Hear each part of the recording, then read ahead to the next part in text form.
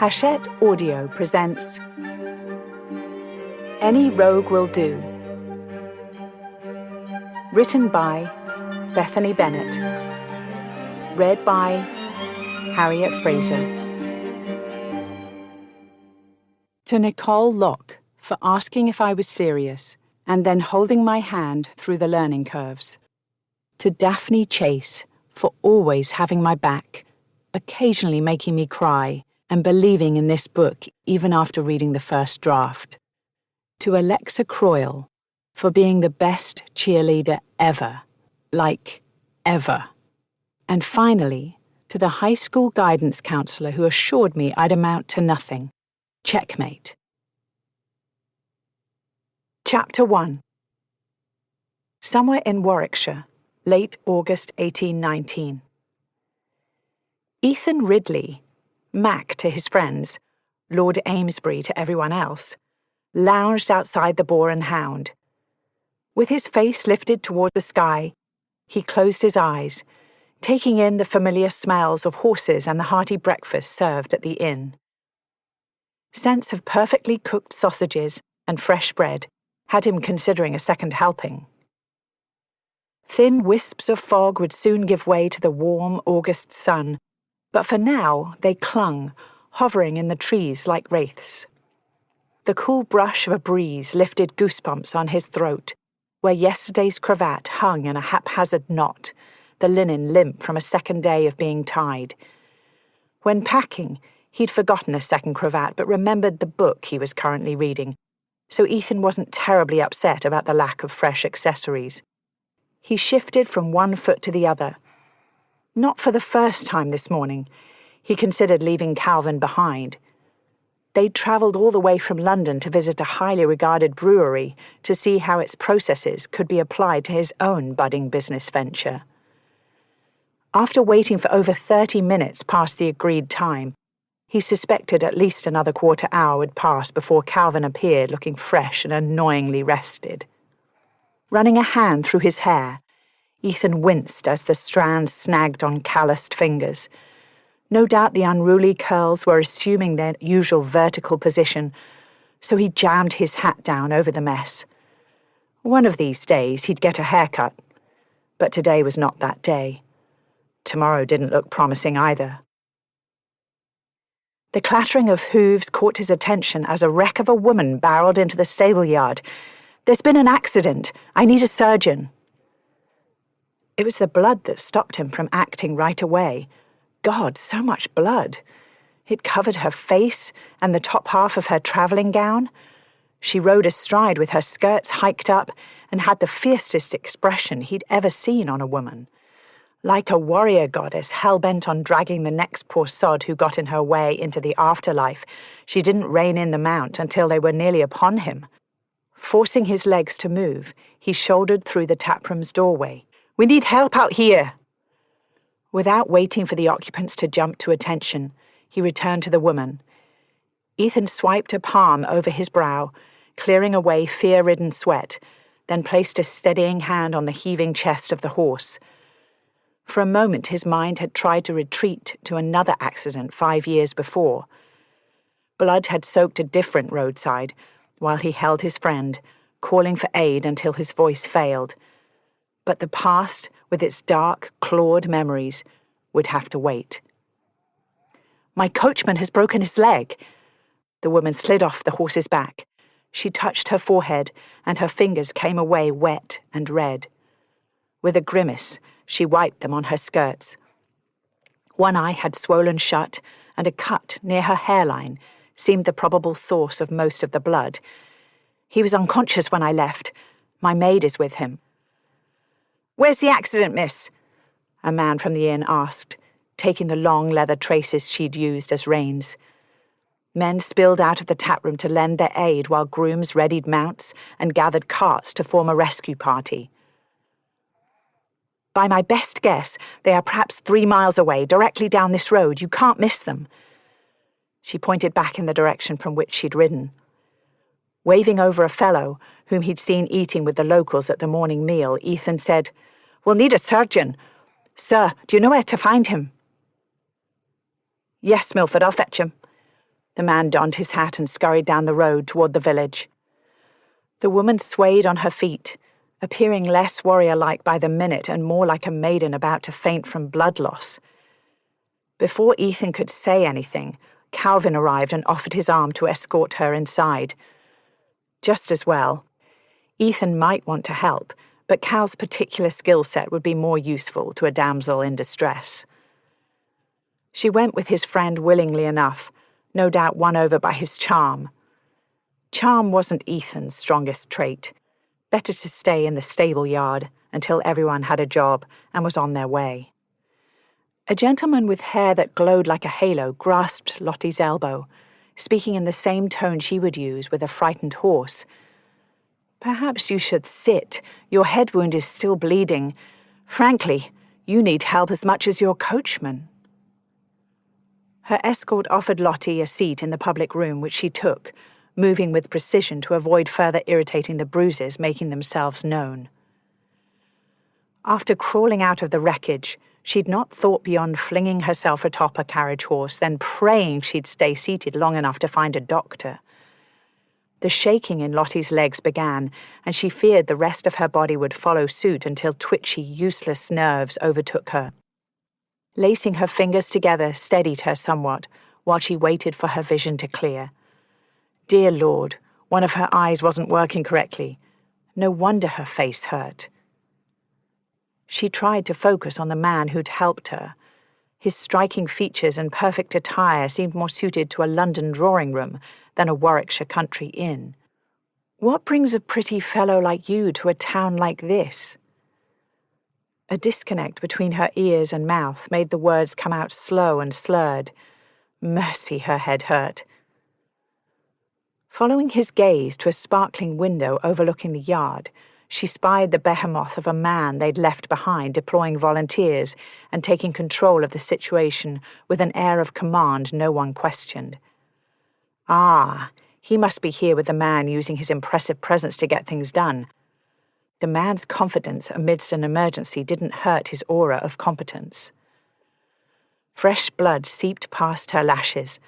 Wincing, she turned from the scene and wiped an already filthy hand over her eyes. The innkeeper's wife arrived with water and a stack of cloths. "I'm Mrs. Pringle, dearie. Let's look at your head and see what we're about, shall we?" Lottie waved a hand. "It's nothing serious at any rate. I'm sure I'll be fine with a bath and rest. My coachman needs a doctor far more than I do." Clean tables and the scent of fresh bread made the inn warm and cosy. Hopefully the room upstairs would be as welcoming. She desperately wanted to get her bearings, then find a tub and a bed. A bath would be heaven. The elegant stranger pushed. "Please, miss, let her clear away the blood."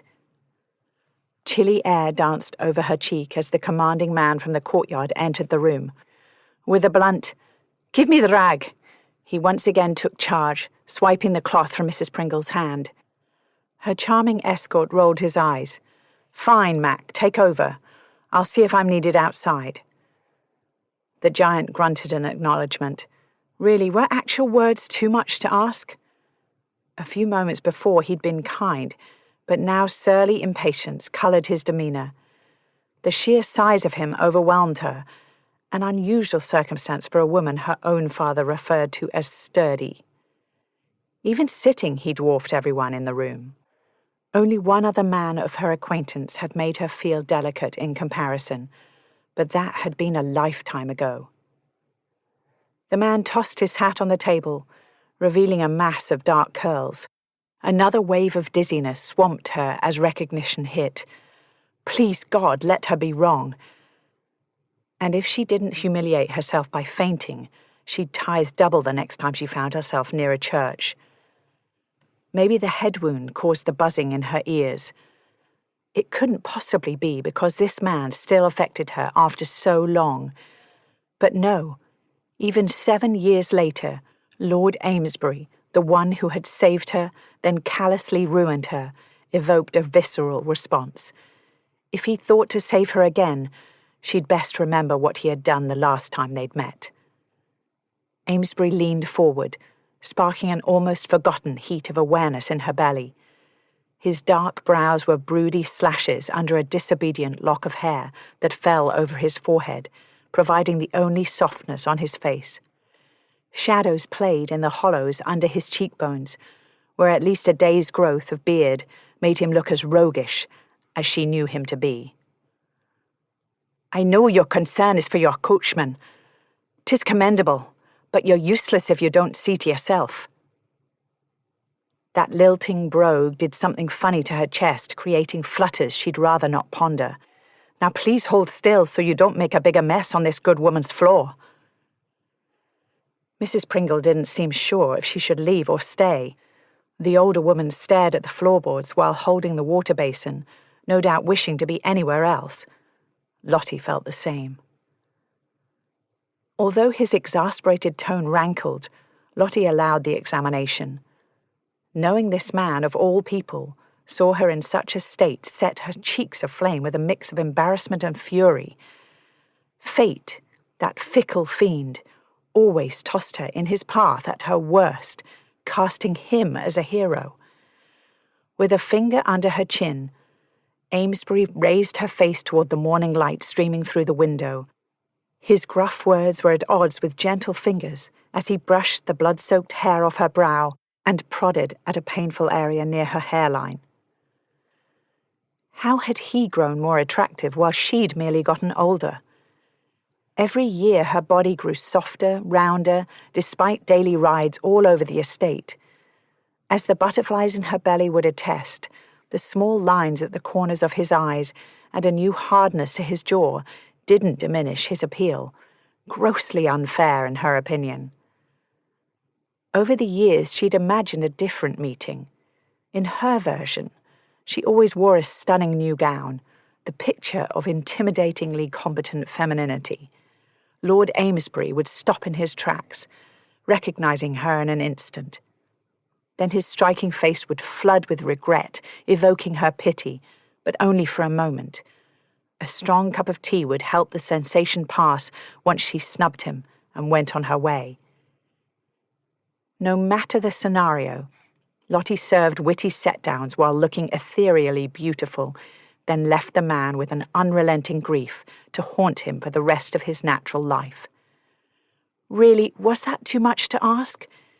In her imagination, she would marry a gorgeous duke, even though young, available dukes weren't exactly thick on the ground, especially for spinsters.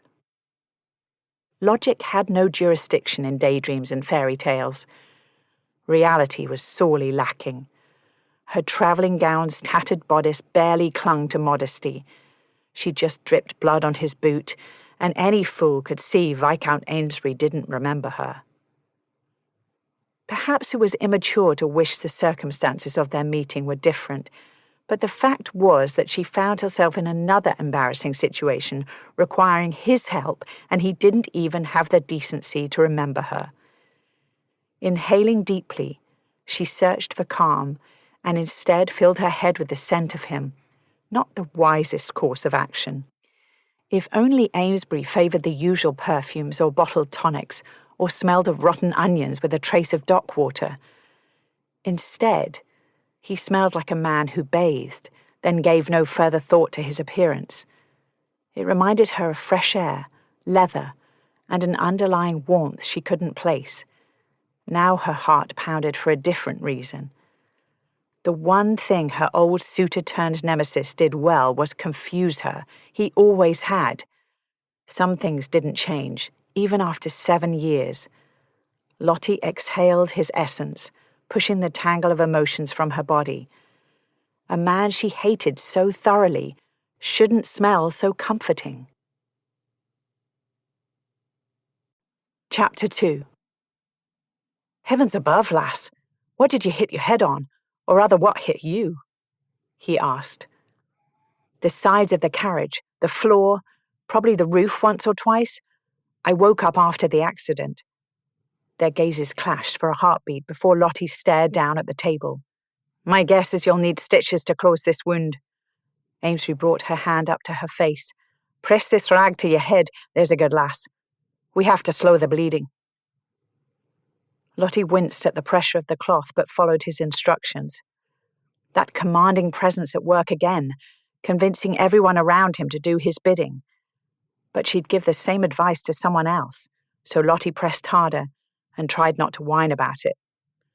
Clearly, there wasn't much more to be done before the doctor arrived, which meant nothing forced her to sit here with this man, letting him play hero to her damsel in distress, again.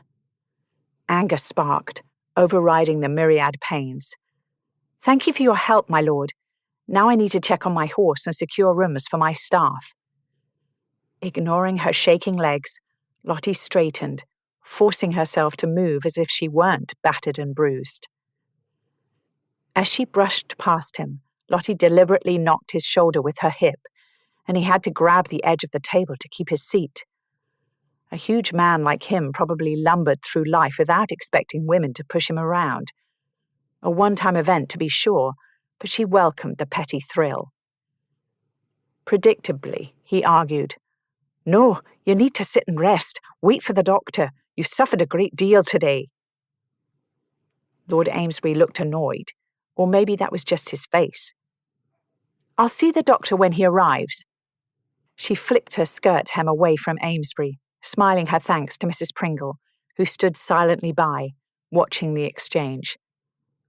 "If you'll excuse me, I have things to see to, Mrs. Pringle. I will speak with you privately in a few moments."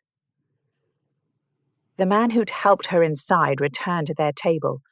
A bit of a dandy and less intimidating than his giant friend, he must be the Earl of Carlisle. The name brought forth vague memories involving a gorgeous gentleman who sent the debutante's imaginations down church aisles. It would seem Lord Amesbury's circle of friends hadn't changed. Lord Carlisle's eyes widened, then he reached out to catch her although she hadn't wobbled. "Please, miss, your colour is not good. Why not sit, wait for the surgeon?" "Thank you, but no.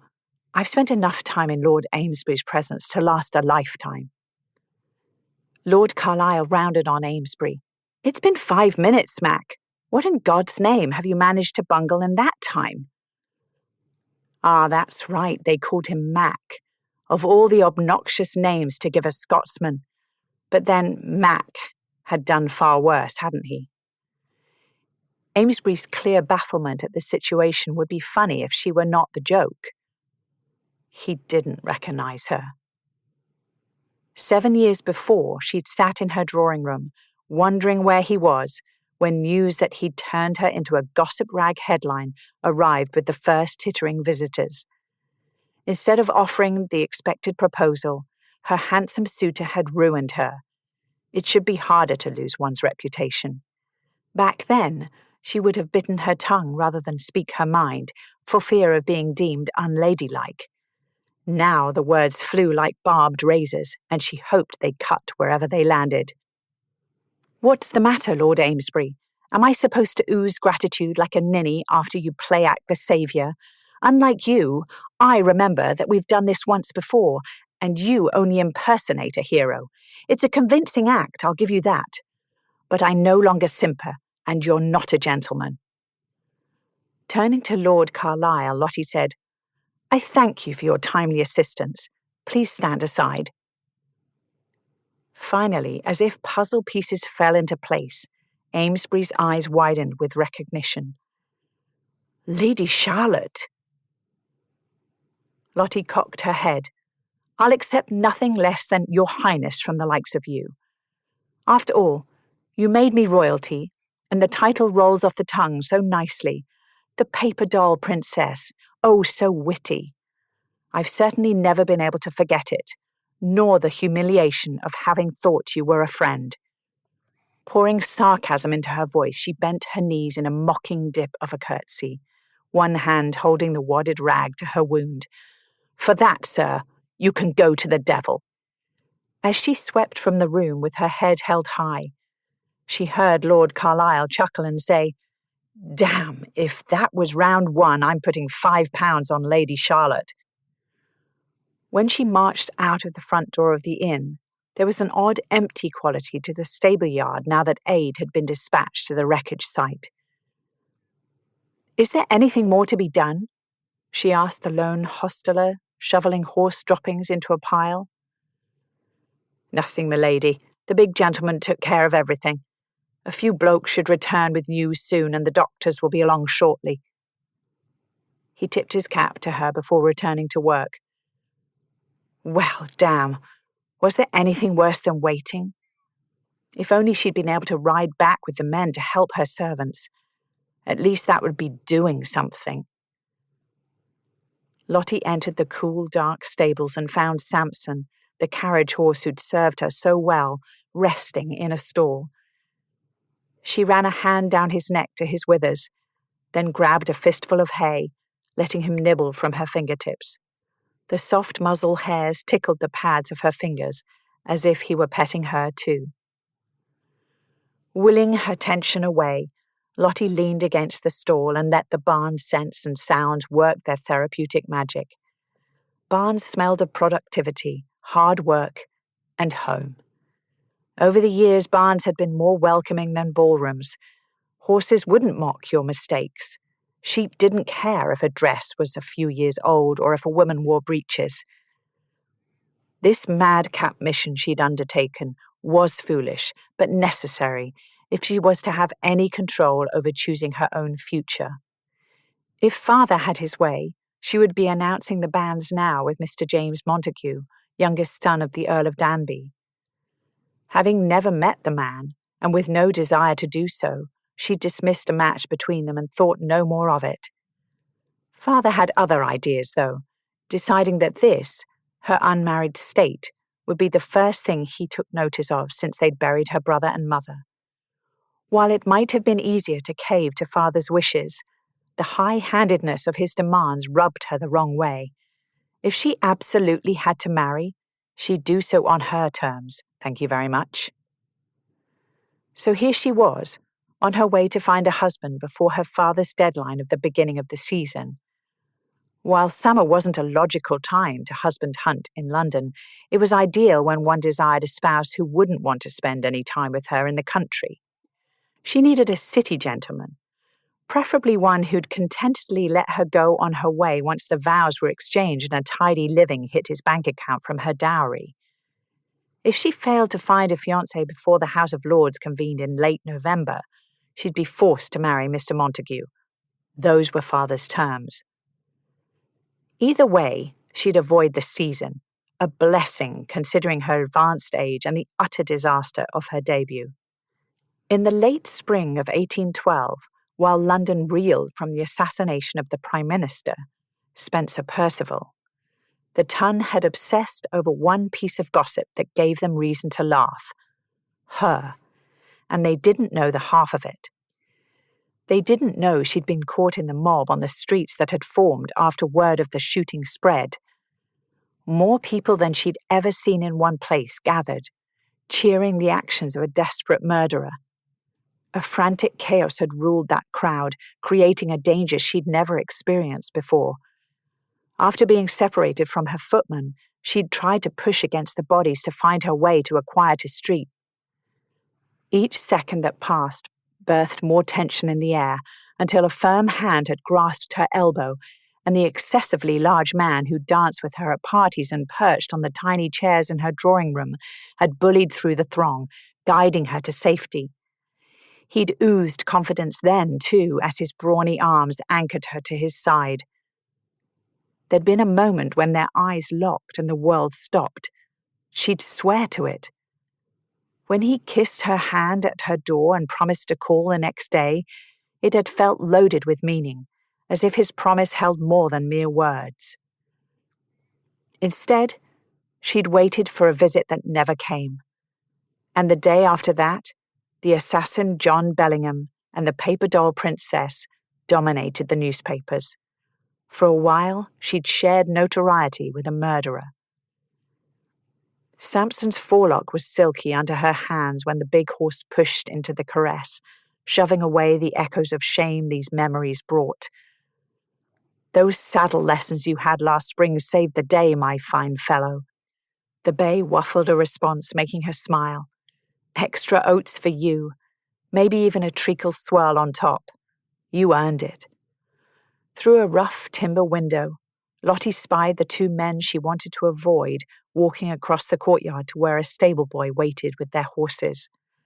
The coast was clear. Time to get a room for Mrs. Pringle, wash, then await the physician. Lottie tucked a sticky curl behind her ear and wrinkled her nose. She needed a bath as much as she needed her next breath.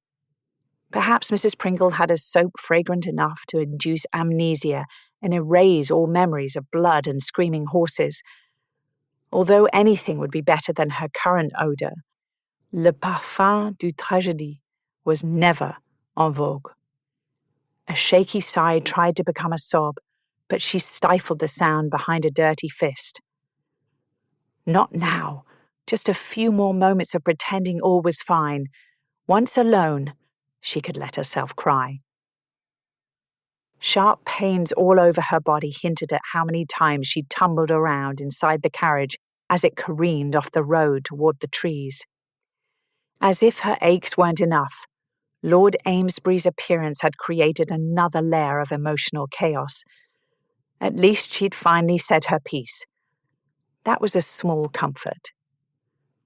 Tears threatened, the need to rant hammered at her composure, to rehash what she could have said when faced with the man who'd treated her so callously during her first season. But more than anything, she wanted privacy so she could fall apart. Blowing a lank curl out of her face, Lottie fought for a thin thread of control, squeezing her good eye closed as she counted her breaths.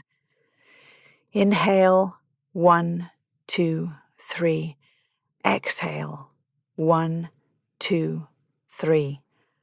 The pressure in her chest released, and her mask of composure slid back into place. She must not forget why she was London-bound.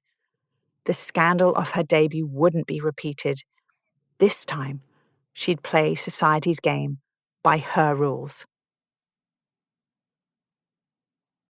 Chapter 3.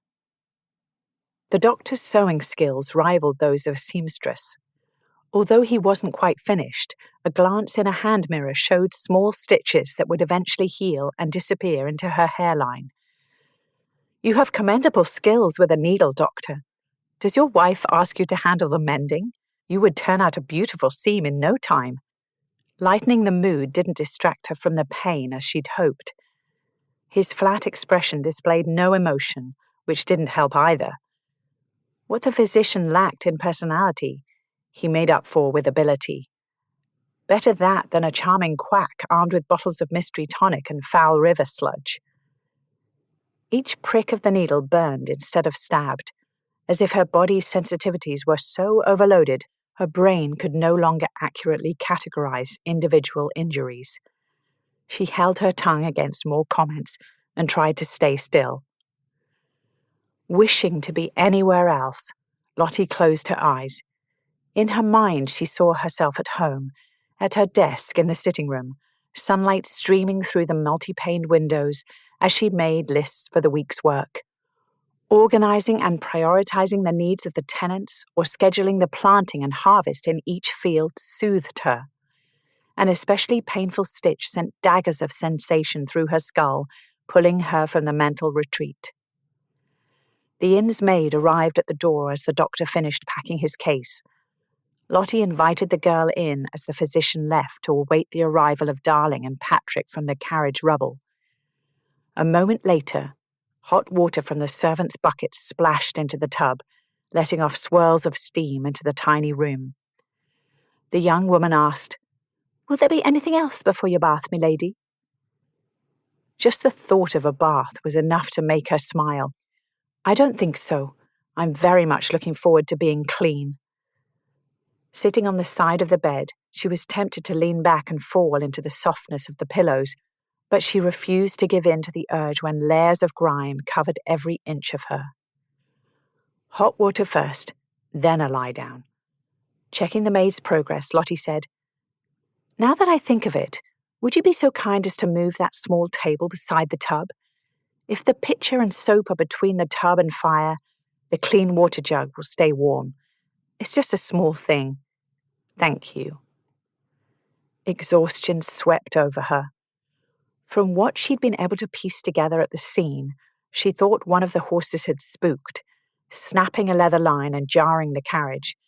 They'd hit a rut in the road at high speed, already teetering from the horse wanting to shy in a different direction. Bad luck. Awful timing. Then shuddering carriage walls cracking and splintering apart. A dirty floor that became a roof, then a floor, then a roof again.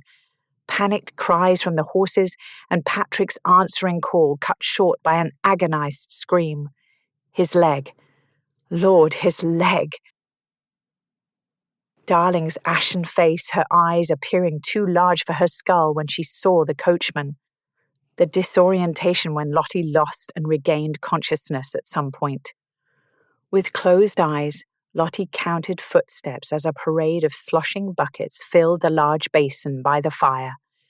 130 steps, 10 buckets of water thus far. This had been the longest day, and it wasn't even noon. At last, the maid emptied a final bucket, and Lottie stood to savour a moment of silence. Relative silence. The boar and hound bustled with activity.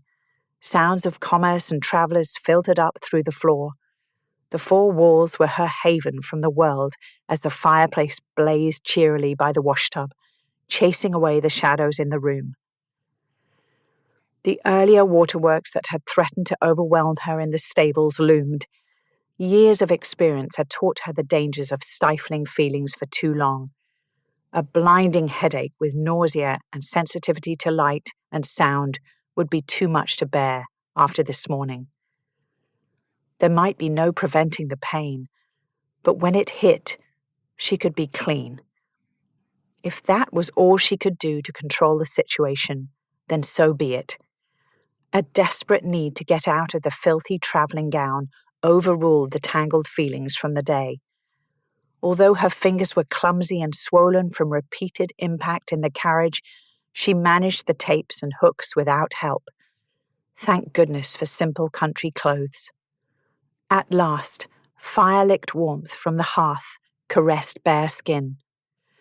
The idea of touching such a grimy dress, even to hang it on the hook by the door, made her wrinkle her nose, so she left it in a pile on the floor. Zesty lemons teased her senses when she uncorked the vial of bath oil. It smelled of everything she wasn't, clean, crisp, and fresh. As she sank into the bath, her muscles protested before loosening under the soothing heat. The water stung her scraped skin, already marked with red and blue splotches. Over the next several days, those would become a colourful roadmap of abrasions and vivid bruises. What a miserable day.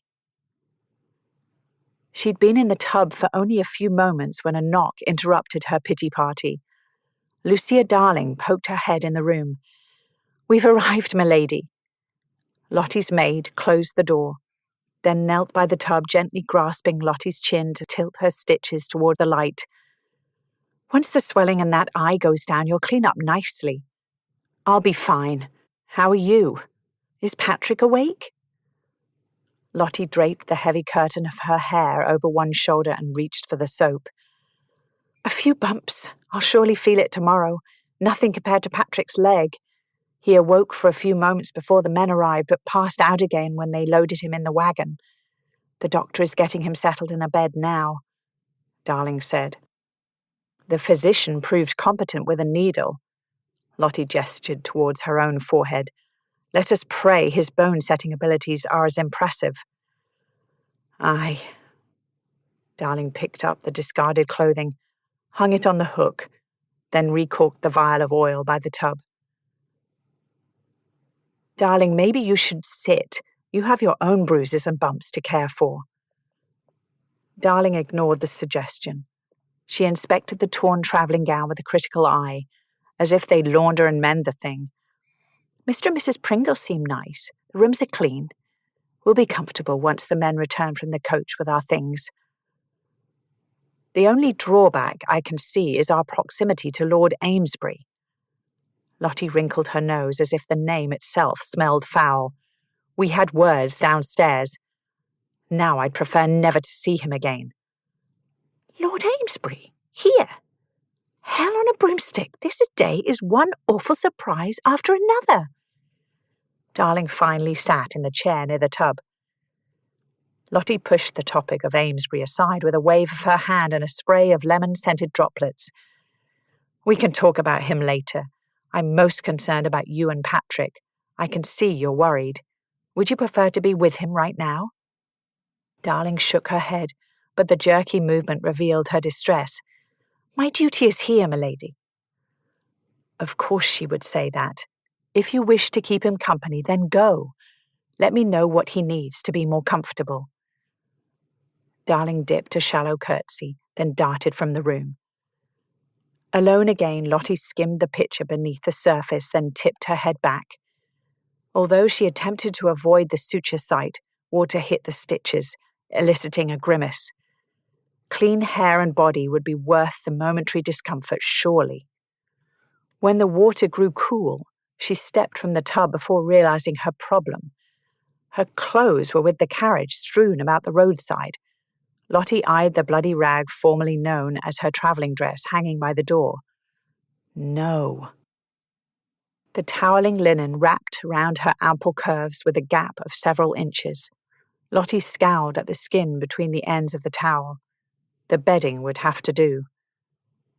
Wrapped in patchwork colours worn smooth by years of washings, Lottie wrote a letter informing her father, or rather her father's steward Rogers, of the day's events. Recounting the facts did nothing to loosen the knot of emotion lodged in her chest. Another note went to her godmother, Lady Agatha Dalrymple. The older woman expected Lottie at her London home this week, but under the current circumstances, the likelihood of that happening was nil. Even if Patrick's leg set without complications and there weren't any unforeseen travelling delays, a swap of staff and carriages would still take several days. She would not leave Patrick here alone. Once he was safely on his way back to Stanwick Manor, she and Darling would continue on to London. Her father would call her weak for prioritising a servant over her travel itinerary, but her father wasn't the one making the decisions, now was he? A delay was a better outcome than how the day could have ended. Multiple lives might have been snuffed out like a gutted candle. With such swiftness, there would have been no chance to sputter or flare back to life. Just gone. Dead instead of broken. Lottie rubbed at an ache between her brows, then set the letters on a table by the door. A familiar knock pulled her from gloomy thoughts. Her maid closed the door, then slumped against it. Darling seemed to stare at nothing for several seconds before blowing a lock of hair from her face. Patrick's leg must be either set or lost, no third option. Darling's expression fit both outcomes. Clenching her fists around the quilt's corner until her knuckles shone white, Lottie braced for the worst. How is he? Tears slipped down Darling's cheeks in twin trails. He'll keep the leg for now, as long as it doesn't fester. That's a mercy. Better to gain a limp than lose the leg. Lottie slumped onto the edge of the mattress. The doctor gave me ground willow bark for Patrick's pain. I'll add it to his tea. He also gave us laudanum, but the stubborn cuss refused to take any. I have it in case Patrick relents, Darling said. I can't imagine how hard this ordeal has been for him or for you. The two had been spending more time together in recent weeks, which made Lottie wonder if a romance might be brewing. He fainted when the doctor moved the bone. Darling swiped under her nose with the heel of her palm, then dried her hand on her skirt. I haven't heard from Mrs. Pringle about our trunks. You need clothes. She shuddered as if just noticing the condition of her gown. I hope it won't be much longer. I'm sure you want a bath and a change of clothing as well. Would you mind if I sat with Patrick until they arrive with our things? Of course not. I'm glad you can be there with him. I doubt the doctor would let me in the room, especially with my lack of clothing. Lottie nodded toward her quilt. I'll report back about our trunks momentarily. Darling snagged the letters on the side table. And I'll have the innkeeper post these. Wrapped in the blanket, Lottie flopped on the bed. Each time her eyes closed, her mind filled with fragmented memories of the accident. The aches in her body throbbed as a reminder of the morning, just in case she found herself tempted to think it all a bad dream. The incoming headache thumped at the base of her skull, setting itself apart from her other injuries. Tucking her chin under the blanket, she surrendered to the imminent agony. If she held still, perhaps she wouldn't vomit this time. Like an unruly child determined to poke at things with a pointy stick, her mind wandered back to Lord Amesbury. He'd been quite the sight this morning, so tall and broad and oozing confidence. Any average-sized person had to stand with a kink in their neck if they wanted to meet his gaze at a close distance. She remembered those eyes. The first time she'd crossed paths with him, they'd triggered a longing for her carefree days on the seashore as a child, when the sun lit up the ocean and made the sea match the summer sky. Those blue eyes with their streaks of sunny gold had been the most beautiful thing she'd ever seen when he'd pulled her to safety from the mob months later. They'd softened with tender promise when he insisted he would check on her the next day. Rolling over took tremendous effort, but the way her body sank into the mattress made it worth it. News of Amesbury had been scarce since Lottie left London. Agatha remained her best source of town gossip, but she had an understandable bias against the man who'd hurt Lottie. Her honorary aunt and godmother's letters were more reliable and often more entertaining than the Times. Surely Agatha would have mentioned if Amesbury married, unless she deemed his marriage beneath her notice, which was entirely plausible. Damn, Amesbury might have a wife. What an odd notion. Another woman might even now be choosing her most flattering day dress and debating which sofa in the drawing room had the best light, so she'd be backlit with an angelic glow as she welcomed him home. Lottie sniffed. Yes, she'd been a hopeful fool preparing for an offer that never came. Good luck to the poor girl, she'll need it. The words fell flat, but as she clung to them, her fortress of self-control finally crumbled. Tears wet the blanket beneath her, dripping into the tight curls framing her face. Everything broke loose with the tears. This return to London for another season felt wrong without her mother. After a childhood of forgotten promises, solitary tea parties, and a parade of governesses, Lottie knew where she stood in the grand scheme of things. Mother and father's passion for one another had eclipsed all else, and any remaining emotional energy had been lavished on her brother, the heir. But when the time came for decorum lessons and preparation for her debut, for the first time in her life, Lottie's time with her mother had no limits. When her debut wasn't a success, they planned to conquer the ton a few years later and prove to them all that Charlotte Wentworth wasn't one to be trifled with. Then her brother, Michael, died in the Battle of New Orleans. The next year, just as they were coming out of their blacks from Michael, Mother fell sick. They never made it back to town in the infamous marriage mart. What appeal did London hold without her mother? More tears escaped onto the pillow as anger over her father's ultimatum and his insistence that she marry and leave the estate in his hands rose to the surface. Yes, the black cloud of mourning seemed to have lifted, but what if he woke up tomorrow and refused to deal with his responsibilities? How many of their tenants would suffer again under a landlord who didn't care enough to move beyond his library? After their family's losses, he'd retreated to his bed for weeks. When he eventually moved to the library, she'd thought it progress and assumed he was quietly dealing with estate matters. But no. The library became his sanctuary away from the real world. Their people went without, and the estate fell apart until Lottie stepped in and took the reins. Not that she'd had any clue what she was doing, but she'd learned, and for a few years all went smoothly, until her father decided he would resume control. After she put in years of satisfying labour at Stanwick Manor, making a difference and doing things that mattered, she didn't receive so much as a thank you, just demands that she marry Mr. Montague or someone else suitable before the year's end. The unfairness of seeing hard work torn from her hands stung. Self-pity was a great reason to cry. She grieved the accident and Patrick's agony as he'd landed in the road like a broken doll, with his leg pointing in the wrong direction. All this pain and fuss, and she still must face the ton with only Agatha as a chaperone, and no friends her own age. If she'd ever needed a friend, it was now. All her acquaintances had husbands and children. Their letters had brimmed with society gossip, babies, and shopping trips, while hers spoke of loss, death, and tenant needs. Understandably, the correspondence had eventually stopped. Lottie had never been so alone. Pent-up emotion leaked out of her as she cried until the building headache receded, withdrawing its claws for another day.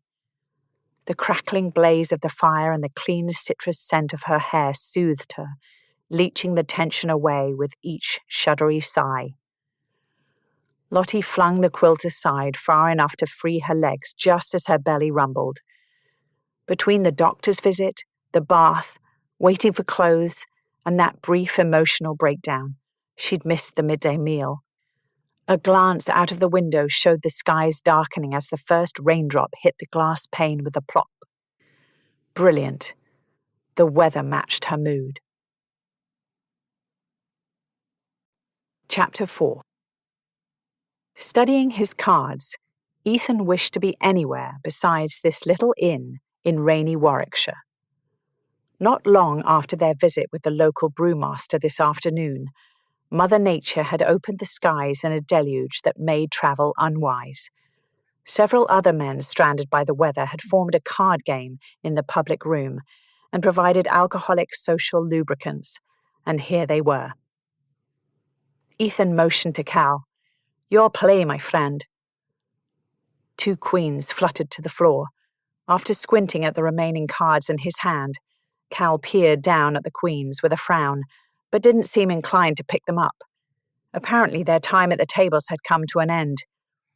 "I think we're done." Ethan ignored the groans from the other players. In his current condition, Cal was an easy mark. "Move along, Calvin. Let's leave our chairs for a few fellows who aren't as bosky." "It's fine, Mac. I can play piquet with my eyes closed." Cal clutched the bottle of whiskey to his chest as if someone would snatch it away. Ethan hefted his friend out of the chair and led him to a table near the window. "The game was 21. "Oh, I guess that changes things." Cal collapsed into a chair, the seat barely catching his backside. "Any news on the lovely Lady Charlotte?" Rolling his L's must have been vastly entertaining, because Cal sat flicking his tongue for a moment before refocusing on their conversation. "I haven't seen her since she told me to go to the devil." Not that he hadn't looked. Every time he entered one of the public rooms, he searched for her dark curls. During their visit with the brewmaster, he'd gleaned valuable insight from the local brewery's layout, but she'd lingered in the back of his mind. All plans to leave for London were washed away when the rain wreaked havoc on the streets. They were stuck here, with her. "What are you going to do about it?" Cal asked with his typical cheer. "Perhaps this is your chance to grovel. A lot. I would recommend the most impressive level of groveling ever seen by man or beast. A grovel worthy of such a damn spectacular bosom." "I owe her an apology at the very least." The idea took hold, and he held tight to the hope it brought. His behavior during those early years after inheriting had provided ample reasons to make amends to several people since. If she forgave him, it would be one more piece of absolution toward his pile of sins. If nothing else, he knew the act of apologizing and owning his actions would go a long way towards soothing the painful memories he carried. "Lucky dog, you have the opportunity to tell a woman you were a drunken idiot." A hiccup punctuated Cal's teasing. Back then, I was a drunken idiot with alarming frequency. You're sober as a judge now. At least one of us is. In those days, we viewed too many nights through the bottom of a bottle. He held up the whiskey as if making a point. Haven't imbibed like this in a long time. True, it had been quite a while since he'd seen Cal like this. I'll have to wait for an opportunity, I suppose. Ethan held out a hand for the bottle. Do you think you've had enough? You'll hate your head in the morning. With a sigh, Cal pushed the bottle of whiskey toward Ethan with one finger. Fine, you may have to run her to ground and make an opportunity. The onus falls on you, my friend. You made her the laughingstock of London. When you tell everyone a girl is dull as dishwater, don't expect a great deal of goodwill from that corner. I never said she was dull, I said... Calvin raised his glass in the air as if reciting Shakespeare. Witless, with nothing to offer but a dowry and a passably pretty face. She's a paper doll princess. Dress her up, then carry her in your pocket, along with the fortune you gained in exchange for a lifetime of boredom. Amber liquid sloshed over the rim onto the table. Cal grimaced at the mess and shoved his glass aside. You, my friend, were a bit of a prick. Studying his long legs and dirty boots, Ethan winced. Aye, I was.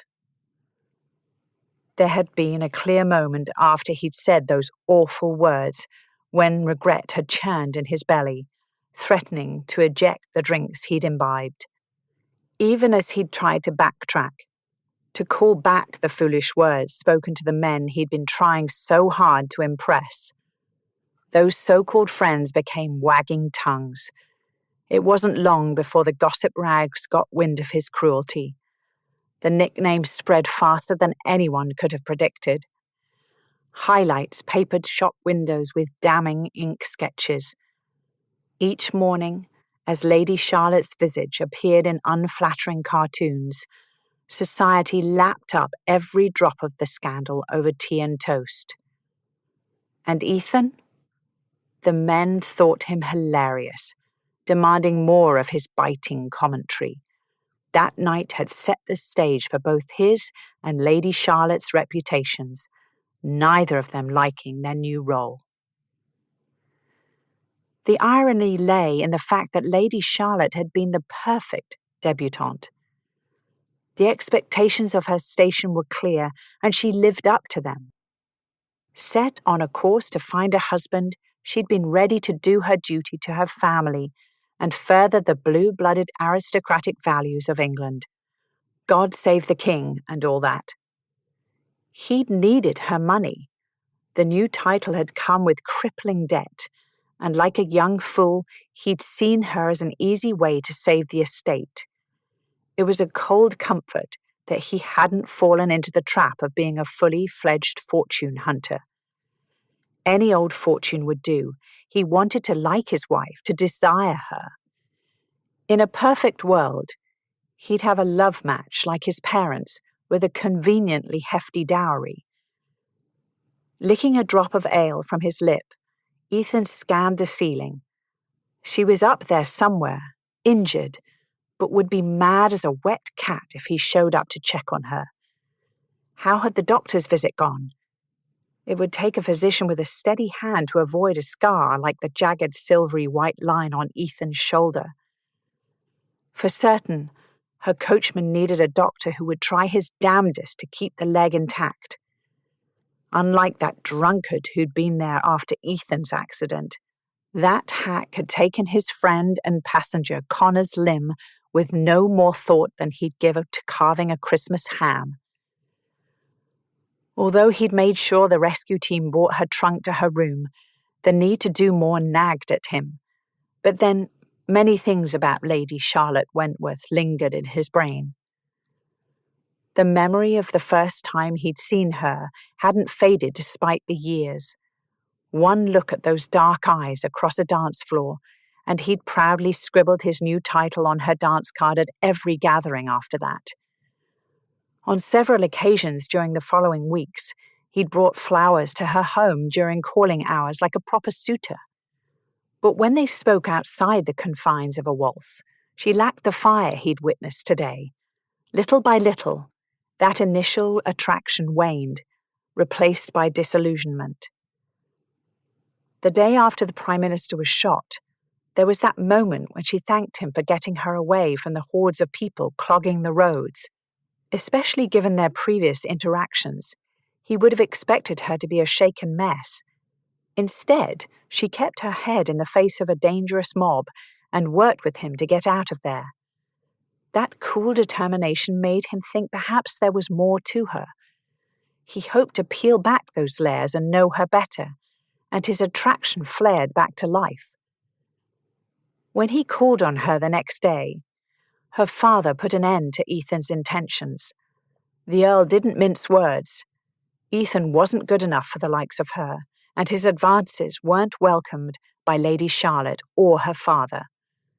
The Earl called him a fortune hunter to his face, something for which he had no rebuttal. The bouquet he'd bought for Lady Charlotte that morning was much appreciated by the fruit seller on the corner. If he gave her flowers now, she would probably try to shove them down his gullet. "You're thinking about her, aren't you? Lord, you're a case. If you could see your expression, you'd laugh." Even drunk, Cal knew him too well. It wasn't only Lady Charlotte in his head now, but the events of the past that haunted him. The circle of lads he'd called friends had encouraged more foolishness until that awful evening when he'd agreed to race, wanting to show off for his visiting clansman Connor. They were drunk. Of course they were. That race and the subsequent accident had nearly killed Connor, all because of Ethan's poor judgment. The same poor judgment that had destroyed Lady Charlotte's season. Shame wrapped around him with the memories, and Ethan sighed, accepting the emotion as his due. All he wanted to do was go enjoy his quiet room and read a book. "You've dipped a wee bit deep today, aye? Maybe you should go upstairs and rest before dinner." "Yes, I'm drunk. Drunkety-drunk, but at least I'm not pouting over a woman." Cal stifled a belch behind a fist, broke wind, then giggled. The drunk's trifecta. Drunkety-drunk, Cal spoke the truth. Years ago, Ethan had been a shallow arse, more concerned with Lady Charlotte's bosom than with her brains, and too lazy to discover what was beneath her faux calm. Moments ago, those same breasts had been a topic of conversation, so perhaps he was a lost cause as a human being. These past 5 years of living like a monk might have been for naught, because he clearly hadn't become a better person. Rubbing his hands over his face, Ethan sighed. "Come along, Cal. Let's pour you into bed. Have a lie down. Perhaps you'll be sober enough by dinner." Patrick had awakened long enough for Darling to force one of the concoctions left by the doctor into him, then passed out again. The warm coziness of Lottie's bedroom had felt comfortable for only a short time after Lottie's trunks arrived. With Darling at Patrick's bedside, the solitude of Lottie's room just felt empty. Noise, chaos, and watching her fellow travellers with a sense of anonymity sounded like the ideal distraction. Alas, Dame Good Fortune didn't smile on her tonight. There would be no anonymity. As soon as she entered the tap room, Lord Amesbury met her eyes over the rim of his glass, sparking a battle of wills to see who would look away first. Lottie's cheeks warmed, but she held his gaze until reaching a small table, then coolly gave him her back. He could decide if she'd given him the cut direct. Hint, yes. A movement caught her attention, and Lottie checked the reflection in the window.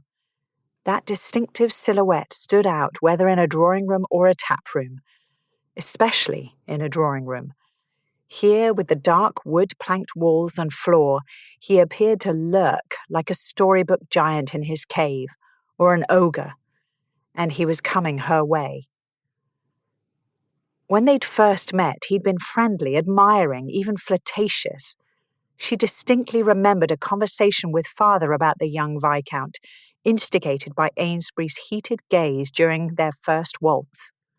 Tonight, the weight of his inspection skittered across the back of her neck. The almost forgotten memory of that dance came alive with ghost-like brushes on her waist and hand, where he'd held her a hair closer than entirely appropriate. That lecture from her father had been a humiliating hour of chastisements regarding inappropriate advances and how to bring an acceptable man up to scratch. She hadn't pulled away during that waltz for fear of losing his attention, but those days of cowering and biting her tongue were over. She would, however, ignore him with studious ferocity. That worked for all of 30 seconds before he blocked the weak evening light streaming through the rear windows. Lord Amesbury took a seat across the table. "How are you feeling?" Mrs. Pringle bustled to their table and set a large bowl before Lottie. A hunk of bread rested atop soup, already soaking up the rich juices. Plunking a tankard of ale on the table, Mrs. Pringle gave them a distracted nod, then moved on to another customer. "I don't recall asking you to join me." A gentleman would not linger where he wasn't welcome. He grinned and stayed put, not that she should expect any less. Amesbury propped his elbows on the table. "You're different, in a good way. Does unbridled hatred put roses in my cheeks?" He laughed instead of showing any sign of contrition under her withering look. "See, that's what I'm talking about. You're feisty now, lass, and that's the truth. I'm the same woman you courted then shamed. Not that it matters. Your high regard no longer concerns me." Lottie took a dainty nibble of the bread and nearly moaned.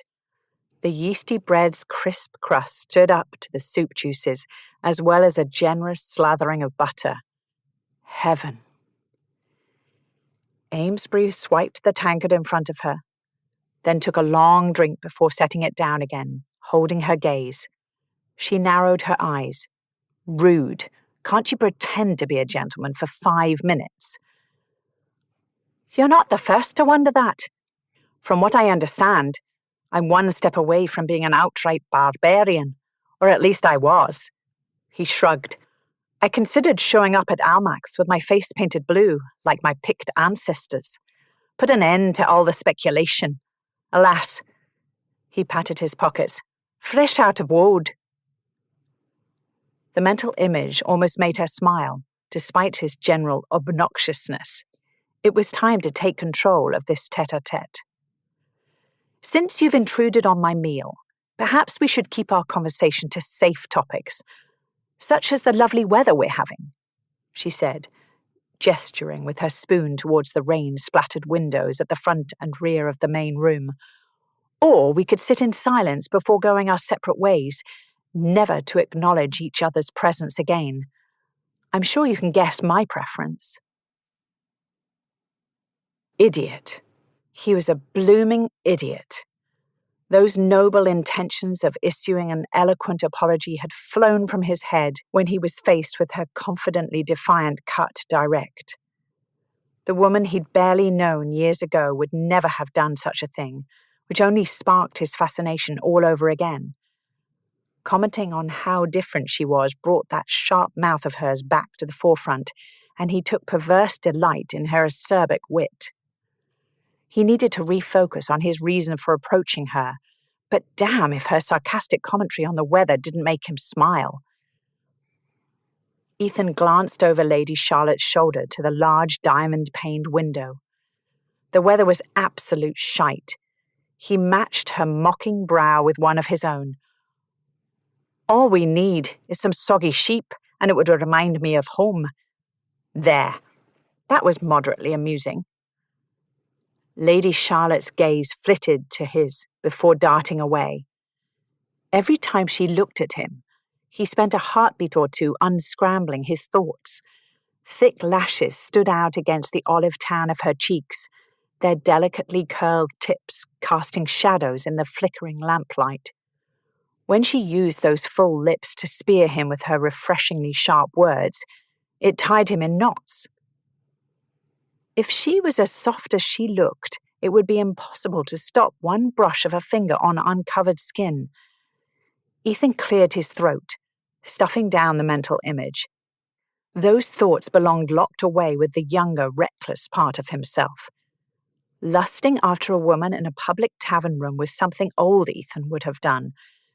Back then he'd have won the girl, at least for the night. Perhaps new Ethan had spent too many years without a woman in his bed and too many hours poring over account books. Once upon a time he'd poked fun at Lady Charlotte's exceptional manners. Now every day he tried to emulate that level of refinement. And he failed.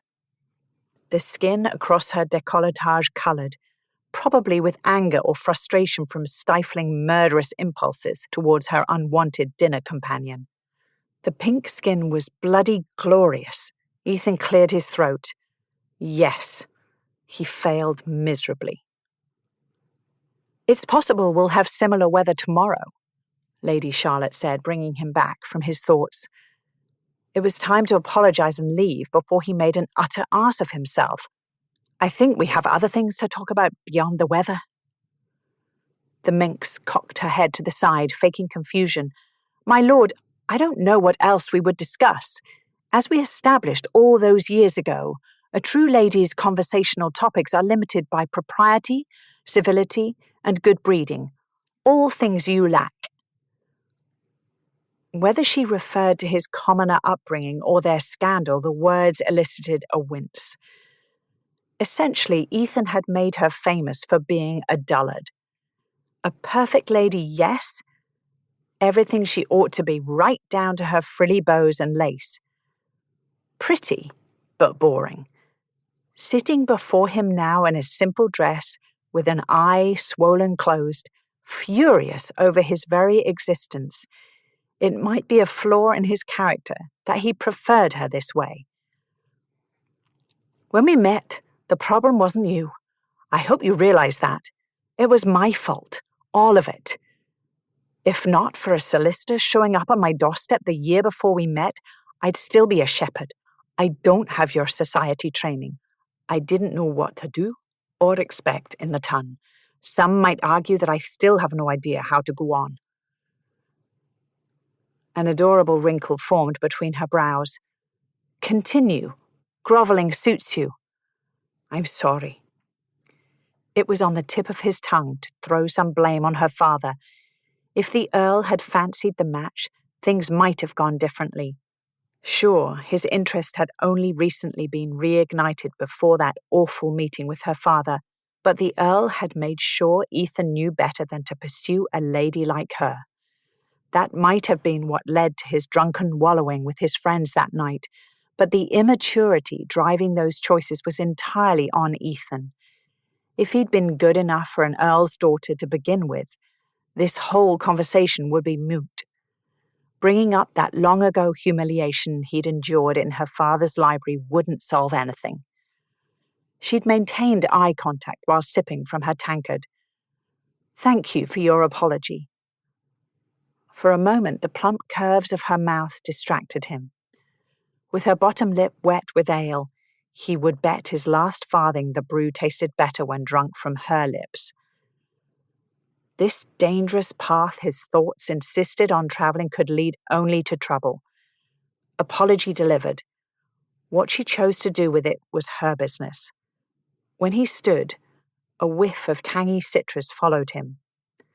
There could be no other possible source for the fresh scent except her. She smelled like his favorite desserts: lemon ice, lemon tart. Lady Charlotte. Delicious. Yes, he had to go, now, before he made a bigger ass of himself. "Why do you even care? Why make amends now?" she asked, as if the question had come as an afterthought. "I tried to call on you. Before. You'd left town already.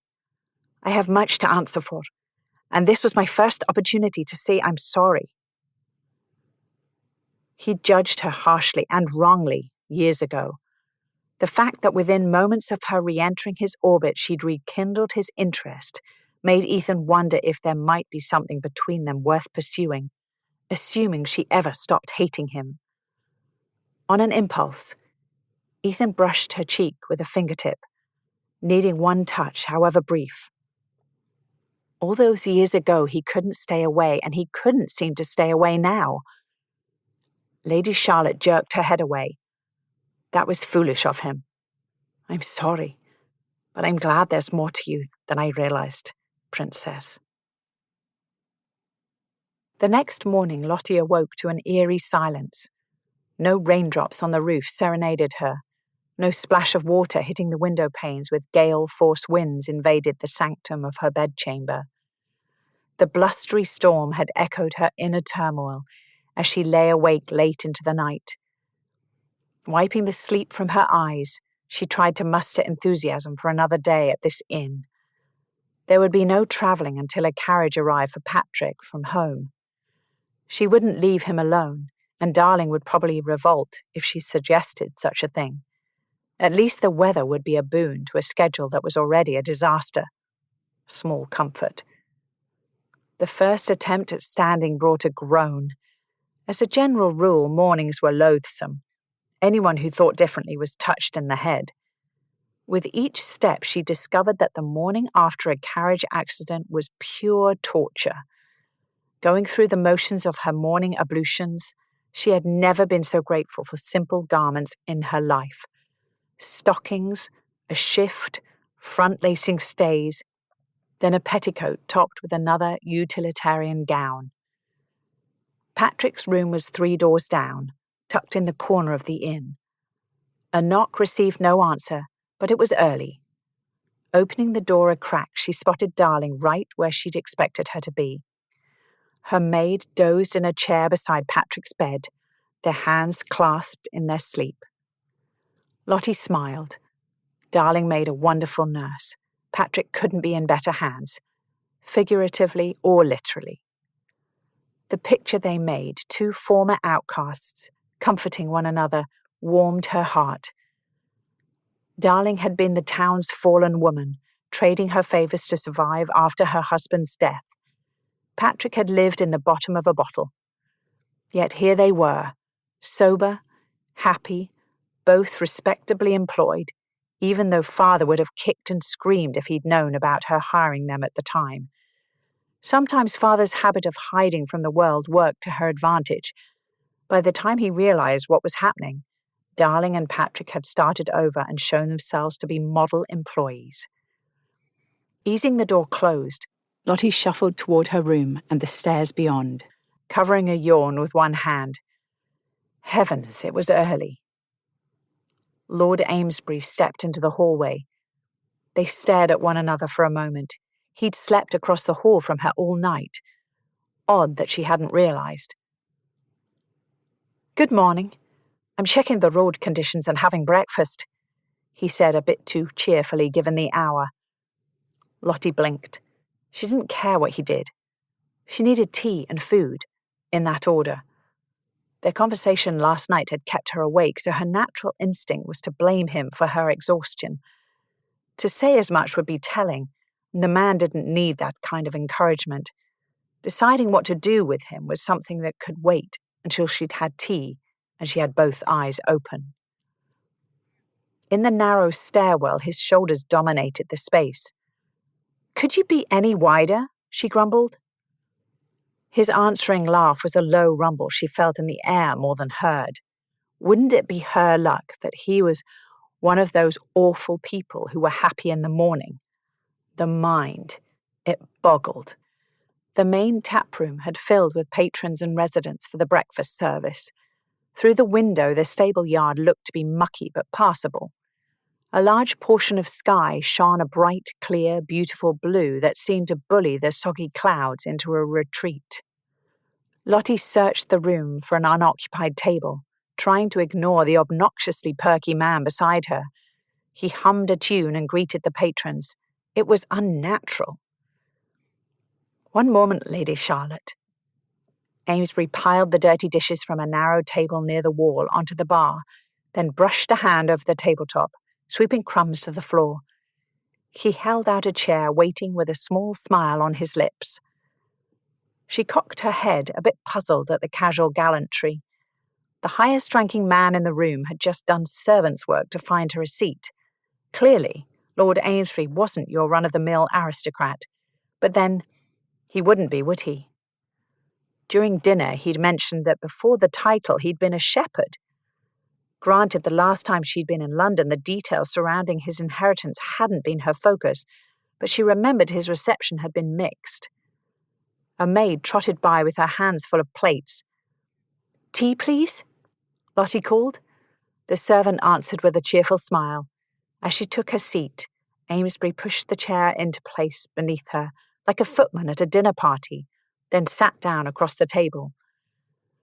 Lord Amesbury's hair, damp from his morning wash, curled about his head, with one lock falling almost into his eye. She had to clench her hands to stop from brushing it off his forehead. It clearly didn't annoy him as much as it did her, but really, he needed to push that curl out of his face, and she needed tea before her head exploded from dealing with people this early. When the maid returned with a pot of magical dark brew, Lottie nearly wept in gratitude. After pouring the drink into an earthenware mug, she added sugar and blew on the surface before taking her first sip. "If you don't mind, I'll take a cup." Lottie cut him off by holding one finger in the air. She mutely filled another mug, nudged it his way, then raised the finger again to signal silence. Tea. She needed tea. He laughed at her, not a big belly laugh, but a muffled sort of snort he didn't even try to hide.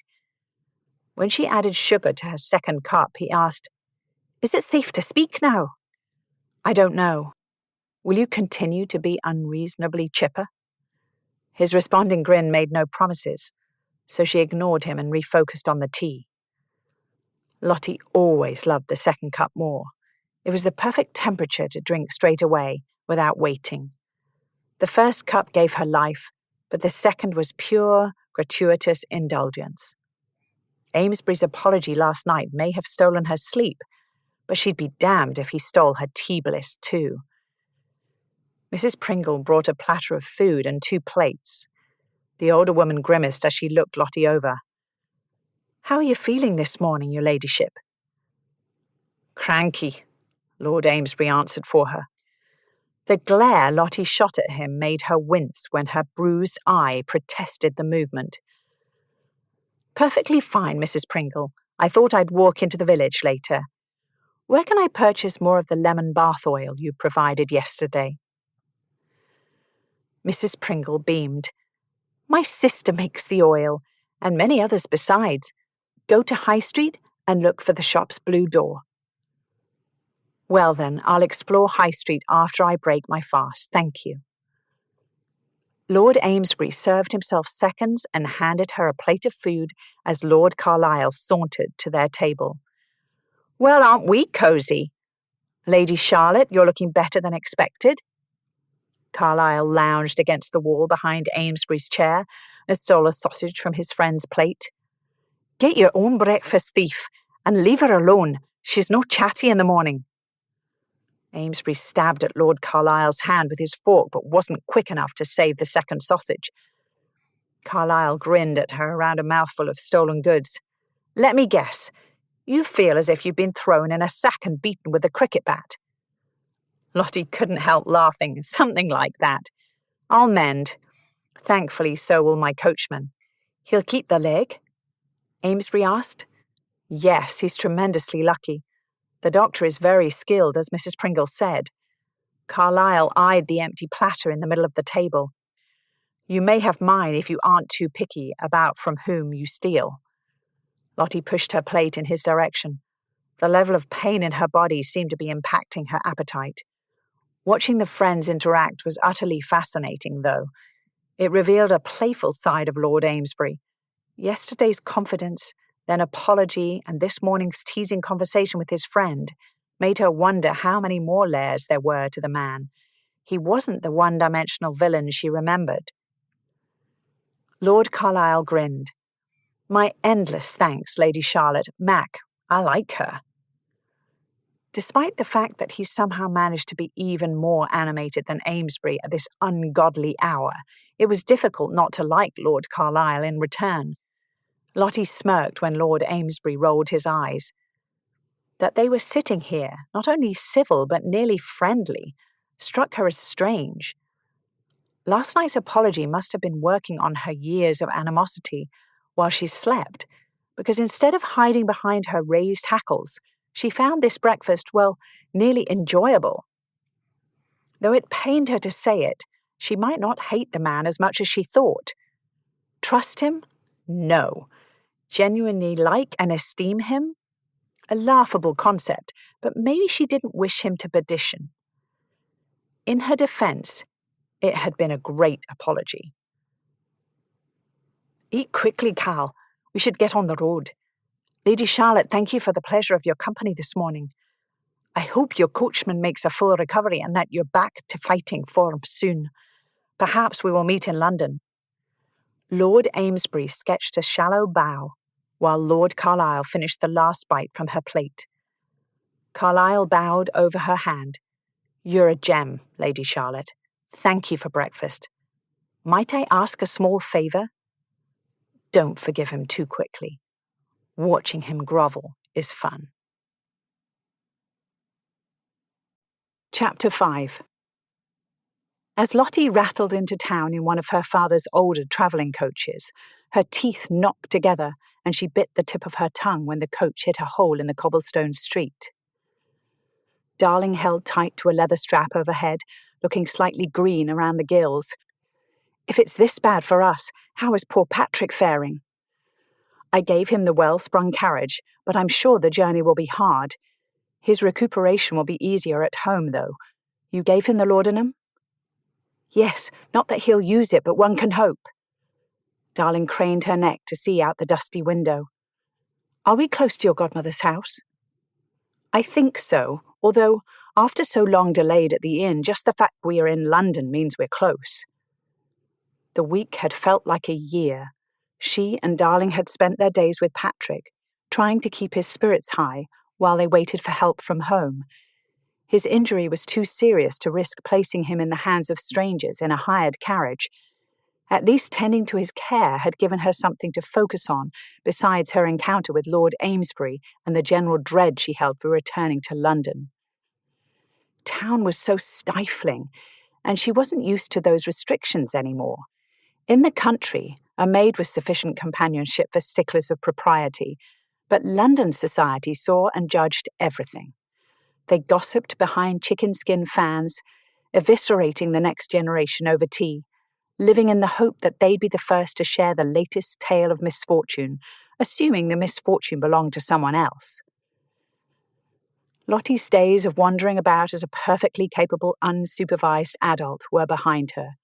Lady Agatha would fulfill the role of chaperone through the turbulent waters of the Tun, and with any luck would stomp on Lottie's toes to prevent improper things such as conversations about the works of Mary Wollstonecraft. Outside the window, the buildings transitioned from sporadic to claustrophobic, one structure built atop another. She probably wouldn't want to wander in London anyway. Only a fool would attempt to navigate these streets alone. The townhouse in Berkeley Square is under construction at the moment. Aunt Agatha leased a home not far away on Hill Street. The architect assures her they'll finish before winter, but we shall see. At last, the carriage drew up to the address from Agatha's most recent missive. An ancient man so thin he resembled a walking cadaver answered the door. He stared with a silent, unblinking stillness until Lottie handed him her card. The butler bowed his head in acknowledgement, no movement wasted. "I am Dawson, milady. Lady Dalrymple awaits you in the front drawing-room." "Thank you, Dawson." Their steps echoed across the tile floor of the foyer, the sound filling the cavernous space before fading into the plasterwork on the ceiling. In the comfortable drawing-room, her walking boots sank into the plush carpet. "I see the prodigal child has returned at last." Agatha said from her chair by the window. "If you're not serving fatted calf for dinner, I shall be bitterly disappointed." Lottie kissed her godmother's powdered cheek. Although she was still a striking woman, the lines in her face had deepened with time. Agatha had never been beautiful in the classic sense, but then Lottie loved that about her. Too tall, too thin, and too angular for the popular definition of beauty, yet even at her age, she continued to influence both fashion and society. Lottie's honorary aunt was distinctive and memorable, which was better than beautiful. "Fatted calf?" The older woman raised an imperious brow. "I am sure we could have tracked down a bit of plump livestock to celebrate your return had I known to expect you today. I thought you would be here days ago. Instead, here I sat, wasting away for want of a word from you." "Yes, Auntie, I can see you're wallowing in the depths of despair at the idea of my demise on the road." Lottie gestured to the tin of sweets next to the chair. "All of my best wallowing requires biscuits, too." "Do not distract me with your impertinence. Tell me where you were." 2 thumps of her cane on the carpet punctuated the demand. Lottie settled across from her godmother. The sunlight through the window illuminated the silvery curls peeking from beneath Agatha's black lace cap. "I sent word after my initial post regarding the accident. Some of our fellow travellers ended up staying past their intended departures due to the rain. It must have delayed the post as well." "God does tend to let his wrath loose on the countryside. Yet another reason I prefer to stay in London. Regardless, it is good to see you, child. I assume you met Dawson on the way in?" "Yes. Do we have guards at night to ward off the grave robbers? I imagine the body snatchers have been eyeing him for some time. He must be as old as Methuselah." Agatha's bark of laughter had a rusty quality to it. "Mock all you like, but he is frightfully competent at his post." "He would have to be. After hundreds of years' experience, there would be little new you could throw at him. Wherever did you find him? And more importantly, does Stempson know you're being served tea by another man?" Agatha levelled a look at her. "Stempson nearly had apoplexy when I discussed moving the entire staff to this residence. One would think the architectural firm staffed highwaymen and brigands the way he carried on. No, he insisted his place was at his post, keeping an eagle eye on the workmen, even though they came with the highest recommendations." She offered Lottie the tin of biscuits, then waited while she selected one. "Dawson has been a satisfactory addition to my home. This house was leased with staff in place, all carefully vetted by a hiring agency. You do remember the purpose of a hiring agency, do you not? I do not search the gutters for my help." Lottie rolled her eyes at the old refrain. Her estate was filled with good people, but some of them had needed a second chance. Patrick and Darling were only 2 of many she'd employed, contracted, and otherwise offered an opportunity to prove to everyone, and themselves, that their lives could be better. People sometimes needed a bit of guidance, that was all. "We have this discussion every time I write about hiring a new staff member. My servants are loyal and appreciate the opportunity to make an honest living. Each of them has redeemed themselves and proven my instinct to help them correct." Agatha offered a distinct harumph in reply. As if on cue, a maid arrived with a rolling teacart piled high with sweet and savoury offerings. Lottie smiled her thanks to the servant, pouring at Agatha's nod. "Remind me again, girl, were you in a carriage accident or robbed by highwaymen?" "Our carriage crashed, as you know. How would highwaymen possibly play into it?" Lottie handed a dainty cup and saucer to her godmother, then self-consciously touched her tender black eye, where shades of green and yellow had lingered that morning. Agatha placed the tea on the small table beside her, settled her hands on the brass top of her cane, then began an exaggerated examination from the top of Lottie's head to her boots. "It was the only explanation I could think of to explain that ghastly garment you are wearing. I assumed a generous chambermaid lent it to you. Perhaps you have also employed her?" Lottie's shoulders shook with silent laughter, sending ripples through her teacup. I'll have you know this dress has served me well for almost 5 years. I think I even delivered a calf in it once." "Oh, mercy!" Agatha twitched the edge of her skirt farther away from Lottie's hem, despite the several feet between their chairs. As she shook her head at her aunt's antics, a wave of comfort washed over Lottie. Although the years showed in her appearance, Agatha remained a force of nature. Mother used to say that thunder, lightning, hurricanes, and Lady Agatha were all beyond the control of men. "Are the workmen on schedule at your house?"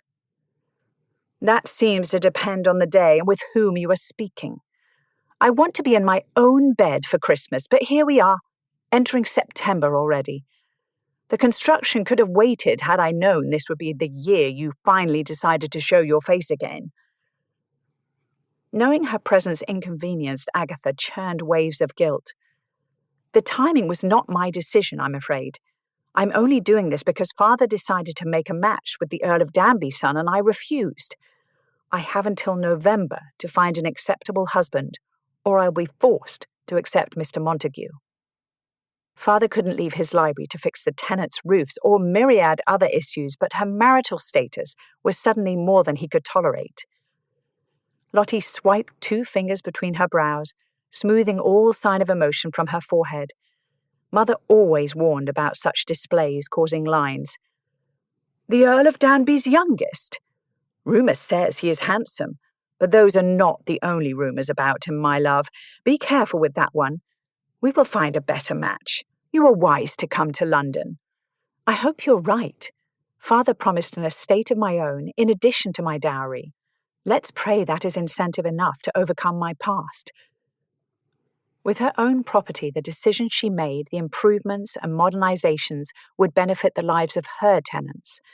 She'd be making a difference, proving once and for all that she wasn't the vapid paper doll princess anymore.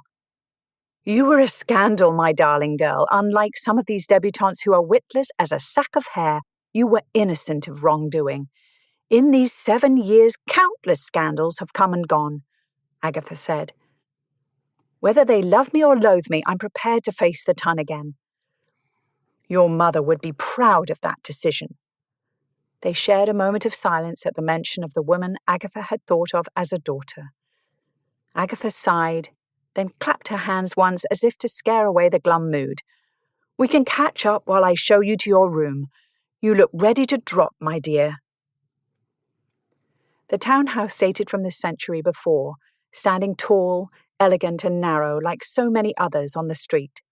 The houses stood in a line like beautifully decorated toy soldiers, ready for inspection by the king. Inside the home, carved woodwork framed brilliant silk-covered walls, making each room colourful and opulent. In her bedroom, a canopied bed dominated one wall. It would be hard not to be content here. "I apologize for the uninspiring view of the stonework on the house across the way, but let us count our blessings. We have a corner lot, and any space in town is precious." Agatha parted the drapes, letting natural light flood the bedroom. "This layer of sheer curtains for privacy is rather ingenious." Lottie fingered the delicate cream fabric. "The effect is so welcoming, with the sun lending a glow to the blue walls." Agatha smiled, but looked a bit weary. "Without them, you could see right into the house next door. Lord knows what things you might witness when looking in the windows of Lord Carlisle's home. Do you remember him? He is quite fashionable despite his reprobate father's reputation." "I can only imagine the kinds of bachelor goings-on." Lottie peered out the window just in case there was something to see. A few dark windows reflected the pattern of Aunt Agatha's stone walls. Lord Carlisle was at the inn too. In fact, after the accident, he made certain of my comfort. He seemed an affable fellow. "How remarkable! A handsome, eligible bachelor right next door with whom you experienced a harrowing journey." Agatha raised a brow. Instead of pondering their charming neighbour, Lottie's mind wandered to the dark-haired friend of the eligible bachelor in question. The fickle one who apologized oh so neatly and had touched her cheek at dinner. That path of skin tingled at the memory. She should have bitten his finger. Lord Carlisle is not the man for me. Whoever I marry cannot be prettier than I am. My ego won't allow it. She mustered a grin for Aunt Agatha's sake. Carlisle's appeal wasn't in question. Being so blasted cheerful he would make a congenial spouse to anyone. The man could probably make friends with a wall if he tried. But she wasn't on the lookout for a love match, and good-natured Lord Carlisle deserved a real wife. Lottie tested the thickness of the pillow on the padded seat. It would be perfect for drizzly autumn days with a book. Those would come soon, followed by winter winds that whipped down streets and through corridors of buildings. With any luck, she'd be gone before then. Thank you again. I don't think I could do this without you. Agatha leaned on her cane in a way that made Lottie wonder if her larger-than-life godmother's age was starting to have effects other than simply wrinkles in her skin. To be honest, child, having a companion will be a joy. The years are exhausting and not as enjoyable without a similar mind with which to pass the time. I miss my Alfred. Her wistful sigh told its own story. That man laughed at anything. I could not have asked for a better friend to spend the last 40 years with. We shall do our best to find you a loving marriage as well. Lottie shifted. In her experience, love meant ignoring everyone else around you, even your children, in favour of one person. Her father was proof that even in death the damage didn't end. He'd spent years grieving to the detriment of everyone who relied on him. She had no interest in opening herself to that kind of pain. My reasons for needing a husband are practical, not emotional. Agatha appraised her with the direct intensity of a woman who knew she could say anything. Choosing to embrace tact, she changed the subject. I am happy you are here now. It has been too long. Over the years, I hoped to see you at other events, if not the season. When your friends married, I expected you would attend the weddings, yet you remained in the country. Those friendships have died off. I don't know if I'll see any of my old acquaintances while here, but if I do, it will no doubt be awkward. They're married, and here I am still hunting for a husband to suit my needs. At her age, most women donned a cap and settled into life with cats for company. Come to think of it, she would enjoy a cat. It would be a good companion, since she had no intention of keeping a husband nearby for entertainment. And what needs are those? Perched on the window seat in her black dress, Agatha eyed Lottie with interest, like a crow spotting a shiny object. The man I marry will be content to stay in London with his cronies and clubs and leave the management of the estate to me. Then finally I can work on building my future with my dowry. That money is rightfully, if not lawfully, mine. An apathetic spouse shouldn't be hard to find with a dowry that's nothing short of vulgar. The silence stretched between them until Agatha finally said, I trust you will not mind if I hope your plan fails spectacularly. Ah, there was the blunt Agatha she knew and loved. There is no better gift in this world than to have a marriage based on affection and love. To that end, tomorrow we visit Madame Bouvier. Now that you're in town, we must at least try to make you look as if you have not been traipsing through a cow field. Chapter 6. Ethan spent a week at his estate, buried under the duties and responsibilities it took to keep Woodrest running smoothly.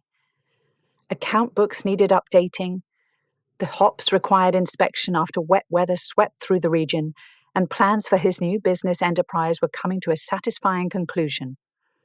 Joseph, the local pub's landlord, had the idea to create a beer using Woodrest's hops. From there, the concept had grown. A separate brewery would mean more jobs for the town, making a name for Woodrest, as well as opportunities to sell in London and the surrounding areas. The town would have a source of income and the ability to thrive outside the largesse of whomever the current Viscount happened to be. Woodrest and the tenants had lived with strict economies while he built the estate back into a profitable property. Years working the fields and tending livestock as a commoner had served him well. since it had taken the same hard work and skills to bring the estate back to health, little by little. Woodrest began to see profits. Those precious funds were barely enough to split, with half invested in the exchange under the advisement of Cal's Midas touch, and the other half poured back into the estate.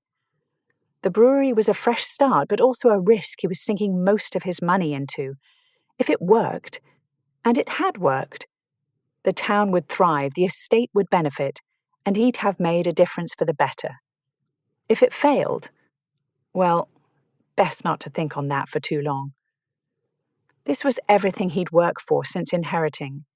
It also meant ironing out mind-numbing contractual details, hiring labourers, and doing back-breaking work to clear the land for a new building. Even with all that on his plate, the days since leaving the inn had consisted of near-constant thoughts of Lady Charlotte. He'd left her at that breakfast table at the Boar and Hound, yet she followed him everywhere, even into his sleep. After the 5th night of bizarre dreams, Ethan would have volunteered to single-handedly construct the brewery if it had meant working himself to the point of being able to sleep. If the dreams had all been erotic, he'd have no complaints, but he wasn't that lucky. The first night's dream starred Lady Charlotte, blooming with passion as he filled his hands with every delicious inch of her. He'd gasped her name as he awoke, hard and needy. The next night, his carriage accident with Connor played on repeat. The dream had him stuck on the side of the road, holding his broken friend, while his da looked on disapprovingly and his mum wailed to the skies, asking how she'd failed as a mother. Those two extreme dreamscapes mingled into a messy, angst-ridden nightly disaster he had to live through over and over. A week of this meant he slogged through the days, foggy and cranky with exhaustion. After dinner, he fell asleep by the fireplace with a book open on his lap. In this dream, his teeth explored the delicate skin on Lady Charlotte's tanned neck with light nips, then soothing, open-mouthed kisses. Thready breaths feathered against his ear while busy hands roamed his back. Ethan raised his head, needing to see her eyes half-lidded with desire, but instead saw the black toe of an evening shoe beside her hair, and above that, a white stocking with silk knee breeches. Then other people surrounded them, his dead cousin's cronies hiding their laughing faces behind masquerade dominoes. One man's mask became the sneering face of Charlotte's father, chastising her for debasing herself with an upstart Scotsman who smelled of damp sheep. In his arms, Charlotte drew away, with an expression to match her father's. The man beside the Earl, leading the mocking crowd, could be easily recognised by the bleeding, empty pant leg that hung useless and tattered beside his other healthy limb. "Lord Amesbury, my lord? Get up, Ethan. You'll wake the maids with your caterwauling." "Connor?" Ethan winced against a bright lantern shining in his face. "Aye, you're knackered, your lordship. Go up to your bed." Connor jerked his head towards the library door and the dim hallway beyond. Ethan rubbed his neck. Of course it was Connor. After the accident, his stubborn clansman had refused to accept guilt money and a cosy place back in their village on the Solway Firth. Instead, he'd taken a job managing Woodrest. Providing a livelihood was the least Ethan could do since his drunken recklessness had nearly killed the man. At the time, they'd figured that if Ethan could learn to be a lord instead of a common shepherd, then Connor could learn how to be, whatever his job title was, butler, head footman, valet, and general pain in the arse most days. As luck would have it, Connor excelled at both running a home and reminding Ethan that despite a title, he was still just a shepherd. It was only by dumb luck that he had a nicer house these days and more sheep. Clapping a hand on Connor's shoulder, Ethan grumbled a "good night," then stumbled towards his chambers. The next morning found Ethan holding his 3rd cup of tea, staring out of the window, waiting for the energy to face the day. The grounds of Woodrest were particularly beautiful as the trees put on their autumn dresses one by one. It would be a few weeks before all the leaves changed, but the first colours were appearing. "Have you gotten used to it yet?"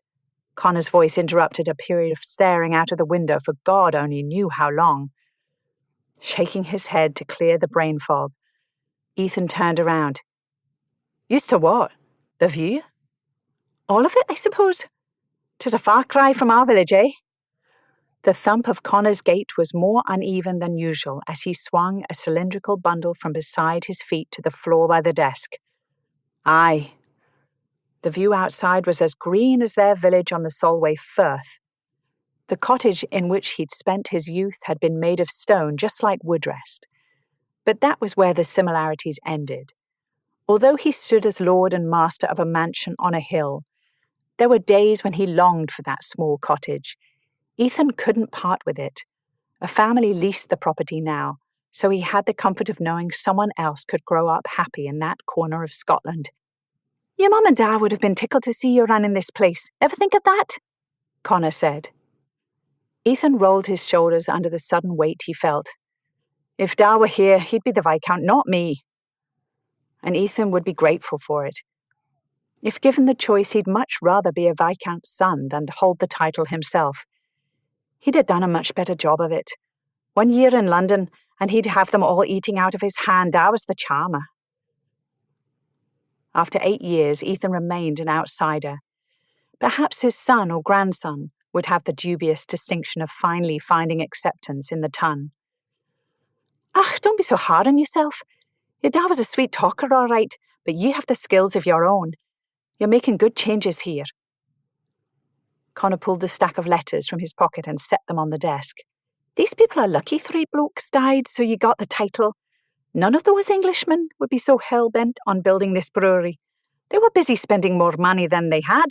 You're making honest work of it. Ethan shot him a small smile while he sorted the mail. Maybe today would bring more scathing letters from peers damning him for sinking a noble title into trade. Investing in a venture he hoped to expand into a retail endeavor was raising eyebrows and ire. He divided the correspondence into a stack regarding the estate, an invitation, and a lone personal envelope, a letter from Cal. Part of Connor's statement needed correction. 4 men died. 2 I'd never heard of. A father and son, second or third cousins I didn't know existed, my granda and my da. His family tree was more of a spindly twig with Ethan clinging to the end of it. No one underneath supporting him, and no one waiting to inherit should he die. Changing the subject, Connor nudged the bundle he'd brought in with him. What's this then? That must be the rug I ordered. It will fit here along the desk and reach the door. There was a beat of silence while Connor stared at the rolled rug. Which of the footmen told you I fell while you were gone? Shooting him a glance, Ethan said, Doesn't matter which one told. You should have said something. Your leg doesn't like the hardwood floors. My leg likes them fine. It's my wood peg that has an issue with things. Connor smirked. I don't understand why you don't get fitted for a wooden leg, Connor.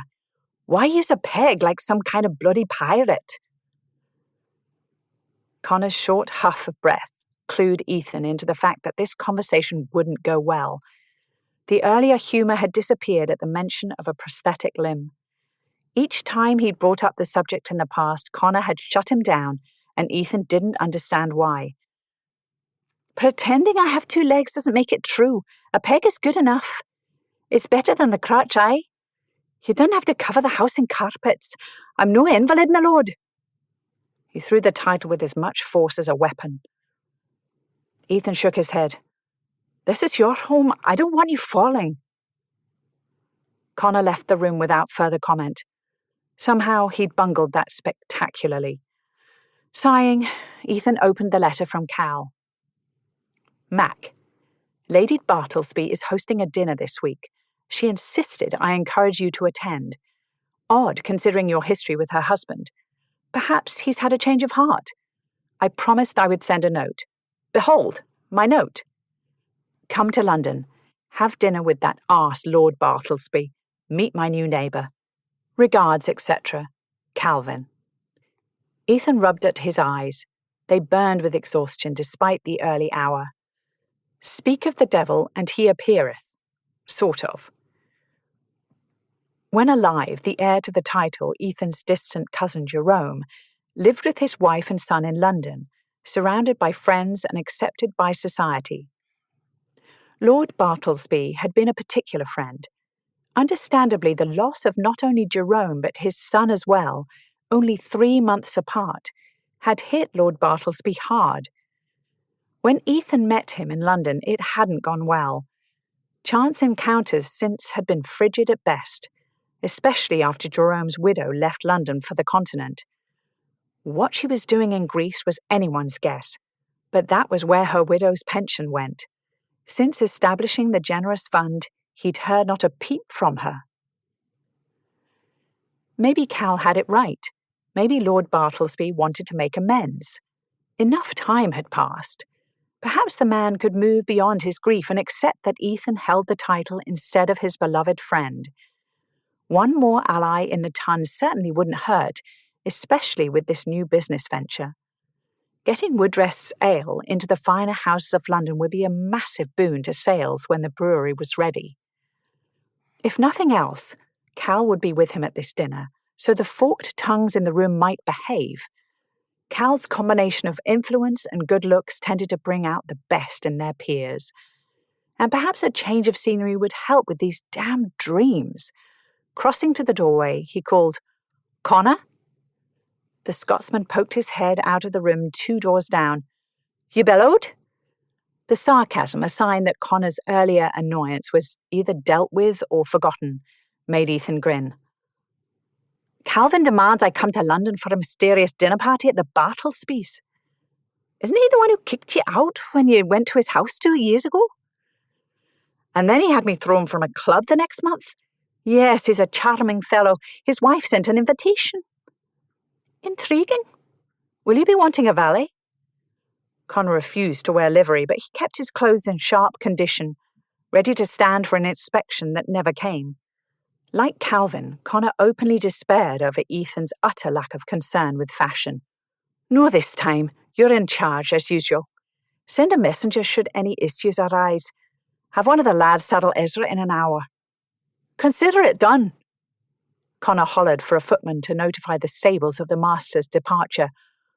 "Oh, and while you're gallivanting about the city, try to find a brewmaster, would you? Martin took another offer, I just got word." Damn and blast.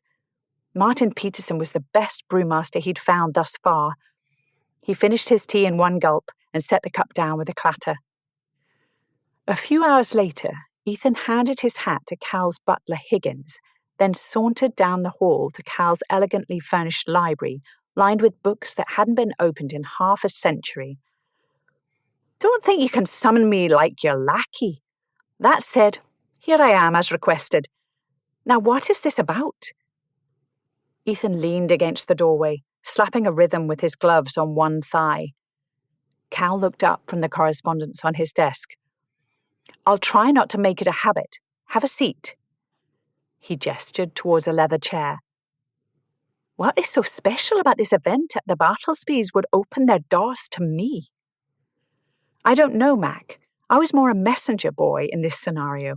I received an invitation. Because London is short on decent company these days?" "No, because I'm a handsome devil who is not only entertaining but highly decorative at any gathering." Cal waved in a servant with a refreshment cart, then poured himself a cup of coffee. He was mid-sip before he nodded towards the teapot to tell Ethan to get his own. Ethan snorted in amusement. Thanking the maid, he made himself a cup of tea. After swallowing his coffee, Cal picked up the conversation once more. "Also, yes, company is quite thin during these months. I happened upon our hostess in the park, where she mentioned dinner, then quizzed me about your whereabouts. It was the strangest thing." Ethan settled deeper into his chair, stretching his legs out in front of him. "Why would she want me there? Her husband made his opinion of me quite clear." Sipping his tea, he tried to puzzle through it, but the situation didn't make sense. I suppose we'll find out soon enough. Anything else of note since we last spoke?" Calvin shrugged. "I received another letter from Emma. She detests school, can hardly wait for her season, the usual.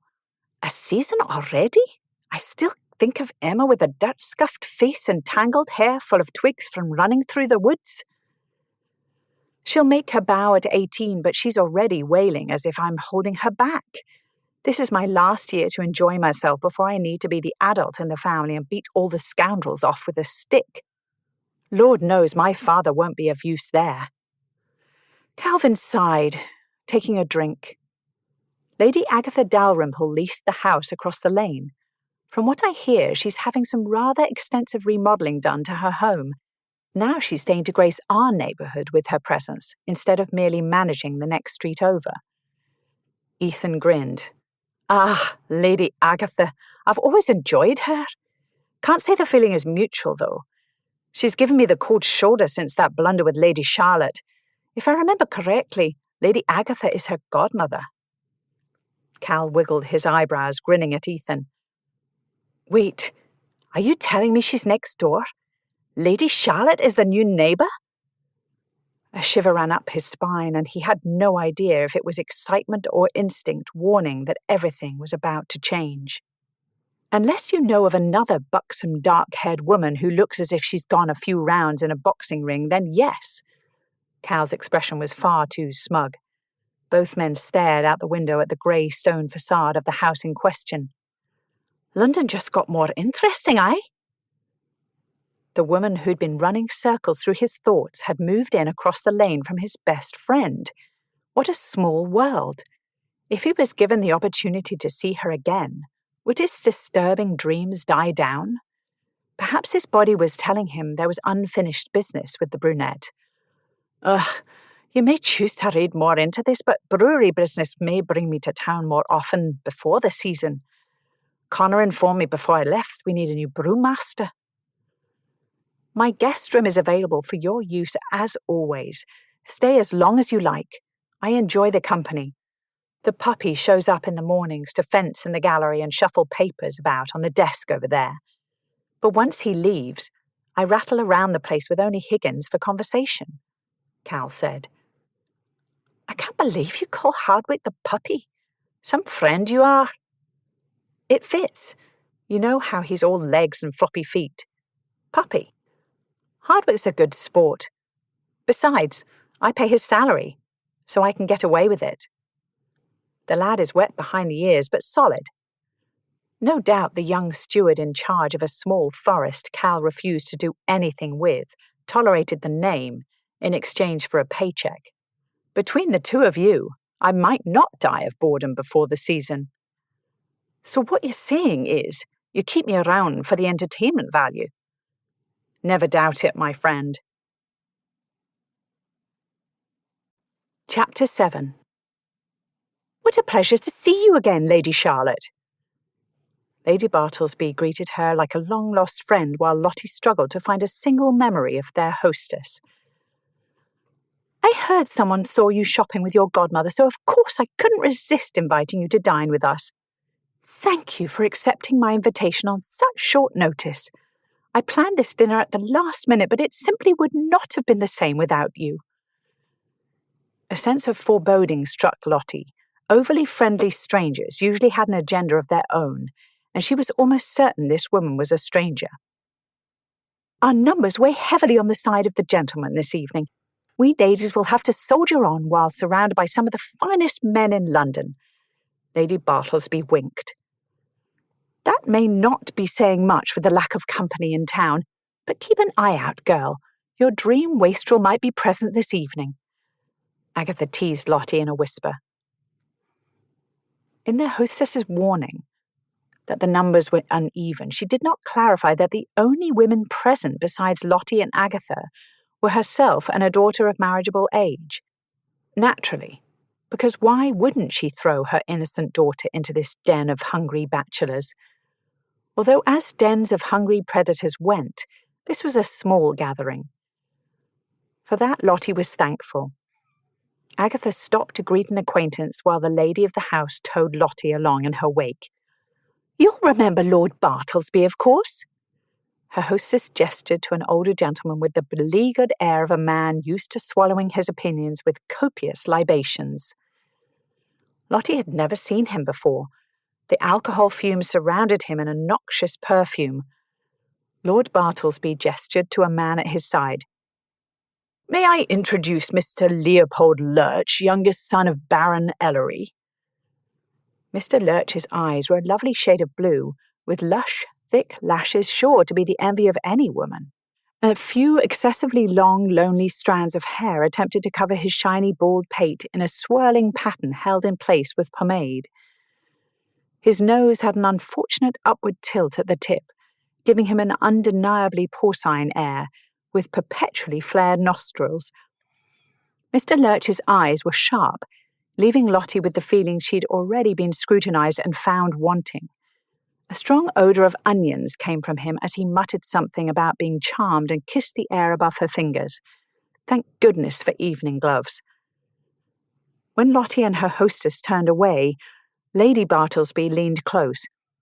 "Quite a decent catch if you ignore the nose. Good family." There was bitter truth in Agatha's earlier teasing. Could she stomach adding Mr. Lurch to her list of potential matches? This wasn't about attraction. A husband who would be content to leave her in the country in charge of the daily management was just as likely to resemble a farm animal as not. Besides, his padded, sloped shoulders lacked the blunt force impact on her senses Lord Amesbury caused, which could only be a good thing. Why would she think of him at a moment like this? There should be no comparison. A footman opened the door behind them, and Lottie's earlier sense of foreboding returned with force. As if her wandering thoughts had summoned him, Lord Amesbury stood in the doorway in evening dress beside Lord Carlisle. Lord Bartlesby crossed the room to shake Carlisle's hand, then greeted Amesbury with a stiff nod. Her unease deepened when their hostess joined the men at the doorway, looking awfully pleased with herself, eyes darting between Amesbury and Lottie. This was a setup from the beginning. Of course, it made sense now. As the first hostess to get the paper doll princess and Lord Amesbury in the same room, at her table no less, Lady Bartlesby held the trump card of hot gossip. Their hostess winked at Lottie with a glittering diamond hard smile, her earlier friendly facade nowhere in sight. For a moment, Lottie was that awkward debutante again, a young woman who chose to run from London rather than endure the laughter of her peers. The gossips, led by tonight's hostess, would feast for weeks on the loaded silence that fell over the room as the guests realized what was happening. Possible plans of action presented themselves: leaving immediately, remaining silent, or simply pretending she wasn't bright enough to grasp the situation might work, but smacked of cowardice. One by one, she rejected her options until only a single clear path remained. This time, Lord Amesbury was a victim of the circumstance as much as she. That put them on the same side of this war, so to speak. Amesbury and Aunt Agatha wore twin expressions with hard eyes and tight lips. He didn't exactly appear welcoming, but she'd have to act quickly and hope he played along. As fast as the feeling of impotent panic arrived, it fled. This situation could be managed, thank you very much. She'd handled worse. If Lady Bartlesby intended to create drama, they would try their best to disappoint. Donning her most enthusiastic smile, Lottie greeted the new arrivals with her hands held out, as if sure of her welcome. "Gentlemen, what a delight! I hadn't expected to see you again so soon." Lord Carlisle bowed first. "Lovely as always, Lady Charlotte. I trust the rest of your trip to London was uneventful." "Thankfully, yes. I think we've all had enough dramatics to last for a good long while." She raised a brow meaningfully at the men. Behind her friendly mask, Lottie counted to 3 on each inhale, and then 3 again for the exhale, as she waited to see if the gentleman would cooperate with her ruse. If they appeared to be friends, there would be nothing to gossip about, now would there? It was only conflict that fed the chatty cats, and she would not give their hostess any more fodder to share over tea tomorrow, even if it meant allying herself for a time with a man who waffled between hero and villain. All eyes were on them. Amesbury looked panicked for a moment, as if on stage with no idea of his lines. No doubt trying to stall, he kissed her glove, claiming the top of her hand with the pressure. No polite air kisses for him. "A pleasure, Lady Charlotte. Your injuries seem to be healing nicely. How fares your coachman?" "He's home in Westmoreland recuperating. Thank you for asking." Their friendly exchange needed to appear authentic, as if she were entirely at ease in his company, so Lottie slipped her hand into the crook of his elbow. He froze for an instant, then tucked her against his side. Gracious, there was a lot of him. The lapel of his coat sat at her eye level. Although his smile was easy when he spoke to her, his body was taut with tension. With any luck, they would appear as a united front as she addressed the room at large. "On the way to London, my travelling party suffered a horrible accident with grave injury to my coachman," she explained to the other guests. Lord Carlisle and Amesbury were staying at the nearest inn and lent their aid with the situation. Lottie patted Lord Amesbury's arm for good measure. He was a solid wall of muscle in an evening coat, radiating heat beside her. Something under her skin began to hum. The top of her head would fit right under his chin. Everywhere he was hard, she was soft. Under her clenched fingers, the tendons of his arm felt like warm steel. Lottie's senses swam as she drank in his unique scent, with a trace of lemon reminiscent of her bath oil. "Lady Charlotte is being modest." Amesbury's deep burr brought her back to the moment. "She sustained injuries, yet bravely rode for help." The sharp lines of his face softened when he smiled, making a shallow dimple play peekaboo beside the corner of his mouth. Somehow she hadn't noticed that dimple before now, but now she couldn't unnotice it. "How fortunate that you were there! Travel is such a chore these days." Lady Bartlesby appeared nonplussed. The expression sent a thrill through Lottie. The lack of drama was undoubtedly a bitter disappointment, but it served her right. A gong sounded, signalling the dinner hour. Lottie let Amesbury lead them into the dining room. Her skirts occasionally brushed against his pantaloons, making a sensual swishing sound of wool rubbing silk. "Well done, love," Agatha whispered as she passed. It wasn't a surprise to anyone that Lottie's and Amesbury's name cards were side by side on the long table, right in the middle, where everyone could keep an eye on their interaction. Now she and Amesbury needed to make it through dinner while convincing everyone present that no ill will remained between them. For all her faults, Lady Bartlesby set an elegant table. The linens glowed in the candlelight as flickering flames danced off cut crystal faceted stemware and gleaming silver. Lord Amesbury held out a chair, ignoring a footman who stood at the ready to assist guests. The gesture was so similar to their breakfast at the inn when he cleared a table for her. The inn where she told him to go to the devil after he hadn't remembered her. Lottie stifled a sigh. She would need to set aside their differences this evening for the sake of preventing gossip. "Thank you, Lord Amesbury."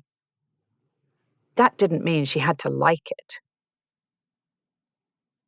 Dining with the enemy was one of Dante's levels of hell, right? If not, it should be. This night might be one of the oddest social events he'd attended in months. Lord Bartlesby's greeting had been cool, and that was being generous. In Bartlesby's defence, he was 3 sheets to the wind and lucky to still be upright. If this wasn't supposed to be an olive branch from his cousin's friends, then why invite him? The whole situation had baffled Ethan until he'd encountered his hostess. Once he spotted Lady Charlotte and the gleam in Lady Bartlesby's eye, it all made sense. Lady Bartlesby had seen an opportunity for gossip and taken it. Lord Bartlesby clearly didn't make decisions in this house beyond his bottle of port, so he'd gone along with the plan.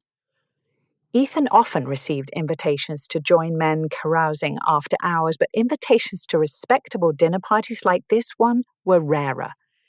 If tonight opened the doors to more events, that could mean building connections with peers who might eventually buy Woodrest ale for their households. He thought of his host and the other guests as prospective customers if he played his cards right. After dinner, when the men retired with their port, he would determine if that was realistic or if this evening was an utter waste of time. Bartlesby jostled Ethan's shoulder, making him bump into Lady Charlotte. Their host continued on without apology, finding his seat at the end of the table without a backward glance. Lady Charlotte shot Ethan a look. Yes, their host was decidedly in his cups and rude. The chances of this invitation being a sign of goodwill dwindled. It might have been a month after Ethan arrived in London that he'd met Lord Bartlesby for the first time. Before London, he'd stayed at Woodrest to grapple with this new life he'd had thrust upon him. The charming oddities of the estate had made him curious about those who'd lived there prior. This extended family, who'd been out in the world all along but hadn't re-established contact after his great-granddad left for Scotland. Who were the people that had celebrated christenings, marriages, funerals, and holidays within the walls of his new home? Since none of them survived, he asked around to determine who was closest to Jerome and his son George. George's friends were happy to open a bottle and reminisce. Jerome's closest mate, Bartlesby, made it clear in the first 3 minutes of their interview that while Ethan might not have heard of Jerome, Jerome had known exactly who Ethan was and apparently had spoken about his relief that George was there to prevent the mongrel shepherd from dragging the Amesbury title through the muck. The meeting went downhill from there. At the opposite end of the table, Lord Bartlesby signalled for another glass of wine while Lady Bartlesby pretended she didn't notice. The man would pickle himself from the inside out at this rate. As the footman poured, Bartlesby lifted his bloodshot gaze to meet Ethan's, and any fool could see that no part of this evening had been a gesture of peace. With a raised brow and a slight sneer, Bartlesby dismissed Ethan and began conversing with the guest to his left. If indeed the purpose of his invitation had been to create gossip fodder for Lady Bartlesby's sewing circle, then Ethan had Lady Charlotte's quick thinking to thank for saving the day. But it wasn't only her level head holding his attention now. The Lady Charlotte sitting beside him bore little resemblance to the quiet woman of his memory. This lass wouldn't have given a second glance to the immature man he'd been back then. Had she always been this way and been forced to remain silent? If so, that was nothing short of tragic. It was as if she'd debuted as an ink-sketch portrait but had come into her own now, painted over with the vivid oil hues of wit, opinion, and intelligence. The papers are calling the events in Manchester the Peterloo massacre, and you think we should be proud of the actions taken? Are you utterly mad? She was saying to Mr. Lurch on her right. It's a pun, milady. I hardly expect a woman of your refined sensibilities to grasp the connotations. I grasp them quite capably, Mr. Lurch. My sex does not hinder reading comprehension. Lady Charlotte's eyes were bright, and the roses in her cheeks made her appear warm and soft, much like the deceptive camouflage nature often gave predators to lure their prey. Ethan curled his fingers into a fist. If he touched her hand in a show of support, she'd snap at him. The conversation around the table petered out when the other guests noticed the unfolding conflict. I understand the newspapers are making a play on words with the Battle of Waterloo. I've been following the issues that started this rather closely, sir. The strife has been documented in the papers building to this tragedy. The muscles in Lady Charlotte's jaw twitched, and Ethan tried not to laugh, sure she was ready to weaponize her words. When she got angry at someone besides himself, it was rather fun to watch. Rebellious agitators, Mr. Lurch shrugged. Industrial workers in Manchester, no one of note, nothing that affects you. They are subjects of the Crown suffering from gross underrepresentation in our government. The last time a population rose up regarding their lack of representation, a war broke out and they formed a new nation. America, is what happens when you don't listen to the people, Mr. Lurch." Mr. Lurch spoke as he chewed, masticated meat showing with each word. "Leave politics to the men, Lady Charlotte, although I concede you are the authority on satirical cartoons in this room, so I understand if you feel entitled to an opinion on Cruikshank's work." A titter of amusement rippled down the table. Ethan's fingers tightened around his fork. "Settle your head on the subject, else you risk sounding like a revolutionary yourself. Clearly, Lady Agatha should restrict your access to anything beyond the society pages. One must guard a young lady's impressionable mind from too much information." Mr. Lurch returned to his meal as if he wasn't the biggest arse in Christendom. "I doubt you recognise an impressionable mind if it bit you," Ethan said loudly enough for Mr. Lurch to glance over at him, but the other man didn't engage. Bartlesby shot him an acrid look of reproach. To lose favour with his host, when he'd never had it to begin with, was no loss at all. Perhaps he'd throw Ethan out of the house. Again, the lost potential social connections would be worth it if he could defend Lady Charlotte in this small way. Bartlesby remained seated without calling for a footman. It would seem this dinner wouldn't be ending right away. As the next course arrived, cueing the guests to shift focus to their other seating partners, Lady Charlotte turned to him. "After all that, it shouldn't be hard to be the best dinner companion you've had this evening." Lady Charlotte blinked, gaped for a second, then laughed. In his chest, Ethan's heart stalled. A wide grin creased her cheeks. If she lived a happy life, she'd form permanent lines at those creases. The thought made Ethan smile in return. This woman, with her opinions in defense of the less fortunate masses, was breathtaking, and he, Ethan Ridley, had made her laugh. Pure magic. She'd bewitched him. Lottie dismissed Darling and tightened her dressing gown's sash. A silver tray on the vanity held her mother's brush, comb, and hand mirror set, and the vial of lemon oil she'd acquired from Warwickshire. She tugged the brush through her long curls, wincing at her reflection in the mirror as she worked through a tangle. The black eye had faded entirely, and a doctor would visit tomorrow to remove the stitches. She cocked her head, then sighed. While not a great beauty, she wouldn't scare small children now that the bruises had faded. Things could be worse. It wasn't her first black eye. She'd been a rambunctious child whom mother had tried to mould into submission during short visits to the schoolroom. Tonight, when she'd been deciding on a plan to control the events unfolding around her, mother's training had come in handy. She'd pretended that Amesbury's presence hadn't affected her in the slightest, which couldn't be further from the truth. Or at least, she'd appeared unflappable until that awful conversation with Mr. Lurch ruined her plan to not make a scene. Oh well, if tongues wagged tomorrow, it would be because she was well read on the current political climate and had opinions. Better that than everyone laughing because they thought her empty-headed. Her heart rate doubled for a second or two at the memory of how Amesbury had looked at her this evening when she'd finally torn her attention from Mr. Lurch's condescending conversation. The expression on his face had sent shivers of something along her limbs. Then he'd spoken up in her defense. Just the one comment to Mr. Lurch, but that single sarcastic bon mot in solidarity had meant so much when she'd realized how far her heated conversation had carried down the table. Feeling the weight of everyone's attention, then turning to him and seeing an ally of all things was the oddest sort of comfort. He hadn't judged her for debating politics at a dinner party. Instead, he'd seemed to, enjoy her. The rest of the dinner she'd ignored protocol and engaged Amesbury in conversation instead of swapping back to Mr. Lurch when the courses changed. They'd managed to maintain their charade of friendship, and by the end of the night it had almost felt real, if not for the occasional awkward lag in conversation when she remembered he wasn't a friend and was only playing along with the game she'd started.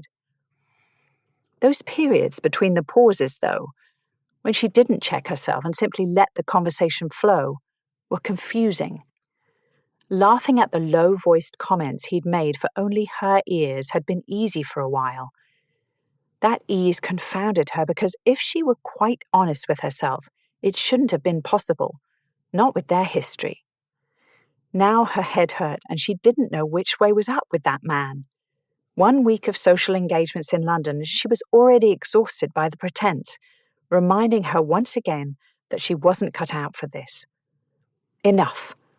She set the brush back on the vanity and dug in the drawers for a ribbon. These thoughts would spin through her brain all night if she let them. Lottie subdued her curls into a plait, tying the end with the lone silk scrap she'd found. Snuffing the candle in its brass holder, she hoped the morning would bring clarity. If not clarity, then opportunities to handle the ton in a way that didn't mean partnering with a man she couldn't trust. Hours later, in the light of morning, Lottie opened her eyes with a groan of frustration. Rested, she was not. A strong cup of tea and a dose of the great outdoors was needed, or rather, as close as she could get to the great outdoors while in London. The park would have to do. The new riding habit snug jacket hugged her waist, creating an hourglass shape different from the high-waisted lines that had been popular for years.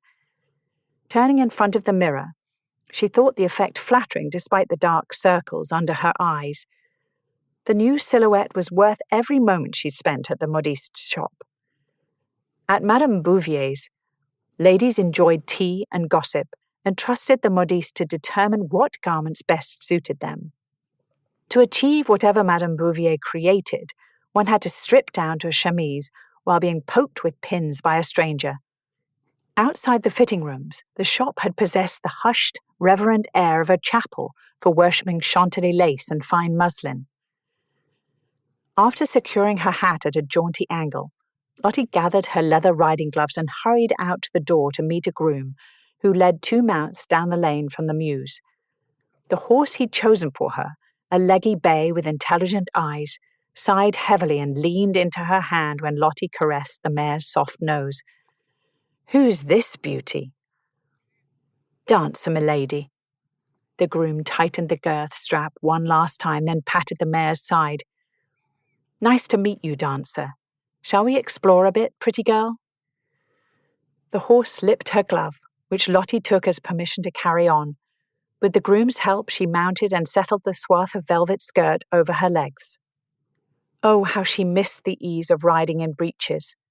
When she returned to Westmoreland, she'd spend the first day home astride a horse flying over the fields. For now, she would count her blessings and try to appreciate the park in all its man-made, handcrafted beauty.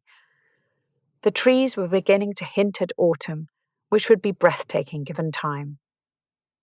Settling deeper into the saddle, Lottie found her seat with Dancer's swaying stride. The clip-clop of the horse's hooves echoed off the stone houses as she made her way out of the neighborhood. The green expanse of the park opened up before her, and Dancer sidestepped in a move Lottie chose to interpret as enthusiasm. A glance over her shoulder showed the groom keeping pace behind her, giving Lottie the illusion of freedom. With a nod, she signaled her intent, then let Dancer have her head. This early in the day, the park was nearly empty, so an unladylike run would go unnoticed. Dancer's gait was a dream, while the exhilaration of a hearty ride blew the lingering cobwebs from her brain. Lottie shuffled and reorganized recent events in her head, trying to align everything with her reasons for being in London. As soon as that first new gown from Madame Bouvier had arrived, she'd stepped back into the role of society lady. Dinners, game nights, intimate gatherings of friends, every night there were new faces, and every night she met new men who could, in theory, be husband candidates. Agatha's steady flow of invitations meant the pace wouldn't be slowing any time soon. All those matrimonial options, yet the man dominating her thoughts happened to be the one who'd sat beside her last night and defended her. As she spurred Dancer to stretch her legs even more, the park became a blur. Hell on a broomstick, as Darling would say. This trip to London was supposed to be about finding a husband, not about a giant Scotsman who'd already shown her his slimy underbelly. Never mind that the underbelly in question hadn't seemed slimy during their last several encounters. She and Dancer were nearly upon another rider before his presence registered. With nimble feet, her mount veered around the man and his horse, snapping Lottie from her thoughts. Slowing Dancer, she reined around to call out, "Are you all right? I was wool-gathering and didn't see you. I'm so sorry." Nudging his mount closer, the man tipped his hat and met her with a grin. Sunlight lit him from the side, setting him aglow like a hero in a painting. Good Lord, he might be the most beautiful man she'd ever seen, albeit a bit tired looking around the edges. "I hope your ruminations were on good things, Lady Charlotte," he said. Lottie paused, cocking her head as a ripple of disquiet rolled through her. "Do we know one another, sir?" "In a way, although we've not met before now. Someone pointed you out in the crowd on Bond Street earlier this week. Our families share ties, you see. Last I heard, our fathers want to deepen that connection. I'm the Earl of Danby's son, James Montague. I believe you are the woman I'm planning to marry." Chapter 8. 2 days after Lady Bartlesby's dinner, the gossip columns featured a small square of cramped text speculating on the relationship between the paper doll princess and Mac Brute. According to the snippet, given their history, it was noteworthy that they'd passed the remaining courses of the meal engrossed in conversation. It seemed they were damned if they appeared friendly and damned if they hissed at each other like cats. Ethan dropped the newspaper on the breakfast table. At the sight of his full nickname alongside that awful moniker he'd given Lady Charlotte, a sharp pain pierced his temple. His appetite gone, he pushed his plate away. Those damned nicknames. When he'd arrived in London, he discovered that while his size had been an asset back on the farm, in a ballroom he'd been an unpolished bumpkin towering over everyone. They'd named him Mac Brute, and now everyone except Connor called him Mac. It didn't usually bother him, but seeing it in this context left a sour taste in his mouth. Lady Charlotte's father had particularly relished the name, beating Ethan's unworthiness home with well-placed verbal jabs, including his cousin Jerome's favourite, mongrel shepherd. At the time, he'd wanted to defend himself any way he could, and Ethan remembered holding himself back from spouting off on several things, like informing the Earl that English ladies preferred their men with thin necks and padded shoulders only in the ballroom. Behind closed doors, they seemed to appreciate a larger manscape. Considering he'd been dealing with the father of a woman he'd only just decided to court in earnest, none of those arguments would have won favour. So he'd taken the verbal lashing, removed himself from the property, and then proceeded to get exceedingly drunk. That night his wounded pride and whisky tongue had created the paper doll princess. Apparently it didn't matter that he'd left the philandering, racing and drinking behind him. After one innocent dinner, they were feeding the gossips again. "Are you all right?" Cal asked, sipping his coffee. "Aye. The rags got wind of Lady Charlotte's return to society and dinner the other night. They're already pairing us in the gossip columns. A small notice today, but we both know that won't last." "Just like old times," Cal murmured. "So what's your plan?" "I could woo the girl to show the Tan I was wrong about her appeal. This paper doll princess nonsense will persist if we don't do something. I apologise, but I can't help wondering what else I can do. Or you could run away to the country and focus on the brewery." "There's nothing saying I can't help make things right while I'm in town finding a brewmaster, aye? If I can find one. The 2 gentlemen I spoke with yesterday with experience weren't keen on leaving London." Ethan picked up the news sheet to reread the short column. Lady Charlotte had tried so hard to minimise the gossip at the Bartlebys, and they'd still landed in the paper. "Could you do me a favour?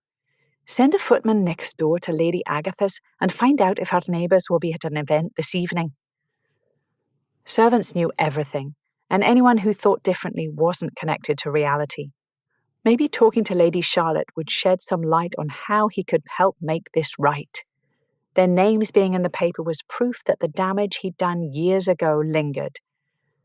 Later that night, Ethan found a seat at a music-hall. The delicate chair squeaked under him and he froze until he felt confident the spindly legs weren't going to break.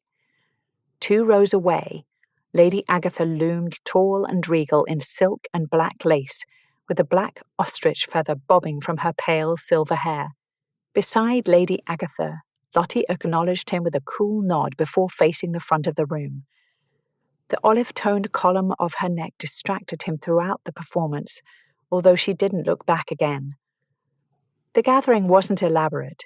A soprano of moderate talent finished warbling something in Italian, then curtsied to mild applause from the small audience. Their hostess rose, signalling an intermission. Calvin had other plans this evening, so Ethan was on his own in this crowd. Whatever they were up to, Cal and Adam, the puppy, Hardwick, were probably having a grand time. During moments such as this, standing a head above the others in the room, Ethan was aware of how alone he was in London. Sure, there were friendly nods with inquiring smiles, but no one stepped forward to converse beyond an offhand greeting. After 8 years in society, he had yet to figure out how to be one of them. The rougher crowd from his younger days would accept him into their fold again without a doubt. One of them invited him out each time he stayed in London for more than a day or 2.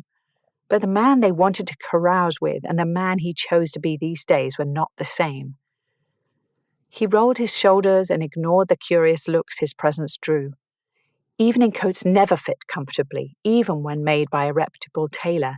They hugged him until he felt constricted instead of fashionable, and collar points were so high as to be ridiculous. Properly tied cravats were an exercise in slowly choking to death. He fought the urge to tug at the length of linen for the umpteenth time as he scanned the room for Lady Charlotte. She'd vanished. Taking a cup of no doubt watered-down punch from a nearby footman, Ethan sought out the closest source of fresh air. Beyond the double doors at the far end of the great hall, he found a balcony, which was not empty as he'd hoped. It was hard to complain, though, because there she was, stunning in an emerald gown. The moonlight and lamps created patches on her dress, illuminating the skin above the deep neckline he'd noticed and kept noticing since the evening's first aria. When she turned away from the house to lean on the balustrade, those lights cast her face in shadow. Lady Charlotte hadn't done anything but stand on a balcony, seemingly in want of the same fresh air he desired, but his skin prickled with awareness. The silky gown slithering over her body was temptation itself, akin to the foliage covering Eve in the Garden of Eden. He'd never related to a serpent so much in his life. Much like the snake and Eve, Ethan wasn't worthy of her, but he couldn't deny he craved her attention anyway. The door closed behind him with a low snick. Lady Charlotte snapped from her relaxed pose against the stone railing and whirled to face him. When Ethan stepped farther onto the balcony, her posture relaxed infinitesimally and he nearly smiled. Perhaps his presence wouldn't drive her away after all. At a loss for words, he took a drink of the punch and nearly spit it out. She settled against the balustrade, crossing her arms in front of her. Not to your liking? Setting the glass aside on a windowsill, he wrinkled his nose. 'Tis 3/4 brandy and the rest tastes like piss. Pardon my language, Lady Charlotte. God, she'd think him a crass idiot, and she'd be correct. I don't drink strong spirits, haven't for years. This bloody cravat grew tighter by the second. Running a finger between his throat and the linen, he pulled just enough to loosen the knot a tad. Lady Charlotte shot him a glance but did not say anything for a long moment. I suppose one of us should go in. There will be talk otherwise. I assume you've seen the papers. Ethan took a step closer until her citrus scent filled his head.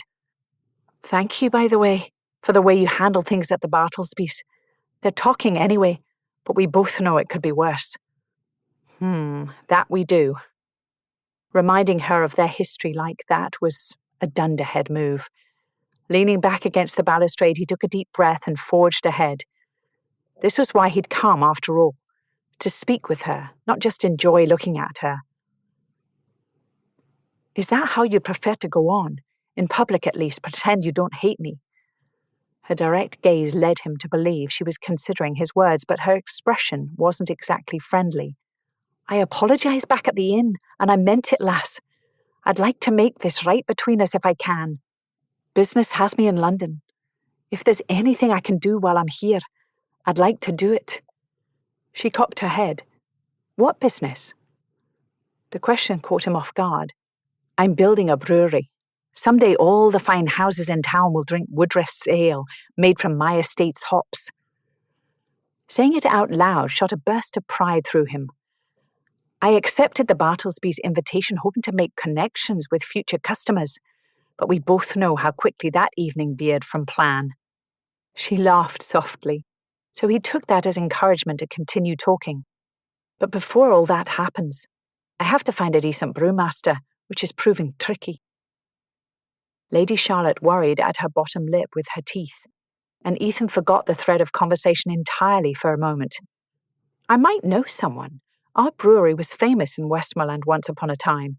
The brewmaster left when things changed a few years ago. A flutter in her voice implied that there was a story there. Last I heard, he'd moved to London. I can see if he's looking for a new position if you'd like. Ethan blinked. Could it really be that simple? That's incredibly generous of you, Lady Charlotte. If he'd be willing to leave the city, it would certainly solve my problem. An awkward chuckle rose unbidden, and he shifted on his feet. Is that your plan? Make me indebted to you to make things right between us? He winced. That was supposed to be in jest, but I sound like an ass, don't I? She made a little bit motion with her thumb and finger. A simple thank you would have sufficed. Apologies, lass. He cut a small bow.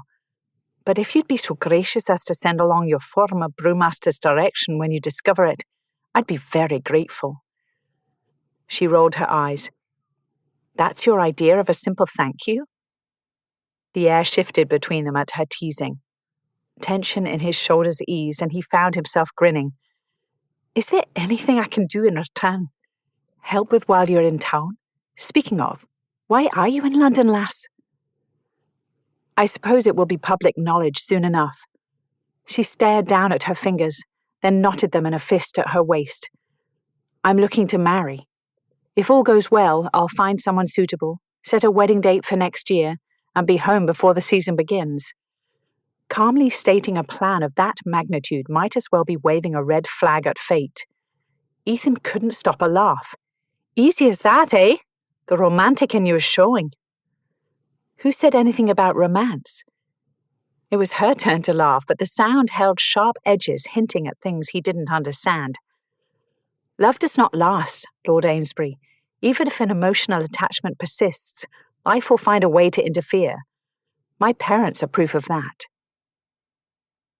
Ethan cocked his head. That was unexpected. If not love, then what about other reasons to marry? Affection, companionship, lust? Her dark eyes widened and her breath caught. The last word became a tangible thing between them, coming to life at the mere mention of its name. Lust. Possibly the only thing stronger than the history they shared. His senses focused on her, the light and shadows playing on curves of soft flesh, the tang of lemon tempting him to taste. Her exhale whooshed out, warming the air between their faces. She might be light-headed after holding her breath for so long, but it was proof that she was reacting to him. Pleasure bloomed in his chest. He wasn't alone in this attraction. At least, not in this moment. Don't you want someone to woo you? Quote Byron like a fool? She works in beauty, etc. An appropriate quote for this evening. He smiled, daring a compliment. You look lovely, but I'm sure you already know that. Are you trying to seduce me, Lord Amesbury? The question retained some of her teasing tone, as if to downplay the shift between them. He leaned an elbow on the stone balustrade, canting his body closer. This conversation wasn't going to plan at all, but he wasn't inclined to course correct.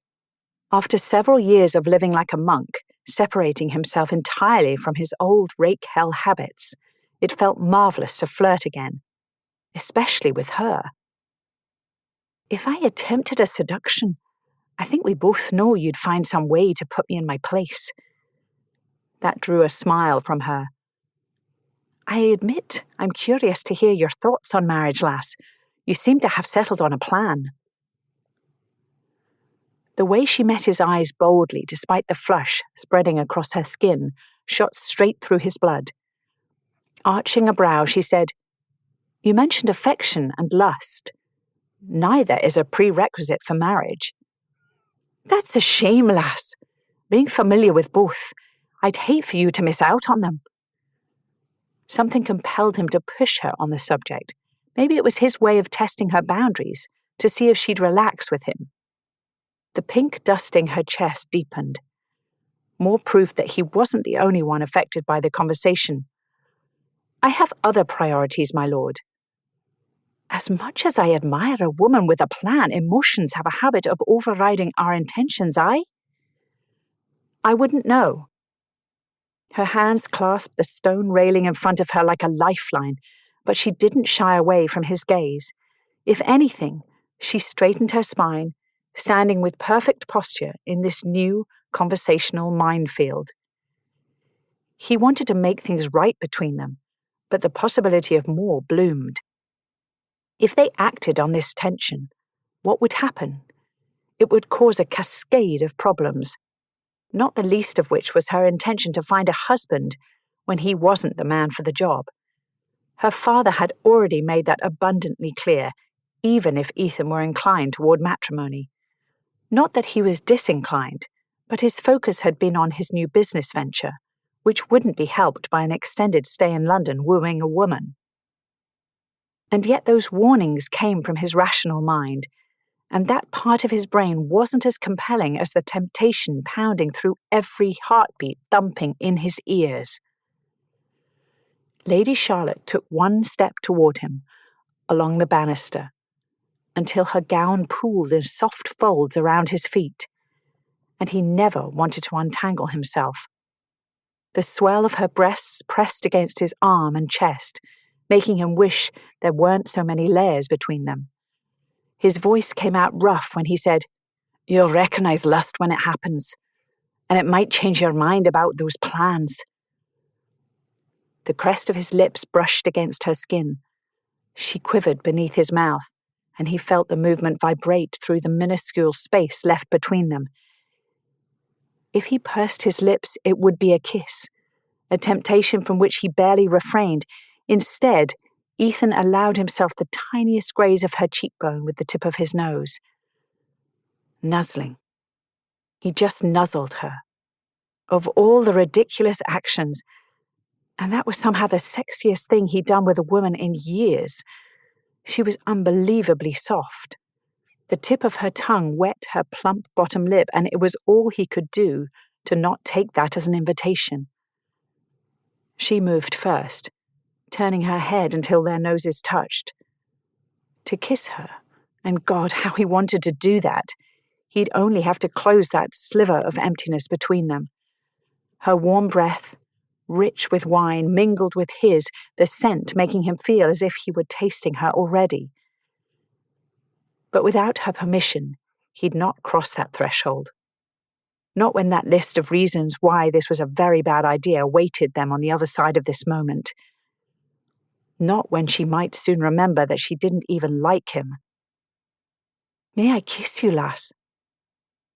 She held her breath and stared back without answering. When her breathing resumed, he sensed the measured cadence. Inhale for a count of 3. Exhale for a count of 3.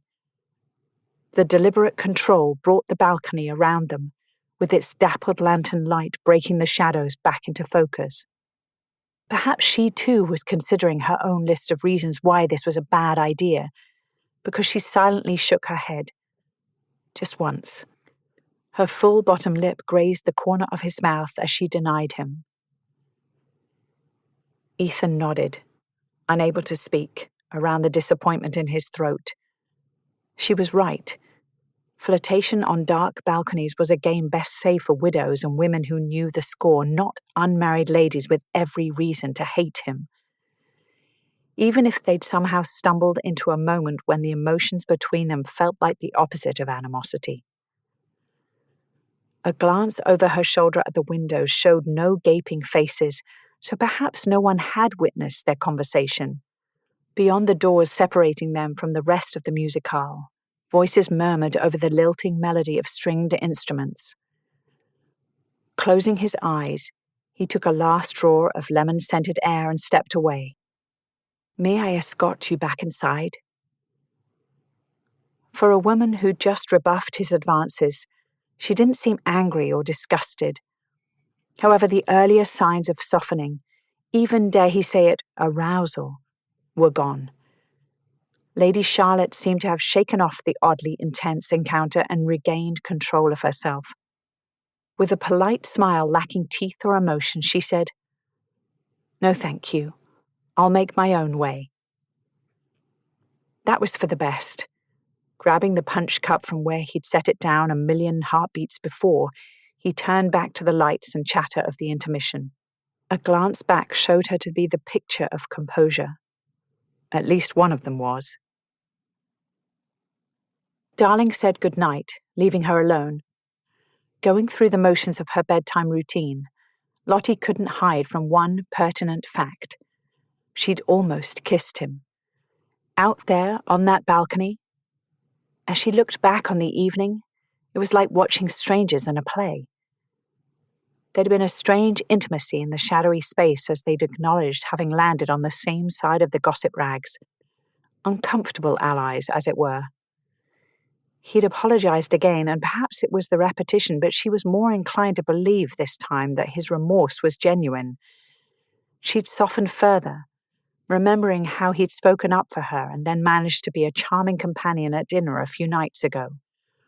What had begun as a pretend friendship for appearances against Lady Bartlesby had felt real by the end of the night. In the 2 days since then, she'd caught sight of him coming and going from Lord Carlisle's house. There'd been nods of acknowledgement, a small wave in greeting, and even a polite exchange about the weather. In short, he was trying. And tonight, he'd reiterated that apology and his desire to make things right between them. Acknowledging his role in her life as something other than an enemy complicated things. She didn't know how to go about finding her feet if she didn't hate him, so she defaulted back to what she knew. They'd gone from polite conversation to talking business. To his credit, he hadn't seemed put out when she'd offered opinions and assistance. In fact, he'd thanked her. There'd been none of the ego she often encountered when discussing business matters with men. No verbal pat on the head with a condescending request to let the men handle things. He hadn't even once questioned why she was qualified to recommend someone worthy of his time. Yes, that threshold between enemies and friends had appeared between them, and she'd found herself stepping into unknown territory. He wasn't exactly an enemy anymore. But then, he wasn't precisely a friend either. She strongly suspected that neither of them knew what they were doing. The flirtatious conversation had been a pleasant surprise. Entertaining until, like their conversation at dinner the other night, it had felt very real. And she'd almost kissed him. Almost. Thank God common sense had stopped her. Well, common sense and years of self-control wrapped in layers of hurt. Her distrust was not so easily eradicated, although the evening had muddied the emotion. Maybe she didn't hate the man anymore, or at least not all the time. And she might occasionally want him to touch her in a non-sworn enemy sort of way, knowing full well he could incite an impulse to hit him over the head with the nearest blunt object, which was the last thing she needed to deal with while handling the appearance of Mr. Montague. Montague had called this morning and asked to take her for a drive. She'd pled a headache and a need to write her father. then sidestepped his leading questions about her plans for this evening. Something about him set off alarms in her head. Unfortunately, she hadn't been able to get out of committing to a picnic tomorrow. At least a picnic meant Agatha would accompany them. Objectively speaking, Montague was a gorgeous specimen of male beauty, more so than Amesbury, whom she'd classify as distracting and masculine rather than beautiful. Charm seemed to be Montague's native tongue. His eagerness to move forward with the engagement would be flattering if she wanted a marriage in the traditional sense. However, compliments and charm were a decided drawback in light of her desire to have a disinterested spouse. Come to think of it, so was flirting on balconies, but this evening she hadn't been thinking of that. Amesbury might have a point, that emotions could override plans. Damn the man! Most problematic of all was that Montague was somehow unaware that she'd already declined the match. Father was being less than forthcoming with someone in this situation, and she suspected that she was the one in the dark here. It incited a fury she'd struggled to keep tucked away since meeting Montague. It wasn't Montague's fault Father was practicing subterfuge after all. But without her knowing why Father had kept that pertinent information to himself, she couldn't outright tell Montague no, at least not yet. She'd written to Sandwich Manor today, one note to Rogers, the steward, and one to her father. Rogers would end up handling both letters, but it was the principle of the thing. Demanding answers held less dramatic appeal when it would be nearly 2 weeks before she received a letter back. Knowing at least part of Father's reply would involve giving Montague a chance to pay his addresses in person, she'd resolved to go on a few outings with the man. Who knew if he was merely making the best of the situation and might actually be amenable to her plan? That wasn't exactly a line of questioning she could spring on him a mere day after making his acquaintance. Bottom line, she told Amesbury she was on the hunt for a husband, and it was the truth. Father had told her to choose either Montague or another man equally acceptable. And then she'd nearly kissed Amesbury of all people. Hating him had been far easier than this emotional muddle. Exhaustion swept through her. She draped her shawl over a chair, snuffed the lamp, and made her way by moonlight to close the curtains. Across the narrow lane, Lord Carlisle's home remained illuminated. When someone crossed in front of a second-story window, she paused. There, directly opposite her, stood one of the men on her mind. Without a cravat, coat, or waistcoat, the open neck of Amesbury's shirt drew her eye to the wide expanse of his chest. Stifling a gasp, Lottie pulled back from the window. She shouldn't peek, but if the darkness hid her, would one more look hurt? Just as they had this evening, the tiny hairs on her arms stood to attention, pointing toward him like a compass guiding to true north. Muddied feelings aside, the look of him still made an impact. Dark and broad, rough around the edges, with those ridiculous curls in need of a trim softening his appearance. He wasn't the epitome of male beauty like Montague, but what he was appealed to her more than Montague's perfection. A chill from the glass met the heat of her body, which seemed to creep up by degrees the longer she watched him. Her nipples pebbled against the fine linen of her night rail as a tendril of warmth spiraled around her belly in a lazy swirl. In the window across the lane, Amesbury craned his head towards the small portion of sky between their roof lines. Clouds and soot impeded any of the celestial views she found so familiar back home, and she had to wonder what he looked for. With unhurried movements, he gathered his shirt, pulling it from his waistband. An inch of his stomach showed above the top of his dark breeches. His navel was a shadowy dip, hemmed in by grooves of musculature forming a V, pointing down to things she'd only ever seen in books. With that thought, she almost snapped the heavy drapes closed. Almost. All it would take was a forceful flick of her wrist to bring this voyeurism to an end, and yet she didn't move. The rhythm of her heart pounded in a song she'd never heard before as she clung to the shadows, watching. His shirt was gone now. There was just So much of him. Were all men built like that? Surely not. Montague was lean, not bulky, and at dinner the other night Mr. Lurch had seemed downright squishy. She'd bet £10 that Lurch padded the shoulders of his coat. Whereas nothing on Amesbury needed padding or filling out, he was all angles and planes with a deep colour to his skin that suggested he worked outside bare-chested. Wasn't that an intriguing mental image? With his arms braced against the window frame, every inch of him seemed to ripple and bunch into new shapes. The shifting lines of his body were rather delicious, to be honest. He leaned on one arm, using his free hand to unbutton the fall of his silk breeches. I refuse to peek. Turning from the window, she forced herself to march like a dutiful soldier to bed. She flipped back the counterpane and slipped under the covers, blocking out the temptation to see just how naked he'd get before leaving the window. No, but really, how naked would he get before stepping out of view? Would her imagination be capable of envisioning how he'd look when his breeches slid down his heavily muscled legs? This would be a long, hard night, so to speak. Lottie threw an arm over her face to muffle her groan. Ethan blew out the light, then indulged in one last look across the lane. Sweet dreams, Lady Charlotte. The minx might have been invisible if he hadn't noticed her bedroom's lamplight and the shadows moving about the room. Filmy curtains preserved her privacy, although his windows had no such layer of protection, a fact he'd used to his advantage. He usually considered his brain an orderly space where logic ruled. He'd made it that way after living through the aftermath of rash decisions several years ago.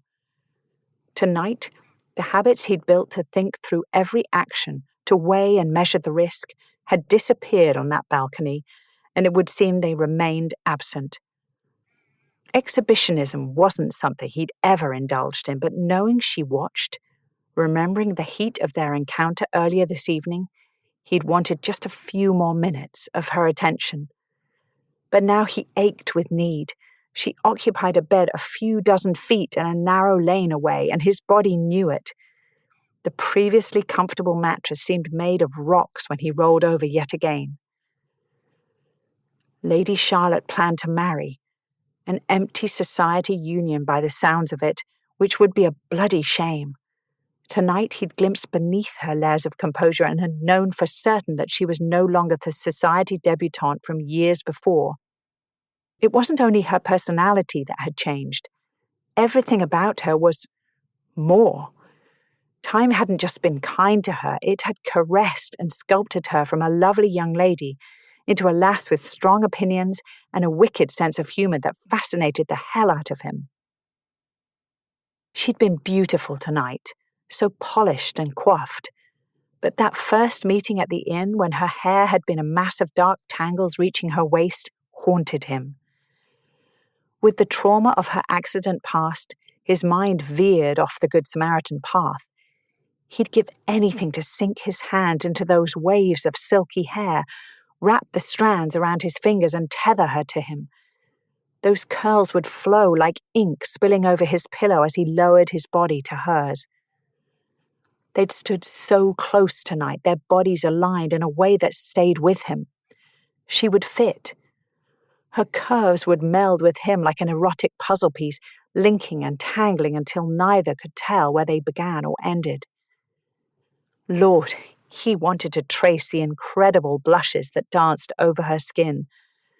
The pink flush followed the same path each time, beginning at her cheeks, then blooming across her collarbones and stretching down to the low neckline of her gown.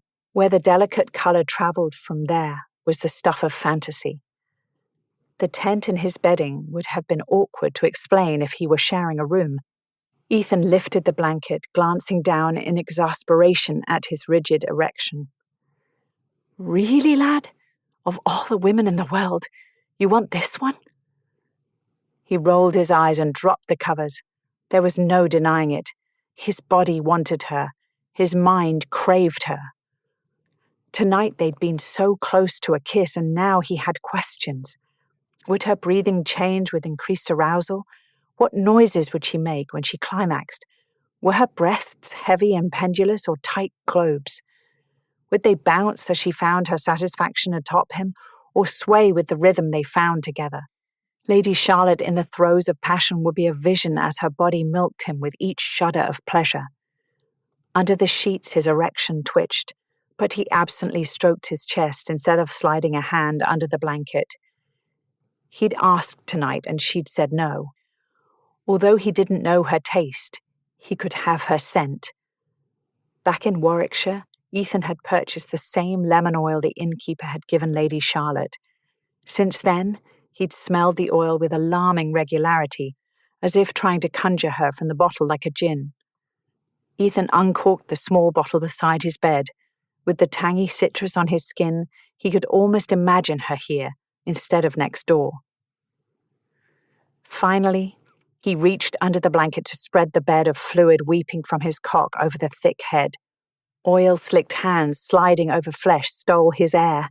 1 stroke, 2. He hummed with pleasure as the fantasy took hold. The fingers on his sack became her delicate hands in his imagination, small fingernails gently abrading skin that tightened with building need.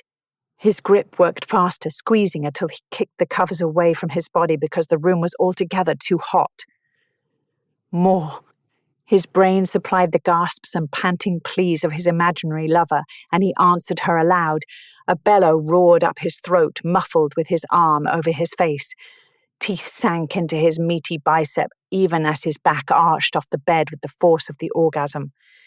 He lay there a moment, chest heaving. The air was thick with their two mixed scents, an intensely satisfying combination.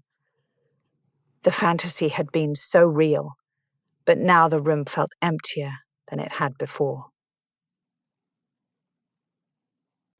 Chapter 9. "How's the picnic, my lady?" Darling placed Lottie's pearl necklace and earbobs in their velvet-lined case. Lottie wrinkled her nose.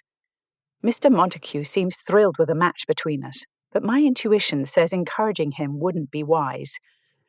"He's certainly a fancy piece to look at." "Oh, no doubt he's attractive, I admit. When he touched me, I considered going along with Father's plans. Then he started talking and ruined it." "Touched you?" Darling raised a brow. "What kind of picnic was this?" Lottie chuckled. "Don't get your hackles up. Nothing inappropriate happened. When he helped me out of the carriage, he kissed my wrist, inside, here." She brushed her skin absently, right above the edge of my glove. Agatha was there, so any liberties were minor. "He is a gentleman, after all." "A gentleman hell-bent on wooing?" She tried to steer the conversation toward practical matters to determine if he was a viable candidate for her plan, but the man's answers fell firmly in the category of flirtatious Lothario. He was like a porcelain figurine, decorative and utterly useless. "I thought a true gentleman wouldn't take liberties at all. If there's one thing I know, it's men. Don't expect him to treat you like a lady if he treats you like a hussy now." "How lovely to know I have a friend looking out for my interests," Lottie teased. "That is wise counsel, although not needed. I don't plan to spend much more time with him if he won't answer a few simple questions." "You're decided, then?" Lottie paused, then shrugged into her dressing gown and tied the ribbons. "The potential is there if he'd let me manage the estate. Lord knows he doesn't seem to have a head for business." Sliding her feet into cozy slippers, she contemplated the situation aloud.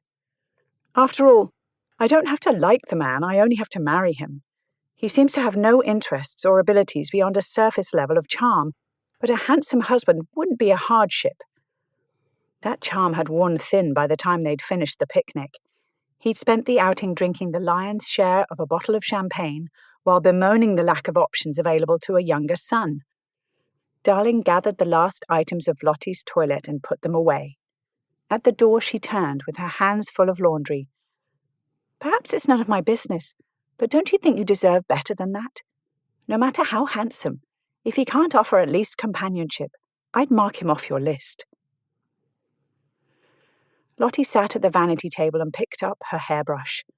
Not because her hair needed attention, But because her hands had a case of the fidgets, and brushing her hair gave her something to do as she mulled over the day. While Agatha appeared to nap under a nearby tree, doing her best impression of a cat in a sunbeam, Montague had brought up the paper doll princess scandal. Of course he had. She couldn't escape that stupid moniker. In an unforeseen twist to the conversation, he dismissed it, claiming Amesbury had far more to answer for. According to Montague, after several flutes of champagne, Amesbury had almost killed a man, a friend at that. Somewhere between gossip and outright fabrication, there could be a kernel of truth to his statement. The implications of that didn't sit well. Lord Amesbury might be a bad romantic risk, which she'd learned 7 years ago. Never mind how appealing he looked framed in a window, but the man wasn't a threat to anyone's life. She was sure of that. So where, then, was the truth amidst the fable? The next morning dawned, illuminating wet cobblestones. For once, Lady Luck was smiling Ethan's way, because the groom who'd brought him Ezra had been only a few feet in front of a groom leading a mount for Lady Charlotte. Their horses splashed through puddles as he and Lady Charlotte rode toward the park. Fog lingered along the grassy trails within the park's gates, lending the quiet space a reverent quality that he preferred not to break. They'd hardly exchanged a handful of words since meeting on the street and awkwardly setting off in the same direction. Remembering her desire for silence in the morning from their encounter at the inn, he didn't press for conversation. Since she appeared fully functional, he assumed she'd enjoyed at least one cup of tea already. The habit she wore fit snug as a glove, showing her assets in such a way that rational thought and blood flow left his brain for a second every time he looked at her. And he couldn't stop looking. The modest responsible deserved a hug and his eternal gratitude. Every curve of her body showed to perfection. A small satchel he'd slung crosswise over his body contained a pair of breakfast pastries he'd packed for himself. Without a word, he offered one to Lady Charlotte, leaning his body as far over in his saddle as his balance would allow to pass the warm bread. Another 5 minutes passed before she broke the silence. "Thank you." "You're welcome." He cleared his throat, not entirely sure what to say.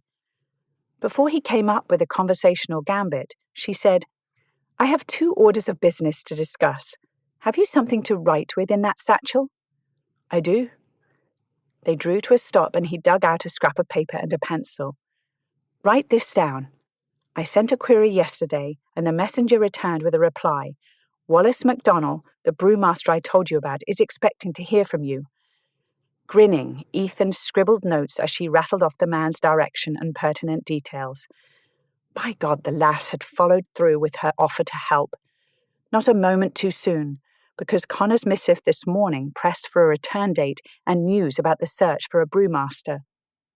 Every day delayed, every setback they'd experienced was money wasted. Frankly, he didn't have the funds to throw pound notes into the wind like that. He clutched the precious piece of paper. "Thank you, lass. This means a great deal." "Don't thank me yet. The next order of business is more personal. I heard a bit of disturbing news about you yesterday." That didn't bode well. "Sounds ominous. Gossiping about me, were you?" She raised a brow his way, as painfully beautiful as she'd been in his dreams last night. "I think it's safe to say we share a mutual disdain for gossip. However, these allegations are dire enough that they deserve an answer." "Dire, eh? Yet you helped me with Mr. MacDonald's information. I'm touched," he said, hand over his heart. "I didn't say I believed the gossip, only that I wanted to hear your defense. One of my suitors claims you tried to kill one of your friends." Well, there it was. He sighed, then navigated Ezra around a patch of late-blooming flowers. This was progress of a sort. A month ago, she'd have unilaterally believed the claims. However, with his dirtiest laundry hung before her, he wasn't sure if the heavy emotion settling in his gut resulted from the accusation or her casual reference to a suitor. "Your suitor is catching you up on all the news you missed these past few years?" "You don't deny it. He's accusing you of attempted murder." Lady Charlotte gaped at him with outrage on his behalf. That weight in his belly lifted a tad. Nay, a charge of attempted murder implies forethought and planning. There wasn't forethought given to anything back then. Not much thinking, period. If we're being honest, I ran wild through London. So much he could say, explain, excuse. Best to stick to the facts. A quick glance showed he had her attention as their horses plodded sedately down the path. Connor planned to join the army, you see. We grew up together. No best friend, but we ran with the same lads in the village. Anyway, before Connor got his uniform, he wanted to see London. Everyone back home thought it was a great lark when I inherited. I was showing off my fancy life because I tended to be an insufferable twit. I'm sure you remember.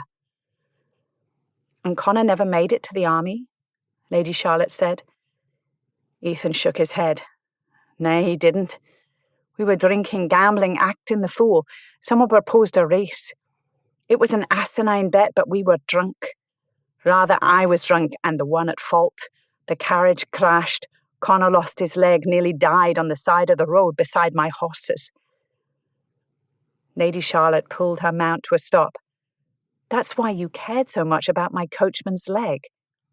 He reined his horse to circle back. Aye, I'm grateful you had a good doctor. It was tempting to reach over and brush the curl from her forehead where it covered the red scar at her hairline. Her brows scrunched together when she was deep in thought, and it was adorable. He hoped she'd considered what he'd said and heard the truth. Where is Connor now? Yelling at masons today. The construction isn't going to plan on the brewery. She cocked her head. He works for you?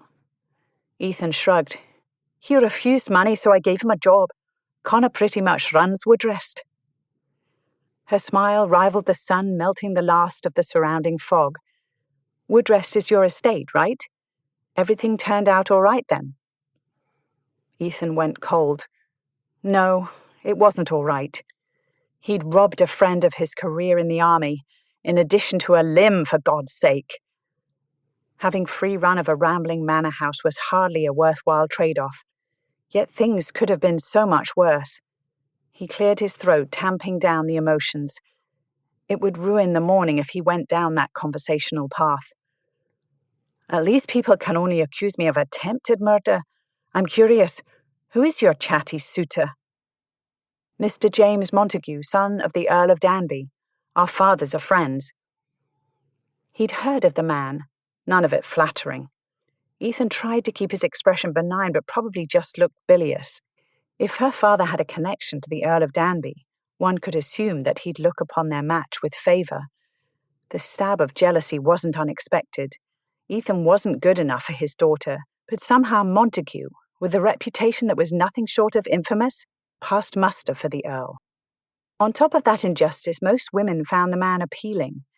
Montague might be a scoundrel, but he was a handsome scoundrel. They would make a beautiful pair, with Lady Charlotte's dark beauty acting as the perfect foil for her golden partner. Even Cal looked, well, normal in comparison to Montague. When had the other man earned the title of suitor? Without thinking, Ethan blurted, "You can't add Montague to your husband list." That he'd mishandled the situation became clear when she stiffened and shot him a glare. Of all the presumptuous, rude... She gaped as if struggling for words. Damn. Trying to lighten the mood, he said, "Is rude the best you can come up with? You disappoint me, Lady Charlotte." Teasing banter wouldn't soothe her ire. What makes you think you have a voice in my husband list, as you call it? For all you know, Mr. Montague already made an offer and has been accepted by my father. Has he? Please, no. You missed the point, my lord. That's none of your business. That wasn't a no. You're right, it's not. I only say something because Montague is not a man you want to saddle yourself with for life. I don't want to dirty your ears with details. This ride had been going so well, and now the morning was shot to hell. Her short laugh couldn't be mistaken for amusement. This from the likes of you? Might I remind you of our conversation not 3 minutes ago? If his character is so vile, I deserve to know the charges against him." In plain terms, the man lives on credit. He rarely greets a morning sober or with the same female companion. In fact, I'd bet he wasn't entirely sober when you met him. "You know this to be fact?" she challenged. "His reputation speaks for itself, Lady Charlotte." "So does yours, my lord," she snapped. He winced. There was no defending that. "You deserve better." With a deliberate look, she perused him from the top of his head to his dirty boots, then back up to his eyes. "Yes, I do." Without waiting for him, she spurred her mount to a canter in the opposite direction, and moments later a groom passed Ethan, giving him a quizzical glance. Damn it. "You have a letter," Agatha said. Lottie looked up from her book. I wonder if Father finally found a moment to write. Yes, that busy schedule of drinking port and reading in his library. Fine, that wasn't fair. He'd been coming out of his decline these last few months, trying to do more with the estate, which was why she'd been ousted to London for a husband hunt. Mr. Montague might be sending more poetry, but that was unlikely, since he was due any minute for a drive in the park. He'd visited every day since the picnic, but she'd managed to delay another outing until today. Perhaps he'd written to cancel their plans? Hope sprung eternal. During yesterday's call, he'd mentioned being lucky to marry for love, and she nearly gagged. That made her decision easier. Lottie would tell him the engagement was off, not that it had ever been on, during their time today.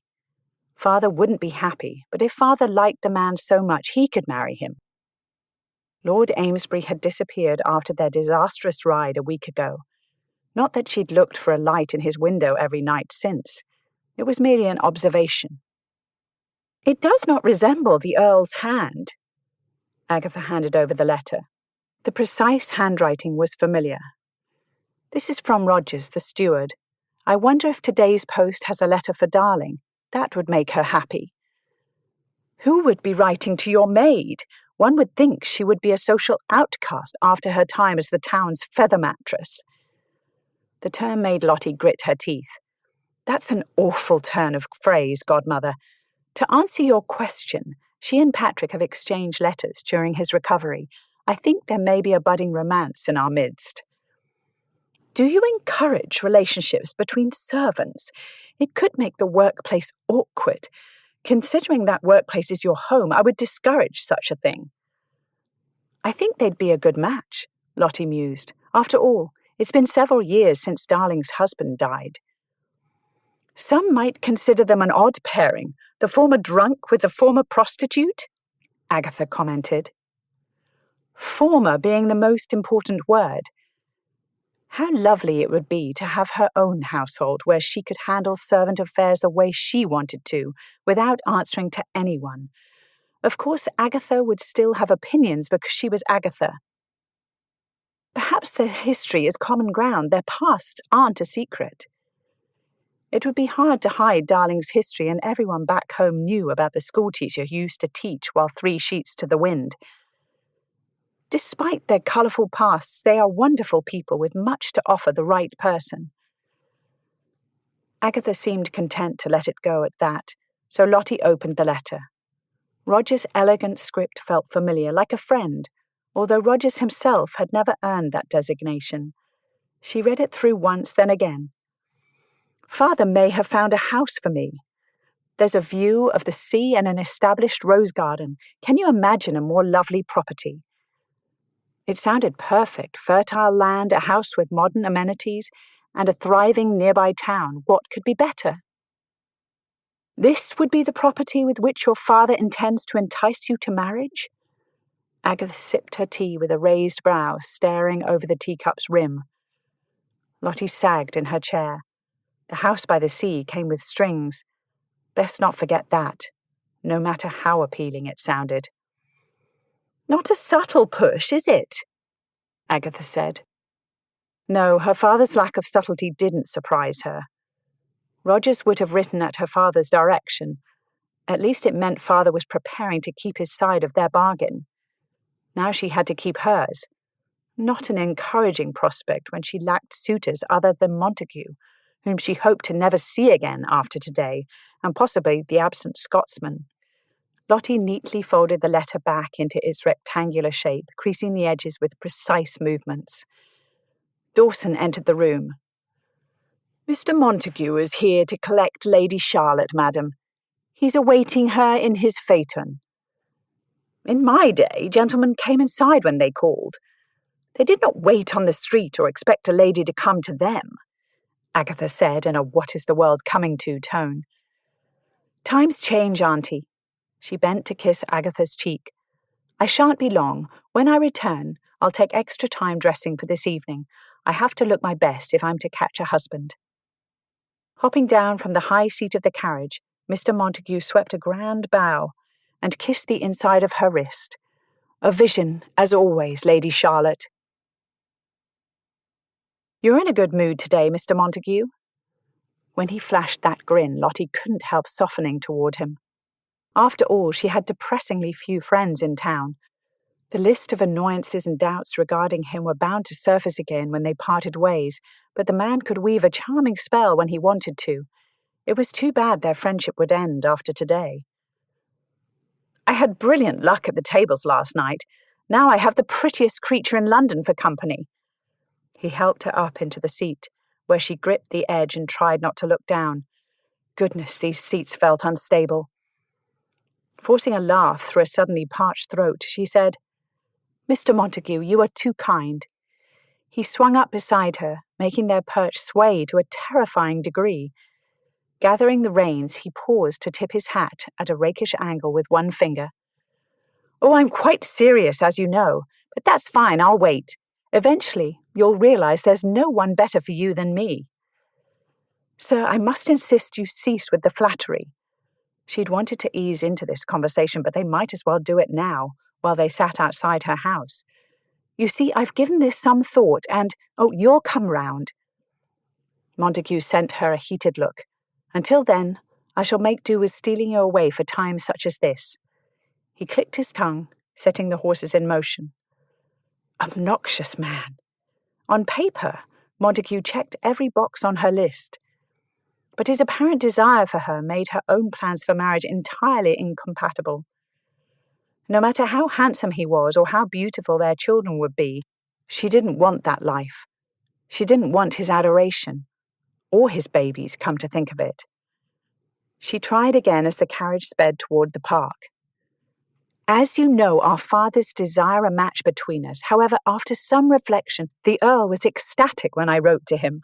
I sent an express messenger the day I saw you on Bond Street. He's given his blessing." "Excuse me?" She gaped at his presumption. Surely her father would never give consent without first consulting her. Not after she'd already declined this exact match. The disquiet in her heart stirred when Montague ignored her question in favour of navigating the phaeton through the streets of Mayfair. The verdant expanse of Hyde Park sprawled before them. Without a pause, Montague guided the horses past the park gates as they approached Oxford Street.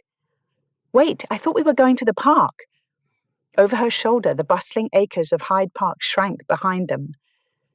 "I have a different drive in mind for today, trust me." Montague signalled the team to a higher speed away from Mayfair. Trust him? Not bloody likely. Amesbury's warning about Montague rang in her head. "Mr. Montague, I insist you take me home. If you don't plan to drive in the park as planned, then this outing is finished." City blocks of businesses passed, then houses. Hedgerows dotted the distance, and still they continued. "You worry too much. We're almost there," Montague insisted. "Sir, turn these horses around at once." Who cared if her voice was shrill when the blasted man continued down the road in the opposite direction of where they should be going? "Not to worry, pet. I'm sure you're concerned about your reputation, but as an engaged couple we can enjoy a nice drive in an open carriage." He snapped the lines, pushing the horses to go faster. "Not out into the countryside, and we aren't engaged. We will never be engaged, which is what I was trying to say, but you kept interrupting." There. Her chest deflated as she sighed with relief at finally getting the words out. She could have been more diplomatic, but the man was obstinate to the extreme. There was no way to misinterpret her wishes now. "That's not what your father says. Sit back and enjoy the drive. You said you prefer the country, so I planned this just for you." Montague turned off the main byway onto a rutted path.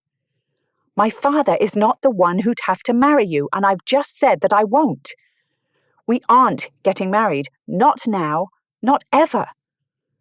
She bit the words out while her brain scrambled for a plan. At least they were off the main road, thus not going farther from London. The phaeton didn't handle this terrain well, but then a rocky trail with nubby clumps of grass and soil couldn't be what the engineers had had in mind when designing it. Lottie gripped the seat edge until her knuckles were white and counted her breaths. In, 1, 2, 3, out, 1, 2, 3. What was she going to do? At what point did a situation become kidnapping? There had to be a way to get him to take her home. She could guess at how far they'd gone, but she didn't know for sure. If she jumped down and made a run for it, there was only the road back, which left her open to him following her. If she played along long enough to get out of here, she need never see this man again. The horses slowed, coming to rest in a grassy clearing surrounded by trees. A serene pond reflected the vibrant colours of autumn. Montague nimbly jumped down, then turned to lift her out of the carriage, but she tightened her grip on the seat and stayed put. "Mr. Montague." "James, my name is James. I ache to hear you say it." He gripped her hips, dragging her to the edge of the seat, sending the whole contraption rocking again. "James!" She gritted her teeth and held on tighter to the wood. "You brought me out here even though I asked to go home. We're here, and yes, it's lovely. Now I'd like to return to London immediately." "This isn't how you were supposed to be," Montague grumbled. "Terribly sorry to disappoint," she snapped. Staring him down, she waited for him to climb back into the phaeton. Instead, he glared, then walked toward the trees and stood with his back to her. When he widened his stance, she grimaced, then looked away. While Montague took a piss a few feet to her left, Lottie stared at the bucolic view and wrestled her irritation under control. This place was beautiful, even though she didn't want to be here. It reminded her of home, which brought to mind the letter from the steward. Her new house might have a view accompanied by the sound of the sea crashing on the rocks below her window. If Lottie could make herself say yes to this man, then write to her father this evening, that house would be hers. She shook her head and stored away the serene scene in a corner of her mind to relish later. Someday she'd have that house, but she wouldn't marry Montague to get it. The horses shifted, sending the phaeton swaying again. The reins slid off the seat where he'd left them. Before she lost them entirely, she looped the leather around a brass anchor by her feet. Eyeing the horses, then the man buttoning the placket on his breeches, she weighed her options. She'd driven the gig back home. But that was one horse. A phaeton was double the horseflesh, plus an unstable carriage design, and she was off the beaten path. Montague clambered up to join her on the narrow seat, and the opportunity was lost. "Mr. Montague, I would like to leave, now." "We agreed you would call me James." "You insisted, then I relented. That is not coming to an agreement. But fine, yes, James." She rolled her eyes. It was like negotiating with a surly child. A cool breeze whistled through the trees, making her shiver despite her heavy spencer. Changing tactics slightly, she sweetened her voice. "This pond is lovely. Thank you for sharing it with me. But I am rather chilled. Could you take me home, please?" He loosened the reins and held them in his hand. "Before we go, there is one thing I need to do," Montague said, then sealed her mouth with his. Her first kiss. Kind of shocking, really, to be 26 and have never experienced this. It was, well, wet, warm, different from how she'd imagined it would be. But then she'd always imagined her first kiss would be given, not taken. Wrenching her head away, she wiped her mouth with a gloved finger. "Come now, love," he said with a silky, firm voice. "Don't turn missish now. We aren't leaving until you kiss me properly." The charming man she thought she knew had disappeared. Instead, his flat eyes were set in a face that used to be handsome and now appeared to be carved from stone. The sneer he wore fit him better than a smile ever had. Everything Amesbury had warned her about was true. This man was a bully, a cad, and a reprobate. Montague held the reins, literally and figuratively. By refusing to set the horses toward home unless she kissed him back, he'd trapped her. At his mercy, she felt a cold pressure behind her ribs, limiting her air to shallow sips. Not knowing what else to do, she shook her head, denying the situation, denying him a kiss, denying that she'd somehow landed here outside London with no way home besides him. When Montague kissed her again, it was a second invasion she hadn't asked for. This had nothing to do with romance. Even a woman with her non-existent romantic history knew that. His fingers pinched her upper arms. If she bit his tongue, he might do worse than a kiss. But then if she vomited on him, perhaps that would speak for itself too. A whimper clawed up the back of her throat as she tore her face away, twisting to use a shoulder to create precious inches between them. "Please, sir, I don't feel well." Truth. Her stomach rolled with acid waves, fed by fear. "So formal, my love. I told you to call me James." The fingers on her arms tightened. There would definitely be marks to commemorate their time together, but in that split second she saw an opening. He dropped the reins to hold her arms, trying to turn her body to face him.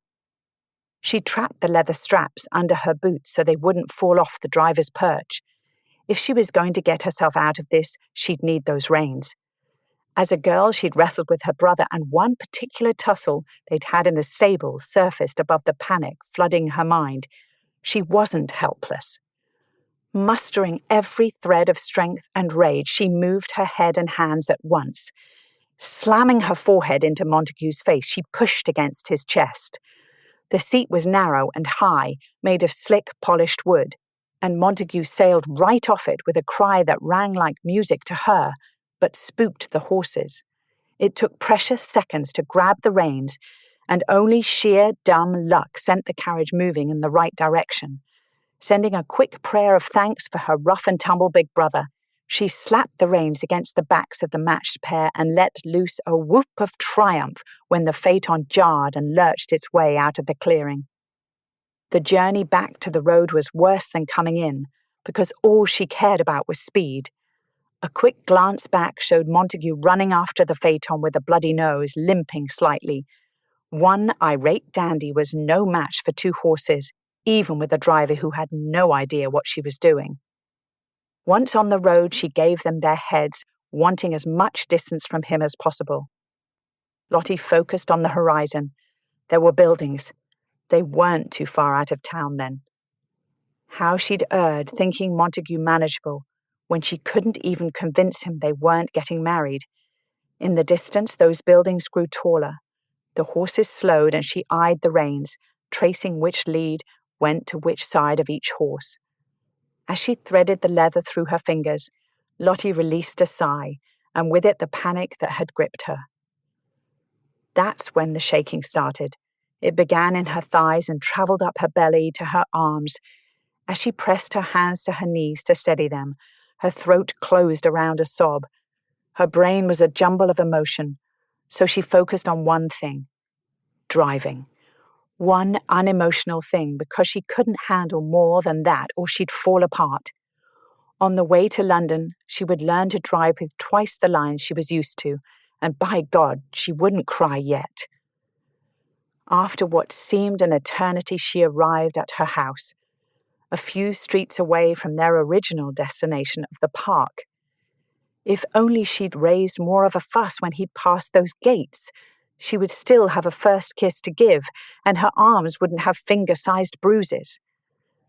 Before the self-recriminations could settle in, she said aloud, Yes, and that bastard wouldn't be walking home. She jumped down from the swaying seat and clutched the side of the carriage, waiting for her legs to support her. Montague would never touch her again.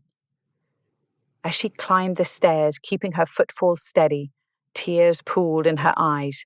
Counting her steps, she clung to control. 5.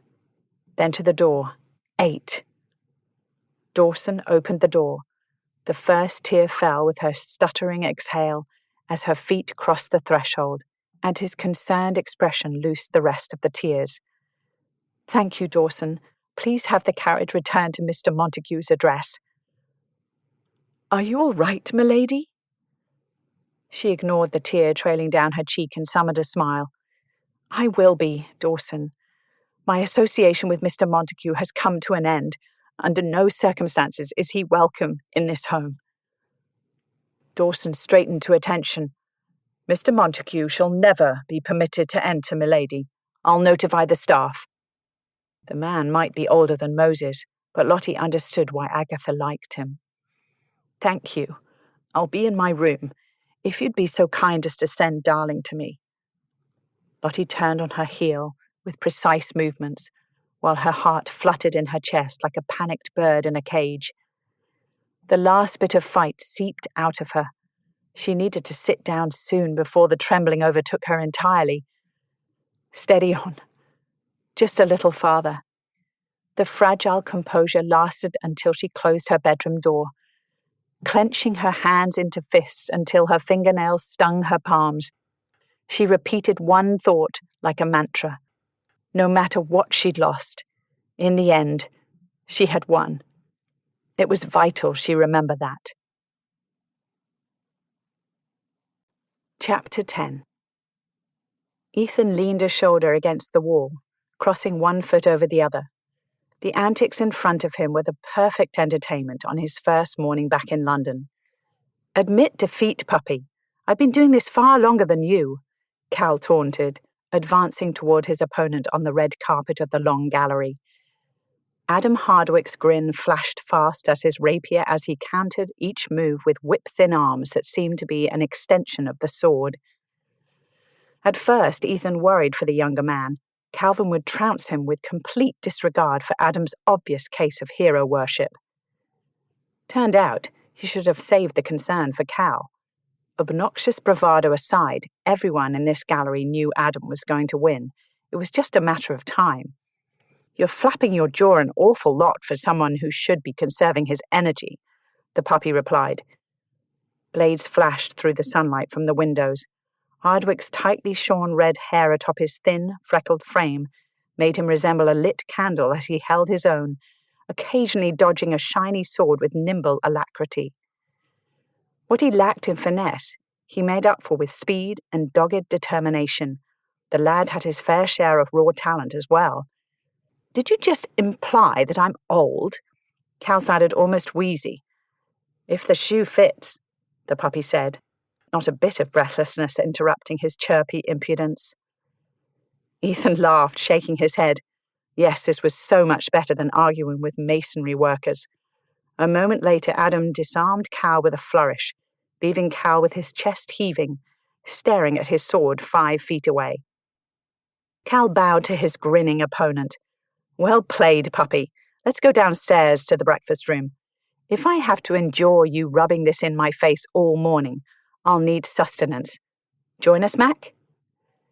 Ethan shook his head. "I thought I'd go next door and coax Lady Charlotte out for a ride. The last time I saw her, we parted ways under unpleasant circumstances." "Lady Charlotte?" Adam asked. "Mac is on a mission to make an arse of himself over the lady next door. Again," Cal explained as he wrapped the swords in oilcloth. Ethan rolled his eyes. "I'm trying to make amends. I destroyed her first season with an unflattering nickname." "Oh, you mean that paper doll nonsense. I read something about that. How do you propose making up for ruining her season?" Adam had a face full of freckles and kind eyes. No judgment, just curiosity. Ethan could see why Calvin liked him. "I have no idea, but..." Cal interrupted. The entire thing is a disaster waiting to happen. It's great fun to watch. I'll try to get you an invitation the next time we go out. Does this woman have dark curly hair? Pretty? Adam asked. Ethan nodded. I passed her when I arrived. She looked to be on her way out for a ride. Ethan straightened. Which way was she headed? Perhaps I can run into her. He owed her an apology for butting in about Montague last week. Besides, call him a glutton for punishment, but he wanted to see her. Adam jerked his head in the direction of every decent park in the area. Green Park, St. James's Park, and Hyde Park. Hundreds of acres of green space. Hyde Park alone was over 300 acres. It would be a happy coincidence if he found her. A short while later, Ethan entered the Grosvenor Gate of Hyde Park. As if manifested from his mind, she sat in profile, confident and entirely at home atop a beautiful bay several yards away. She held her mount in place, looking out at the park trails. What she searched for, Ethan didn't know, but she certainly made a pretty picture. Like a painting titled Lady on Horseback. A groom waited patiently behind her. Several curls escaped down her back from what might have once been an elegant coiffure, so perhaps she'd already been for her run this morning. Ethan waved. Lady Charlotte, might I have a word? Drawing closer, he noticed the dark smudges beneath her eyes that hinted at a sleepless night. She didn't answer, but she waited for him to join her. I owe you an apology for my behavior the last time we spoke. You were right to tell me mind my own business. I'm sorry for upsetting you. I'm sorry for my rudeness. Her blink was slow, as if she'd taken a few extra seconds to process his words. You were right to warn me about Montague, even if you were rude. Beyond the exhaustion, her eyes had a dull, defeated look that was unlike the woman he'd met before now. Had her suitor shown his true colours? Concern overrode etiquette, so he said, I know I just apologized for sticking my nose in your affairs, but are you all right? She nudged her mare into a leisurely walk. A headache kept me awake all night. It's made me quite cross, I'm afraid. I'm sorry to hear that. Did something happen with Mr. Montague? A flock of birds left a nearby tree in a feathered swirl, their squawking filling the pause as he waited for her answer. He'd wait all day if need be. They headed off the trail toward a copse of trees. You were right about him. Now's your chance to say, I told you so. Go ahead. I won't do that, my lady, especially if he hurt you. What had happened? Possible scenarios crossed his mind, each worse than the last. I know we aren't exactly friends, but I'm worried for you, lass. She pulled her mount to a stop and turned to him. I can't believe I'm saying this, to you of all people, but I could use a friend. The only person outside my house who cared enough to warn me away from Montague was you. Are you certain you want to befriend the man who made you flee town for nearly a decade? Emotions piled into his chest in a happy mess, but he couldn't quite believe the offer of friendship was genuine. Please, you give yourself too much credit, my lord. For the first time this morning she smiled at him, like the sun coming out on a gloomy day, warming everything in its path. That paper doll princess nonsense knocked the wind out of me, but not for long.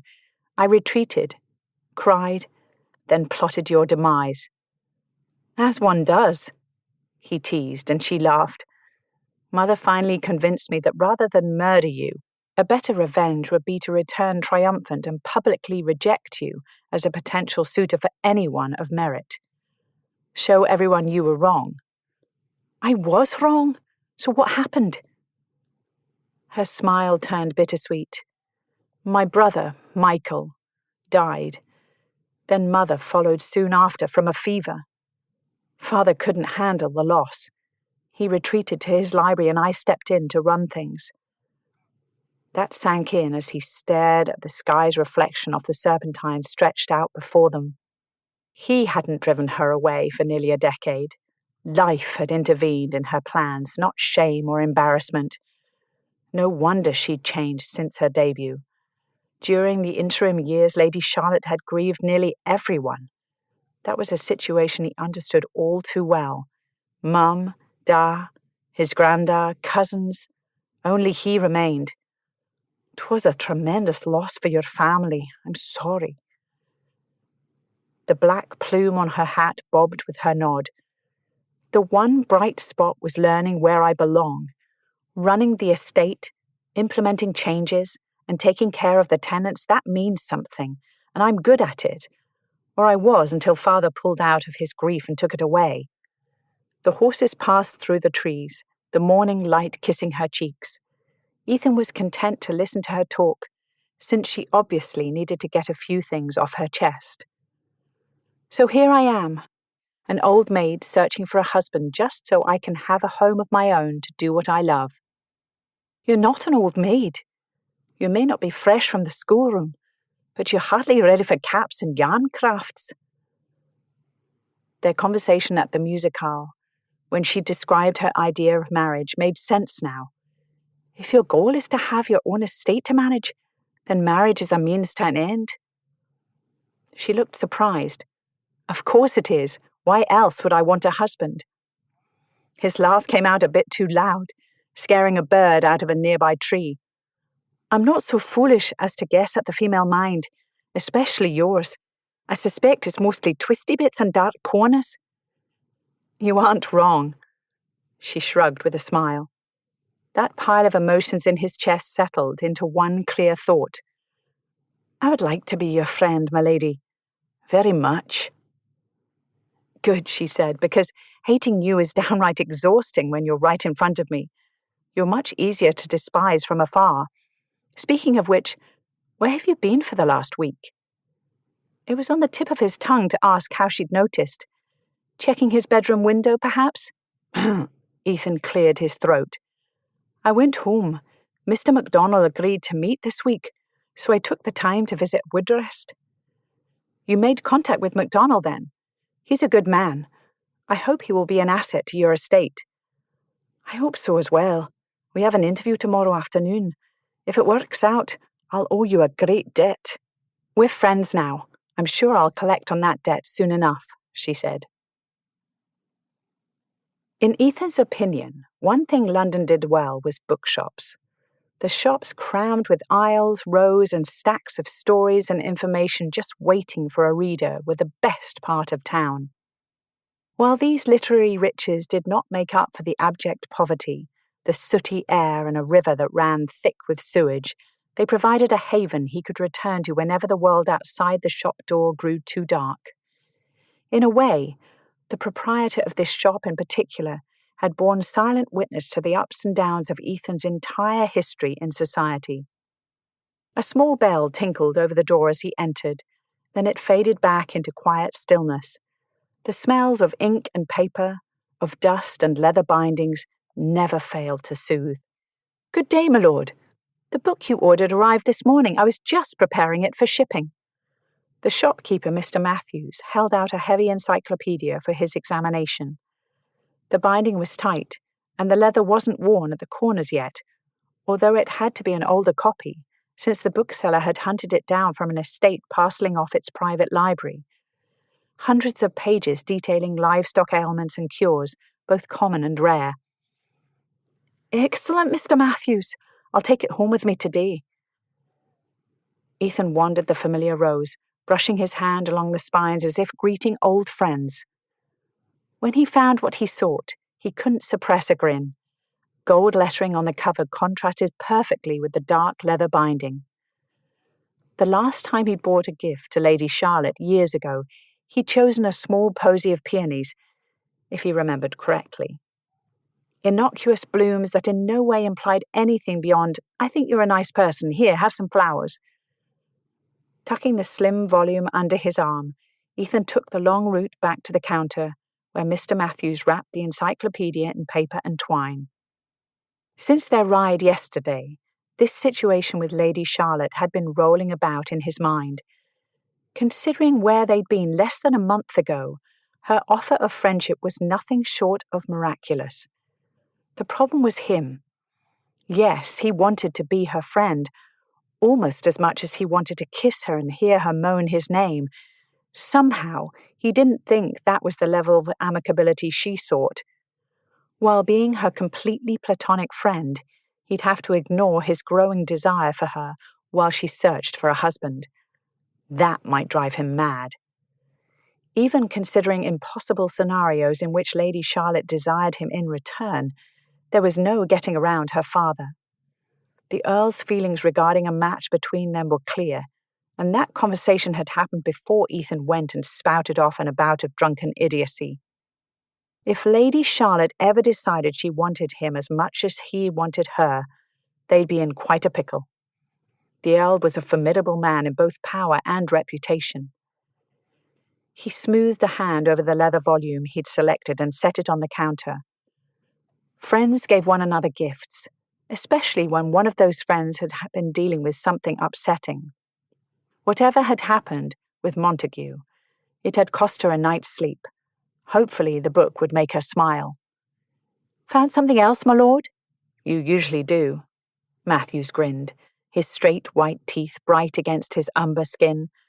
The shopkeeper tallied the total, and Ethan paid on the spot, as he always did. "This store never fails to hold something I have to bring home. How's the missus? And your daughters? I've not seen them in the store the last few times I've come in." Mr. Matthews had a special smile reserved for the mention of his family. The man exuded sheer joy, and damned if it wasn't impossible to not envy him a little. "Oh, the missus keeps me on my toes, but she's a gift. The girls are both married now, one just last month, and the other is making me a grandfather in the new year. I'm a blessed man, my lord," the bookseller said. "Sounds like it. Congratulations. Please pass along my best wishes to your family." Ethan gathered the two wrapped parcels and donned his hat again. "Until next time, Mr. Matthews, be well." Outside, he paused to let a hackney pass before he dodged across the road. Only a couple blocks to the south stood Cowell's Bond Street tailor, where Ethan had left his horse. He stole a glance at his pocket watch. He was due to meet Mr. MacDonald at a nearby coffee house in an hour. A little girl selling violets at the corner turned her large eyes on him. With a little juggle, he tucked the books under his arm and tossed a coin to the girl. He had grossly overpaid, but didn't care a whit when her smile stretched to show the gaps in her teeth. Crouching low, he let her pin the blooms to his lapel. With the tip of his hat, he swept a bow as she giggled.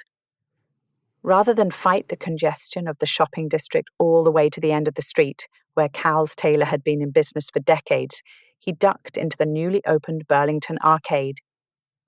With some of the shops standing vacant, there were fewer people in the covered shopping area. The riffraff tended to avoid the area, as the arcade's beadles were most enthusiastic about their job. Passing the shop windows with their frills and high-priced wares, he wove through the shoppers to where the arcade opened on Piccadilly. The tailor shop had the kind of air to it that said, "Yes, we've been here longer than the king has been alive. Wipe your bloody feet." Ethan did just that, then looked over to see one of the tailors watching him. He recognized that scrawny face. This man, back when he was a lowly assistant, had refused to wait on Ethan the first time he'd met Cal here years ago. When Cal had explained that this was the newly titled Viscount and a dear friend, the disbelieving stare would have been comical if directed at someone else. For a brief time, the assistant had thought to transform Ethan from bumpkin to fashion plate. Once the man had realized the new Viscount Amesbury didn't care if his cravat was pressed, much less tied in a perfect waterfall knot, they'd each retreated to their respective corners, and now they eyed one another like wary ex-combatants. Ethan followed the sounds of his friend's voice to a lush, carpeted salon, where Cal stood with another tailor's assistant kneeling before him. Thank God everyone concerned wore clothes, otherwise this might have been awkward. "No, sir, I always hang left. If you kink my cock with a misplaced seam, we shall have words, you and I," Cal said. "Never mind, still awkward." "The poor lad's ears are bright red, Cal. Apologise for embarrassing him," Ethan commented, taking a seat and resting an ankle on his knee. Cal glanced down at the man who held a measuring tape snug against what one would assume to be the left dangling member in question. Do conversations about cocks embarrass you? So sorry to offend. You might be in the wrong business, though. I imagine there are a great many cocks in your line of work. Ethan muffled his laugh with a hand and shook his head. The tailor's assistant stammered something that seemed to appease Cal, then went back to making notes and taking measurements. Don't they already have your measurements on file? You've been coming here since you were in nappies. These will be Cossack trousers in the new style. Looser fit for my fencing bouts with the puppy, Cal said. You'll look utterly ridiculous and probably still lose. You know that, right? They're the height of fashion, Cal said. Right, as you said. If nothing else, they'll allow plenty of room to dangle left while your young friend runs circles around you. Never underestimate the importance of the dangle, and I long ago gave up any hope of you understanding fashionable dress. About damn time. Are we done here, or will you be a while yet? Ethan exchanged a look with the tailor's assistant, who scuttled back so Cal could step down from the dais. I need to get to my meeting with MacDonald and don't want to be late. I'm famished, so I'll come with you. You're meeting at the coffee house, right? Cal asked, accepting the tailor's assistant's help, shrugging back into his coat and boots. Aye, a kidney pie sounds perfect. I spent the last week asking around, and Lady Charlotte didn't exaggerate. The brew he made in Westmoreland is spoken of very highly, but from what I've heard, his methods differ from the gentleman we met in Warwickshire. I'd like your aid of him. I'll have to work with the man after all, and we both know I'm getting desperate to fill the position. Ethan gathered the small bundle from the bookstore. Maybe after a pint, I can convince you to rethink those trousers. Chapter 11. Lady Agatha stood before the window, tapping her cane on the floor in an agitated rhythm. The sun backlit her silver hair and black dress, giving her the look of an elderly avenging angel. The way she twisted the brass knob of her cane, it wouldn't surprise Lottie to discover a sword stashed inside, ready to burst into flames, channeling the vengeance of God. Heavenly vengeance would be useful right about now. She'd been expecting fallout since leaving Montague by that pond and borrowing his phaeton. Fine, she'd stolen it, but she'd given it back. With his wounded pride and possibly broken nose, she'd known he wouldn't let the situation stand, even though she'd hoped he would choose discretion and slither back under whatever rock he'd come from. Even so, she hadn't expected blackmail. At the window, she swung back to traverse the room again until she reached the sofa. I should have listened to my gut. I knew something felt off about him. But no, for father's sake, I tried to give him the benefit of the doubt. Agatha, you told me he wasn't suitable. Darling, hell, even Lord Amesbury warned me off the man. Montague is nothing but a low-life, scummy, awful pile of excrement. Bastard! Clutching the letter she'd received in one hand, she nibbled at her other thumbnail, an anxious habit from her childhood she'd thought eradicated. I should chastise the language, but frankly, my dear, you understate the matter, Agatha said. Waving the letter in the air, Lottie wailed, What am I going to do? He's sending an engagement notice to the Times. I won't marry that man, and I told him as much. But father gave his blessing in writing. Father is drawing up contracts, and that house Rogers wrote about must be part of it. Montague and father have me cornered. He wants to call on me and discuss wedding details, as if Dawson hasn't already turned him away several times. I would never ask you to let him call. I do not know what happened between you, and I do not need to. If you cut ties, and he is responding with this blatant manipulation, I know you are in the right, Agatha said. Lottie slumped onto the sofa, resting her forehead in her palm, and tried to think through the situation. Hard to do when all she wanted to do was rage and cry. Father appeared to be ignoring her wishes by going forward with the engagement. Montague was more wily than expected, and she had no idea how to get out of this. She'd dispatched a messenger as soon as the letter arrived, but she didn't have much faith that it would do any good. Even riding hell for leather, the messenger would take several days to reach Stanwick Manor, and the engagement notice would be in Friday's Times. A tap on the door interrupted her downward spiral. Dawson entered. "Pardon me, milady. Lord Amesbury is here. Would you like him to return at a later date?" Before Agatha could reply, Lottie said, "Send him in, Dawson." Aunt Agatha gave her a concerned look, and Lottie shrugged. "I don't know what to do. You don't know what to do. Maybe Amesbury will have an idea." "Since when are you two friends?" "It's a recent development. I feel like I can use all the friends I can get right now, don't you?" She didn't regret her offer of friendship, although thinking of Amesbury as a friend didn't feel natural yet. Lord Amesbury took one tentative step into the room. He'd taken care with his dress before calling, and the effort made Lottie smile, despite the events of the morning. The dark blue coat fit him to perfection, and his cravat was simply tied but bright white and starched. The dark shadow of his beard remained, but she suspected that was because of thick facial hair, not a lack of shaving. Agatha headed toward the door. "Welcome, Lord Amesbury. Lottie, I'll be back shortly. I need refreshment stronger than tea," and Dawson moved my brandy decanter again. She left the door to the hall open to observe proprieties. Amesbury watched her go, then turned to Lottie. "Am I interrupting?" He held up a brown, wrapped parcel. "I brought you something, but I can come back later." It seemed too great a task to sit up and play her part in drawing-room etiquette, so Lottie stayed where she was, in her unladylike sprawl. She waved the letter in the air and said, "Montague played his hand, and I might be outmatched." Raising a brow, Amesbury took a seat beside her on the sofa, setting the parcel aside. "You? Outmatched? I can't believe that. What has he done?"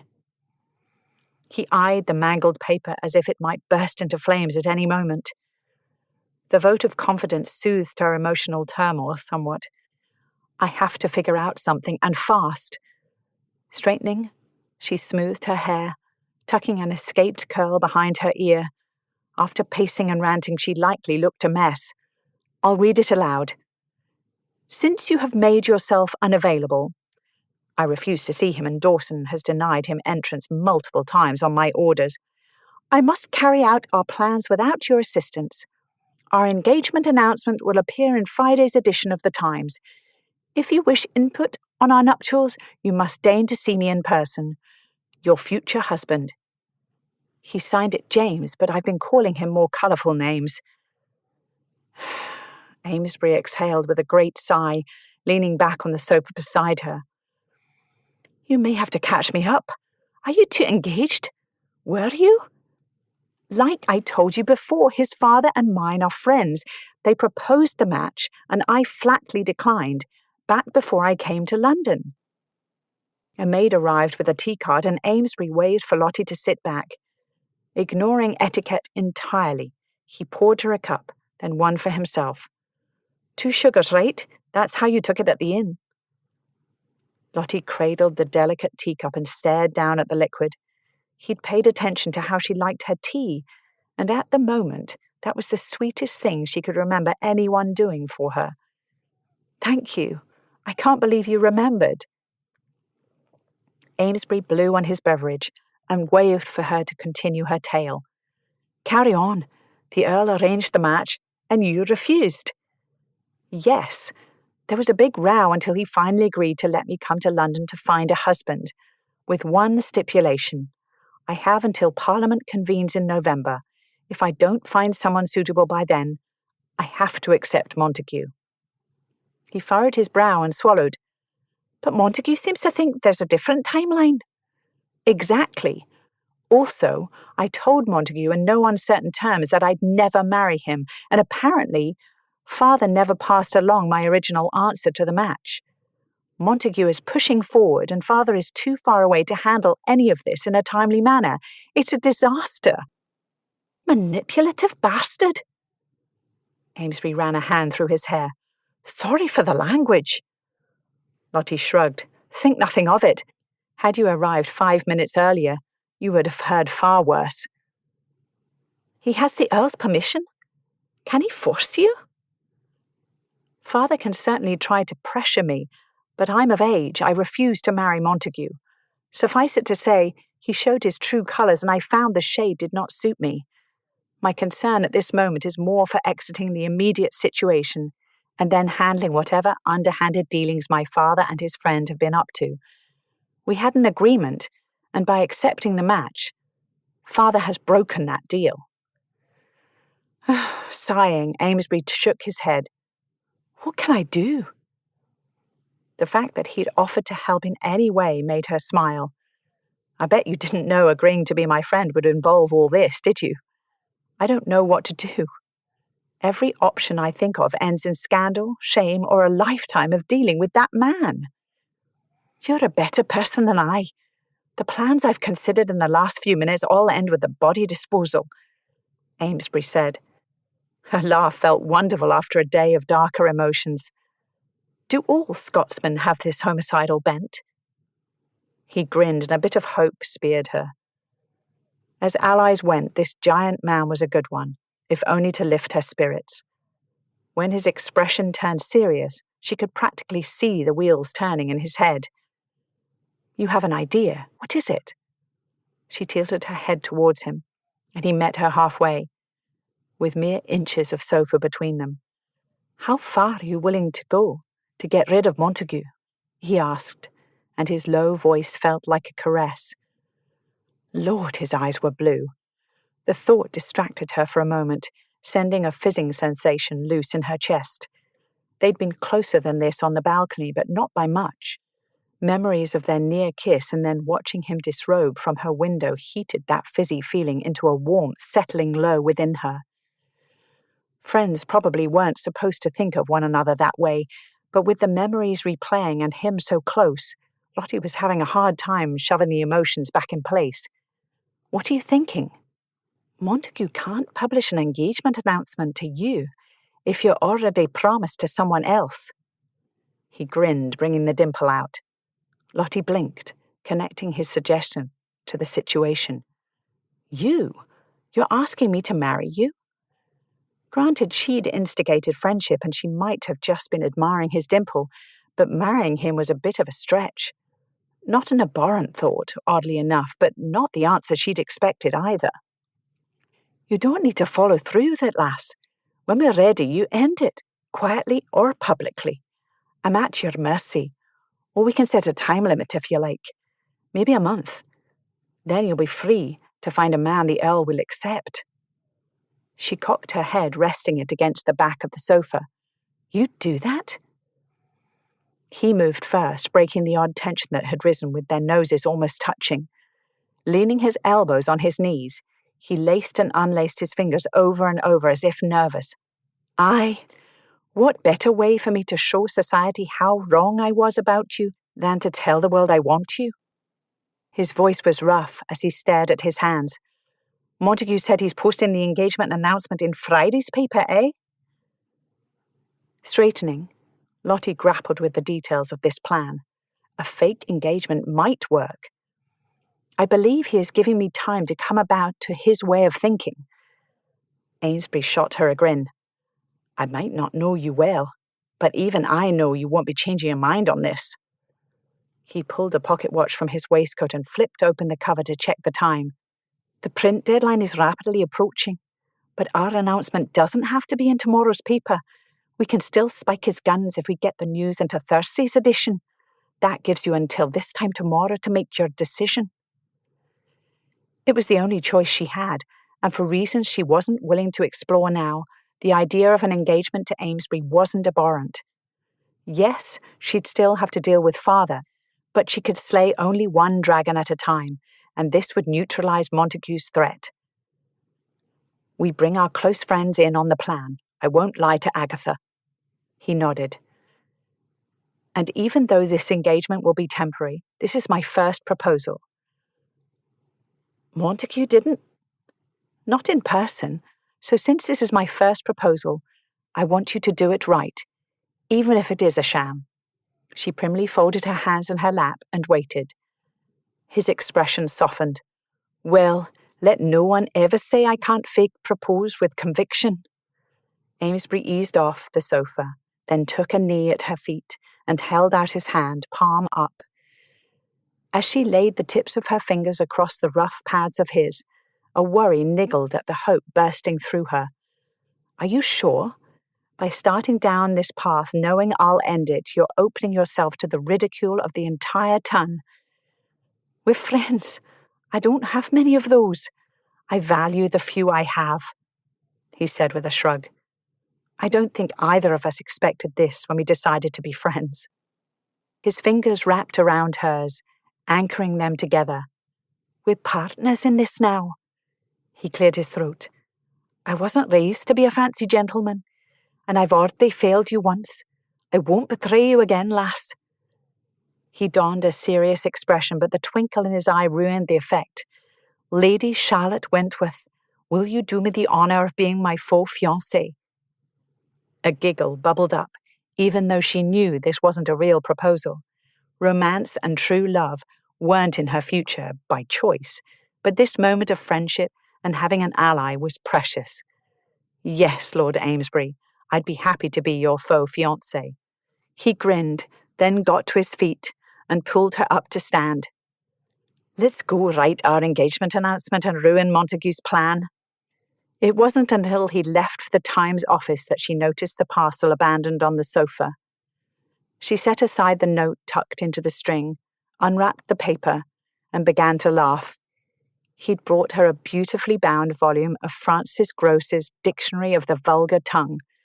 Still chuckling, she read the note, written in scrawling penmanship.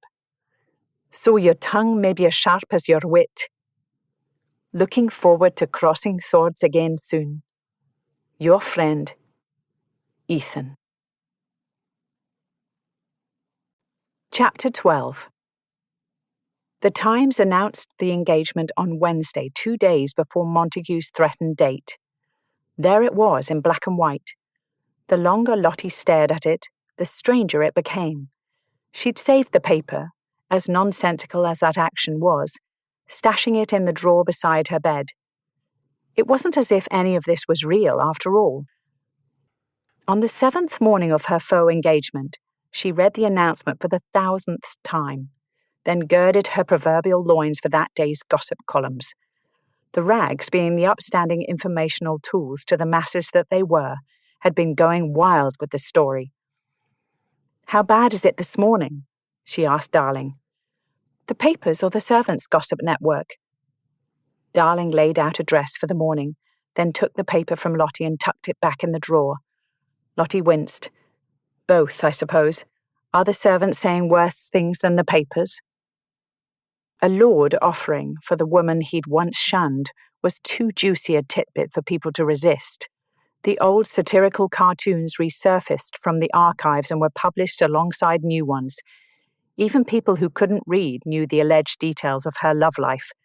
The most popular image showed a pathetic groom walking down the aisle of a church with a life-sized cutout of her tucked under one arm, like a newspaper, as he trudged towards a bishop holding out a bag of gold. It wasn't even a flattering likeness, if such a thing were possible when speaking of mocking caricatures. Some love the romance of it, you know. A man ruins a woman, then wins her back and they fall in love. Word is, you have a heart of gold and the patience of a saint. Lottie snorted. That was one way to interpret it. Not remotely true, but creative. What's the other side say? You broke Mr. Montague's heart by choosing a title over love. Those people think you're a money-grubbing hussy. We don't like those people. Darling shook out a chemise and placed it with the day dress on the bed. No, I suppose we wouldn't like those people. Is Montague still flapping his jaw all over Christendom? She tried to laugh it off, but it stung to think of strangers passing judgment on her based on false information. The man should be on the stage, from what I hear. A more wounded martyr for love you've never seen. The cartoonists are having a grand time, let me tell you. Between you and me, I think he's selling these stories to pay his gambling debts, Darling said. Too bad I can't tell everyone he's the real brute here, not Lord Amesbury. Have you heard back from Patrick regarding our little subterfuge? At her request, Darling had sent a letter to Patrick the same day Amesbury had brought the announcement to the Times. With any luck, by the time the edition of the paper announcing their engagement arrived at Stanwick, Patrick would have prepared the staff to follow her instructions.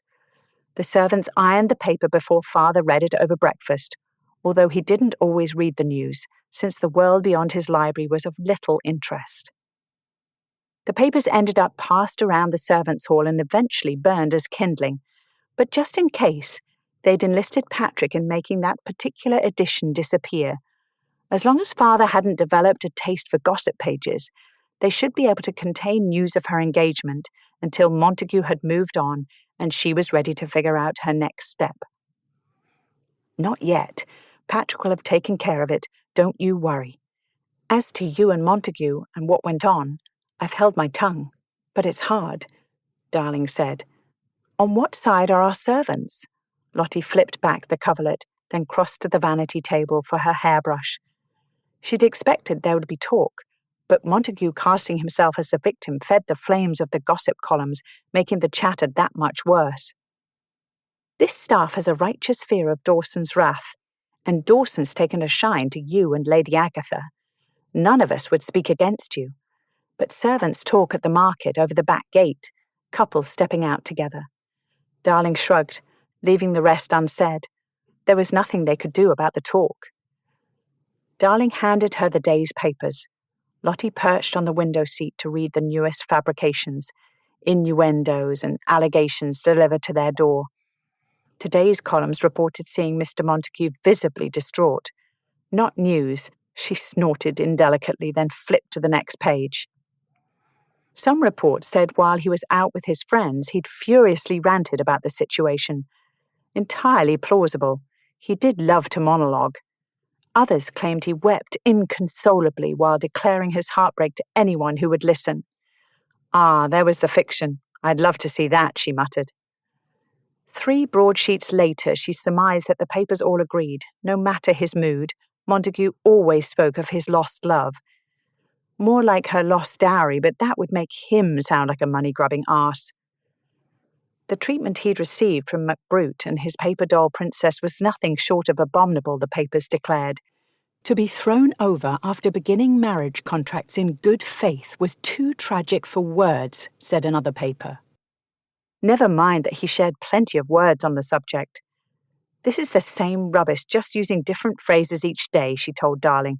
Listen to this nonsense.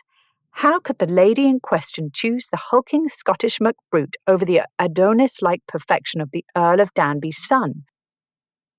I'll tell you how. Lord Amesbury doesn't have to pad his coats, and he probably doesn't kiss like a gasping trout. I bet you a week's pay you find out for sure sooner rather than later. Lord Amesbury might be a friend now, but he's still a man, Darling teased.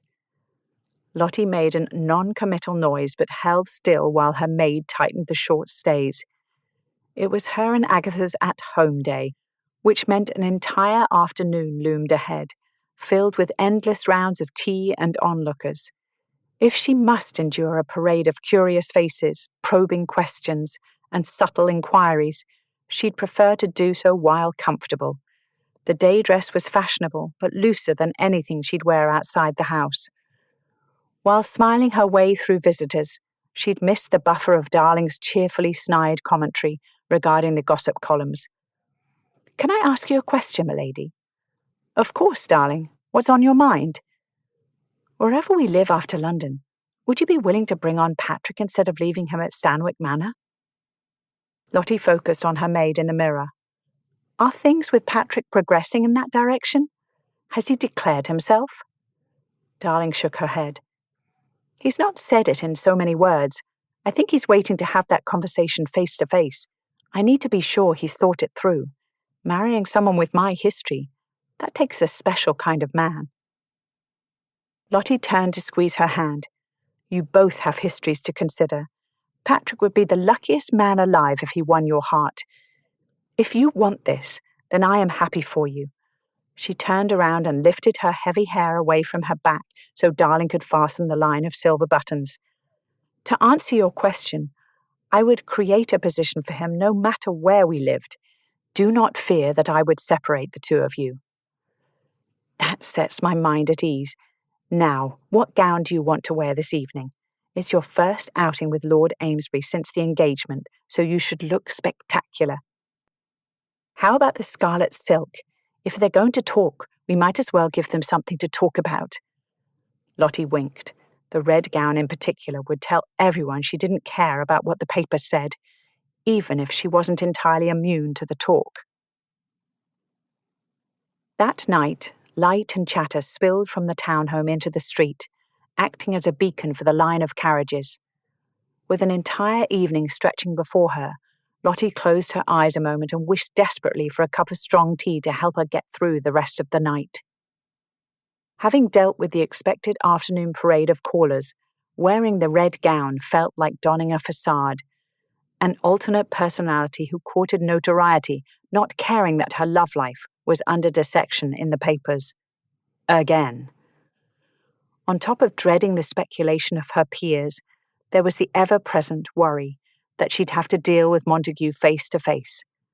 There was no doubt in her mind he was behind the news stories, so thinking he'd avoid the opportunity to make a fuss in public was naive. When she thought of her last encounter with him, she tried to dwell on his expression as he'd flown off the seat and not the way he'd kissed, threatened, and made her feel helpless. Events by that pond couldn't be changed, but she could celebrate the way she'd fought back and won. Now she'd have to deal with whatever the evening brought. Hopefully, she worried for nothing, and it would be a lovely night with Amesbury, her godmother, and Lord Carlisle. Taking a deep breath, she placed her hand on Lord Amesbury's arm. He covered her gloved fingers with his, as if having her beside him was the most natural thing in the world. "You are lovely this evening." She looked up from under her lashes as they ascended the steps. "Thank you, my lord. Flattery is an admirable characteristic in a fiancé. Feel free to continue in that vein." When he grinned, that dimple flashed, crinkling the corner of his eyes. The butler opened the door, releasing a chorus of voices that swelled through the air, buzzing in a way that resembled a hive, complete with their hostess, the Queen. Sharp laughter occasionally broke above the din. Lottie wished she were comfortable enough in this environment to laugh so freely. The Blanchards had no ballroom in which to entertain. Instead, guests flowed from one room into the next, with the largest room cleared for dancing. As the great number of bodies crowded into a relatively small space, the air grew stale with each degree the temperature rose. Lady Blanchard greeted them with a broad smile, her eyes darting to Lottie's hand tucked through Amesbury's arm. "The happy couple, I do hope you'll enjoy the evening." Amesbury smiled down at Lottie, playing his role to perfection. He winked, and the deep blue of his eyes distracted her from her earlier worries. Since he'd entered the carriage this evening, there'd been a quiver low in her belly. With that wink, it grew from tiny flutters into a rapid pulse, like the wings of a hummingbird. Leading her away from their hostess, he leaned down to her ear. "If Montague is here, remember you aren't alone. We are partners, lass." The look he gave her made the hummingbird flutters calm until everything within her quieted. A blooming liquid warmth spread over her as he held her gaze for a moment. A few heartbeats. Too long. She blinked away the intimate spell and searched the room for something to distract her from this inconvenient attraction to her faux fiancé. A blonde halo of curls, held ruthlessly in check with pomade, caught her eye an instant before she felt Montague's glare. "Speak of the devil." Amesbury stilled beside her. "I see him. You're more than capable of handling him, but I'd like to stay close." Lottie hugged his arm as an answer. Moving away from Montague, they greeted acquaintances, sipped champagne, and fielded the questions underlying each innocuous exchange. People smiled and laughed in a friendly way, while hissed conversations swelled in their wake all around the room. "I thought Montague signed contracts with her father. Did poor Montague realize she was considering MacBrute?" Several women looked her way with envious stares. Lottie couldn't say she blamed them. The sharp, simple lines of an evening coat suited her escort's frame. The muscles bunching and releasing in his thighs showed through the fabric of his pantaloons. So many men needed padding to enhance their figures. When faced with the real thing, one tended to stare. Amesbury tapped her hand, then flicked his finger toward the doorway. Mr. Montague approached them. High collar points framed an elaborate cravat of snowy linen, from which a gem winked in the candlelight. The man who'd pushed himself on her resembled a fairy tale prince, except for the faint bruising under his eyes. Whether from too many late nights or the blow to the face she delivered, Lottie didn't know. With every step he took toward them, her mind screamed for her to run, while her feet froze in place as if she'd grown roots. "Lady Charlotte!" Montague bowed over her hand. When he attempted to turn her wrist up for a kiss in his customary greeting, she jerked her hand away. "Mr. Montague?" Ice crystals should have formed in nearby champagne flutes from her tone. "You used to call me James. I suppose such intimacies aren't appropriate now." His eyes turned glassy as if on the verge of tears. What a handy trick to summon tears on cue. Amesbury stood as a quiet pillar of support next to her. "I wish you nothing but happiness, of course, pet." Montague grabbed her hand again. She tugged, but he held firm, increasing the pressure of his grip with brutal force. "Release me at once, sir." The quiver in Lottie's voice betrayed her, but with any luck no one would notice. She dug the tips of her fingers into Amesbury's arm in a silent cry for help. Montague ignored the demand and smirked at Amesbury. "When you marry, what shall we call her? Lady Amesbury or Lady McBrute?" Amesbury covered Montague's wrist, his fingers easily encircling the bone as well as parts of his forearm. "I don't care what you call me. However, you'll listen to the lady and release her now." At last Montague let her go. As blood rushed back to her fingers, she swallowed a gasp. Goodness, that hurt. Refusing to let him see her pain, she raised her chin and channeled every lesson in decorum Mother had pounded into her brain. "Goodbye, Mr. Montague. I see no reason to speak again." Anyone watching would think the whispers didn't matter as she and Amesbury made their way into the next room. Ethan couldn't get them away from that smug golden bastard fast enough. "Where are we going?" Lottie trotted to keep up with his long strides. "Someplace private, if such a place exists in this house." A corner by the back windows looked appealing. One wall sconce illuminated the small nook, and a potted plant of some kind hid them from the rest of the guests. "Take off your glove, please." The please was a formality. Ethan would not be swayed in this. Lady Charlotte pulled her glove off carefully, wincing now that they were away from prying eyes. Her hand was already swelling at the knuckles, discolouring in places. Ethan cursed low, keeping his fingers gentle while examining the damage. "I only understood half of what you said just now. Did you know your accent gets heavier when you're upset?" The sheep-loving son of a whore reference is self-explanatory, but what is a fearty? Fearty means coward. The least offensive thing I called him, I think. Apologies. I shouldn't speak like that in front of a lady. "Oh, pish, I don't mind your language one bit. I even learned something," she joked, then gasped when he tried to put her fingers through their full range of motion. "He hurt you, lass. I want to rattle his skull." When I tried to remove my hand, he squeezed harder. "Thank you for intervening." She grimaced at the blooming bruises. "At least my glove will hide it." "Lass, one day I hope you'll tell me what happened between you, so I can determine exactly how bad a thrashing he needs. No one should ever hurt a woman, ever." Her smile was a bittersweet thing. "Thank you for the sentiment, Lord Amesbury. Actually, may I call you Amesbury? We are engaged, after all, and friends. Perhaps we can drop the formality." "Call me Mac, everyone does." "I most certainly will not." A glance at her face confirmed he'd somehow misstepped. "That's the name everyone gave you because the ton couldn't be bothered to call you by your proper title. Your name is not Mac or Macbrute or any variation thereof. Long ago, he'd felt the same way about the name. Hearing those old feelings come from her mouth made him blink. When had he accepted the pejorative name? Ethan. My name is Ethan Ridley. She smiled for real this time, lighting her eyes. Ethan, you may call me Lottie. Hearing his name, his real name, from her lips felt impossibly precious and intimate. Thank you, Lottie. Lifting her injured hand, he lightly kissed each knuckle. I should call out Montague. This is not acceptable. Arching a brow, she worked her glove back on, then tucked her arm into his. I want your word as a gentleman that you won't.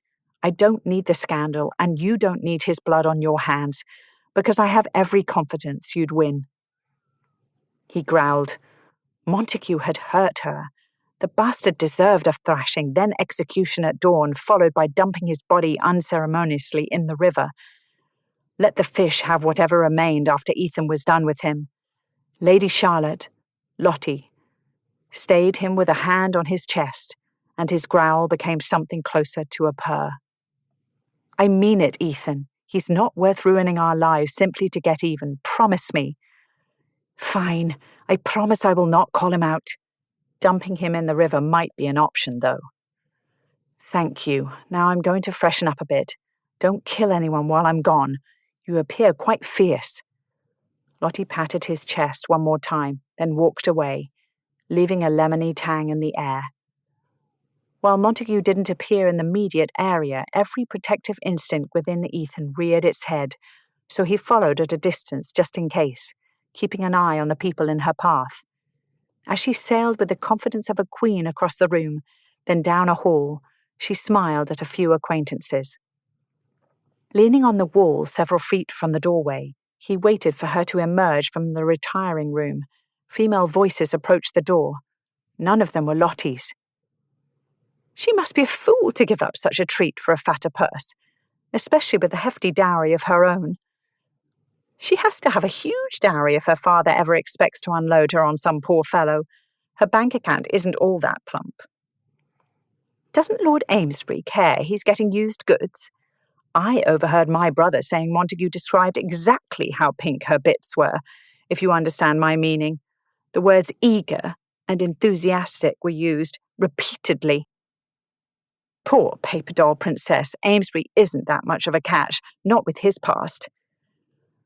Sometimes Ethan was grateful for his ungentlemanly build. As he straightened from his casual stance against the wall, he didn't feel even remotely gentlemanly. The tittering laughter cut off when they caught sight of him. Curling his lips with disgust, he stared each of the three women down. He couldn't call them ladies after that shameless display of vindictive tongue-wagging. One by one the women avoided his gaze, then scurried away as if he would release hellhounds after them. 1 minute passed, then 2. Finally Lottie emerged from the room. Ethan snaked an arm around her waist, gently pulling her toward a nearby passageway. The small, dim space, intended for servants, had only a single lamp on the wall, near a set of narrow stairs. Ethan! He towed her deeper into the shadows, then used his body to protect her from the view of those passing by. Now, look at me, lass. Flat eyes stared at his cravat, lacking her usual spirit. Sweetheart, look at me. The endearment slipped out, but it felt so right he couldn't regret it. She firmed her chin until her jaw set in a mulish line, then raised her gaze to his. There was no use biting back a smile.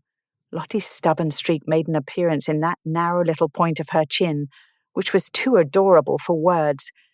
His girl had a spine of steel, even if she occasionally forgot that. When had he begun thinking of her as his? How much did you hear? She asked. I'm a beast, which we both knew already. They have grossly inaccurate opinions about your beautiful figure, and every one of them deserves to be courted by that rat Montague. All of it, then, or most of it. I doubt they knew I was in the room. Not that my presence matters, I suppose. It's rubbish, every bit of it.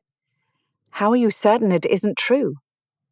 Montague is saying She gulped. Tears shone in her eyes in the low light. He's saying Ethan brushed a finger down the side of her face, as he had that evening at the inn forever ago. Still impossibly soft. We both know you didn't drop Montague for my fortune, or because you're fickle in your affections. You barely tolerate me on the best of days. That got a watery smile. I don't care how far things went between yourself and Montague. He's a bastard and a rogue to say such things about you, no matter the circumstances. The siren song of her luminous skin called to him in the dim light, drawing him a half-step closer. For what it's worth, they're lies. He kissed me. I didn't care for it. I tried to push him away, but he refused to take me home without another kiss. I think he likes to hurt women. I had bruises, but by the end of it, so did he. Since then, I've refused to see him. Bracing an arm above her head, he closed his eyes and pulled her close with a hand around her waist. The move wasn't meant to be an embrace for anything but comfort. Oh, lass, I'm sorry. If I could take away that memory, I would. The hug changed when she raised her face towards his and rested her hands on his waist. Air grew scarce, but that might be because he held his breath. The expression on her face looked an awful lot like welcome. Maybe we can't take it away, but you could replace it. Can you kiss me, please? He hung his head, then grazed his lips along the juncture of her neck and shoulder, because by all that was holy, he'd just been asked to kiss Lady Charlotte Wentworth, and those were the closest body parts to his lips. Lottie's nearness, the dramatic dip of her waist, her unique scent cueing his body to the intimacy of the moment, all of it would be forever lost to him if he made a mess of this. As she told him of Montague's assault, every bit of him had wanted to rage, to pound a fist through something, to hunt the slimy toad down and ensure he never touched another woman. But he had an excellent reason to not do any of that. Lottie in his arms, warm and willing, asking for a kiss.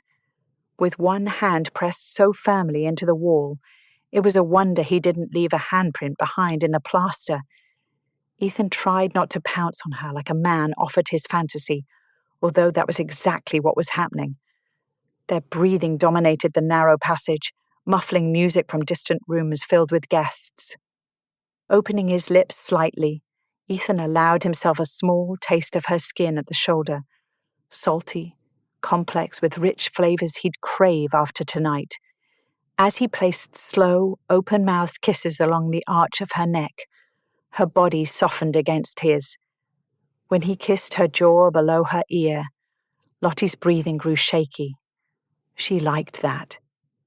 He finally reached the corner of her mouth, and she turned her head and met him halfway.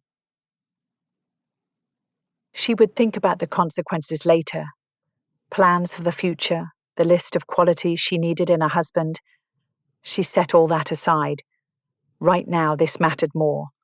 The heat coming from his body set off an unsettling buzzing under her skin she realized was need, desire.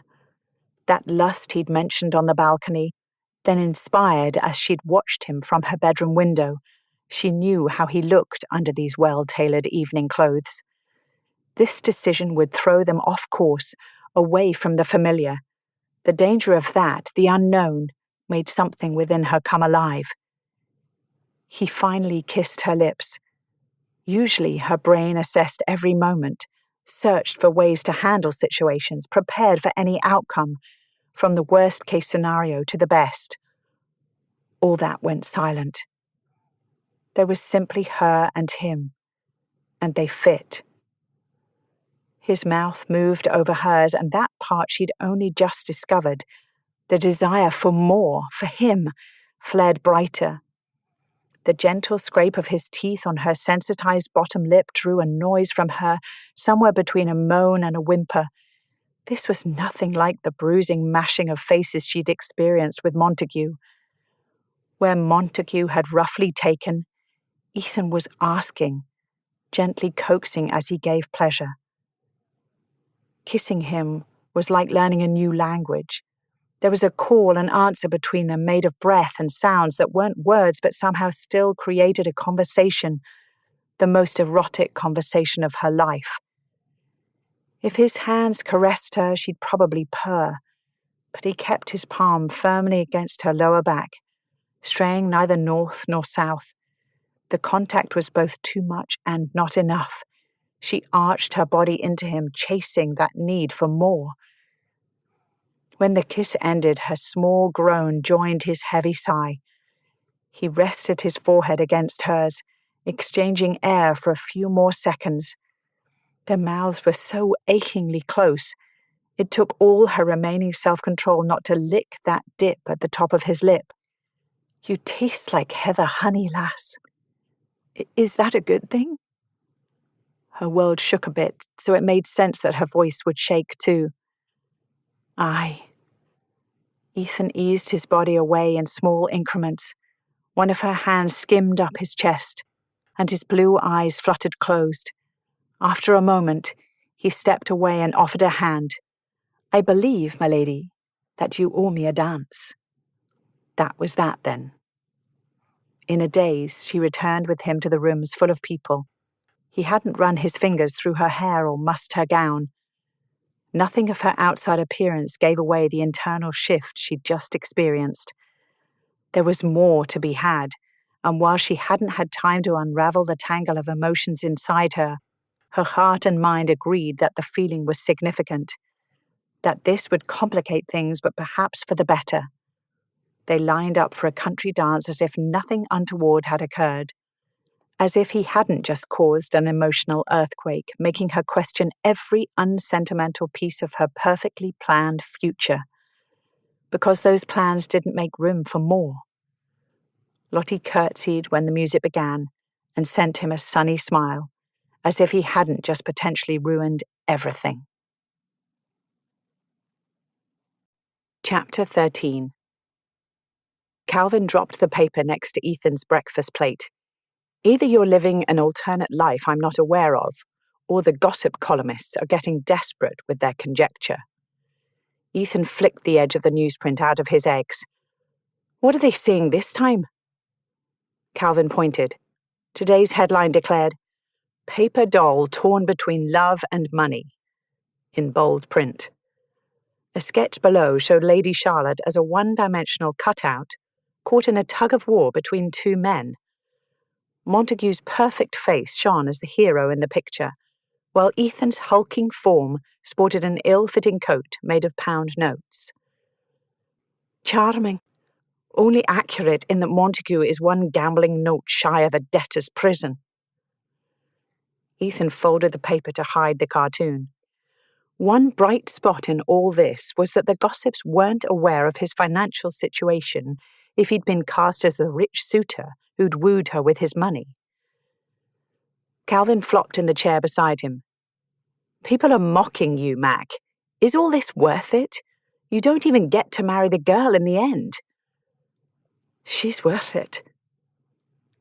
They'd kissed last night, and he couldn't help feeling that the landscape was changing beneath his feet. They'd gone into this engagement with clear boundaries.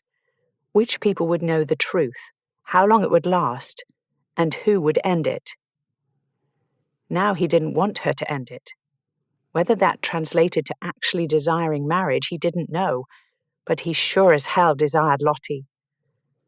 After their kiss, he'd blurted out the first thing on his mind and told her that she tasted like heather honey, sweet, earthy, and precious. Heather bloomed for only a short while, so the honey produced by the bees was all the more treasured for its rarity.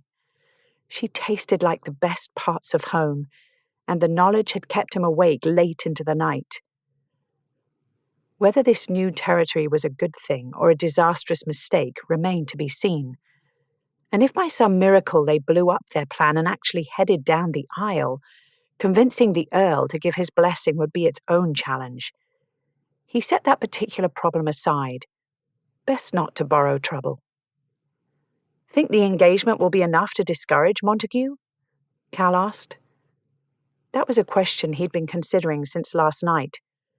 The man's boldness to hurt her in front of everyone while smiling and expecting her to smile too. Montague was worse than he thought. I don't know. James Montague isn't known for his accommodating nature. He's a sewer rat, plain and simple. We need to find a way to protect her beyond a phony engagement, Cal said. I'm open to ideas. There's something off about him, you know? Cal sipped his coffee. Ethan flipped the newspaper open and studied the cartoon again. Money. He's in debt up to his eyeballs. If we control his finances, we control the man. Maybe we get Danby to call him home to rusticate in the country. Cal nodded in agreement. We buy up his debts. I shadow him at the tables and buy his markers. Then we dun him all to hell and back.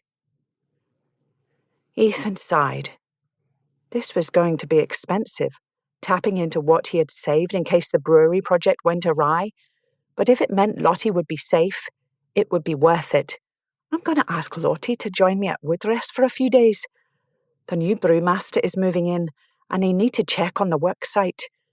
It gets us away from town for a while. Are you fine with following him while I'm gone? Absolutely. I'll turn it into a learning experience for the puppy.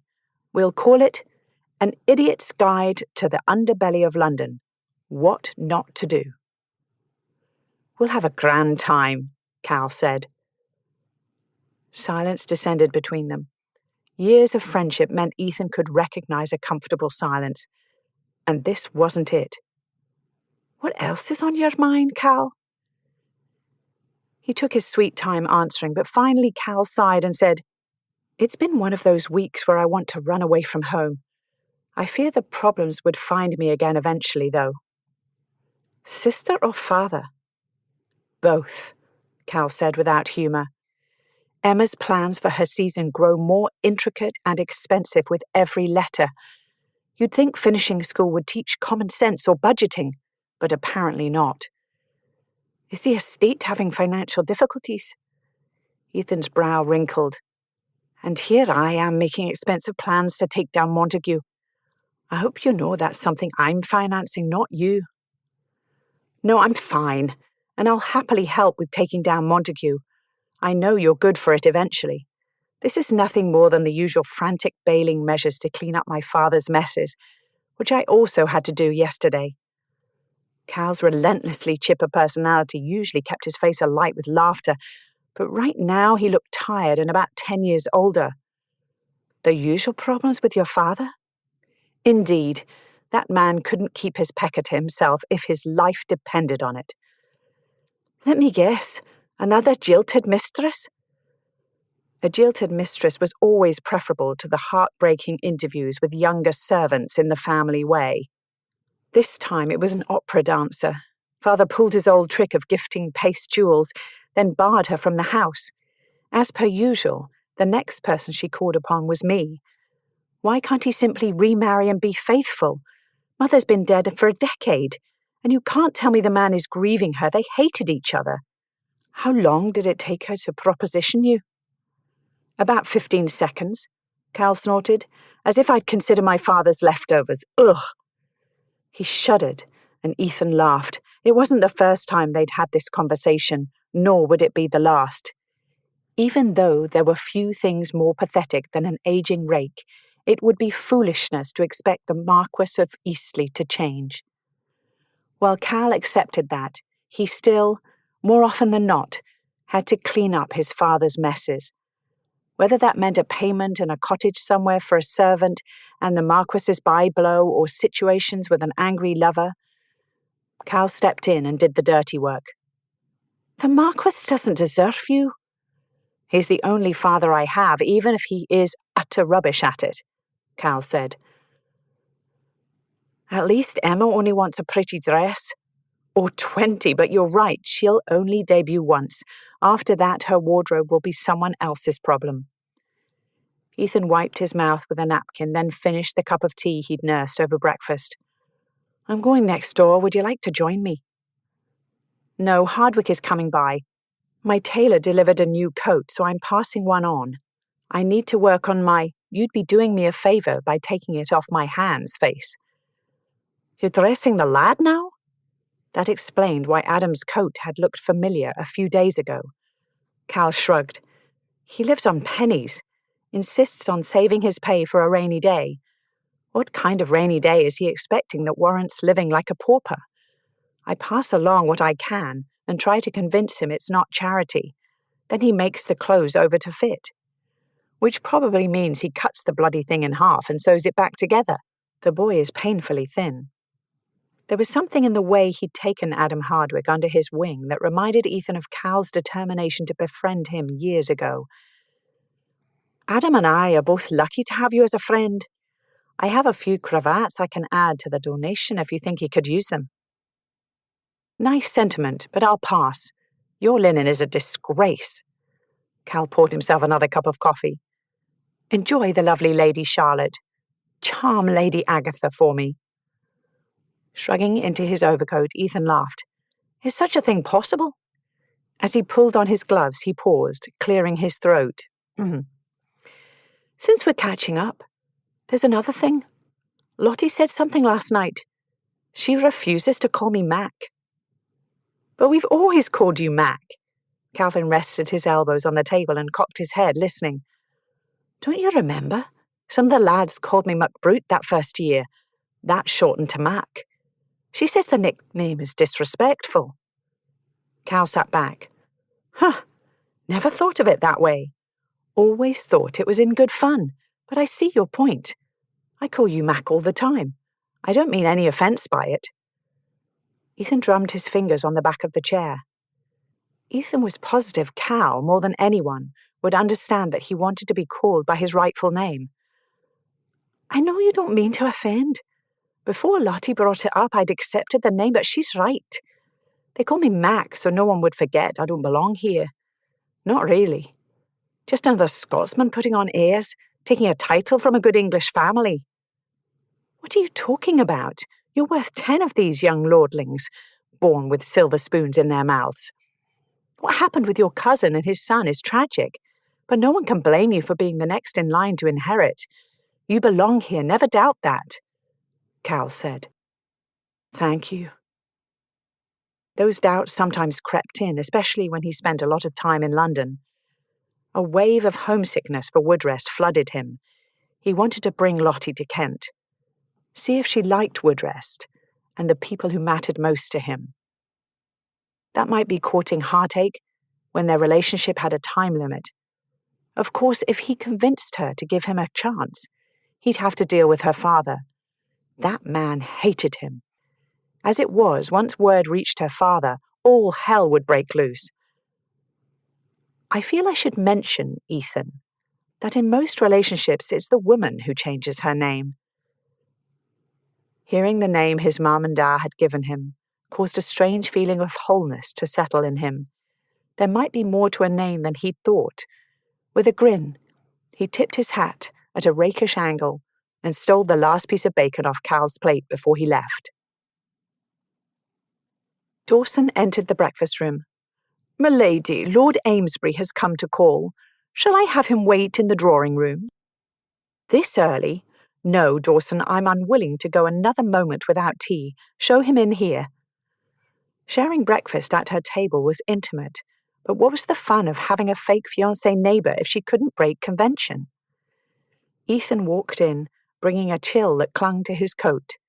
The cold dissolved with the look he gave her as he took off his hat. Heavens, his eyes were blue.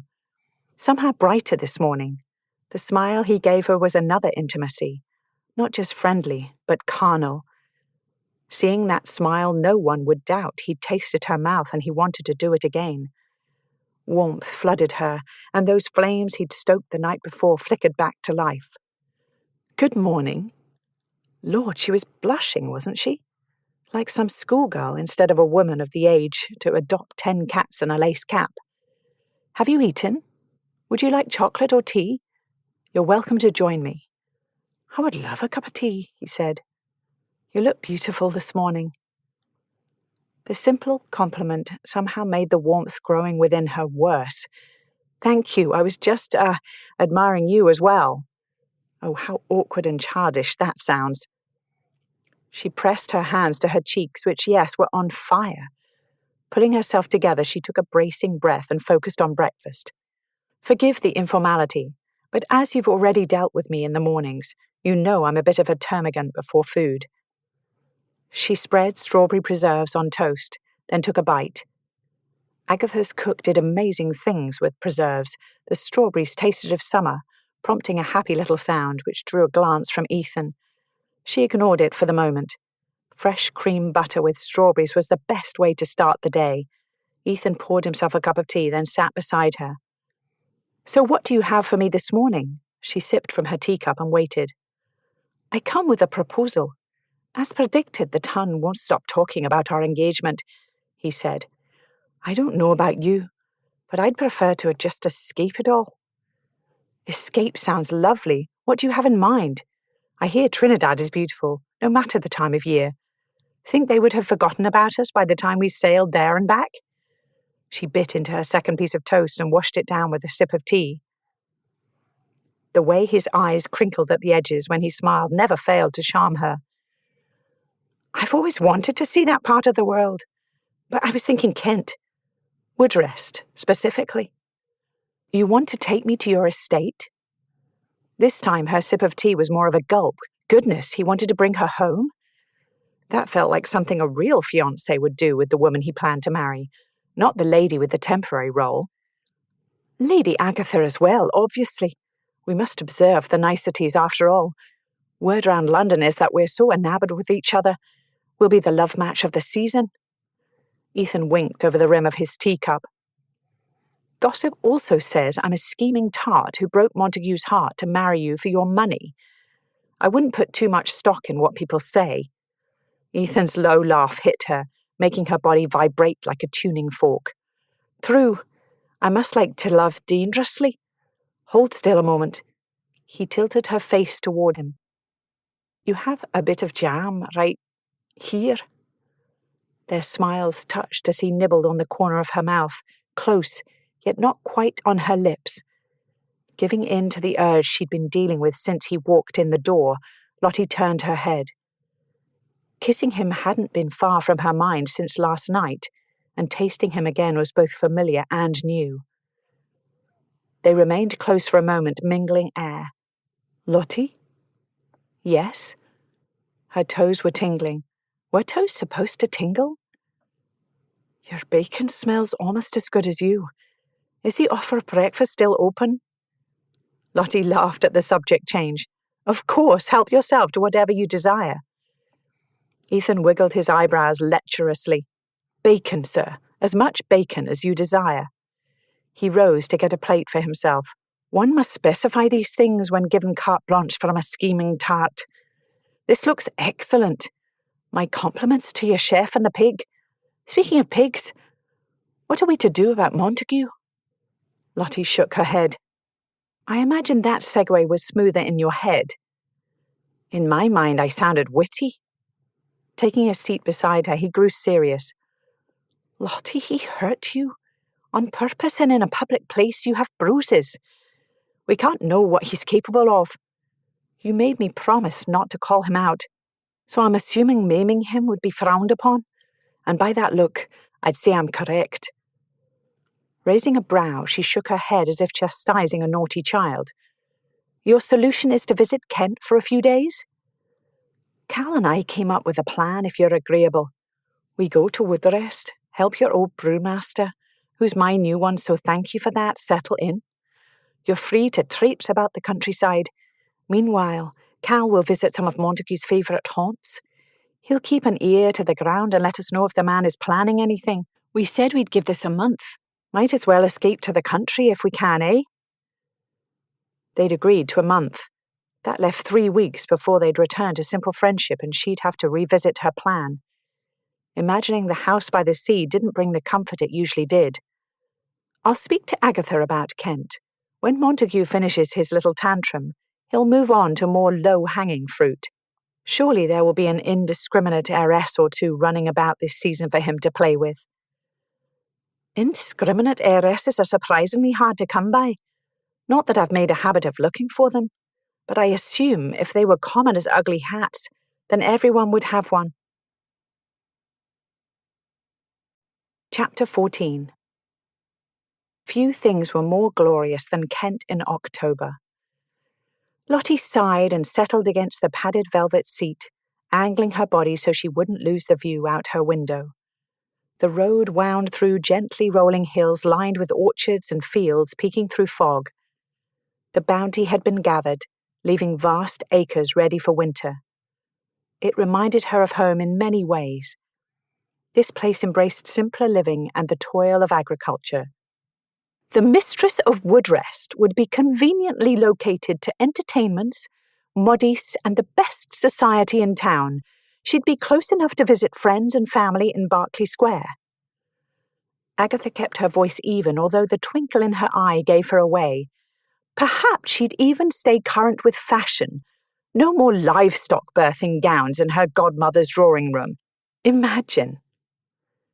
Does that mean if I were mistress of Woodrest, you'd leave London of your own volition? Lottie teased. Agatha harumphed, but the twinkle remained. That's what I thought. In the past 10 years, I think you've left London only a handful of times. 2 in recent history were because you had to chaperone me. Surely more than a handful, Agatha said. Ticking the list off her fingers, Lottie said, 1 picnic on the heath where you complained of the wind and the flat champagne. But the pudding was passable. Yes, the pudding was decent. Then there's the much-dreaded annual house party at the Clemens estate over Christmas and Mother's funeral. I couldn't miss that, now could I? Lottie smiled at the bittersweet memory. That day would have been impossible without you, even if you did stand at the graveside fussing at Mother for dying in the depths of Westmoreland instead of someplace civilized. Outside the window, Ethan rode Ezra back to her side of the carriage. With a look, he asked a silent question, which she answered with a nod. Yes, all was well. He pointed to a spot in the distance. We are almost there, or at least I think that's where Ethan is pointing. Perfect, my old bones are done rattling around in this box on wheels. The damp, low-lying fog shrouded the lines of a stone house, making it appear as if the battlements and roof lines rose out of thin air. It reminds me of a castle from Arthurian legend. Lottie smiled at the utter ridiculousness of the architecture, with its frivolous curves offset by crenellations and gargoyles all hovering above the mist. One of his ancestors must have been of a fanciful bent when designing this estate, Agatha said. If you were to give me babies to spoil, I might resign myself to spending quite a bit of time here. Lottie rolled her eyes. You know this engagement is temporary, and you know that brawny gentleman out there would make it real in a heartbeat. He has ridden in the rain and drizzle for the last few hours just so we would have more room in his coach. You should keep him. Agatha pointed a bony finger toward Ethan, who appeared soaked to the skin despite a hat and caped overcoat. Dark curls had tightened in the damp, and no doubt they'd wind around her fingers if she ran a hand through his hair. The white shirt he wore would be transparent without the coat, clinging to each line of his muscular torso. Maybe, if she was lucky, she'd see him without the coat soon. Lottie blew out a slow breath. The restriction of her stays grew uncomfortable at the mental image. The coach rolled to a stop before stone steps and a massive wooden door. The huge knocker, made to resemble dragon's teeth holding a metal ring, looked ready to bite the next unwelcome visitor. In line with the whimsical architecture, even the entryway embraced the dramatic. The door eased open and a well-dressed wiry man with a peg leg stood in the doorway. He greeted them by saying, Welcome home, Ethan. Get those London birds out of the rain before they melt, eh? Although Ethan shook his head, his smile implied this cheeky behaviour was expected. Lady Agatha and Lady Charlotte, this is Connor. He runs Woodrest and drives me crazy while he does it. In case you couldn't tell, we're an informal household. Lottie grinned at Connor. A pleasure to meet you, Connor. Ethan told me how indispensable you are to his home. Connor nodded a bit coolly. If you need anything, just ask. Let's get you settled in rooms. Taking her hand on the stairs to the great door, Ethan asked, "What do you think of my house, lass? 'Tis a wee bit of a mishmash after all the ancestors left their mark. If a squat castle indulged in an unholy union with a Gothic cathedral, this house might be the result. I rather like it." He laughed. I think you have the right of it." A curving staircase opened up to the hall inside. Their fingers interlaced as he led her to the next floor in silence. She bit her lip to hide the smile at how the simple action affected her. Every brush of fingers or casual show of affection pushed her further from her comfort zone. Yet the bubbling sensation beneath her breastbone compelled Lottie to discover that tantalizing more, that lust and everything it could contain, and with every touch, the curiosity grew. It might be time to have a frank conversation with Darling, and fast. Darling's advice on physical matters between a man and a woman would be unvarnished truth. This time away from London might be the best time to explore this feeling that had grown between her and Ethan. Once the thought crossed her mind, she couldn't get rid of it. Truth be told, she didn't want to get rid of it. He walked ahead of her down the long hall, and she took the opportunity to let her eyes linger. Long, powerful legs, confident stride, the deeply tanned nape peeking out beneath dark, damp curls. And Lord, those shoulders! She knew how that torso looked without clothing, and now she knew how it felt under her hands. Lottie pressed a palm low over her belly as if to hide the heat growing there. What if she treated this time away from London as a sort of escape? Here they could do whatever they wanted, indulge in a mutually satisfactory exploration of lust and get this desire out of their systems. If in a few weeks she did her duty and agreed to marry with someone her father approved of, at least she could do whatever she wanted first. This was her chance to make memories that would keep her warm for the rest of her days. Pushing open a wooden plank door, he lingered in the doorway. Lottie forced herself to focus on her assigned bedroom instead of her wayward thoughts. The wooden floors gleamed with a high polish, while plush rugs by the bed ensured her toes wouldn't freeze when she awoke in the morning. Gold and yellow walls with white floral print linens made the space feminine and comfortable. If the tapestries flanking the window were a bit threadbare, it was because they were likely hundreds of years old and fine quality. "This is so bright and sunny. You'd never know it was drippy and grey outside." "Aye, I'm wearing a wee bit of our English liquid sunshine." "I'll be down the hall changing. There's a rope pull in the corner if you need anything. Would you meet me in the library in a half hour?" He began unbuttoning his coat, and she couldn't tear her gaze from his chest. Standing close enough to touch, with his fine lawn shirt transparent from the rain, she couldn't think of a single reason not to do whatever she pleased. As she smoothed her fingers over his damp shirt, along a deep crevice of musculature, her heart rate quickened. "If you're wanting me to kiss you, you're doing it right, lass," Ethan said with a low rumble. A quiver raked over his body at her touch, and she smiled. Such simple contact, yet this giant of a man responded readily, at her mercy. At the opening of his shirt below the bedraggled cravat, she slipped 2 fingers inside to feel the crisp hairs on his chest, springy but oddly soft. Finally, skin to skin. Already heated from her blatant ogling in the hall, her core went molten. Lottie knew if she met his gaze he'd see the effect he had on her. Boldly, she did just that, smiling her welcome. Ethan caught her around the waist, pulling their hips together as her back hit the wall with a controlled push. When he covered her mouth with his, she had to wonder if he wasn't at her mercy at all. Perhaps in this way they met as equals. He sighed into her mouth, as if it were a relief to kiss her and she understood. Eager fingers made quick work of his cravat until finally the V of his shirt opened to her hands. Their groans mingled while his hand explored up her side to cup one breast. He pulled back, sucking her bottom lip until the very last second. "You're killing me, Lottie. I need to go before I make an utter arse of myself." He dived back in for a fast kiss. "You're delicious. Library, half hour. One more kiss with a whimpered moan on her part when he removed his hands from the shiver-inducing torture they'd created. Leaning against the doorway, Lottie struggled to think clearly. She was in his home. Not a single London hostess or gossip rag spy to be seen. Agatha might go to bed early. There was no delaying this if she wanted to seize the opportunity. It was definitely time to speak with Darling. Lucky for her, Darling arrived only a few moments after Ethan left. Flanked by a couple of burly footmen carrying Lottie's trunks, her maid shot her a questioning look. Lottie grinned. If the staff had arrived 3 minutes earlier, there'd have been far more to see besides one slightly rattled, aroused woman lounging in a doorway. The staff departed, leaving Darling and Lottie alone. They set to work removing gowns and underthings from the trunks.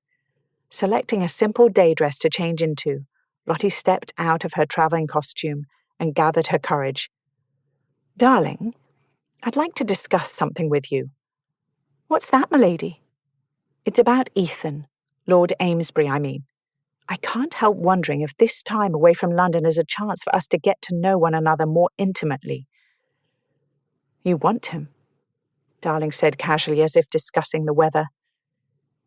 Hearing it said aloud made all the tension leave her body, and Lottie sank to the edge of the bed like a deflated balloon.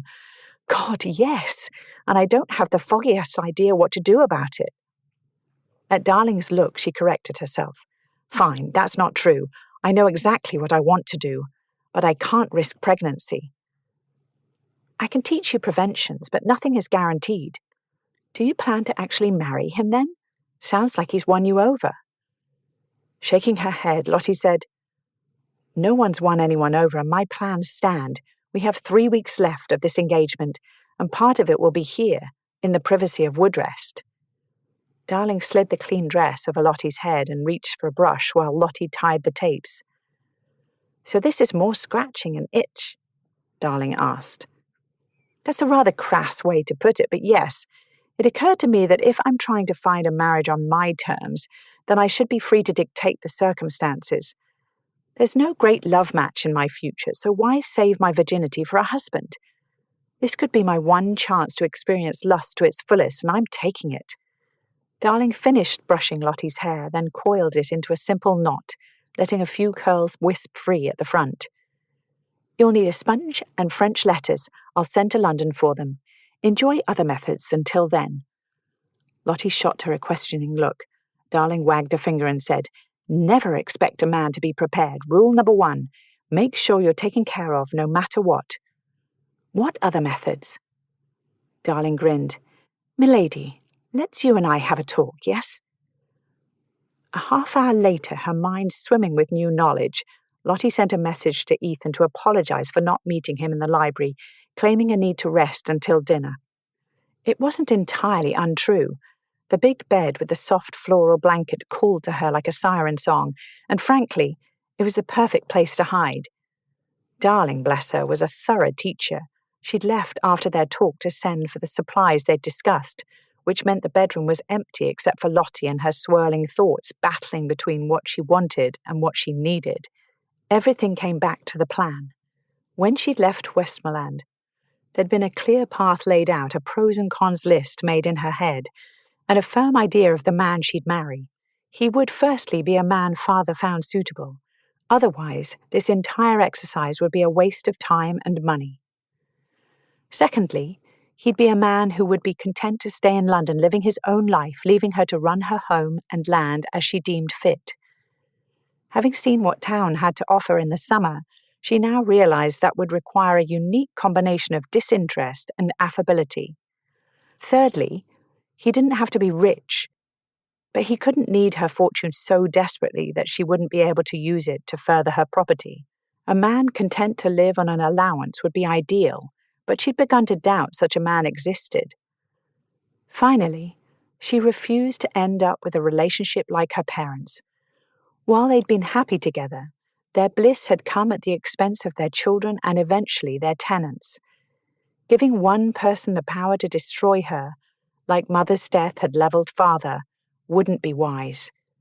That would never be a choice she'd make, having already survived it twice. First as a child, excluded from the warmth they'd shared, and then as an adult, left to pick up the pieces. No, a love match wasn't for her. Let another fool fall in that trap. Wrapping her arms around her waist, Lottie hugged herself as she'd been doing since childhood and rolled onto her side. The pillow dipped under her head, smelling of a fresh herb sachet from whatever linen closet the bedding had been stored in. Staring out the window, she let her gaze wander over trees and vast stretches of green fields. In the distance, a stone and timber structure stood in mid-construction, probably the new brewery they planned to visit after Mr. McDonnell arrived. Reviewing her plan and making lists usually calmed her, but the list wasn't the problem today. The list was comprehensive.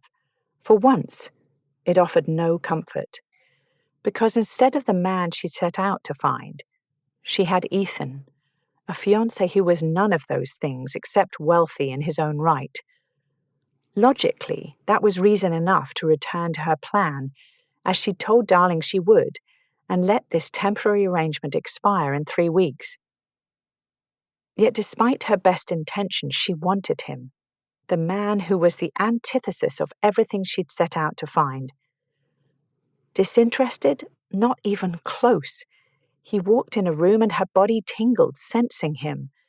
By the time she caught sight of him, his eyes were already on her. The sensations she'd experienced when he kissed her were headier than brandy. And lest she forget, Ethan was the one man Father would never approve of. Assuming she decided to keep him and he wanted to marry her, which was a giant leap from their current agreement. That was the reality, the truth without emotion. All this worry might be for nothing, because who said Ethan wanted her for longer than 3 weeks? Sitting up, she pushed a curl off her face and scrubbed her palms over her eyes. If she wanted to create the life she dreamed of, she needed a husband who checked the boxes on her list. She had 3 weeks to enjoy Ethan. Then they'd end it. And if this month-long detour from the original plan meant she didn't find a suitable candidate by the end of November, well, she'd deal with that when the time came. Father would have to see sense and recognize her efforts to find a husband he'd agree to. Or perhaps by then she could convince him to let her remain on the shelf and use the dowry to establish her own house. Either way, it would work out. She'd make it work out. Chapter 15. After dinner, Lottie perused the shelves of his library, moving ever so slowly toward him, section by section. Geography, poetry, agriculture, a large section and a shared interest. That was an area she could have lingered in for a while, if her goal hadn't been to eventually make her way to the fireside. She could feel the weight of Ethan's gaze from where he lounged in a chair by the fireplace. Since arriving at his home, he'd made no effort to hide how much time he spent watching her, sometimes with a light of arousal in his eyes, sometimes curiosity, and sometimes simple enjoyment. And he didn't just watch, the man loved to touch. All day, while they'd visited the brewery site, talked to workmen, and greeted McDonnell, he'd maintained contact, whether a brush of a finger, holding her hand, or touching her when no one could see. As a result, her body had been simmering with awareness that could flare into desire at any moment. "I dreamed of you in this chair once," he said. "Was it a good dream? Started that way?" The firelight illuminated his features, while the dimple in his cheek played with shadows. The dark evening beard gave him a devilish appearance, reminding her that Lucifer had been the most beautiful angel. That low simmer rose to a steady flame, and she couldn't resist touching him. Knowing she wanted more than kisses from him lent her a boldness she might not have had otherwise. Ethan's eyes grew wide when she stepped between his knees and sank her fingers into his curls. His hands wrapped around her waist and he held her gaze as he slid his palms down to her hips. If he waited for her protest, he'd find none forthcoming. For the moment, she was content to simply touch him. Seducing a man wasn't something she'd had experience in, but one could assume that touching was a good start. When her fingers wove through his hair, playing with the curls and gently tugging the strands in a strange kind of scalp massage, he closed his eyes and made a low, happy sound.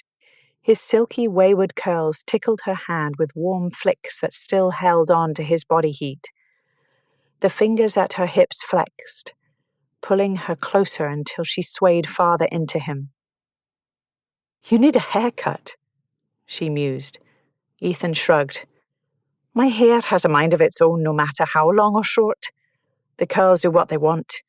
Cal wanted his valet to cut it, but his man scares me." She chuckled. "Scares a big guy like you?" His hands smoothed up to her waist, then down to the bottom of her hip, fully travelling the curve of her bum. "Aye, he wants to put a linen noose around my neck and make me wear coats that pinch my shoulders. If I wore a queue like Cal, I'd never have to cut it. I like it longer, but it could use a trim in some places. You're bordering on unkempt." Lottie wrapped another curl around her finger. "Would you let me cut it?" The hands at her hips paused in the slow caress she'd been enjoying. "Have you ever cut a man's hair before?" "I've sheared sheep. How different can it be?" A beat of silence stretched as he stared at her. Finally, she couldn't contain the laugh. Giggling, she gasped out, "Don't worry, I used to cut my father's hair. Mother taught me how." He preferred she do it instead of his valet. Ethan seemed to think it over for all of 3 seconds. "All right, have a go. But in the kitchen, or else the maid will complain about sweeping the hair from the rug." "You want me to do it tonight? Now?" "No time like the present. I'll get Connor's shears and meet you in the kitchen." With a final squeeze, he let her go. The kitchen, much like the rest of the house, had its own sense of order in a comfortable, welcoming way. A maid finishing her duties jumped when Lottie entered the room. "Begging your pardon, milady. Do you need something? Lord Amesbury will join us in a moment. While I stoke the fire, will you find a stool for him to sit on? I'm cutting his lordship's hair." The maid raised a brow but fetched a short stool. "Will you be wanting help, milady?" Lottie shook her head, placing the fireplace poker next to the hearth. "No, thank you. I'm sure we can muddle through if anything comes up." The maid left her with a shallow curtsy. Footsteps echoed down the short hall beyond the open door. Lottie brushed damp palms on her skirt, then warmed her fingers by the fire. There was no need to be nervous. She'd cut her father's hair dozens of times, perhaps hundreds, but then it wasn't the haircut she was nervous about. Would Ethan take her to bed tonight if she asked? What if he said no entirely? It might be a matter of honor to him, after all. Trying to calm the butterflies, Lottie focused on her breathing. Inhale, 1, 2, 3. Exhale, 1, 2, 3. The stool scuffed on the stone floor. Ethan sat, then shifted his weight as he untucked his shirt. Was he going to? Yes. Bless him, he was. The shirt sailed to land in a lump under a wooden chair. Lottie gulped. Any possibility of keeping her composure disappeared when she was faced with all that sun-bronzed skin within arm's reach. "I won't bite, lass. Not hard, anyway." Ethan winked, then handed her a pair of scissors and a small comb. "Thank you for trusting me to do this." She gave him a light kiss, intending to keep it short but lingered at his rich, warm taste. He'd had wine with dinner and fruity notes lingered on his tongue. The butterflies in her belly swirled lower. Forcing her to focus on the matter at hand, she drew back and ran the comb through his hair. Glossy curls parted, then sprang back under the comb. There was a whirl near one ear that would no doubt give her trouble. The firelight caught on a silvery white line marring his shoulder. This must have been a significant injury. What happened? Lottie traced the line with a finger. Goosebumps rose on his skin.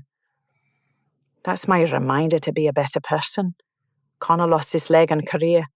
I walked away with this. Barely anything, really," he said. "Barely anything? This scar is sizable, Ethan. You didn't walk away unscathed." The roll and shift of his muscles when he shrugged paused her brain for a moment. Lord, the man's body could distract a saint.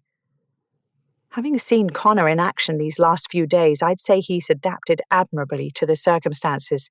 He may not be in the king's army, but he's certainly the general of this house. Shouldn't I be the general in my home? Ethan asked with a short laugh. Lottie tugged at the lock of hair she'd just combed.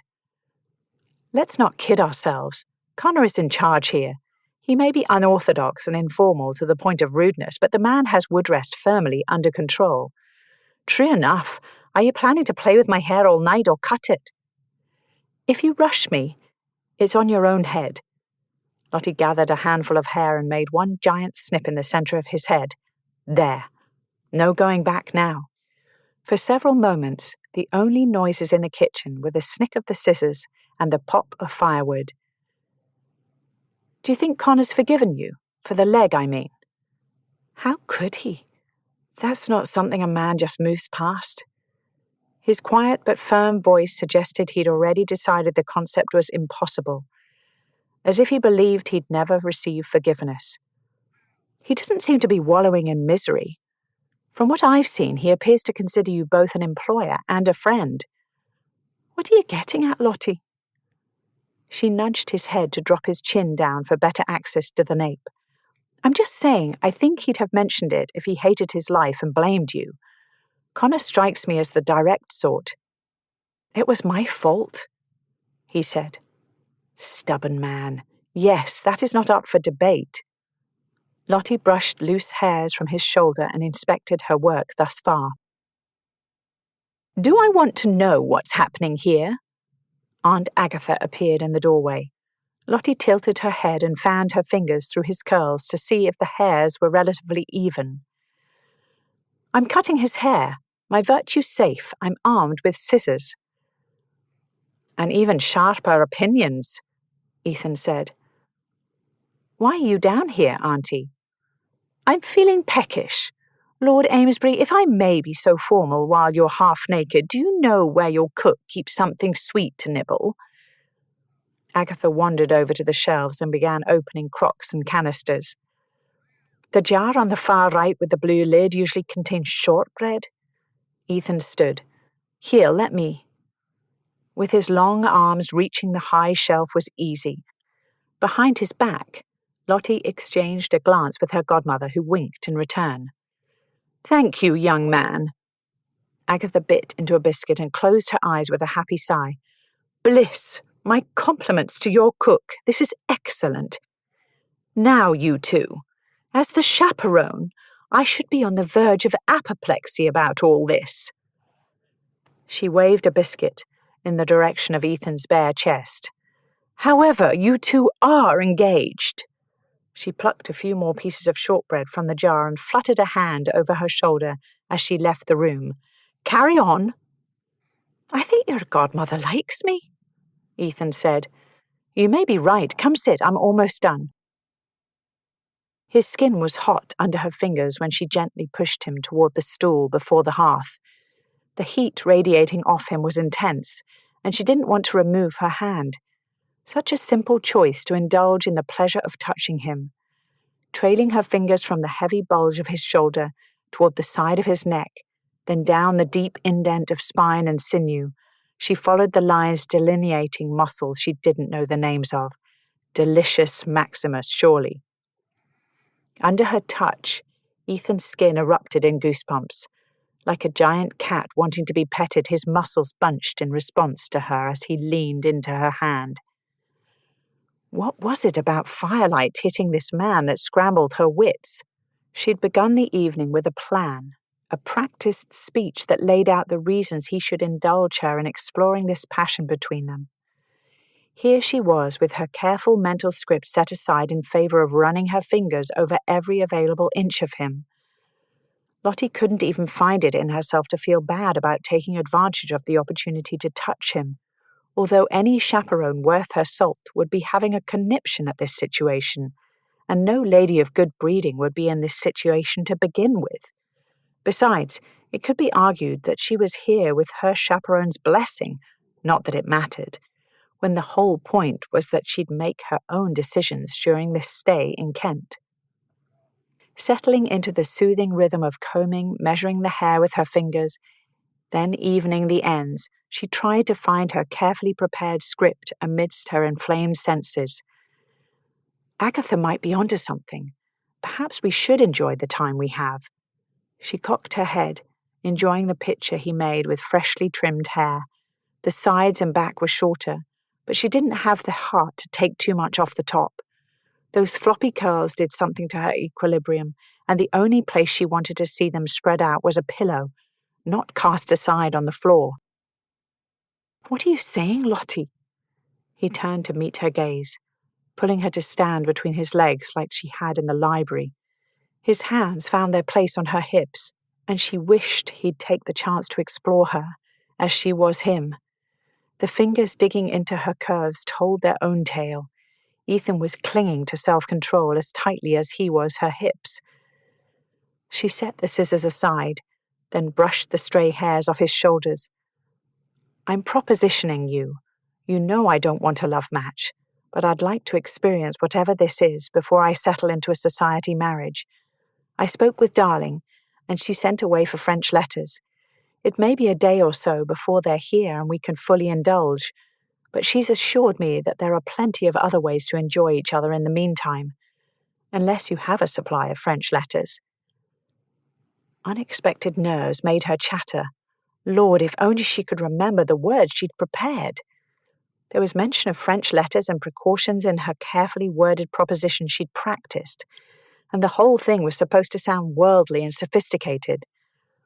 His eyes lit with humour. "I'm sorry to say, I don't have any on hand. No, it's been a long time since I've needed one. That might have been quite the conversation between you and your maid." The teasing made her relax somewhat. With a sigh, Lottie admitted, "She made me sit, then paced and talked for a half-hour. It was like a sexually graphic schoolroom." A low laugh rumbled from his chest, and Lottie would have sworn she felt it vibrate through her core. "Did you take notes? Were there sketches involved?" She swatted his shoulder playfully, shaking her head. "No. Are there sketches available? I should find the shelf in your library devoted to reference texts of that nature. I'm sure if I search long enough, I'll find something." It felt natural to place a small open-mouthed kiss on the side of his neck, then another on the sharp blade of his cheekbone. His hands encircled her waist, drawing her closer. "You were on the right wall earlier. Far corner by the window. Fourth row up. Educate yourself at will, lass. I can join you for hands-on lessons if you prefer." As a child, she'd placed colourful river rocks in a canister with water, gravel, and sand. When they'd all rubbed together, the result had been shiny, colourful stones that she'd believed to be gems at the time. His voice was rough like the gravel, carrying an acceptance of her desire that was as precious as the gems she'd treasured.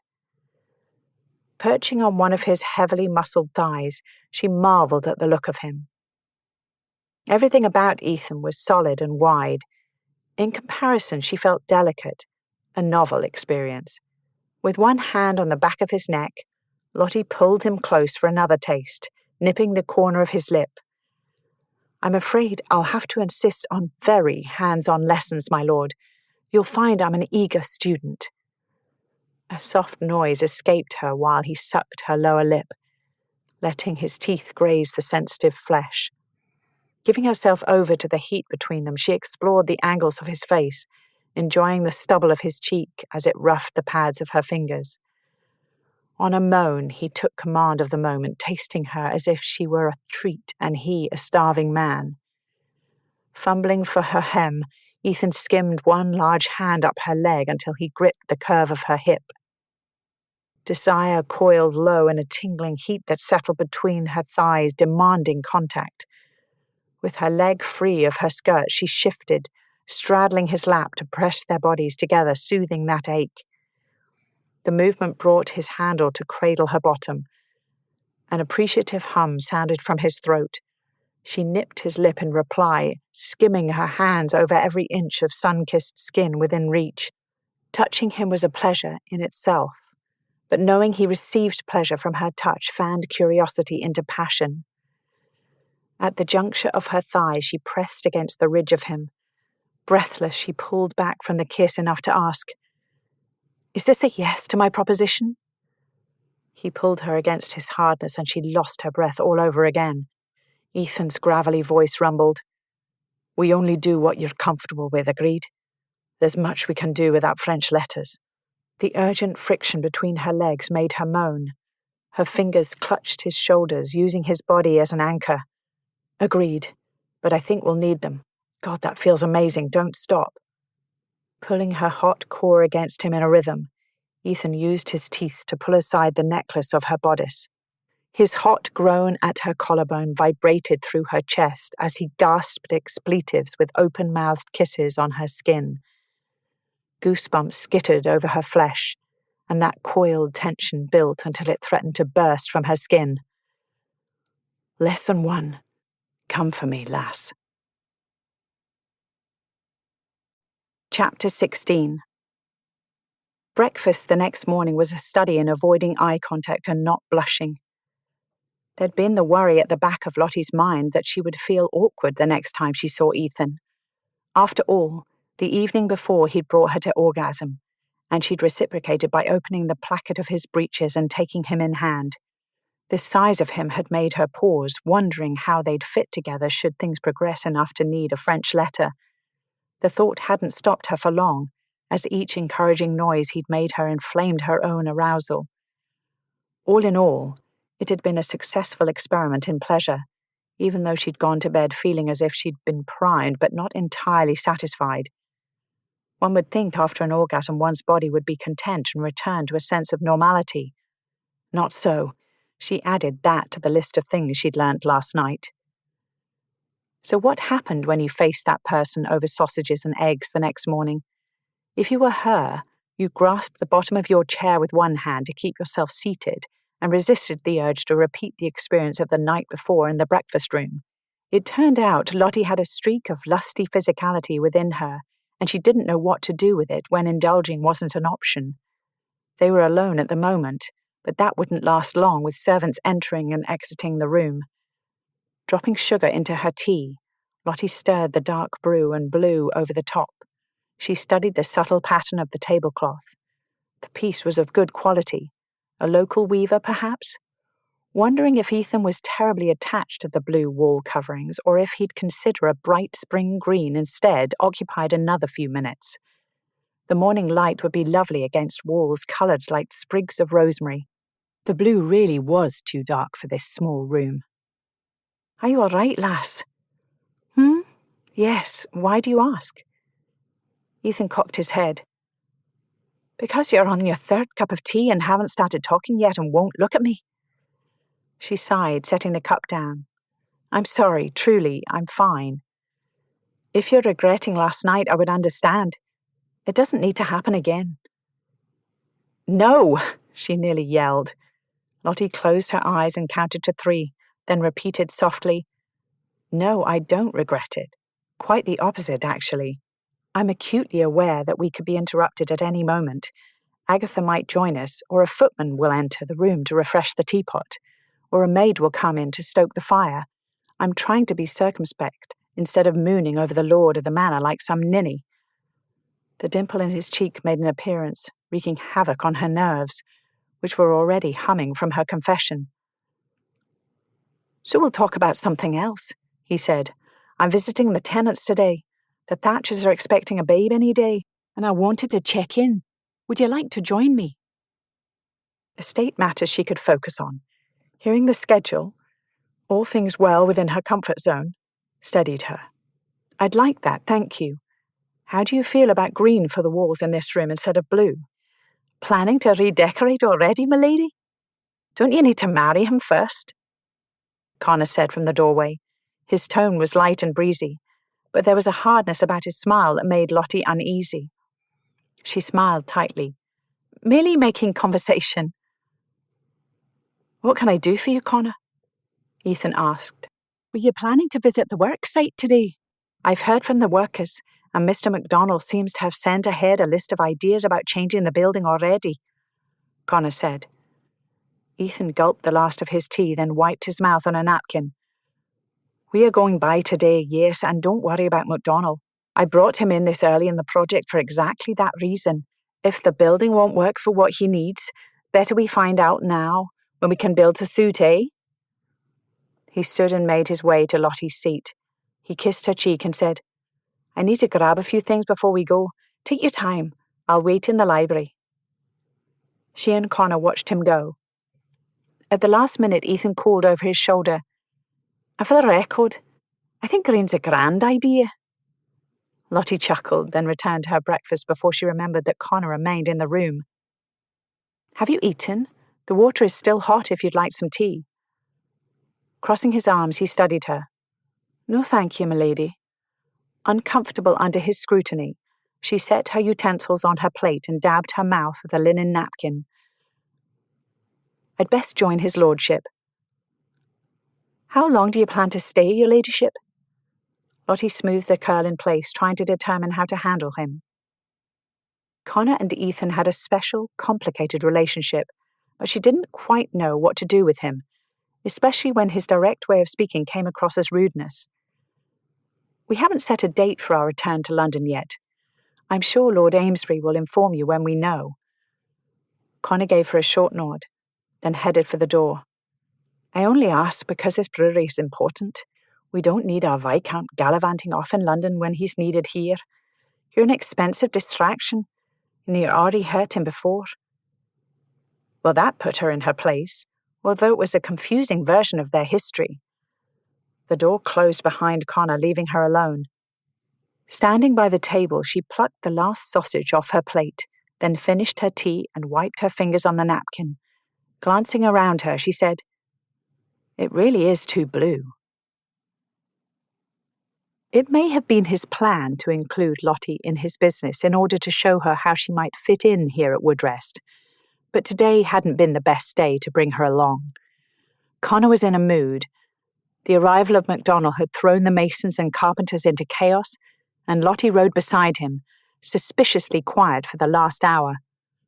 What's on your mind, lass? Connor doesn't like me, does he? He furrowed his brow. Connor is grumpy today. Don't take it personally. Was he rude to you? I'll not let him make you feel unwelcome, Lottie.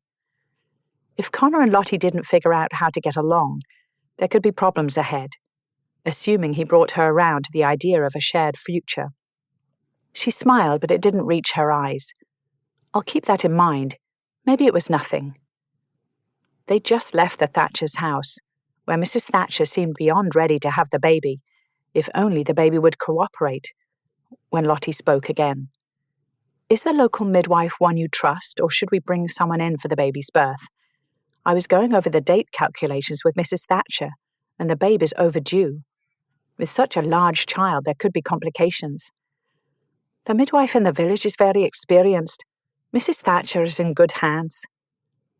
Watching Lottie interact with the building crew and tenants was a new way to get to know her. It was obvious she felt deeply, cared about details, and yes, sometimes managed everyone around her. Usually those people needed managing, though, so he could hardly blame her. He reined Ezra under a tree. When he dismounted and held his arms open to her, she slid off her horse without protest. The dip of her waist seemed custom-made for his hands. Flashes of memories from last night flickered behind his eyes, as they had all day. How Lottie had looked when she'd come apart in his arms, her long throat working for breath as she cried out, causing her neck to vibrate under his mouth. The satisfied expression she'd worn when she'd made him come in return, an endearing blend of sexy smugness and fascination at the process. I've been thinking about what you said last night, about being lovers. From your tone, I feel I won't like where this is going. This had been running through his brain all day, but it was still a tangle to speak the words in order. I want you. Don't doubt that, ever, not ever. You hear me, lass? I can't believe I'm even saying this, but as long as our agreement stands and this engagement ends in 3 weeks, we won't be needing those French letters. Tightening his grip on her waist, he drew her closer. I want so badly to be the dishonourable bastard you used to know. If I were, I'd tip you on the grass right now and not leave your thighs for days. She remained quiet, But Lottie was rarely still. Her fingers worked the linen of his cravat, adjusting the folds of the knot while he spoke. Maybe it's splitting hairs, to assuage my conscience, but here's what I offer instead. We explore other ways to bring each other pleasure. My body is yours to enjoy, but I won't do anything that risks a babe. If she fell pregnant, they'd have to marry, and the last thing he wanted was to force her hand. Even though the hands in question felt better than anything he'd ever experienced. And there he went, back down the hot slide towards arousal. Her sigh puffed against his chest. This is your final answer? Do you think you have the self-control to not need a French letter? A choked, self-deprecating laugh worked past his throat. I've no bloody idea, but I'll try my damnedest. A devilish glint in her eye alerted him to a change in her mood. How close can we get before you lose control, do you think?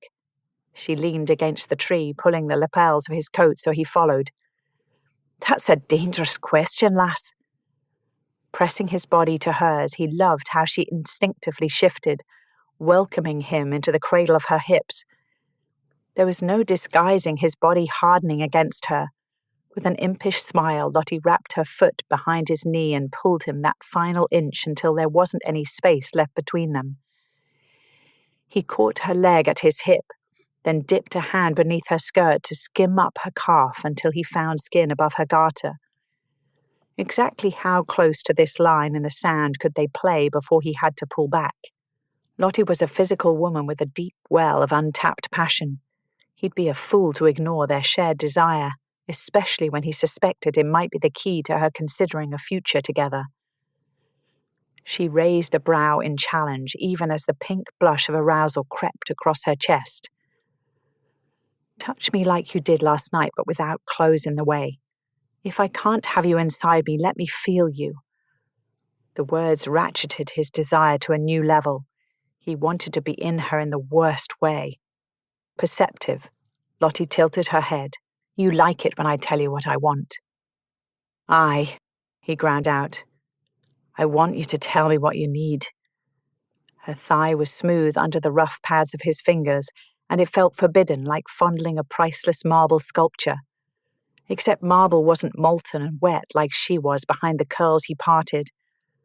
Lottie's eyes fluttered closed as she leaned her head back against the tree, offering her neck to him. Settling his mouth on her rabbiting pulse, he inhaled the lemony scent of her and smiled at her moan when his fingers entered her heat.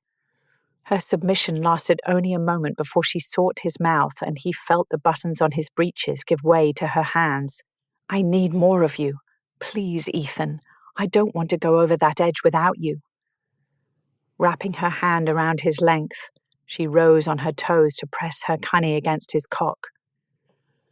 They froze, skin to skin, petals soft to hard. His breathing soared out of him as Ethan held her wide-eyed gaze and hitched her higher against the tree, dragging the length of his erection against her heat. Out of instinct, her hips tilted to try to bring him inside. He held her in place, then slipped against her again. It might kill him, but he wouldn't enter her. You're so wet. God, you're perfect, love. Ethan savoured her cry as he used his slick length to rub the bundle of nerves at the top of her slit, travelling her outer channel over and over. With one hand under her thigh and the other behind her neck, he tried to protect her from the rough bark of the tree, pinning her with the pressure of his hips. Their foreheads touched, and he locked gazes with her as they panted together, so close, her wetness pillowing his cock without letting him inside. It took everything in him to not notch the head of his erection into her.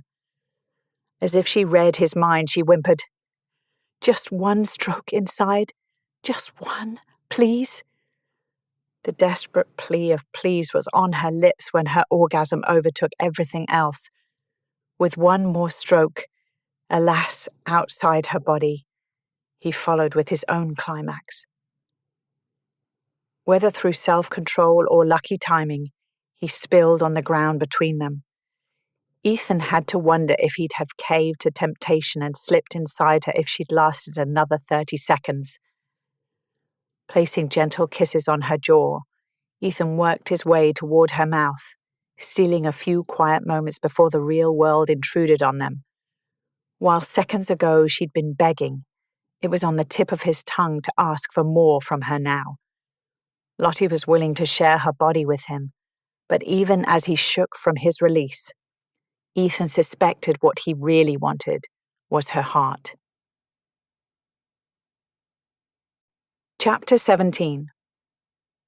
The mount Lottie had chosen for the day's ride pranced with a skittery sidestep to avoid a tuft of grass waving in the breeze. There was an ease to how she collected the gelding beneath her, murmuring soothing noises while she brought the horse under control. The country was her natural habitat. She was comfortable here, and he didn't want to think about her leaving soon. They'd spent the afternoon visiting the construction site and helping Mr. McDonald settle into his cottage. After a day on horseback, Lottie was windblown, mussed, and distracting. He'd pulled her behind 2 stone walls and a tree so far today to steal kisses, and each time she'd gone willingly. He'd tried his damnedest to stop at kisses. The encounter by the tree the day before had been thrilling but dangerously close to the point of no return. Now, on their way back to Woodrest, a feeling of contentment washed over him. "Where are your land borders?" "Do you see way over there, the sun reflecting off the water? Woodrest runs to where the bit of the Thames meets the River Cray, and about a half-hour's ride to the south beyond us." He pointed to the landmarks. "Is it very different from Scotland? I'd think to go from a smaller homestead to this with no preparation or training. How incredibly overwhelming." That was the understatement of the day. A solicitor showed up on my doorstep claiming I was an English lord of all things, and I didn't know what to think. My family? No, this English branch. We were sheep farmers, and damn good ones too. I didn't know anything else. "Very different from the future you'd imagined, I suppose," she said. Peat smoke from the tenant's hearth scented the breeze, not quite covered by the scent of fresh earth after last night's rain. God and the English king conspire against those who make plans of their own. He laughed a little, shaking his head. "When I saw Woodrest for the first time, I panicked. I thought I was doing well for myself, eh? I could support a wife with the land my parents left me, but my entire childhood home would fit inside one of the drawing rooms here. I'm surprised you didn't run away from it all." Frankly, so was he.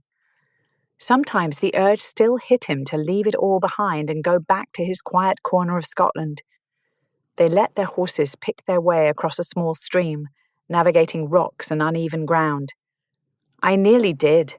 Excused myself from the staff and the solicitor, then sat on the floor of the smallest closet I could find. I remember thinking there wasn't enough air to breathe while I waited for my heart to beat out of my chest. "How old were you?" "Young, 22. Sitting in a scullery closet panicking like a child." They were cresting a small hill with the fields spread out before them, and pride shot through him. The estate's success was evidenced by harvested land and well-maintained buildings.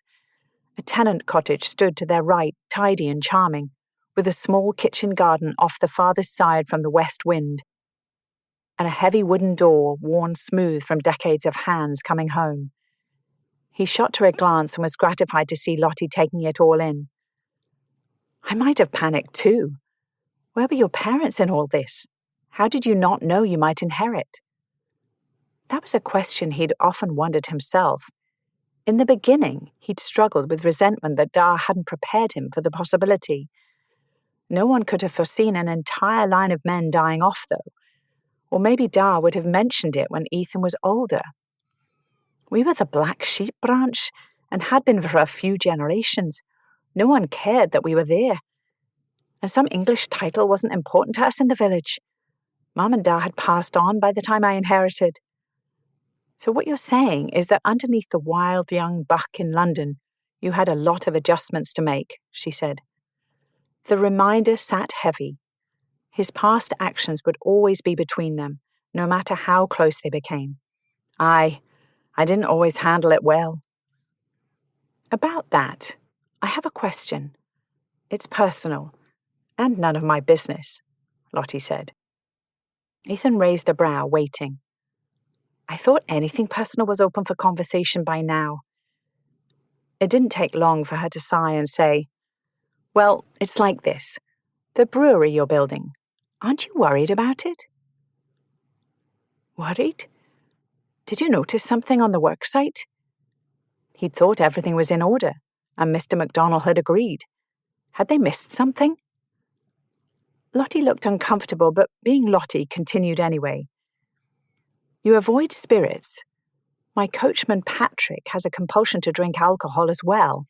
He conquers that need daily, as I assume you do, since I've never seen you have more than a single glass of ale or wine.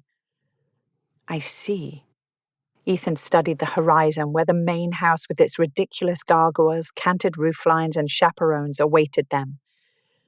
Lottie deserved honesty, even as she might judge him for his answer. I don't have compulsions or cravings for liquor like your coachman, but I learned the hard way that I don't like who I become when I drink that much. An occasional ale or glass of wine is fine, never more than 1 or 2 in a night, and no whiskey. I haven't been drunk in 5 years. Her brow furrowed as she mulled over what he'd said. If you don't have Patrick's issue with stopping, then why not enjoy 1 glass of whiskey and leave it be, like you would ale or wine? Because he was a coward, and now she'd know it, which couldn't help him win her over. Rubbing a hand over the rough stubble of his jaw, Ethan tried to find the right words. I'm scared, Lottie. I don't trust myself. When I hurt you, I was drunk. When I injured Connor, I was drunk. I don't want to make more mistakes and hurt people. She nodded but didn't respond before they arrived at the house.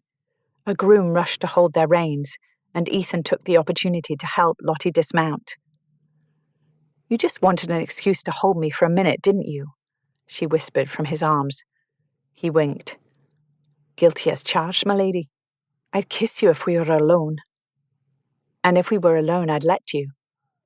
She stepped away, straightening her hat. I'm going to meet with Cook and arrange a delivery to your new brewmaster. Mr. MacDonald might appreciate a basket from the kitchens as he settles in. Do you mind? Not at all, lass. Thank you for thinking of it. He watched her go, shamelessly admiring the sway of her full hips as she climbed the steps to the door. She was all curves and competence, and he couldn't look away. After dinner, they relaxed in the library, as had become their custom. They were already settling into patterns and habits. All day he'd received compliments from masons and carpenters on his choice of bride. It had been bittersweet. His feelings had grown beyond what she offered in return, so he shied away from putting a name to them. Her fingers caressed the spines of the books on the far wall of the library.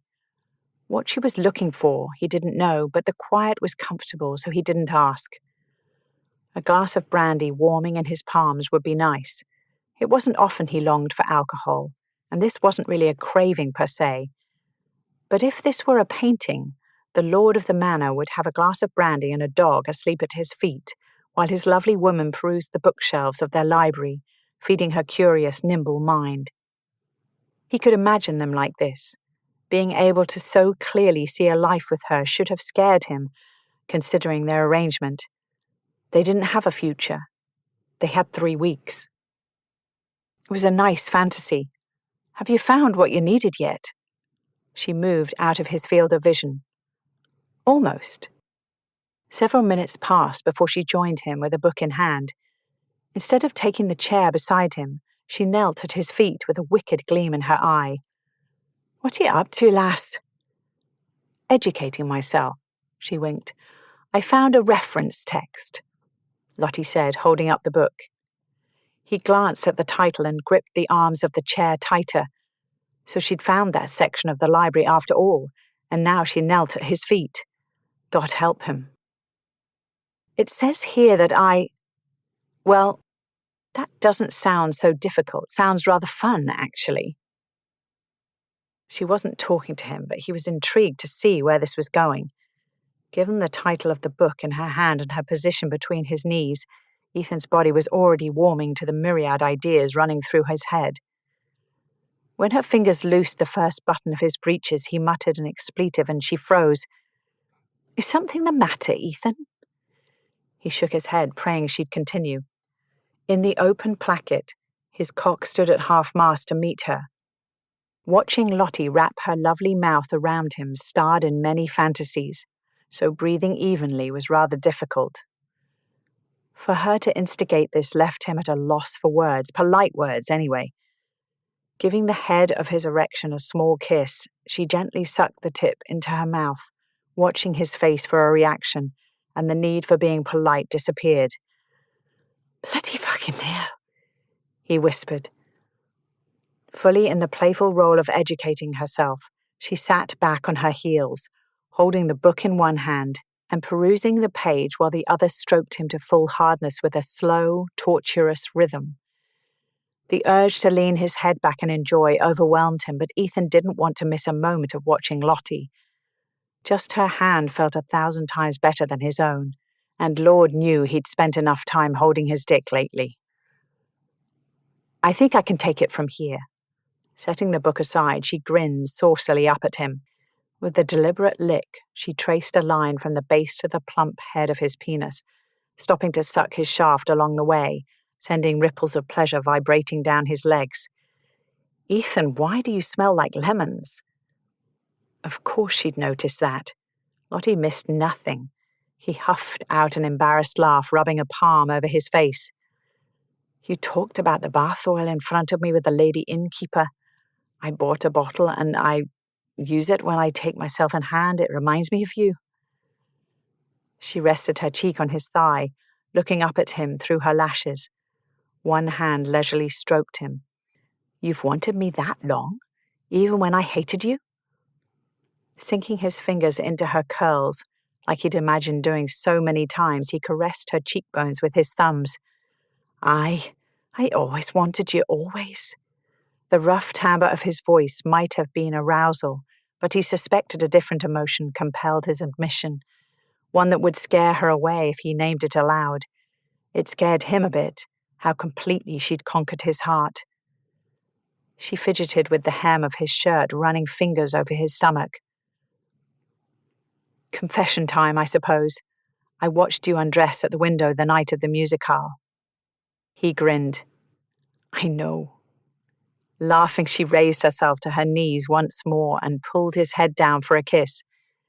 Their flavors melded together, and he could have lost himself in her for the rest of the night if she hadn't left his mouth to kiss his stomach. Working her way down, trailing fingers and lips, she explored his body until, finally, her mouth sank over his cock once more and he lost rational thought. This woman was a dream. Hot, wet, and playful, she never let her hands rest. Noises rose from his throat in time with his hips as he met her in a cadence set by squeezing strokes of her fingers and sliding suction between her lips.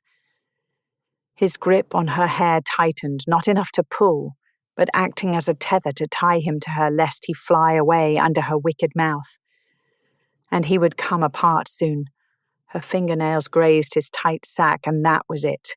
"Lottie, love, I'm close." He managed to gasp before his eyes rolled back in his head and pleasure sank through his blood, stealing his breath. Lottie gave his cock one last pull with her mouth, then finished with her hands, gentling her grip as he came down from the climax. When he finally opened his eyes, she looked awfully pleased with herself. "See? I told you I was an eager student." He laughed, letting his head fall back. "I do love a woman who reads." Chapter 18. "There goes your faux fiancé," Agatha commented from the window. Lottie's hungry gaze followed his broad silhouette as he guided a cart and horse down the lane. After these last few days, the sight of him impacted her senses. She knew the feel of his skin, tan from working outside, the salty taste, the smell of him. There were firm lines he insisted they not cross, but her fingers twitched, wanting more time exploring the smooth warmth of muscle and bone of those impressive shoulders. This insistent craving for Ethan made her suspect she might be in over her head. Yesterday afternoon, she'd visited the library for a book and ended up spread over Ethan's desk with his mouth between her legs.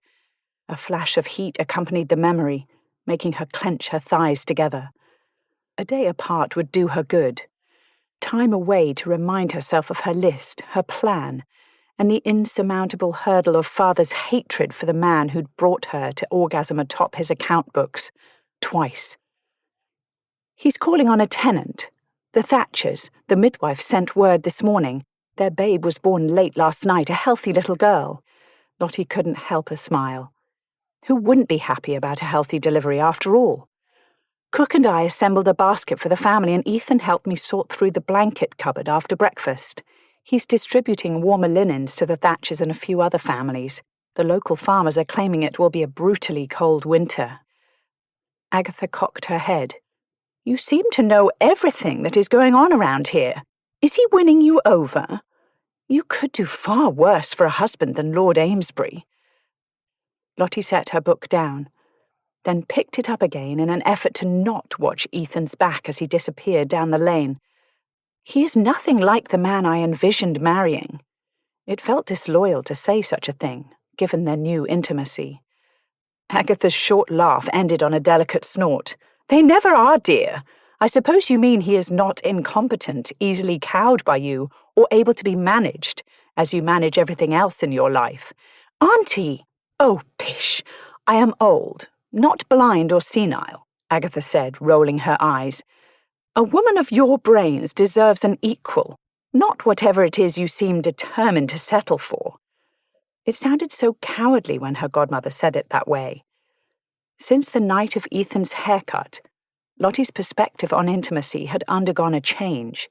Desire had been theoretical for so long, yet now it waited beneath the surface, always ready when Ethan was near. With each encounter they shared, the passionless years loomed empty and cold, and guaranteed if she ended things in a few weeks. As she did whenever the thought crossed her mind, she shoved it aside and tried to focus on the here and now.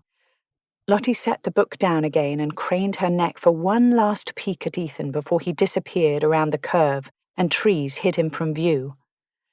Seeing him, touching him, had become a source of comfort, like a talisman she didn't want to need.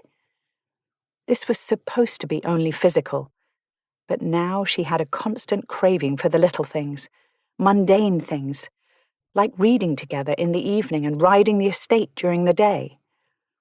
Like it or not, she had a clearly outlined future. Even if she were to throw away her entire plan and discard the list into the wind like some heroine in a romantic novel, she still had Father to contend with. Lord Amesbury could be a good partner for you, Agatha said. Partner? Lottie wrinkled her nose. What an unwelcome word. She'd have her own property soon, and she wouldn't have to share it with anyone. The plan ensured that. Ignoring the lack of response, Agatha continued her one-sided conversation. For someone of your disposition, learning how to be a partner in return could be a lifelong endeavour. You may have noticed you're a managing sort. Lottie shot her a look and pointedly picked up the book again and pretended to read. He doesn't seem to mind, though. You could have something real with Amesbury. What your mother and father shared, and what I had with Alfred. That is what your mother wanted for you, after all. The warmth seeped out of Lottie, leaving her with a cold knot of anger and frustration in her chest. There wasn't an easy answer to her problem. She should know, because her brain had dwelled on little else for days, and Agatha pointing out Ethan's bloody perfection didn't help the situation. Slamming the book closed with a thump, she snapped, I know what Mother wanted. A dutiful daughter as refined as she was. But as I'm learning, we can't always get everything we want, can we? Tears threatened, but she beat them back with her anger. She and Father may have shared something special, but they didn't include their children in that happiness. And with her gone, Father has no love left for anything except his books, even his grieving daughter. Every thud of her heart echoed in her ears, but the tears stayed put. Agatha sighed. You need never be alone again, child. Even if you choose not to marry, You will always have a place with me. Your father loved your mother with the last fibre of his being, but I can see that his attention to you has not been as constant as it should have been. I will not push. I will not pry." When Lottie snorted, Agatha conceded, "Fine, I shall try not to push or pry more than I already have. I will say this. Even if you never grow to love Lord Amesbury, you could do far worse than a viscount for a husband." There was no way to answer that.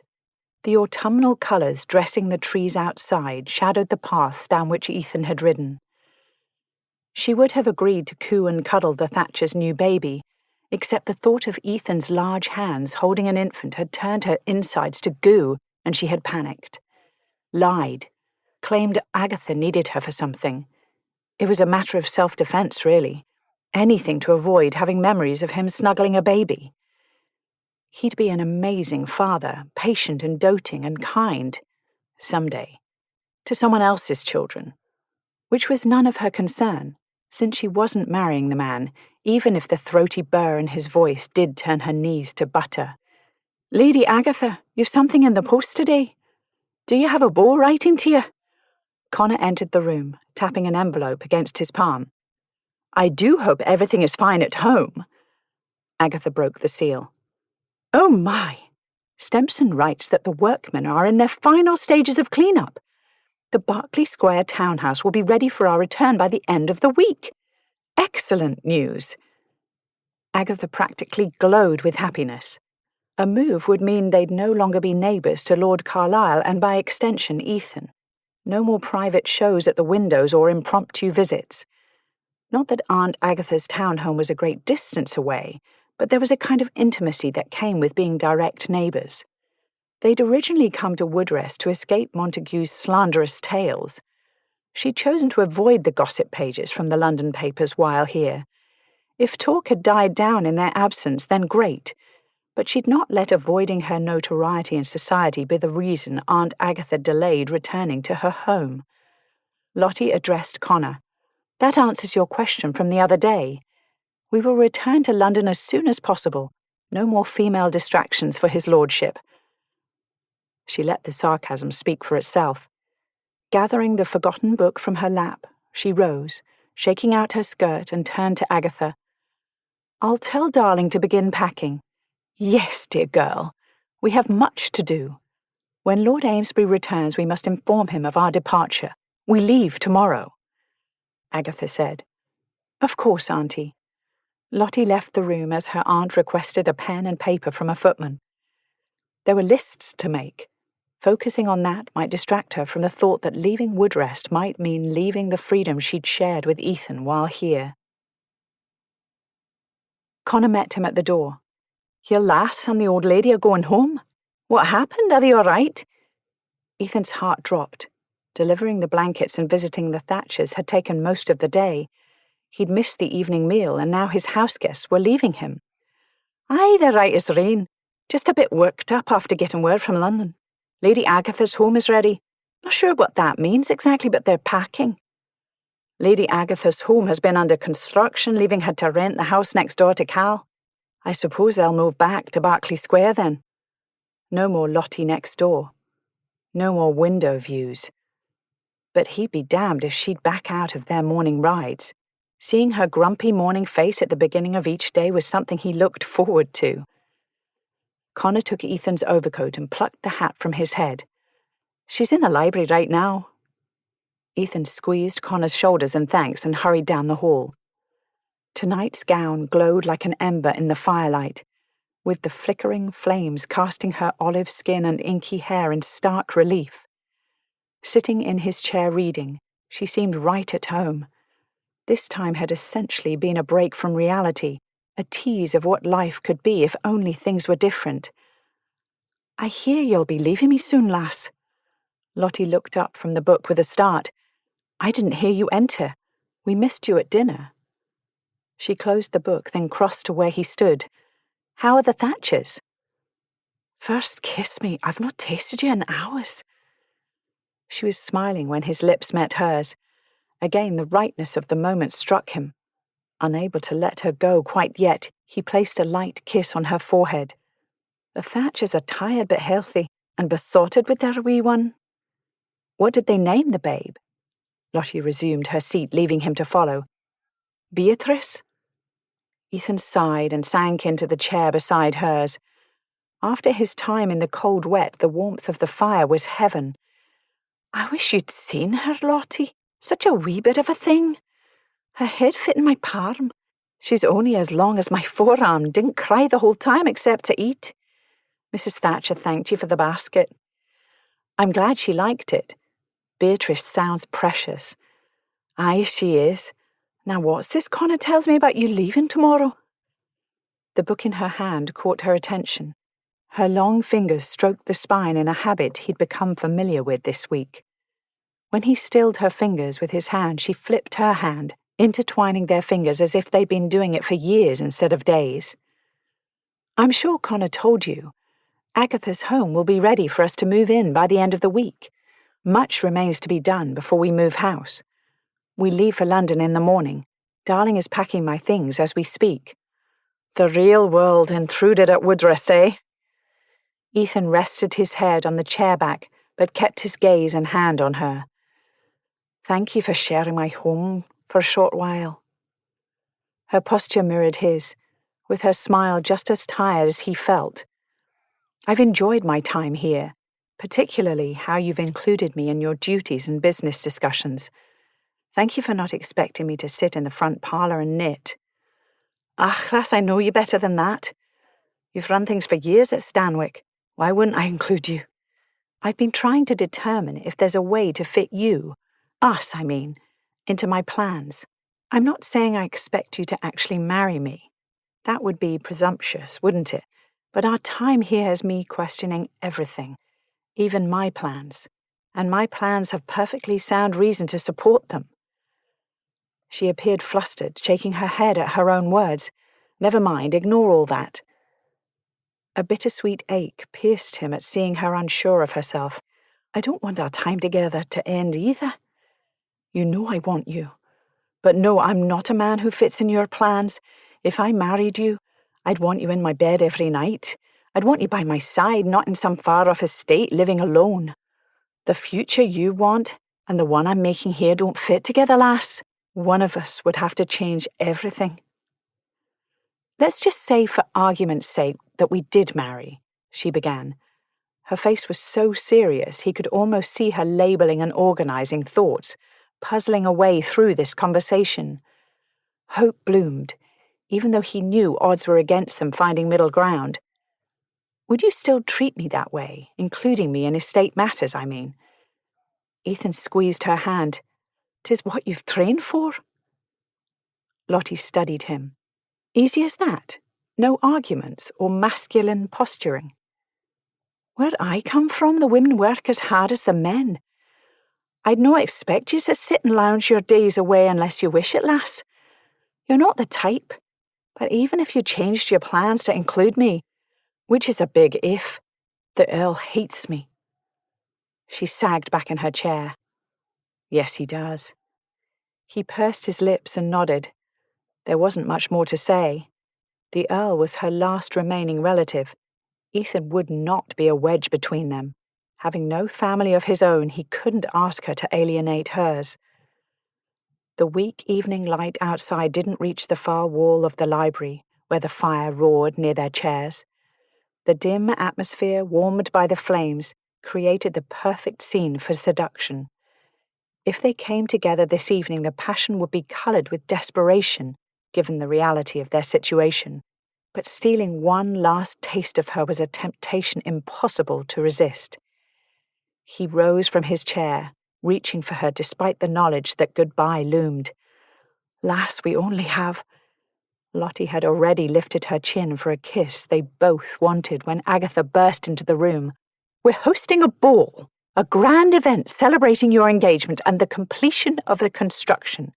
All those who flee town in the summer will regret missing it. If invitations go out by the end of the week, a few families might find their way back to London early. We only have a few weeks before Parliament sits again anyway." Lottie shook her head at her godmother and shot him a look. Isn't an engagement ball deceptive? Not to mention expensive. A ball sounded like a lot of fuss to raise expectations he knew would be dashed, along with his foolish hopes that somehow he and Lottie might create a future together. But if Lady Agatha wanted a ball, she'd get a ball. That woman was a force of nature. Darling girl, never discuss finances in mixed company. Terribly crass, love. Since I am your guardian while you are in London, celebrating the engagement will let everyone know the family supports this match. But father won't actually. Lady Agatha swept out of the room as quickly as she'd come, leaving Ethan and Lottie staring after her. A few moments before, the air had been thick with possibility, then the harsh sting of reality. Now silence fell, each retreating to their thoughts, someplace the other couldn't follow. With a tight smile, she let go of his hand. Good night, Ethan. Her book lay abandoned on the chair. Plucking the book from the seat cushion, Ethan glanced at the title. Fanny Hill. Of course his curious lass would find an erotic novel. The fire crackled, the only sound besides his breathing in the library. The room had felt cozy and comfortable. Now it just felt lonely. Over the years, the books, with their smell of ink and leather, had been friends enough. He had to wonder if he could return to being content, without her sitting in the chair beside his. Chapter 19. Seeing Ethan again sent a thrill through her. She and Agatha had returned from Woodrest a week before, but Ethan had returned to town only this morning. There'd been work to do, as Ethan had explained in one of the letters he'd sent this week. Connor had put pressure on him to stay at Woodrest, citing the myriad obligations of the estate. She hated to think his duties were falling to the wayside, but seeing him again felt like a physical relief to an ache she'd been only half aware of carrying. The open carriage meant she didn't need to bring Darling on this outing, but it also limited the kind of greeting she could offer. They'd been gloriously free at Woodrest, and by comparison, London felt like a cage. It felt like he hadn't touched her in years instead of days. His eyes were admiring when he helped her into the carriage, and she was grateful she'd chosen a new dress for the outing. Vivid green, trimmed with embroidered leaves and birds, the design had arrived the day before from Madame Bouvier. You're beautiful, lass. 'Tis good to see you. She bit her bottom lip and stared at his mouth. What she would give for a few moments of privacy, instead of a greeting on the public street. It's good to see you too. If we were alone. Aye, he said, his voice husky. He cleared his throat. Gunther's for an ice? I may be a lunatic to want ices when it's so cold, but yes. As they headed toward the fashionable tea shop, she stared at Ethan's profile, drinking in his features. Goodness, she'd missed him. Their last conversation in the library had played over and over in her head since she'd returned. They'd left things with a feeling of hopelessness for the future, and it didn't sit well. The drive was short, not nearly enough time for the jumble of words that wanted to fall off her tongue. Yes, she craved the taste of him, but more than anything, she'd longed for her friend, hearing his voice, making him laugh, seeing him interacting with his tenants. It seemed simplest to say, I missed you. Thank you for writing. I missed you as well. The whole week. I didn't stop thinking about you. Do you mind if we take a few wrong turns? I'd like to talk privately. At her nod, they made 2 turns and headed back toward the parks. Ethan's side pressed against hers, hip to hip. Their arms brushed every time he signaled to the horses, but neither moved away. Our month is nearly up. If you want to continue with the original plan, I will honor my word, step aside and wish you happy. He drew the horses to a stop on a stretch of gravel path in Green Park and faced her with a serious expression. But Lottie, if you want a life with me, I'll write your father and beg. I'll make an arse of myself and grovel. I can't make him agree. but I can try to convince him that I'll make you happy." A war arose within her, and she didn't know which side should win. It felt like no matter what, she'd lose a part of herself. On one hand, she wanted to let this proud Scotsman beg her father, then spend the rest of her days living how they had during their time at Woodrest, taking care of the estate, then coming together with that combustive passion they'd discovered. But would that be fair to him? Whether by choice or chance, he'd not mentioned love, but she knew Ethan wanted something that resembled it. When he spoke of his parents, it was clear they were a love match, though his experience differed greatly from hers. Sure, she cared about him, desired him, but love? How did someone determine that emotion without good examples? Setting aside the scary concept of love, he deserved partnership at the very least. A marriage built on friendship and lust could be a happy medium between their two visions for a future. On the other hand, that house by the sea with its siren song of freedom called to her.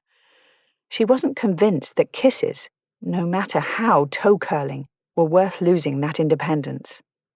Her silence stretched for too long because Ethan set the horses in motion again, heading back towards Gunther's. Helping him understand what was in her head would be a challenge when the thoughts weren't clear even to her. But opening himself to her like that had taken courage, and he deserved an answer. She only wished she had one that felt definitive. "I want you, but I want the future I've worked for too. If there's a compromise, let's try to find it. After all, if our passion burns out, we might share enough common interests to live peaceably. Or I can retreat to my estate, and you to yours. Then we can coexist miles apart without rancor. We might even manage an heir before the attraction fades." "Your inner romantic needs work, lass," he said, but his tone wasn't teasing. Had she hurt him with her honesty? "Please understand, I'm trying to be pragmatic about this, Ethan. Have you considered that father is someone you'll have to deal with forever? He isn't a dragon we slay once, then never have to see again. That assumes we get him to agree to the match, which we both know is against reasonable odds." They arrived at numbers 7 and 8 Berkeley Square, with its signature pineapple decor visible through the window. Resting the reins on his knees, he stared down at his boots, avoiding her gaze. "It's a gamble. Any relationship is, but I think you're worth the risk. Or you can end it. Our month is up the day after the ball." She squeezed his fingers. "I don't want to hurt you. If we married, what if you came to resent our agreement in a few years? Can I think about what you've said for a bit?" "Aye, take all the time you need, lass." Their fingers interlaced for a moment before he released her and stepped down from the seat to tie off the horses. When she stepped down from the carriage, a leaflet blew onto her boot, then stuck. Lottie kicked, trying to dislodge the newsprint. Grasping Ethan's arm for balance, she peeled the paper off her shoe, along with a wet autumn leaf acting as glue between boot and leaflet. The edge caught on her glove and wouldn't budge. Flicking her hand only made it worse. "Ethan, would you mind? This paper seems far more enamored of me than I am of it."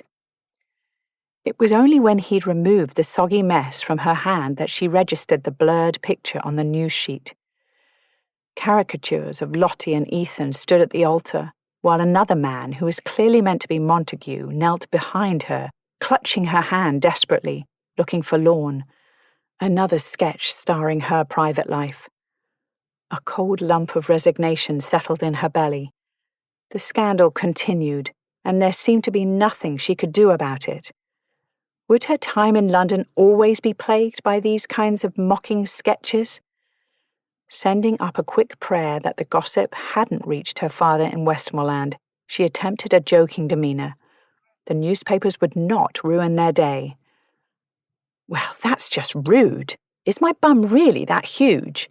Please tell me there's been creative license taken by a particularly vile artist." Ethan's solid presence reminded her that she wasn't the only target of the gossips. Having an ally helped alleviate some of the frustration.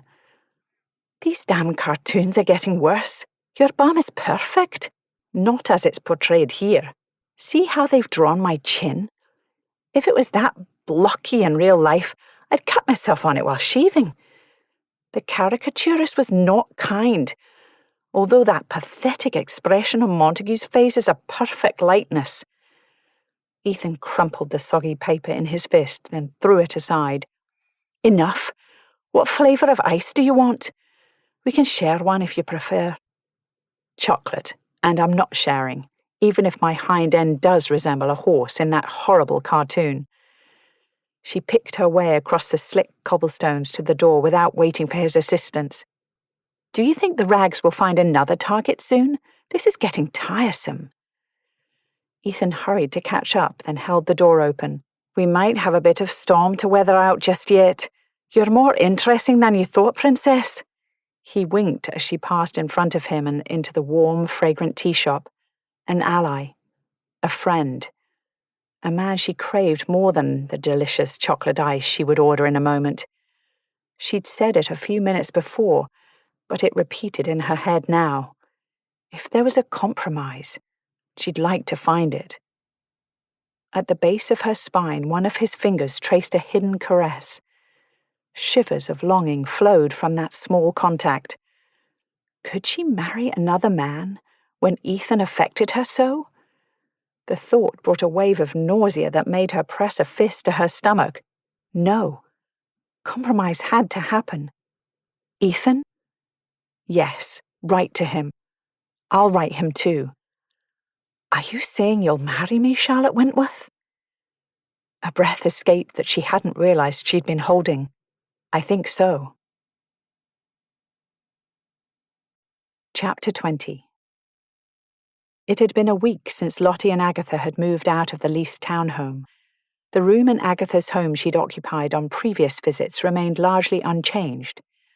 Although the linens and draperies were new, the lemony shade remained.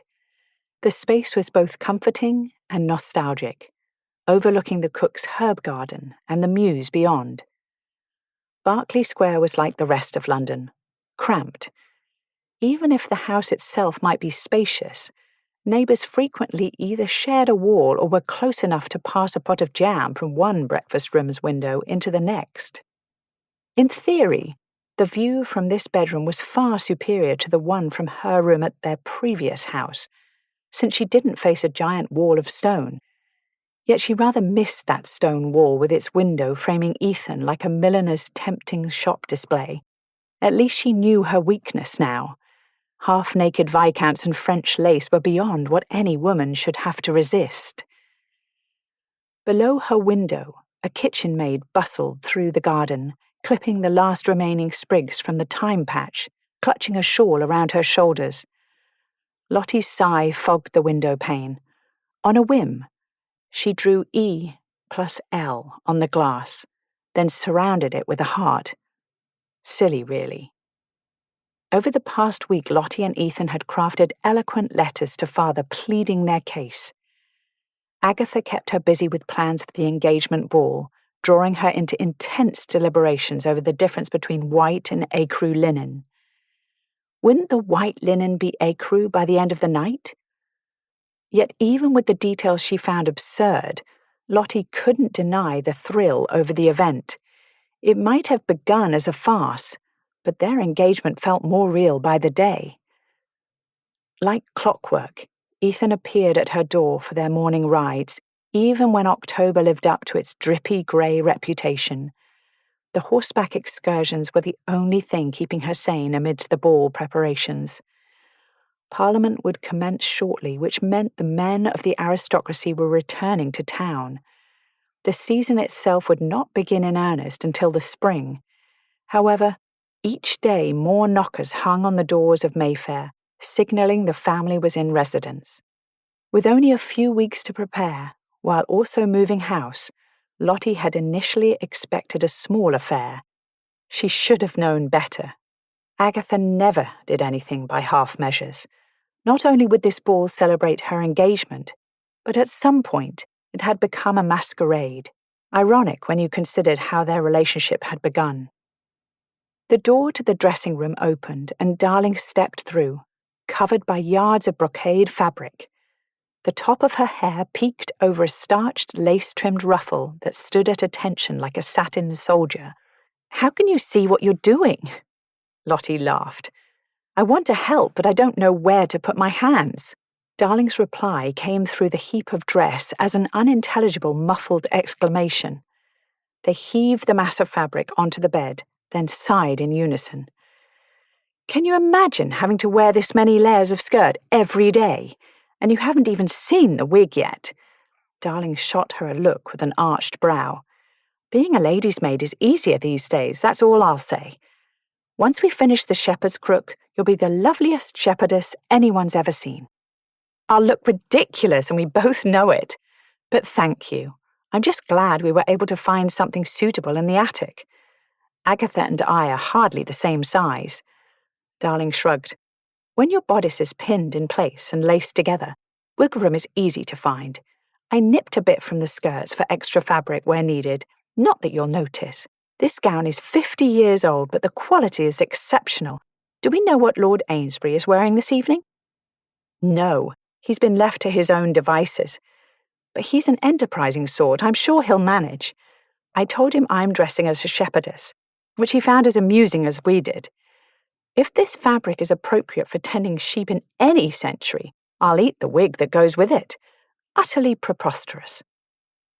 3 hours later, with Lottie's hair tightly coiled to make way for a towering wig of ridiculous proportions, sure to fall off if she moved her head too quickly, she muttered, "This is a fresh hell I've never experienced before." Behind her, Darling snorted a laugh, then secured a flashy necklace around her throat. "There we go. Let the pendant settle between your lady friends, and Lord Amesbury won't be able to tear his eyes away. Poor man, he'll be running into walls tonight if he doesn't manage to see past your neckline. How is it I'm wearing the fabric equivalent of every garment I own, yet still have this much cleavage on display? Because I have your best interests at heart. I've seen the way that man looks at you. These are your weapons. Use them, but try not to sneeze. You risk losing a nipple above the neckline." Darling stepped back to admire her handiwork. With perfect timing, a footman arrived with the shepherd's crook. Someone had painted the curved staff to match the powder blue of the dress, then wrapped it all around with greenery and white blooms from the decor downstairs. She would match the decorations. God help her. "What do I do if the wig falls off?" "Send a footman. I'll meet you in the retiring room to fix it, but try not to let the wig fall off." Darling smiled, then waved her out of the room, giggling a bit when Lottie had to turn sideways to fit the wide panniers through the door. The view from the top of the staircase was designed to impress. Beeswax candles illuminated the foyer with a warm glow that carried the faintest scent of honey to where she stood. White flowers were draped from everything stationery. Her aunt did know how to make an impression. Standing a head above most of the others in the foyer, Ethan made it awfully easy to admire the picture he made in his black coat and costume. Sauntering down the steps and grinning like a fool, she met him halfway when he bounded up to meet her. Ethan swept a courtly bow. "Fair shepherdess, you're a bonny vision as expected." "A wolf? Really, Ethan?" Fuzzy grey wolf ears poked from Ethan's wayward curls. She might not have taken enough off the top when she cut it. That or his curls truly had a mind of their own. The memory of that first night together, exchanging orgasms before the kitchen hearth, ignited the now familiar burn of desire in her belly. His gaze behind the domino mask felt like a caress as he blatantly perused her costume and gave an appropriately wolfish grin. Lottie petted one of his costume ears, rearranging a curl to cover the fastening clips. "Should I be quaking in the presence of the big bad wolf?" "The big bad wolf will eat you up the first opportunity, I promise you." Ethan's mask almost hid the wicked glint in his eye. "Look, I even have a tail." Sure enough, a matching length of grey fur trailed out from beneath his coat. The earliest guests trickled through the door. Mindful of the eyes on them, Lottie offered her hand. I wish I could greet you properly. Truly the week since leaving Woodrest had been the longest of her life. This last week especially, waiting for a reply from father and wondering if her mad plan to marry the man who'd ruined her would come to fruition, had taken its toll. Sleepless nights wanting the comfort of his arms while she concocted contingency plans for the likely event that father wouldn't see reason. Ethan placed an open-mouthed kiss on her palm, pulling her from her musings. His lips against the white of her glove sent curls of sensation up her arms. We'll steal a moment to ourselves as soon as we can, lass. The trickle grew to a steady stream. As hostess, Agatha was in her element, greeting friends, then directing them to the ballroom without ever letting on that she'd essentially herded them like cattle. Lottie took her place at Agatha's right hand with Ethan beside her. When the arrival of guests trailed off to a trickle once more, Agatha said, Amesbury, if you would be so kind, please open the floor for dancing. I don't know how I'm going to manage dancing in this gown. Lottie shook her head and immediately regretted it when the wig shifted precariously. She froze, afraid to move. Nonsense, Agatha sniffed. I danced at court in that gown. Several of the Russians copied the design, I'll have you know. Turn sideways through doors when needed, hold your head steady, and try not to think too hard. You will be fine. Lottie took Ethan's arm, which shook with his barely contained laughter. The best advice she could give you was don't think too hard. In the center of the ballroom, beneath a chandelier heavy with swags of white flowers, Ethan drew her closer. I have faith in you, princess. At the nickname, Lottie stuck out her tongue, then heard a titter travel through the room. Ah, yes, the ever-present spectators to their courtship. She huffed under her breath and tried to lengthen her neck under the weight of the wig. Her aunt's faultless posture made so much more sense now. I don't envy you the task of navigating that dress, but you look beautiful. Ethan placed a palm at her waist as the opening strains of music floated through the room. Lottie scanned the faces around the edges of the ballroom. Who are you looking for? Just making sure Montague hasn't found a way in. He wasn't invited, of course, but you never know. Can you believe he's just happened to be in the square 3 times in the last few days? He doesn't live near here, as far as I know. Didn't try to call or anything. He knows we wouldn't allow him inside. Instead, he just watches. It makes me nervous. Taking their cue from the music, they began to dance. Calvin has eyes on him tonight. Montague won't ruin our night, lass. Cal and I have been buying debts from the gaming tables, and today we wrote his father, calling in the lump sum. Danby will insist Montague retreat to the country, and he'll no be around to cause trouble for you. But still, take a large footman when you go out until he's no longer a threat, please. I don't like that he's loitering outside. Fine, we will enlist the burliest footman we can find. Do I want to know how much this plan has cost you? His dimple flashed. Didn't Agatha say we shouldn't discuss money in company? Lottie squinted, giving him a false glare. Fair enough. For now. By the time they'd completed one circuit of the room, other guests were joining them on the dance floor. Ethan was a confident, although not terribly graceful dancer. He tended to charge through the steps with little regard for musicality, but he held her gaze as they worked through the turns of the dance, focusing all that determined energy on her, which made her almost dizzy. Lottie's internal temperature rose another degree, while the air thickened with something she could not name. It was as close to magic as Lottie had ever experienced in public. When she was a little girl dreaming of her debut, this was the stuff of her young hopes. Closing her eyes for a moment, she let him pull her through another spin. Guests danced, musicians played, wine flowed, and if he didn't get Lottie alone for 5 minutes to kiss her properly, he might scream. The damned skirts were too wide to allow him a place by her side, so he held her fingers tugging her along the edge of the room toward the balcony beyond the windows of the glittering ballroom.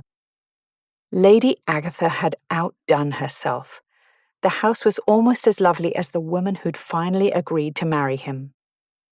Their visit to Gunther's and her abysmal timing of consenting to marry him, while standing in a public venue, was so very Lottie he'd been smiling like a fool since.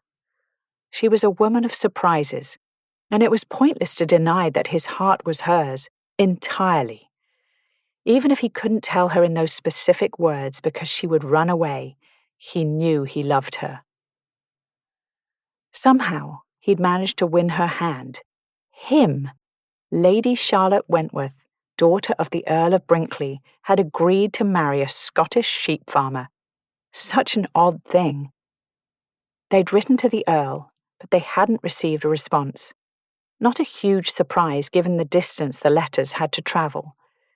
It felt a bit like tempting fate to celebrate so openly without her father's blessing. While writing their letters, they'd shared their plans with Lady Agatha.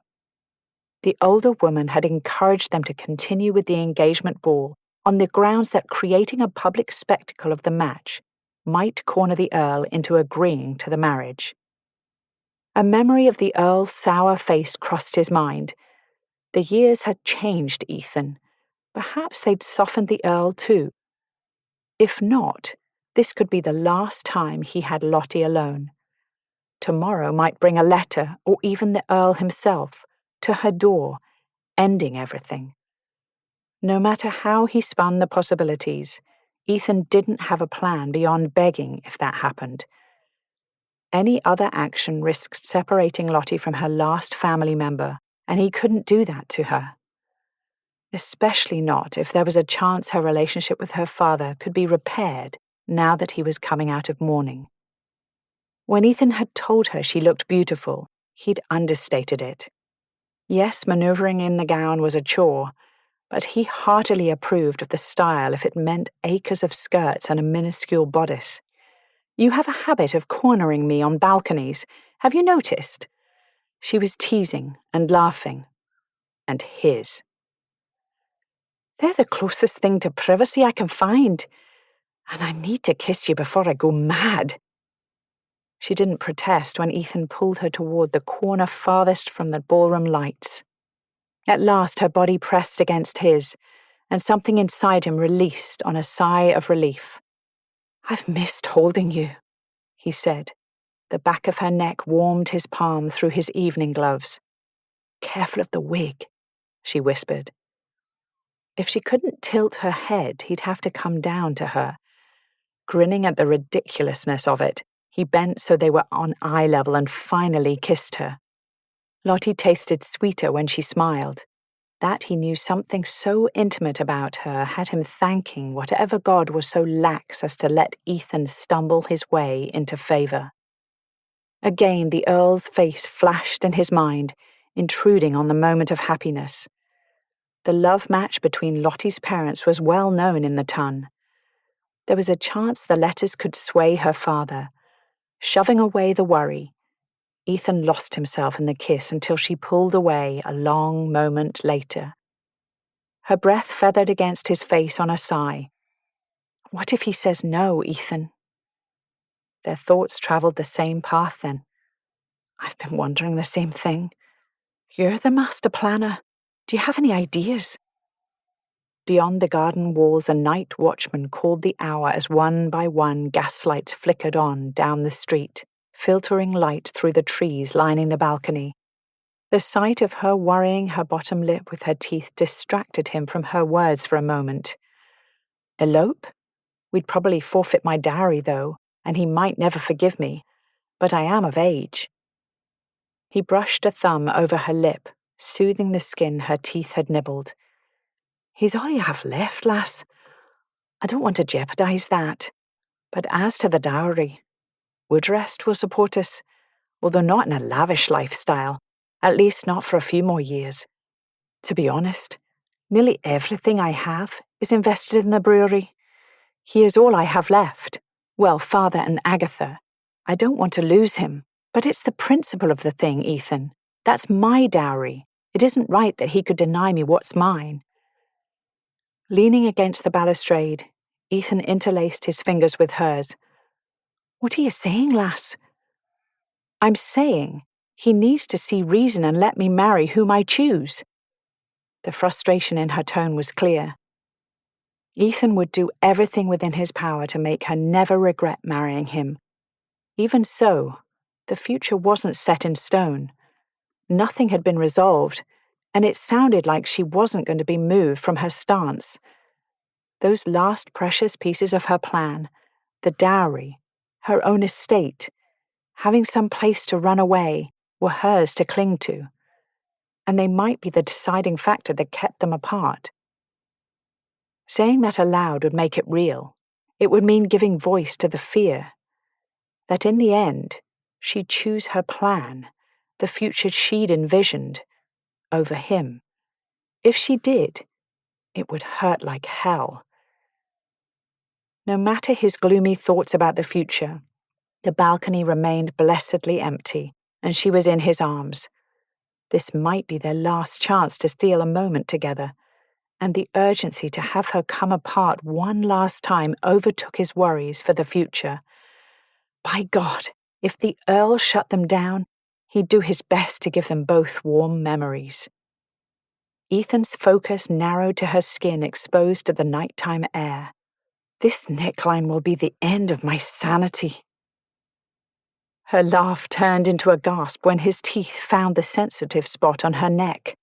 After their time at Woodrest, he knew she loved that. But only the right side made her breathless, not the left. If given the chance, he would be a husband who paid attention. Husband. Ethan grinned against her skin, relishing her light giggle. A very un-Lottie-like sound, made all the more precious because he'd caused such a girlish noise. "I can't stop thinking about that night in the library, with your mouth on my cock. Remember the next day, when I returned the favour?" The grin she shot him played with every wicked thought in his brain. He set her hands on either side of him to grasp the stone railing he leaned against. "Keep your hands here. Don't let go, lass. You'll be needing the support. And try to keep that wig on." "What? Now? Ethan, where are you? Oh, mercy!" The layers of her costume muffled sound when he dived under her skirt, tucking his costume tail behind him so it wouldn't give away his location should somebody pass by.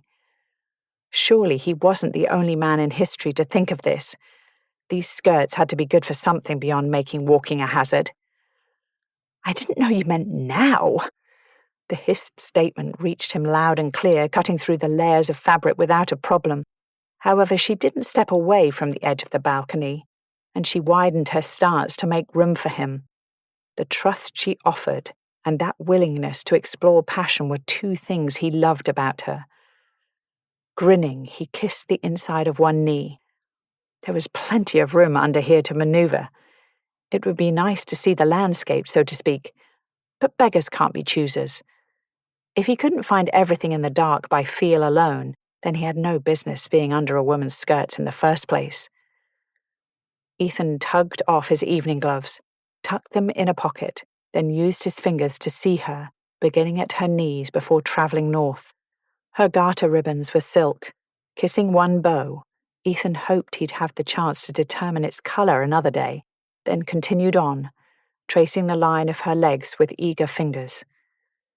When he greeted the plump curve of her inner thigh with an open-mouthed kiss, her body quivered for an instant under his lips, but then, oh beautiful lass, she leaned into his mouth.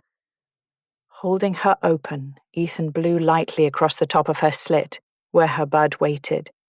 Her body jolted but not away from him. Drawing in her scent, he placed an almost chaste kiss on the triangle of curls before letting himself go further. Lord, he'd missed her. Finally, the taste of her coated his tongue again. Years seemed to have passed since he'd last savoured her unique flavour. Ethan grasped her legs, curling his long fingers at the crease of her buttock and thigh, Then he encouraged her movements against his mouth with light presses and squeezes of his fingertips, similar to leading a dance, except that this was something more intimate than a waltz. And just like on the dance floor, she was a brilliant partner.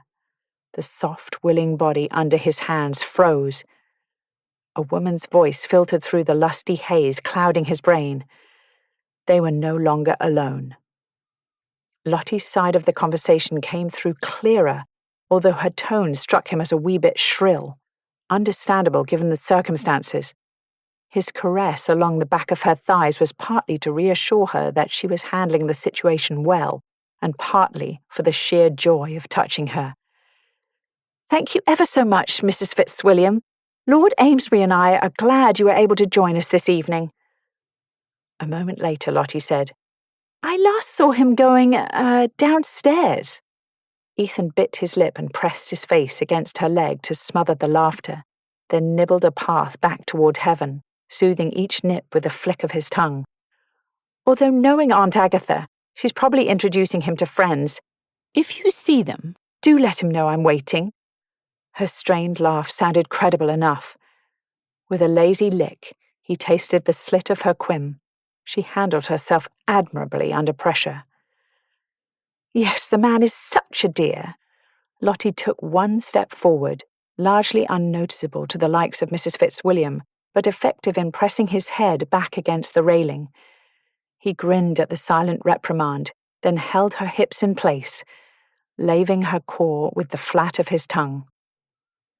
Mrs. Fitzwilliam must have moved along to mingle with the other guests inside, because Lottie's body turned pliable under his hands once more. Skimming hands up toward her wet curls, he brushed her open to hint at his intention before sliding his finger inside. The soft curve of her lower belly quivered against him, and he would have given anything to have more than just a finger inside her. With a wee bit of luck, they'd have a lifetime to take their pleasure in each other. And wasn't that just the damnedest thing? Or he'd be left with just his hand and memories. The worry about her father tried to rise in his mind, but he ruthlessly squashed it to focus on the present moment when once again Lottie pressed him to the railing. Holding his head in place with her glorious body, she set the pace against his mouth. The sound of her low, shuddery moan sang a song meant for only him. A rush of earthy sweetness flooded his tongue, and he swallowed her release, softening the pressure against her until his tongue grazed only the petals and curves of her flesh, avoiding the central bundle of nerves. He gave her quim one last gentle, close-mouthed kiss. Ethan traced his fingers from her ankles up to that ribbon garter, then back down again. The shakes of her body were quieting. Under his fingers, her legs were smooth and strong. At last the quivering in her thighs settled, and the silence beyond this dark haven let him know it was safe to emerge. Ethan shimmied out from under the cover of a wide pannier and stood as if he'd been leaning beside her against the railing all along. Dragging a hand down his waistcoat, he tried to set himself to rights, and hoped the erection tenting his breeches would abate soon. Beside him, Lottie's fingers held the balustrade in a death grip. A flush covered her chest, visible in the light from the single flickering lantern nearby. Ethan covered one of her hands with his. She cocked her head, then froze when the wig slipped at an awkward angle. That was marvelous. But what about your satisfaction? I'm not worried about me. I wanted to make it good for you. I promise I always will. Lottie squeezed his hand, then straightened the costume ears he wore. The big bad wolf indeed, if they only knew what a kind man you are. Ethan grinned, letting her see his teeth. I promised to eat you up, didn't I? Lottie's husky laugh loosened the lingering knots of worry in his chest. She stood on her tiptoes to whisper in his ear. Darling will let you in the side entrance after the guests are gone. Find your way to my room tonight and do it again. Her hand slid up the line of his hard thigh to close over the length of his erection. He glanced at her sharply. Are you suggesting what I think you are, lass? We're going to be married. What's the harm? It tempted the fates to say as much out loud. So many things could go wrong tomorrow, but tonight, she offered everything.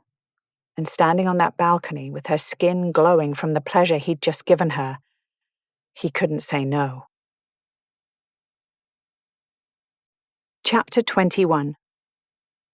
The gaslights outside Lottie's window dotted the lane to the mews, which finally showed signs of settling after a busy night.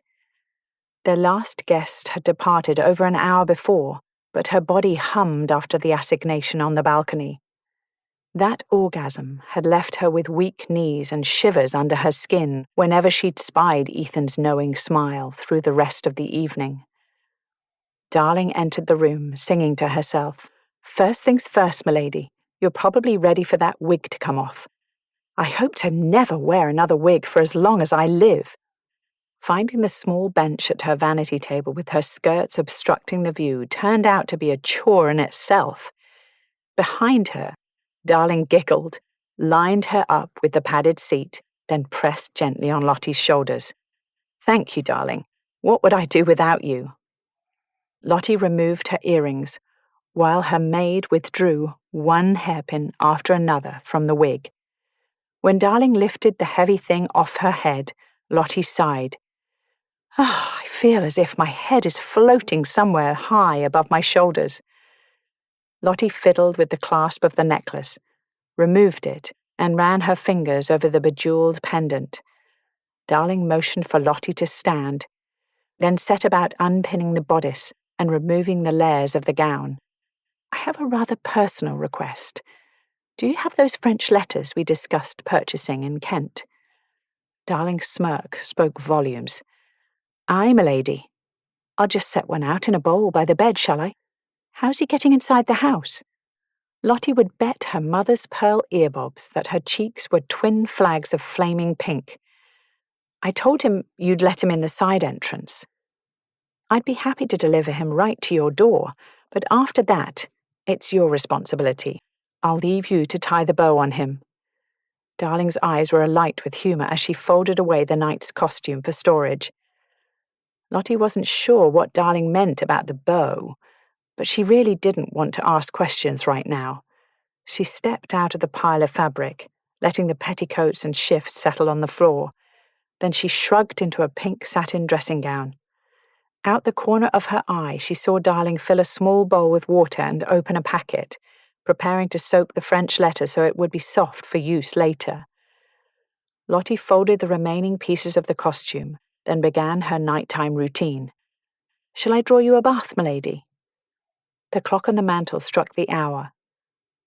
"Do I have time for a bath?" It did sound lovely. With a shrug, Darling gathered the lemon bath oil that had become her favourite. "If my lord finds you naked in the tub, I doubt he'll mind. Might help you relax a bit. You're fluttering about like a nervous bird." Leave it to Darling to find the perfect relaxation aid and seduction setting.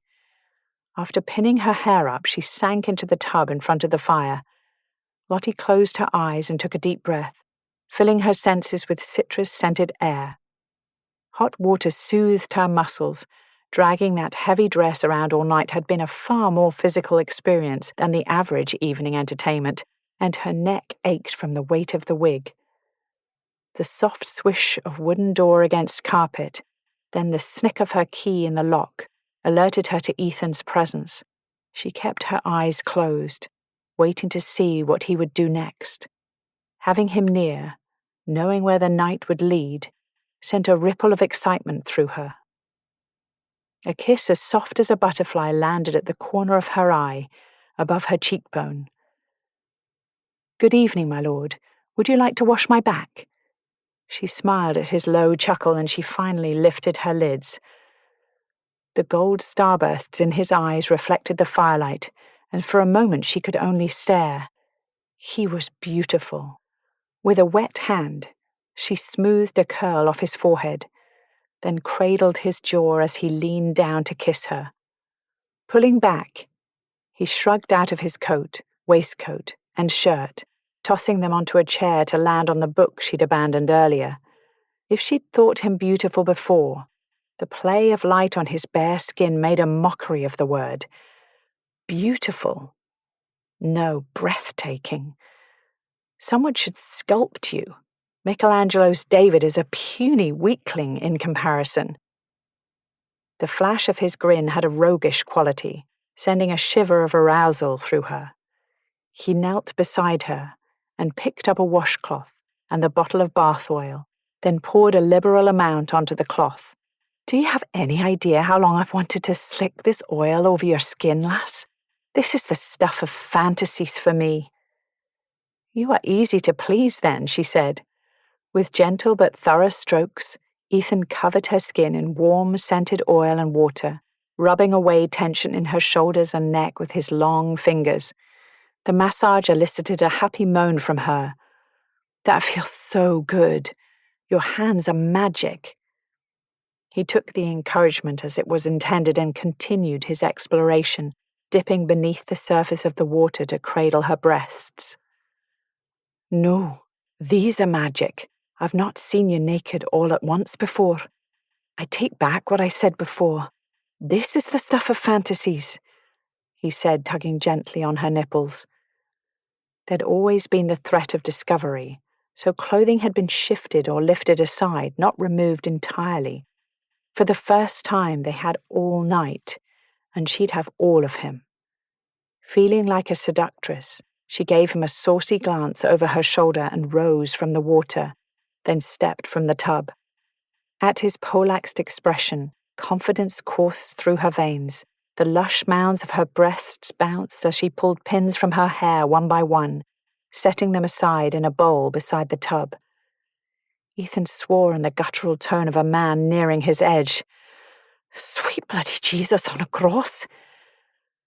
Do breasts usually trigger blasphemy? She asked, dabbing at her skin with a towel. When she leaned down to nip the corner of his mouth, her breasts swayed forward. He caught a nipple, sucking it deep with a delicious drag of sensation. Snaking an arm around her waist, he palmed one of her buttocks.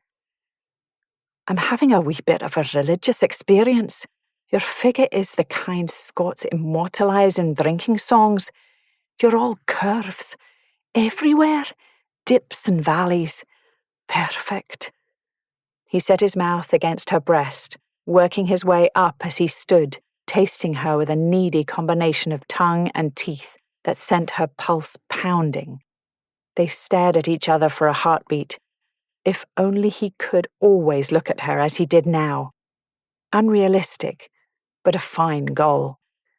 At last he reached her mouth and she welcomed him, tunneling one hand into his hair as if to anchor him to her.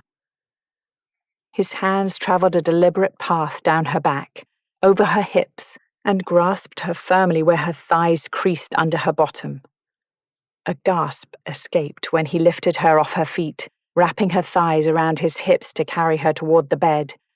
Everywhere he touched, a trail of pebbled gooseflesh followed. Sensation and desire tangled with a ribbon of joy coursing through her. The way he looked at her quieted any lingering nerves. Ethan didn't try to be proper or restrained. Thank God, because neither did she. She wanted the man who'd licked her into a passionate climax while under her skirt on the balcony and cornered her for heated kisses in the servant hallway. The focused expression he wore was by far the sexiest thing she'd ever beheld, as if she didn't know where to touch first but was eager for every inch. She couldn't stop touching him, any part of him she could reach, which wasn't much when his clothes covered everything below his waist. The abrasion of fabric against her nakedness was its own kind of arousal. You have too many clothes on. How is that fair? I want to touch you, to make you feel good. You had a head start. If I take my clothes off, I'll not be able to stop myself from finally being in you. Ethan knelt on the bed, between her feet, trailing fingertips over her. From her shoulders down her ribs, circling feathered brushes around her puckered nipples, then marking a path to her waist and hips. She blew a curl out of her face and shot him a look. I failed to see the problem. That dimple by his mouth flashed. Ach, lass, you're perfect. He grasped her thighs and held her open to him. With a soft, open-mouthed kiss above her belly button, he skimmed his lips down toward her mons. Lottie desperately wanted to close her eyes and feel, but watching his obvious bliss at every touch and taste was an aphrodisiac of its own. "Hello again," he whispered with a smile in his voice, then parted her folds with his tongue. With steady pressure and gentle pulls, he focused on the point of pleasure near the top of her slit. Surrender had never been easier, as pleasure washed over her. When he entered her with a thick finger, then curled it to find a spot inside her she hadn't known existed, Lottie moaned a curse under her breath. "Don't you dare stop doing that." "Bossy?" he teased, gently nipping the cluster of nerves and sucking the sting away while that finger worked in and out, readying her body for his. Ripples of sensation pulled into a tight ball that seemed to wrest her body from her control. Her back arched, her hips rose and fell against his mouth, and her voice cried out over and over. Lottie wasn't sure what she said. His name and God's mixed with threats if he stopped, because fire flickered through her in the most delicious way. Ethan rode out the climax with his mouth on her, gentling his pressure as she came down from the peak. He made one last pass with his tongue before crawling up her body, looking far too proud of himself. With twinkling eyes, he said, "My future wife swears when she comes." "Did I? Should I apologize?" Her body clenched with aftershocks as she lounged under him, happily limp and wrung out. He kissed her hard and swift in answer. "Like a sailor, never stop. Don't doubt your instincts or responses in bed with me. Not ever." She smiled, then purred when his teeth explored the slopes of her left breast. "My instincts demand you get naked. It's been too long since I've tasted you. That night in the library was forever ago. I've dreamed of you since, wanted you every day." Kneeling over her, he paused to let Lottie unbutton his breeches. It was like unwrapping the best present in the world, with layers of clothing coming off his large frame. The edge of the bed dipped as he removed his boots and breeches. The shifting lines of heavy muscles on his back and arms enthralled her. His body differed from hers in so many ways, and she ached to explore every glorious inch. With one hand, she pushed him to his back across the bed, then crawled atop him. Skin to skin, she spread her fingers over the ridges and planes, finding the spots that made his breath catch. With sure hands, he settled her legs on either side of his hips, pushing his hardness against her. He paused against her center. "You're sure you wouldn't rather wait till after the wedding?" She reached for the bowl by the bed and handed him the French letter. "You're Scottish. Who needs official ceremonies anyway? Didn't your country use to hand fast? Now show me how this works." "We have been known to play fast and loose with the formalities, but I had to ask." He made a noise deep in his throat when she stroked him. The silky smooth hardness of his body was fascinating. Her giggles began when he tied the ribbon around the base of his erection. Darling's earlier teasing came to mind and Lottie finally understood. Another short laugh escaped as a snort, and Lottie clapped a hand over her mouth to stifle the sound. Raising a brow, Ethan said sardonically, "It's heartening that you aren't intimidated by what we're about to do, lass." "How?" she gasped. "How could I be scared when your member is tied up like a little girl's pigtails?" She leaned forward, burying her face in his chest, trying desperately to contain her giggles. An answering chuckle rumbled under her cheek. "If you're going to laugh, at least humour me by calling it a cock, not my member. We aren't meeting for tea time, lass. 'Tis a cock." The body part under discussion remained hard and ready between them. Recovering from the absurdity of seeing a satin ribbon around it, she stroked him again and felt the arousal within her flare when she repeated the word, "I love your cock. It's a beautiful cock." Especially with its pretty blue ribbon. But she would not say that, for fear of collapsing with mirth again. He'd liked it when she spoke during their previous encounters, and each time she said cock, his erection twitched against her. How novel. He wanted her to speak. Apparently the less ladylike the better. With her hair over one shoulder, creating a dark curtain to separate them from the world, she slid her folds up his shaft. Her voice came out in rapid, breathy pants. God, that feels good. The silky slickness wasn't a total mystery, but her body's response to this man made her marvel. I loved seeing you come apart when I had my mouth on you in the library. Beneath her, Ethan drew one stiff, peaked nipple into his mouth, moaning his encouragement. Your thighs tense and shake right before you climax. Next time you come, I want you inside me. He groaned like a man on the cusp of something epic. Yes, he liked it when she said whatever was on the tip of her tongue. Ethan's fingers clenched her hips. There might be 10 small marks on the curve of her hips tomorrow, and she'd be glad for the reminders of his strong hands. Those points of contact seared, guiding her against him in a rhythm her body desperately wanted to learn. Lottie whimpered, tugging his head closer, urging him to keep going. Forever, preferably. Lottie, love, I need to be in you, he said. The plump head of him notched her opening. They both held their breath for a heartbeat. Willing her body to relax around him, she sighed. Yes, please. Fill me. As she sank onto him, he choked out. Fuck, you feel amazing. This was a new dance, a push and pulling slide of coming together over and over until the ropes of the bed creaked in time with their groans. Heat came off his body in waves, and Ethan's hands moved over her once she caught the cadence of lovemaking. Finally, he anchored one fist in her hair, repeating her name like a prayer. Drawing the mass of her hair aside, Ethan placed open, wet kisses along her neck and rolled them over. Lost to sensation, Lottie stopped thinking and simply felt. With their fingers intertwined, he pinned her hands overhead and trapped her in his gaze just as effectively.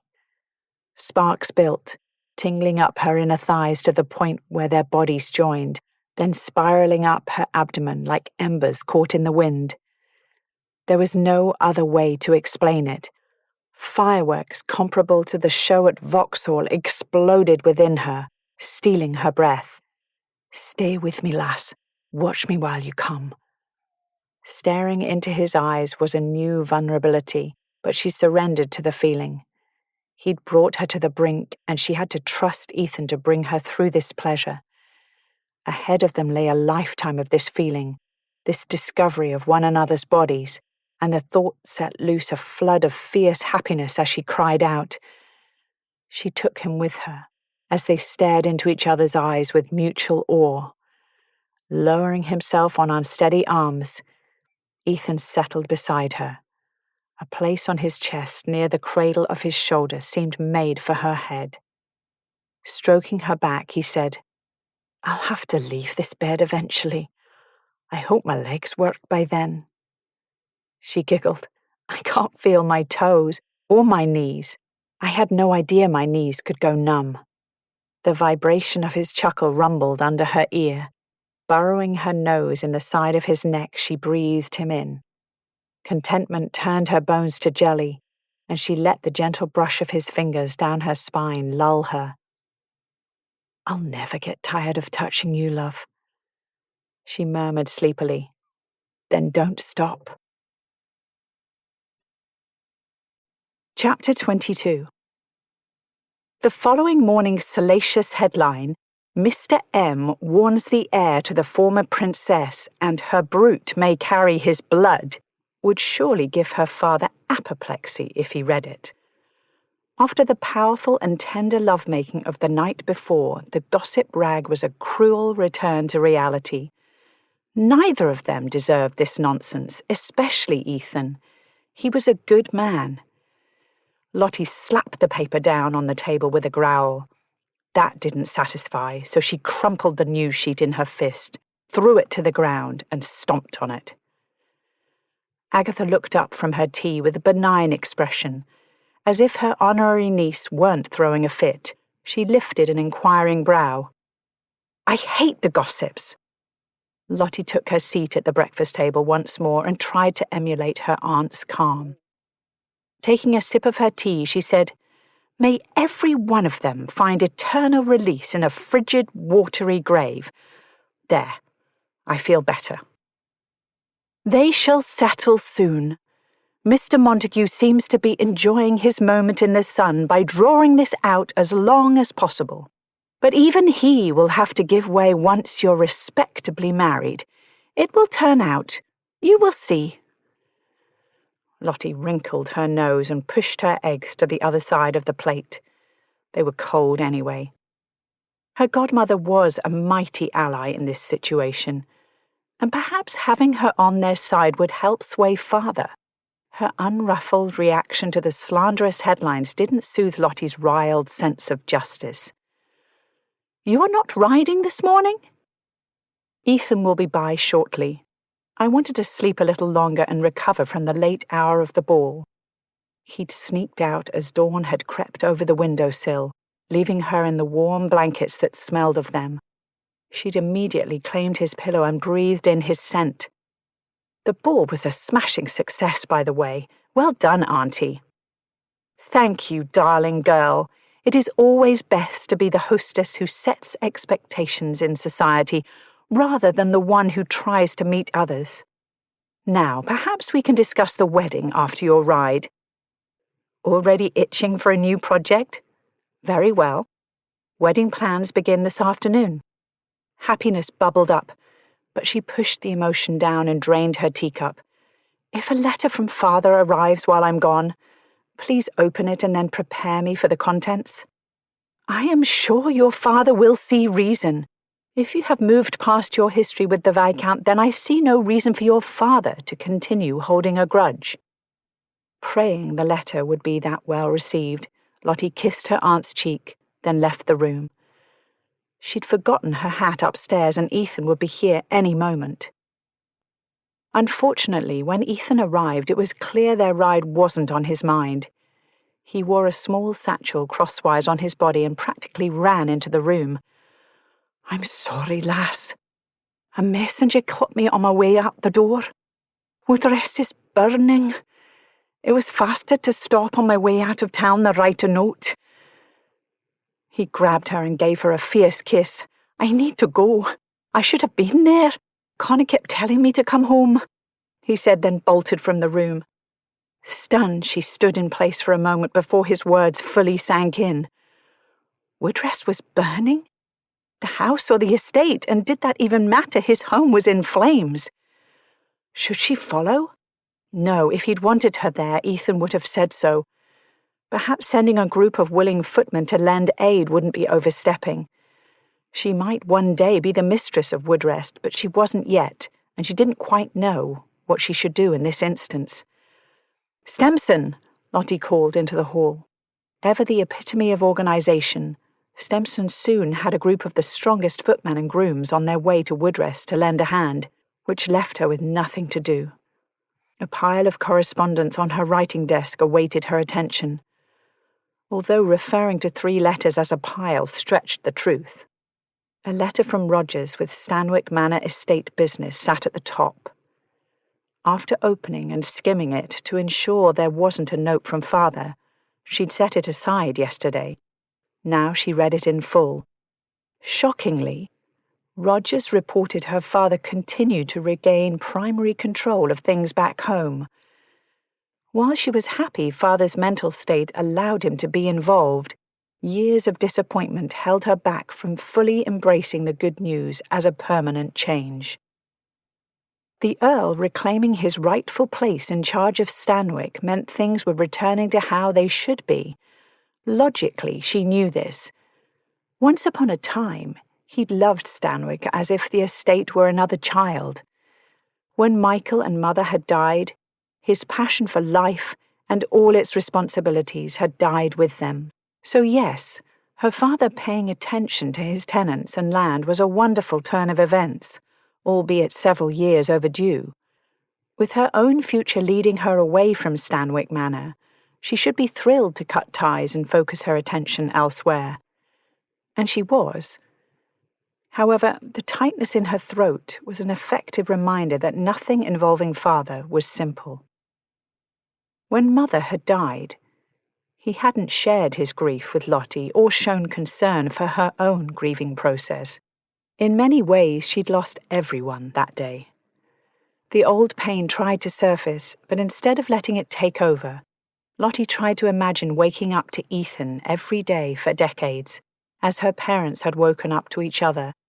Then one day, having him gone, never to return.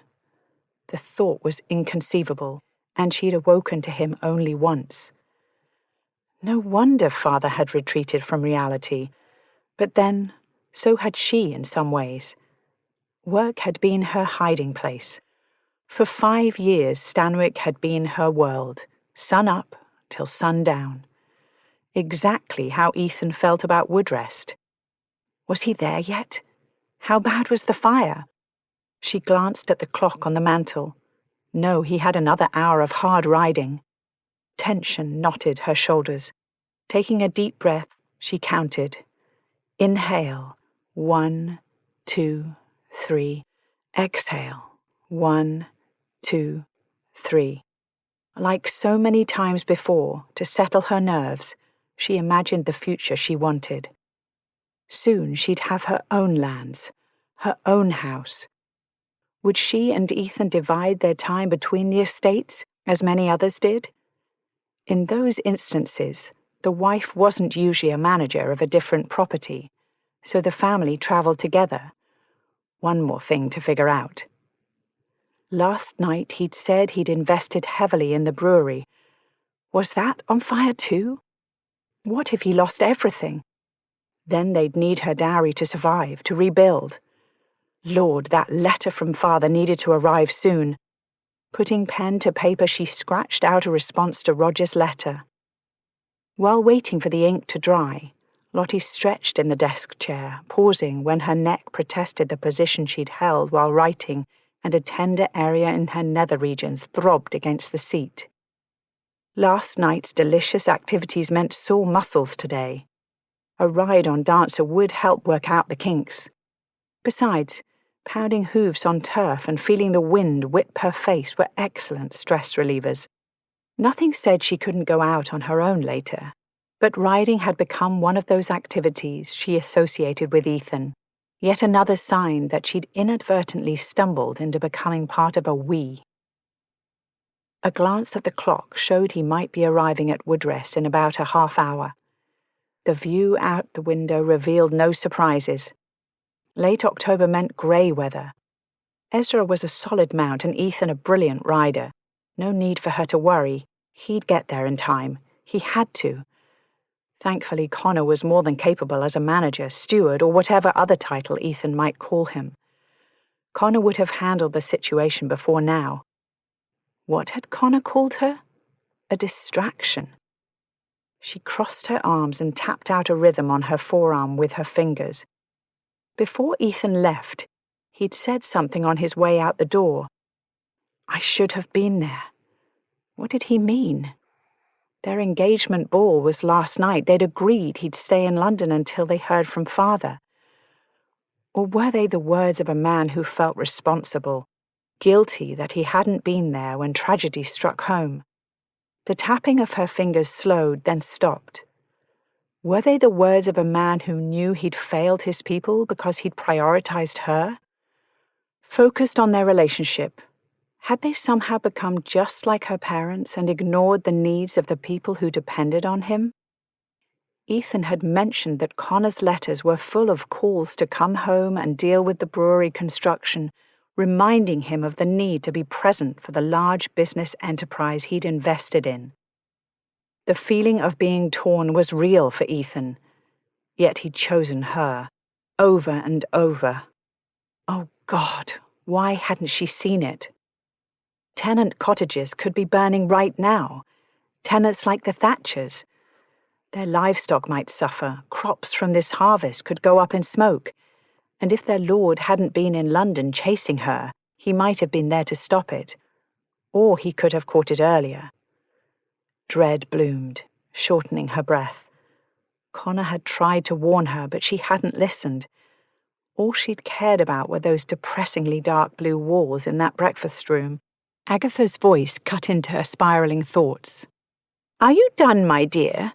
Madame Bouvier is expecting us soon. At this time of day, traffic might be a snarl."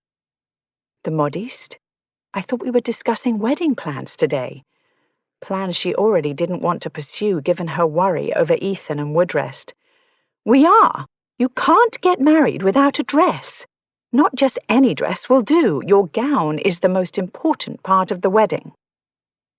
"I'd think the bride and groom were the most important part." Agatha would not be deterred. "Your gown will set the standard for this season's weddings. We leave in 10 minutes. Please try to keep up, love." The subtle scent of expensive perfume lingered behind after her godmother. A dress, thus it begins. Heaving a sigh, she tried to shove down the panic and concern over Ethan, Connor's warning, and her father. Agatha wanted a gown, so they'd buy a gown. At least Madame Bouvier would offer tea for her trouble. An hour later, Lottie wished for something stronger to drink than tea. They sat in the same parlour-style fitting room she'd entered months before, upon her arrival in London. Back then, she'd worn a dress destined for the rag bin. Today, Lottie was a beautiful example of a well-turned-out woman, dressed head to toe in Madame Bouvier's designs. Her wedding gown would be a work of art. "Beaded chiffon overlay or a lace overskirt? What do you think, Lottie?" Agatha held the two fabrics.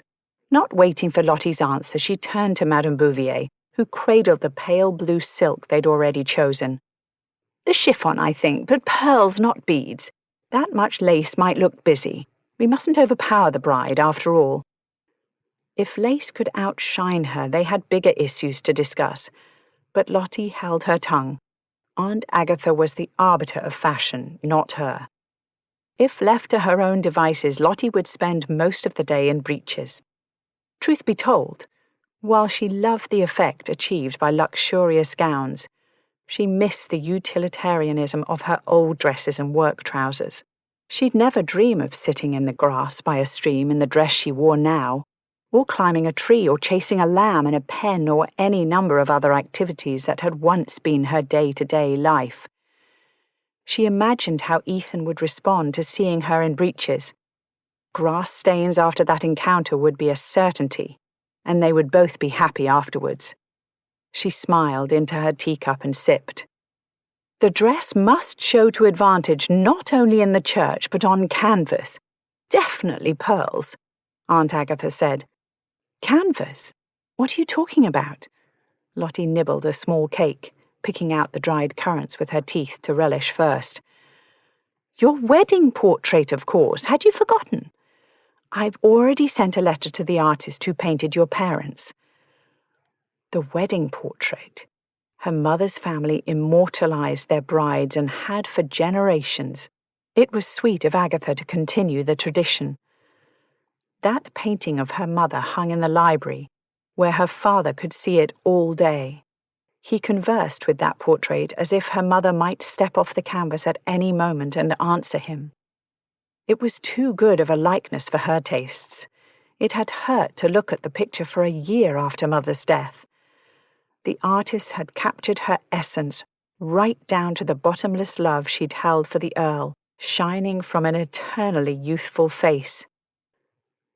"Forgive me if I overstepped by commissioning the portrait. It's what your mother would have done. She would be over the moon for you." Agatha's eyes shone until she blinked away the moisture with a sniff.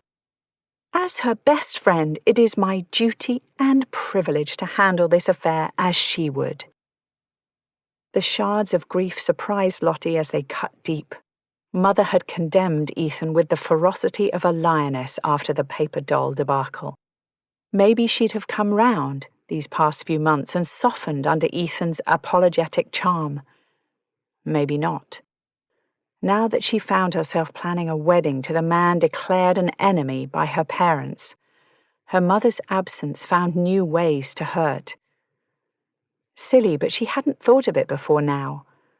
Lottie would walk down the aisle and her mother wouldn't be there. Emotions swelled until her chest felt ready to burst. The burning behind her eyes threatened tears that might never stop if the first one fell. The reality was that Mother would never have the opportunity to succumb to Ethan's charm or hear his apology or appreciate what a decent man he'd grown to be. The burn of grief made it tempting to run away from the discomfort, run away from the nagging worry over her father's reply, and definitely run away from the wedding planning. Everyone's lives would settle back onto their previous courses. Maybe then Ethan would focus on the brewery and never again fail to be present for the ones who depended on him. Shaking her head, Lottie shoved the thought aside. Squeezing Agatha's hand, Lottie grappled for composure. Thank you for thinking of it. Pearls and chiffon it is. Chapter 23. Dawn crept into her room in increments. First the sound of birds through the small opening in her window. She'd lifted the sash to allow for fresh air sometime during the wee small hours, hoping the chill would clear her head. The yeasty scent of fresh bread from the kitchens followed the chirp of birdsong as a new day greeted the world. It would probably be a beautiful day, one of the last before winter took hold. Lottie's fingers clutched the edge of her blanket as they had for the past countless hours. Sleep had been elusive. Grief was a funny thing. It lingered in places you didn't expect, appeared in situations you hadn't considered. She'd gone from the high of finally coming together with Ethan in bed, then kissing him goodbye when he raced home to fight a fire, to the reality of worrying over him and wondering if they'd be allowed to marry. Choosing a wedding gown, while pretending all was well, had been a challenge. But then grief ambushed her. Her mother should have been in that shop yesterday, deliberating between beads and pearls. It wasn't fair. The corners of her eyes were crusty from the dried tracks the tears had left on their way to her pillow. She'd cried as if feelings were liquid, and if she could only pour them out, she'd once again be happy and clean. Instead, she was simply hollow. How many times yesterday had she heard that her mother would be proud of her, happy for her? Perhaps her mother would have eventually forgiven Ethan as she had, but when Mother died, she hated him. That knowledge settled in her belly like a bowl of cold porridge. The soft click of the latch of her door signaled the entrance of someone into the bedchamber. A chambermaid squeaked in surprise when Lottie sat up. "Apologies, Betsy. I didn't mean to surprise you." Betsy bobbed a curtsy, then set about stoking and building the fire in the grate. "You're up with the birds, m'lady. Breakfast hasn't been laid out downstairs, but I can send Mrs. Darling up with the tray if you wish." "Thank you, but I'm not very hungry. Just some tea in the morning room if you could. I'd appreciate it." Lottie threw the covers off, then shivered when her toes hit the floor. The chilly morning bit at her bare feet. Perhaps the shock to her system would restore equilibrium after yesterday's ups and downs. Betsy completed her work while Lottie changed behind the privacy screen. This morning called for comfortable clothing, not complicated gowns or riding habits.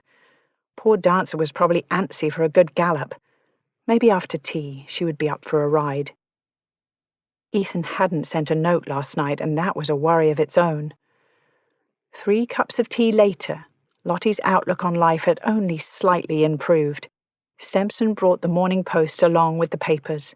The news sheets could wait. One more awful headline and she might crack.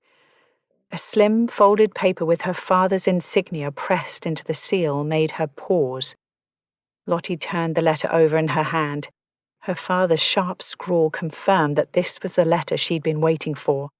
She'd almost forgotten what his handwriting looked like. Looking around the empty room, she wished Agatha or Ethan were there to either provide moral support or celebrate with. Except Ethan was in Kent, fighting to keep his home. Sitting in a freshly redecorated breakfast room, far from danger, Lottie felt useless and decorative, like the paper doll he'd once called her. Charlotte, it would appear you have once again become the subject of gossip and speculation. Lord Danby tells me the papers are full of your exploits, the likes of which can only be interpreted as an effort to make your disdain for a proper match known. In addition, the letters from yourself and Lord Amesbury erased any doubt that your time in London has been spent finding the least acceptable candidate for a husband in order to force my hand. Clearly, you are too old and set in your ways to be amenable to marriage, so I am prepared to offer a compromise. Rogers assures me he taught you well, so I will give you your heart's desire. Property of your own to manage and the funds set aside for your dowry. Rogers has one in mind, about which he's already written to you. If you want to be an ape leader, so be it. That outcome, as distasteful as I find it, is preferable to marrying that Scottish upstart. Should your desire to marry Amesbury be genuine, although I can't imagine how, then I can't stop you. You're of age. However, I can and will ensure not a penny of your dowry lines Lord Amesbury's pockets. In short, if you continue with this engagement to Amesbury, know that you do so without the support of your family's wealth or title. Neither of you will be welcome at Stanwick Manor. He didn't sign it. All the air left her lungs in a wobbly cry. He thought their letters were a manipulation tactic on her part. Those prejudices and preconceived notions he held would be the end of them. They'd expected a rejection while hoping for a blessing. Leave it to father to take her by surprise and complicate matters further. Cut off, never allowed to go home, disowned if she chose Ethan, or everything she'd wanted handed to her. The tears fell in earnest now while birds sang outside the window. They'd repair the damage to the brewery, since it primarily consisted of stone, but the granary, ancient timbers and wattle and daub had stood for over a century, yet were no match for flames. Ethan swore fluently until Connor stopped nodding along and just stared. "Are you done, Ethan? Whoever did this stole food off the tables of my people." Ethan spit on the glowing embers of what used to be this year's grain harvest. "Find the bastard responsible. I'll have his guts for garters. I have men listening in the village, plus 2 footmen going door to door, asking questions. Someone somewhere saw something. MacDonald is out for blood." "My lord, message from London." A servant reined in his horse before handing over a folded piece of paper.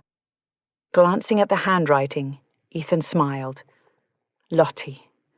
Memories of how she'd looked when he'd left her bed, soft and pink and well-loved in the morning light, were his bright spots in an otherwise wretched day, or days, rather. Almost 48 hours ago, he'd kissed her goodbye, then rushed from London. Of course, the letter could be news about the Earl's response, in which case he had other pressing matters to deal with. If the Earl said yes, they would celebrate. If he said no, another hour or 2 of ignorance wouldn't make a difference in the long run. His people needed him right now, and the Earl would have to wait. Ethan tucked the letter in his pocket before nodding his thanks to the servant.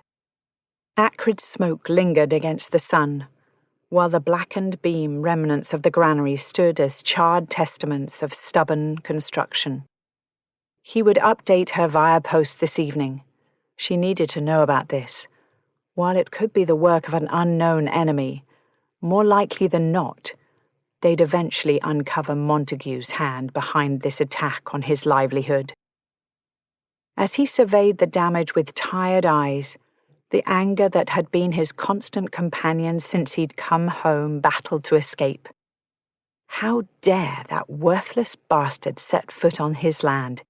hurt his people, destroy the fruits of their labours, endanger their livestock's food supply for the winter, Montague would pay. There wasn't a consequence severe enough to cover the damage done here. The niggling worry in the back of his mind asked how much more he could afford to economize in order to rebuild. He'd find a way. They'd make it and come out stronger on the other side. My worry is for whatever's next, eh? Connor muttered. It was a valid point. The day before yesterday, workmen discovered the destruction at the brewery site. Everything flammable had burned. Stone walls had been smashed and equipment destroyed. What should have been a boon for the village economy lay in ruins. That was when Connor had written, and Ethan had set off for home. They'd worked all day to set to rights what they could at the work site. When the band of men arrived from Lady Agatha's household, he'd been grateful for the help. They needed every willing hand they could get. Yesterday, instead of returning to London, he'd canvassed the village, searching for answers. Last night, as he'd settled in for the night, planning to write Lottie, the alarm had gone up. Another fire. In the summer it would mean devastation to fields. But on the cusp of November, it meant an estate could be beggared by the loss of the harvest, leaving tenants to struggle and possibly starve as the cold set in. They wouldn't be in such dire straits as that, but it would mean sacrifices and possibly pushing the brewery project back. Montague would not win today. If the goal is to exhaust us to death, they might win yet. I'm weary to the bone. How are you holding up? He glanced down at Connor's wooden leg. Connor waved away his concern. To hit us again will be their undoing. They'd better pray we never catch 'em. It was just like Connor to not speak of his leg, but with the muscles in Ethan's feet and thighs screaming, he could only imagine how much pain Connor endured to work alongside him. I mean it. If you need a break, take one. I'll not have you overdoing it. We both know a raw stump is the last thing you need. I'm not a child, my lord. Connor's irritation cut through the fatigue to slap at Ethan's ever-present guilt. I've taken care of this estate for several years and done it with only one leg. How about you let me decide what my own body needs, eh? Yes, of course, I'm merely looking out for you. Stop coddling. Your guilt is as plain as your face, and I'll not have it. I could leave you in the dust and work anywhere else if I wanted. Connor glared. God, how could I not feel guilty? A wind stirred between them, hot with smoke and smouldering flames. Connor rolled his shoulders and huffed. Because it's a good life we have here, eh? We work hard. Witheress rewards us in kind. This is better than the army would have ever been. And the only one who'd baby me worse than you is me mother. I can't go back home, but your clan. You are my family. And as family, I'll level your bloody lordly ass into the dirt if you mention my leg again. Let it go. The words repeated in his mind. Better than the army would have ever been? Do you mean that? The life here is better than the one you'd planned before the accident? Of course it is, don't be daft. Connor dismissed the conversation to survey the damage once more, shaking his head. Will take a lot of work to clean up this mess. The guilt he'd carried like a touchstone shifted, lightening. Ethan wanted to hug Connor, to thank him for forgiving the loss of a limb, although that level of acceptance defied understanding. From his body language, Connor wouldn't welcome a hug, even a manly one. Instead, Ethan turned to face the same direction. Aye, will take time and effort. Good thing I have help. He chanced one heavy palm against Connor's shoulder and squeezed. Connor returned the gesture. You need a nap, but we both know you won't take one. Let's check in with the men. Maybe they have news. Wait, what's that? Ethan pointed. Several dozen yards away from what remained of the brewery, A crowd had formed. As they approached, the tension in the air reminded Ethan of a boxing match. Angry cries of men and the occasional pained sound came from whoever lay within the makeshift ring. Connor shot him a worried look as they picked up the pace. In the center of the circle lay a man making sounds like a wounded animal as he curled into a ball to protect himself from thrown stones and kicks. "What's the meaning of this?" Ethan pushed through the crowd. One of his tenants grabbed the beaten man from the ground to hold him aloft like a fresh kill. "We found him. If our children and livestock starve, it's on his head." The man threw the arsonist at Ethan's feet. "Tell him what you told us." When the bloodied man raised his face, Ethan's anger cooled as if splashed with icy water. Jutting cheekbones, yellowed skin, and hollow eyes wet with tears were not what he'd expected of the one responsible for all this destruction. A stump of a leg, amputated below the knee, told its own tale. "Is this true? You set the fires? Ransacked the worksite?" A nod. "Why? Are we enemies?" "A gent sent me in a coach, paid me in coin." "Where's the money now?" Connor asked, cocking his head. Ethan knew that look. Connor was assessing the intruder and puzzling through the information. It reminded him of Lottie. No doubt she'd handled the situation in a similar way. "I gave it to my wife for food. The kids never had full bellies till now. I ain't done nothing like this before, I swear." There was no doubt the tears were real, although the thin stranger firmed his chin against them. "The man, describe him," Connor demanded. "Clean, fair hair, made all them ladies coo like doves when he walked by." Ethan nodded to Connor.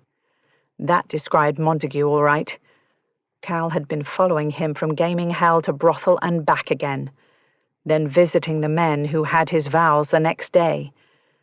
As of a few days ago, he and Cal were Montague's largest dun.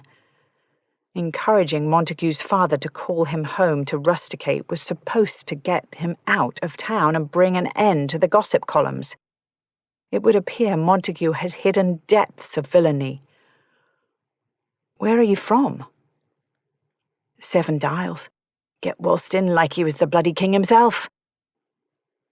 Ethan squatted in front of the man and sniffed. He reeked, but not of alcohol. As Ethan stood, he towered over the man in the dirt, his shadow covering the arsonist, who shivered in the rags he wore. No doubt, those rags were all he had, and here Ethan had planned to throw away his soot-covered clothes. His abundance stood in stark relief against the man's condition. Desperate men did desperate things. Ethan rubbed a palm over tired eyes. Heavens, he should have slept days ago. He shared a look with Connor in silent agreement. "What's your name?" "Billings.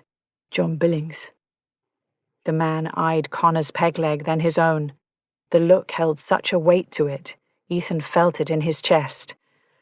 A plan came to him, fully formed, and the rightness of it fell into place with an almost audible click. Connor wasn't the only man needing a home and work despite a missing limb. "Mr. Billings, I will give you a choice. You were hired to perform a dastardly task, and you did it, which tells me you're good at following orders. I can walk away now, let you find your way back to London and your family, as the man who hired you intended, but that assumes the other men let you get that far." The man's eyes darted, taking in the angry faces around him. Connor spoke up.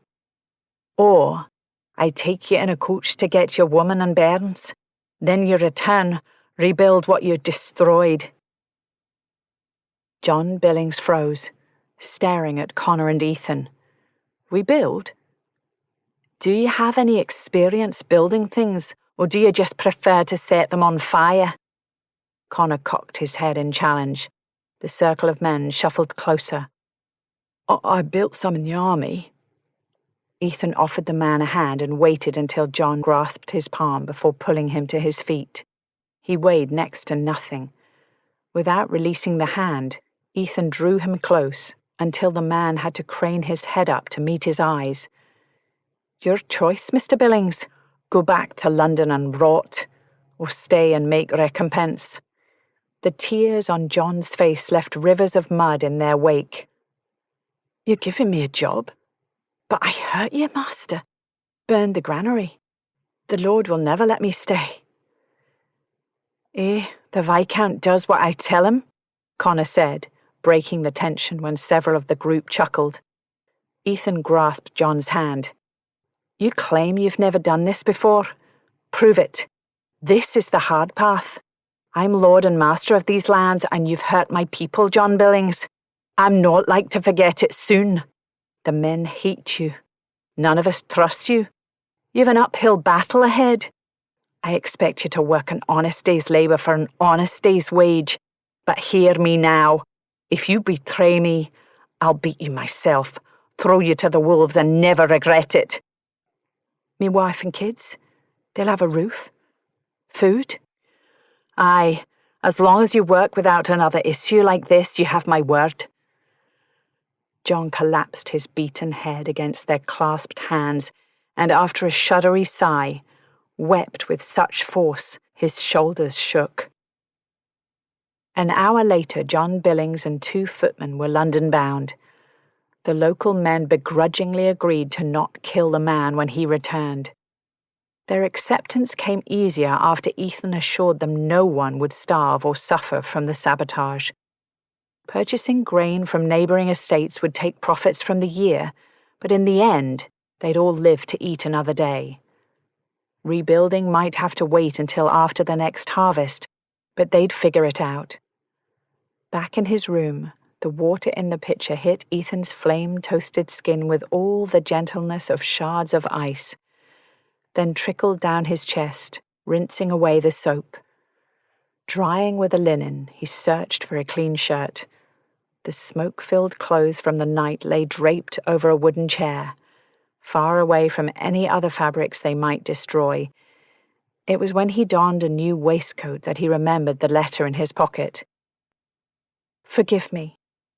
Common decency demands I say these things face to face instead of writing. I suppose we shall add cowardice to my sins listed below inconsistency. I cannot marry you. No, that is not entirely true. I will not marry you. My father has refused the match, and I find myself unwilling to challenge him in this. Thank you for offering the protection of an engagement when I needed it. As per our original agreement, I am ending our arrangement now that your services are no longer required. I tire of London, and shall soon be free of Montague's vile rumours. Consider your moral debt paid, since we both know that is how all this began. Your slate is clean, Ethan. I wish you the best." The edge of the bed caught him because his knees were useless. Like a punch to the gut, Lottie's words turned his vision to a watery haze. The Earl didn't approve of the match. He'd probably rejected Ethan without a second thought. Or maybe this was just the natural order of things correcting itself. A shepherd didn't marry a lady. A young man who hurt a woman from a place of damaged ego didn't eventually win the girl. It wasn't the way life worked. His head weighed heavy in his hands, and Ethan's breathing echoed as a harsh gurgle in the room. So this was how heartbreak felt, aptly named when the woman you loved walked away, breaking and stealing pieces of you as she went. No wonder it hurt so damn bad. Parts of him were gone forever, given away with a kiss to the lovely Lady Lottie, who lost control only when she was in his arms. Ethan crumpled the letter in his fist, threw it to the floor, then stared at it. In a fit of pique, he stomped on the paper. What a day! Hell, what a week! The highest of highs, the lowest of lows, and a lovely bit of arson in between. At least Montague no longer had John Billings in his pocket. John, who hadn't even realised he'd been speaking with the master here, because the lord of the manor looked like a common labourer. The cream stationery's clean purity showed a sacrilegious blemish of a sooty boot print where it lay on the carpet. Ethan stared at it until the mark became more than a dirty blemish. A sooty print proved he worked and fought and toiled alongside his people. But he did all those things because he was the master here, and not only here. No matter where he laid his head or tracked his filthy boots, Ethan would remain Viscount Amesbury. All the cousin Jeromes and Lord Bartlesbys in the world couldn't change that fact. It didn't matter that society hadn't fully embraced him, or even that there were merchants who looked down their noses at his rough ways. Ethan was a viscount, and damn anyone who tried to shame him for the bit of wicked luck that had landed him in this position. And a viscount would not retreat meekly from the presence of a damned managing lady like a shepherd boy would. He loved her. He'd shown her over and over in that big bed after announcing to the ton that he was marrying her. If she wants to end things, she can do it to my face. Connor, whoever can hear me, saddle Ezra. Slamming the bedroom door behind him, Ethan stopped in his tracks, then returned to the room. With black-stained fingers, he plucked the crumpled paper from the floor and smoothed the letter back into a flat, smudged sheet. Although his hands shook, he carefully folded Lottie's last letter to him and tucked it away in his pocket. The ride to London would be brutal on his aching body, but the day had only begun. Chapter 24. "Please tell me it's poisoned. Put me out of my misery," Lottie croaked. "Don't tempt me. You've wallowed half the day away already. That's enough, thank you very much." Darling held the teacup, waiting. "Blast! Madame Bouvier has probably already begun work." Lottie shot up in bed, shoving her mass of hair out of her eyes. "I need to cancel the order for the wedding dress." She rested her head in her hands, wishing the day would end. Father's letter was written in permanent ink in her brain. She'd read it so many times. Even after sleeping on it, she'd been unable to find a solution. So she'd ended it. It had taken 5 tries to get the letter to Ethan right. The first version was weepy, laying out the whole process, her father's ultimatum, and her struggle with the decision. Bit by bit, she culled the emotion from it until the final draft was crisp and businesslike. With this decision, she was taking her emotions back from his tender care, and it felt wrong to pour her pain into his lap to grapple with alongside his own. The giving of her trust hadn't been done lightly, so it came as no surprise that the taking back of it was just as deliberate. A messenger carried the letter to Woodrest this morning while she returned to her room and huddled under the covers like a child hiding from ghosts. The pillow Ethan had used still had traces of his scent, and she'd cuddled it close, wetting the down fluff with her tears. Darling sank onto the edge of the bed. "You're sure this is the right choice?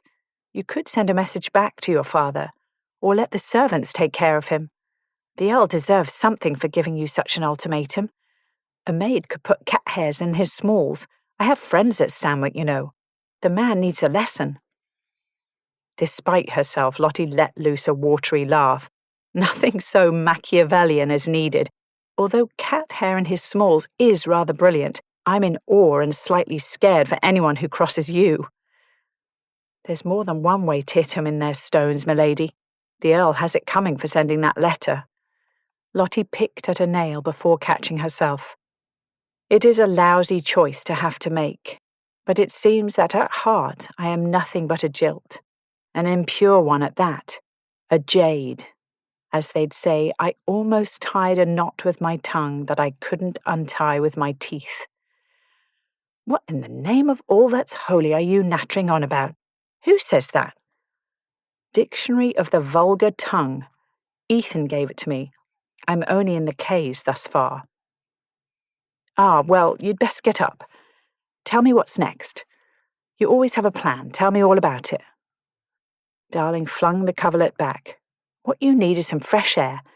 Wear the green wool today. Maybe we can take a walk. That'll put roses back in your cheeks. Darling held out the gown. As always, you are right. Thank you. Today might have been awful, but she had a chance to reclaim her future, the original future she'd wanted before she got caught up in Ethan. Planning her return to Westmoreland would keep her mind off how her letter would affect him. It was a cold comfort, but perhaps she was the one taking the brunt of the hurt. After all, if he loved her, he'd have told her. So maybe Ethan's anger or hurt would be short-lived. Eventually, Ethan would return to his brewery and his people, and she would find her people elsewhere, while cherishing the one night she'd spent in his arms. There was a chill in the air to remind everyone that winter approached. Leaves covered the ground in a colourful carpet created by Mother Nature at the expense of the naked tree branches reaching toward the heavens with bare bark fingers. Darling raised her face to the morning sun. 'Tis easy to be grateful for the weather on a day like today.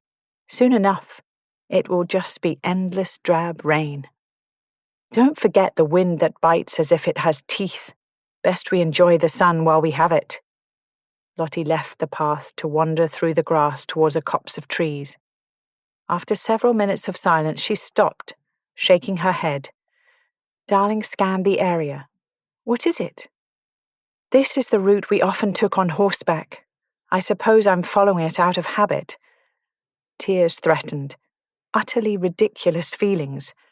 She'd had a choice, and she'd made it. Granted, it hadn't been a nice choice, or an enjoyable choice, but given the circumstances, it was the wisest course of action, the logical, safe option. Ethan would need to rebuild whatever damage had been done, and for that he would need money. Money she wouldn't have if she married him. In lieu of money, he'd need connections. She couldn't even offer that. Father would disown her, which would leave her with no social influence of her own. Her peers laughed at her. Without a dowry, Lottie was a liability. With this decision, she'd freed Ethan to focus on his responsibilities, even if that meant finding an heiress to marry. The thought brought a wave of bitter tears, so she didn't allow it to linger. She was doing the right thing for him. Besides, there was no undoing that letter at this point. Even if her father came around, she'd broken something with Ethan that couldn't be repaired. To go from sleeping in his arms to ending things, there was no coming back from that. You'll miss him, Darling said.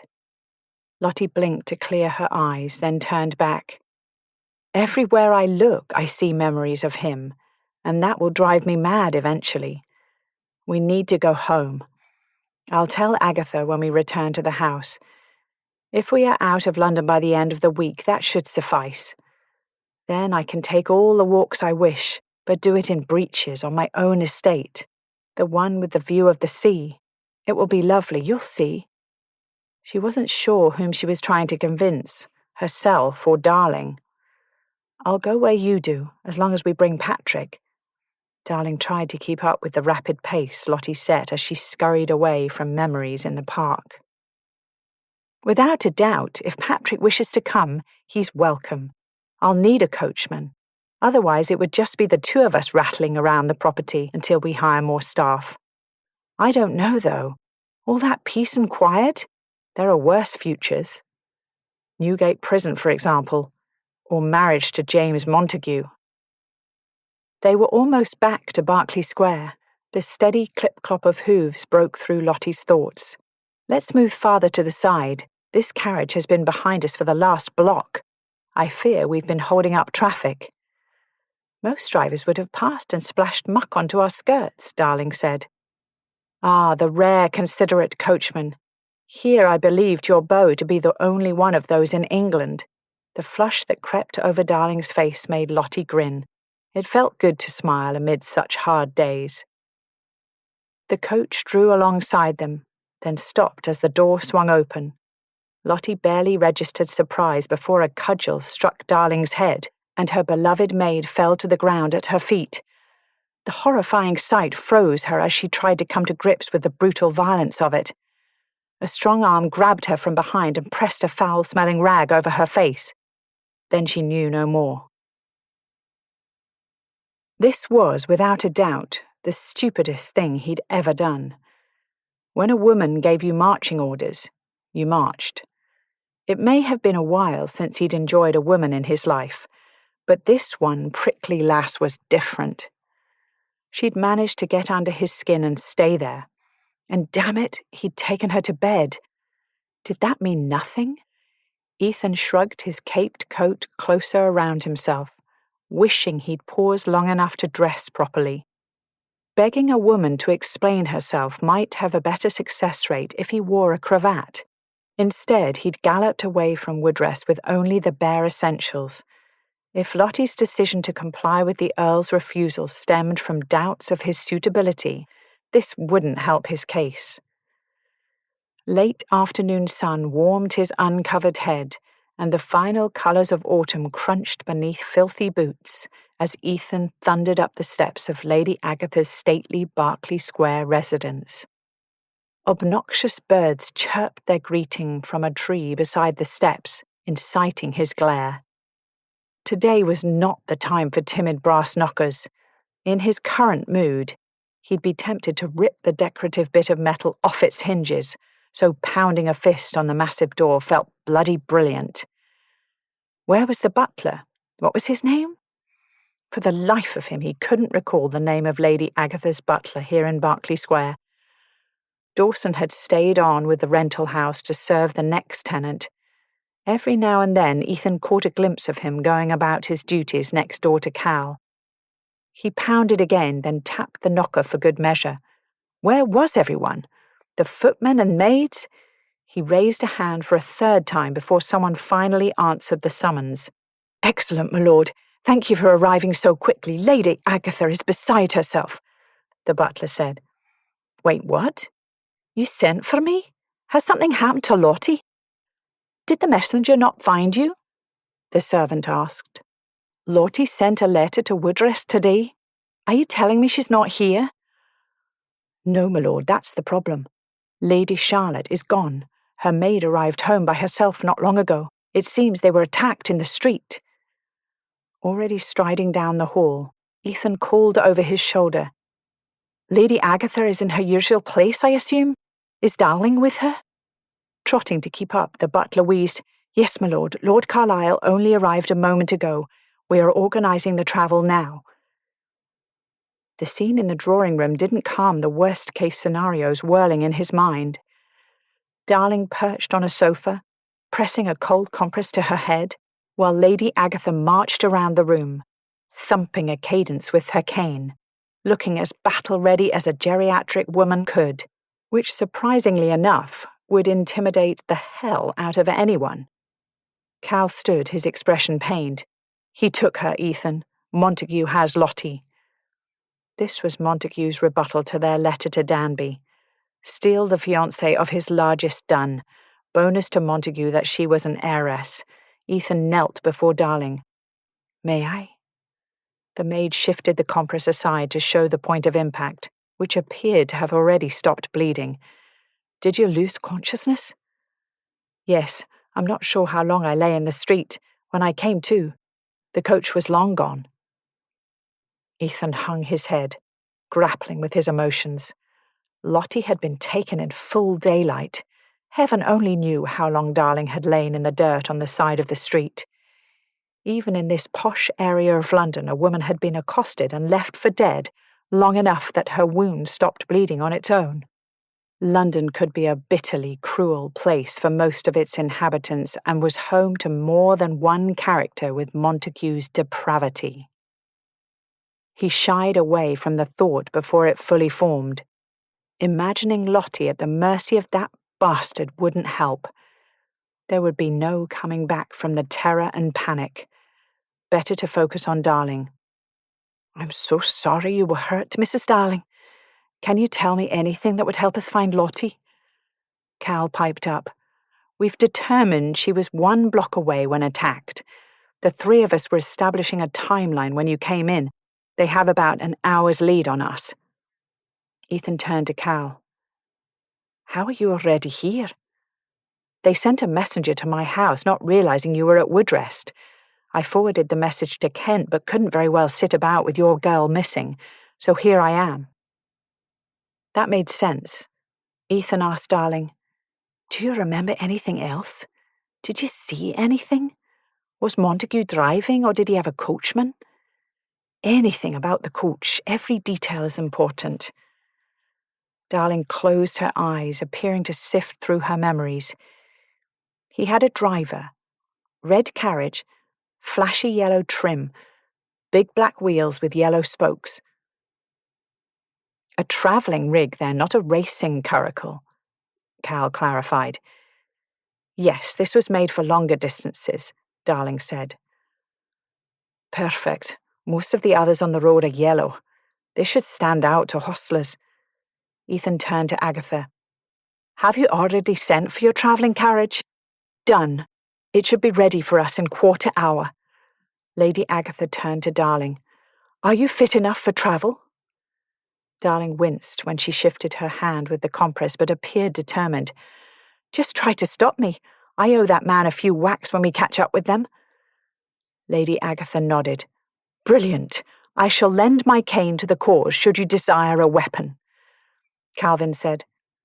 Montague probably borrowed the carriage, which means borrowed horses. We might overtake them on the road. Do you know where he's taken her, then? Darling asked. Gretna Green, of course. It is the only logical outcome if he has gone through the trouble to kidnap her, Lady Agatha said. Ethan exchanged a look with Calvin. There were other possibilities, less honourable possibilities that centred on revenge and ruination instead of marriage. The thought made a cold sweat break out on his forehead. If that rat touched 1 hair on Lottie's head without her permission.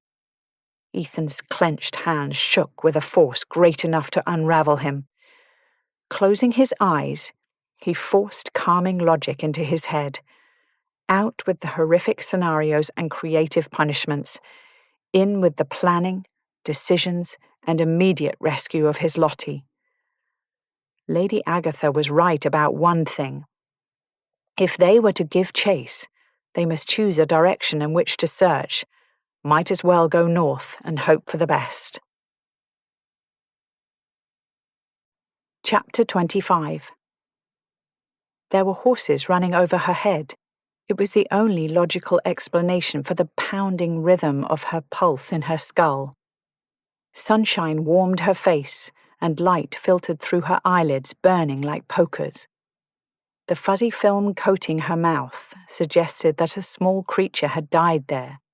No doubt her breath could stun a dragon at 30 paces. But oh, her head! If only it were possible to take it off her shoulders and store it in a cupboard somewhere until the pain abated. Alas, aching head and body remained firmly connected. The rumble of carriage wheels against stone and dirt beneath her thrummed in a steady vibration, punctuated by the occasional excruciating jolt, triggering nausea with every movement. Keeping her eyes closed, Lottie attempted to piece together the bits of information working through her pained head. Although obviously in a carriage, she didn't remember getting into a carriage. When did she order one? Where was Darling? Why, oh why, did her head feel so horrific? Had she succumbed to one of her megrims? Inhaling turned out to be a regrettable decision. This carriage reeked. Her throat closed against the roll of her stomach at the lingering taint of alcohol-based vomit and cloying perfume that clung to the squabs, and she sprawled on that seat. That was enough inducement to attempt sitting, holding her head as if to keep her brain in her skull and the whole throbbing mess attached to her neck. A groan escaped, but even that amount of noise triggered a whimper. Sleeping Beauty awakes! Montague lounged casually on the opposite seat, as if he hadn't a care in the world. She winced, dearly wishing to smack that smirk off his face. When she could move without pain, of course. Why was she with Montague? More pertinent still, why was she with Montague alone? What happened? The raspy voice didn't sound like her. Where are we? And why the hell are you here? Such language, wife, he chastised. Wife? Please, no. The tempo of the pulse pounding through her head picked up. At the engagement ball, she'd promised Ethan that she would take a burly footman wherever she went. Of all the times for her to remember. Montague shrugged. Well, as near as. You have several days before we reach Scotland to get used to the idea. Kidnapped? And where was Darling? God, why couldn't she remember? Alarm coursed through her, threatening to stampede over logical thought. Tamping down the fear, she struggled for control. No time to panic. Not when escape must be the priority. Craning her neck to see out the window, she scrambled for clues. They were out of the city. How long had she been unconscious? A sign flickered past the window. They were on the Great North Road, and he'd just mentioned Scotland. Scotland? Oh, dear God, Gretna Green! Lottie palmed her belly to settle the roiling nausea. No, Lamberton. Scotland is Scotland, after all. We needn't romanticize this. Everyone else will do that for us. As it stands, you've been travelling for several hours in a closed carriage with a suitor. Former suitor. She gritted her teeth. I have your father's permission to wed you, and I made sure everyone knows it. In society's eyes, we are as good as married. Don't you see? I won. Montague laughed as he pulled the shade close, blocking her view. I apologize for the headache. If you'd behaved yourself and seen sense, I wouldn't have resorted to these measures. How is it my fault you kidnapped me? Her voice rose with each word until they both winced. The slap came as a surprise. Teeth rattled against each other as her head swung to the side. For a moment, the burn of her cheek overshadowed every other discomfort. Montague brushed his hand on his breeches, wiping off traces of the offensive contact. I am not marrying a fishwife. You will never again speak to me in that tone. Act like a lady, and I will treat you as such. He'd finally gone insane, and not just the Aunt Dottie is a bit touched in the head kind of insane. No, Montague needed a room at Bedlam. That was all there was to it. Hot tears threatened to spill through her lashes, but she dashed them away before they fell. With each moment that passed, the memories returned, full of disturbing details. The sound the cudgel made when it hit Darling's head now echoed in hers. They'd left her on the ground. At that thought, she was almost sick. What did you do to my maid? What needed to be done? I'll hire another. She's no longer important. What is important, my dear, is establishing the rules for our journey. We have many stops ahead of us before the Scottish border, and I won't have you making a scene. Lottie sneered. I am not your wife or your dear or anything else except captive to a madman. I thought you'd say that. You're so very predictable. That's why you'll be tied in the carriage until we stop for the night. I plan to drive as far as possible before we stop, so prepare yourself for long days. But what's a little discomfort when the prize at the end of the journey is so sweet? Montague winked as if this were all a great game. He openly ogled at her bosom, although the green wool gown covered everything. By reflex, Lottie's hand shielded her chest. You mean to jail me in the carriage with no breaks until we reach Scotland? I have a hamper of food to fill at the inns. I'm not a monster. We'll share a room when we stop for the night. There was no way she'd touch the topic of sleeping arrangements right now. Lottie rolled her eyes. There are other necessities besides eating. I thought of that too, Montague said, offering a narrow porcelain tureen with a handle. A bordeloo, for milady's needs. He offered it grandly as if presenting the crown jewels. Lottie wrinkled her nose, so he shrugged and placed the portable chamber pot on the floor between them. Rubbing her aching cheek, Lottie tried to plan. The circumstances grew more dire with every mile. The only opportunity to escape might be when they stopped, so she must focus her plotting on those breaks in travel. Otherwise, days of captivity loomed ahead. Who knew if Darling lived or had been able to get help? Had Agatha thought it odd they weren't home yet? Perhaps her aunt would send for Ethan. Her heart broke a little. Ethan, whom she'd jilted. Since I don't doubt you will attempt an escape when we stop at night, I'll tell you now not to bother. Our tale of woe is sure to entertain every innkeeper who will listen. You see, darling wife, we are on our way to a nunnery in the north, where the sisters will care for you during your frequent bouts of hysterics and heartbreaking insanity. I love you too much to admit you to Bedlam, you see. We are quite tragic. The Romeo and Juliet of our time, she sneered, without the pesky dagger and poison, naturally. Oh, her kingdom for a pesky dagger or dram of poison. If only she'd been born a man. She could challenge him, shoot him at dawn, and be done with it. Few men suffered through kidnapping and forced elopements to a neighbouring country. Montague laughed at her silence. The unpleasant sound grated on her nerves, but Lottie held her tongue. They appeared to be making good time if the swaying of the carriage was a clue. Fast horses were good for only so many miles before they would need to be changed out for a fresh team. May the next pair be swayback nags. No obvious solution or escape plan presented itself, but perhaps if Lottie could get him to revert to his habit of talking about himself ad nauseam in the theme of villainous monologuing, he might let slip some bit of helpful information. How do you think you'll get away with this? Montague sneered. I've already gotten away with it. You know, the carriage was so quiet before you woke up. If I choose, I can knock you out for this entire journey. Now sit there and behave like the lady you claim to be. Apologies. I must have missed my governess covering proper etiquette for being kidnapped and drugged on the Great North Road.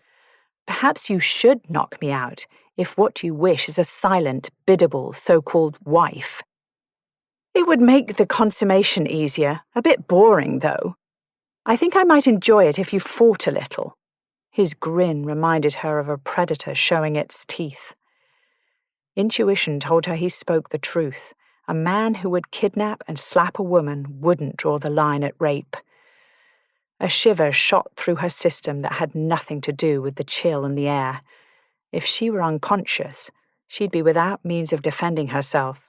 Somehow, she must hold him at bay while not making him so angry he'd knock her unconscious again.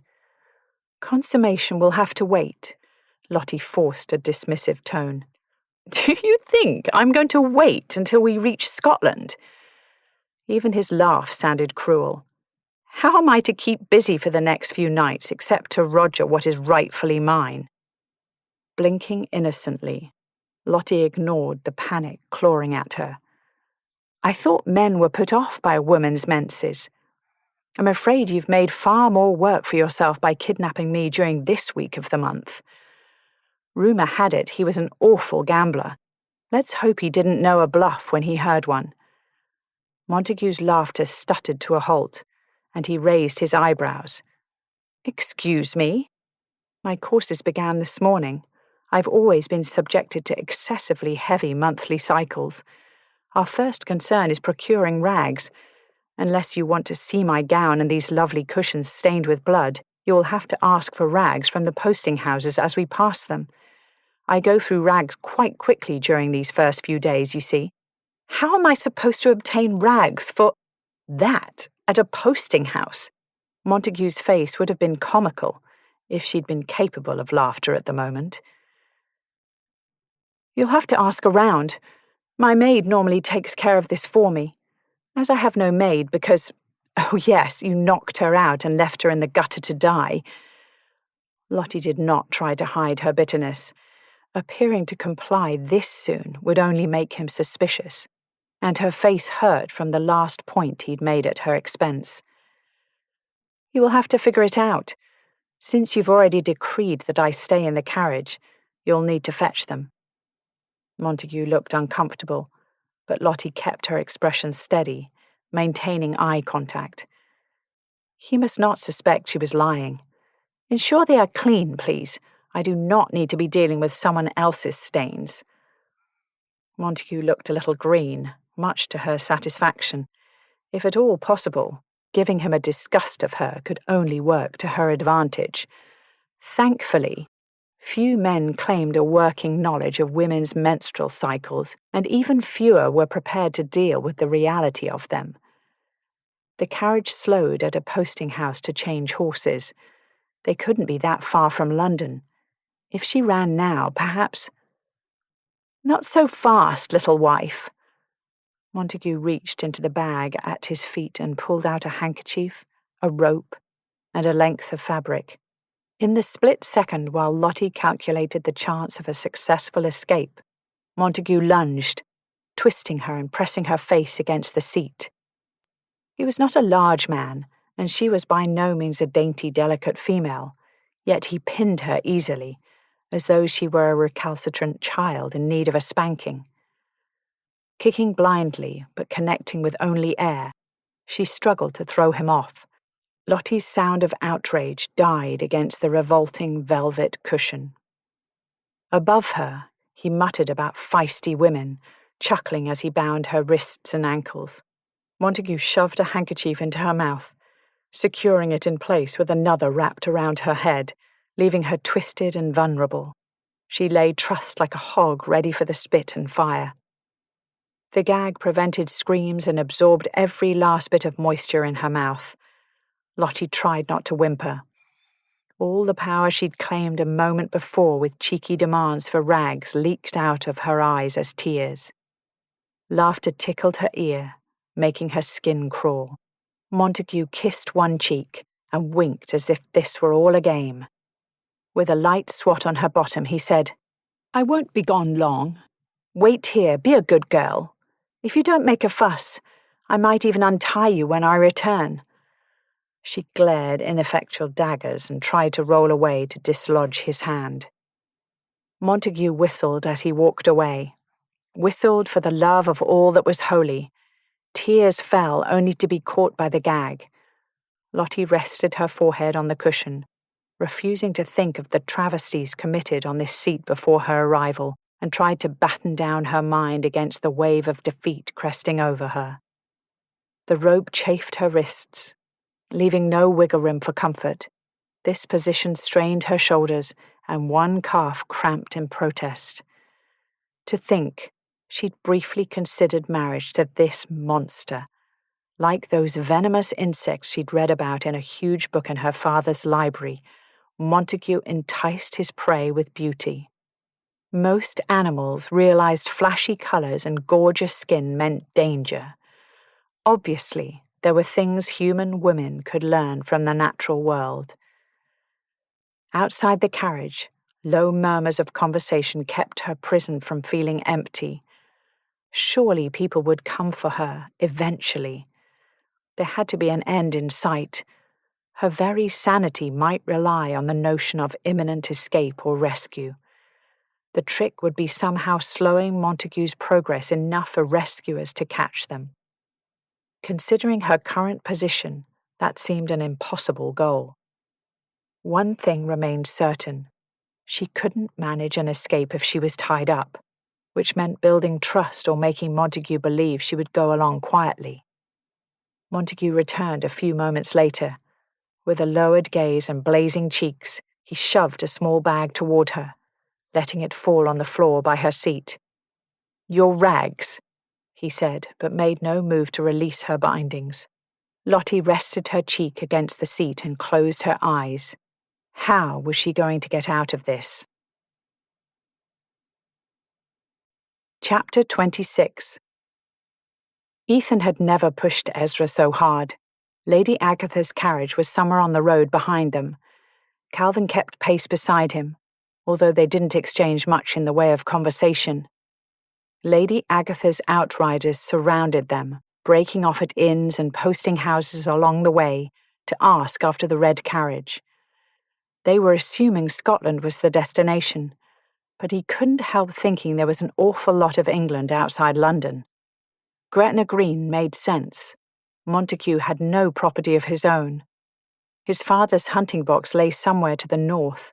Ethan could not recall where. Maybe Calvin knew.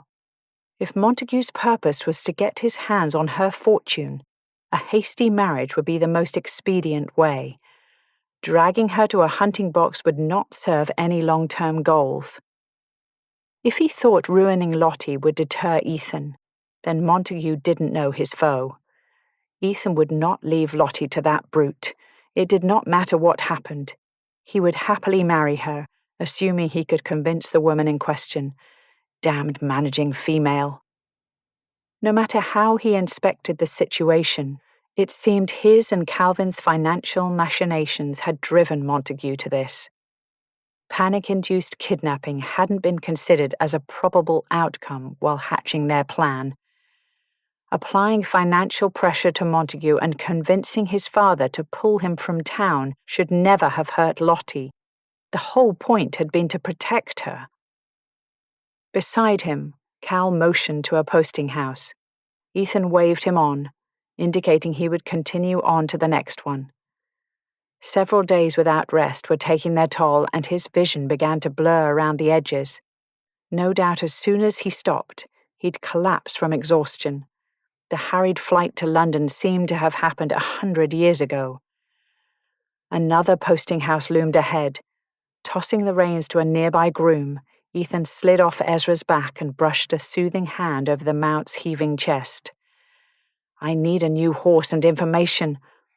Red carriage, yellow trim, black wheels, have you seen it?" "Aye, exchanged a team a while back," the hostler said. "Which direction did they go? Did you see the passengers?" The man stared, then spit on the ground. "How much is it worth to you?" Digging a coin from his pocket, Ethan slapped it into the man's hand, not caring about the denomination. "Now talk. Tell me everything." 5 minutes later, he tore off down the road to catch up with Calvin. Cold wind whipped at his face.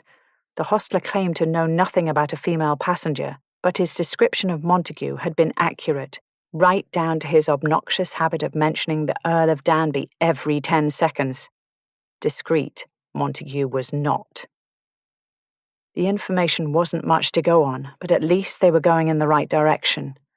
Over the next rise, the yellow of Agatha's livery stood out against the dull colours of the road. If the outriders were there, Calvin might be too. Ethan pushed the horse harder, murmuring words of encouragement. He prayed that Lottie's remarkable brain was even now finding a way to stall her travel north. His strong, bull-headed love had a mind of her own and wouldn't appreciate this situation.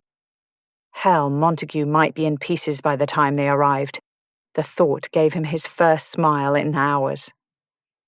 Calvin nodded a hello when Ethan caught up to the group and they set off.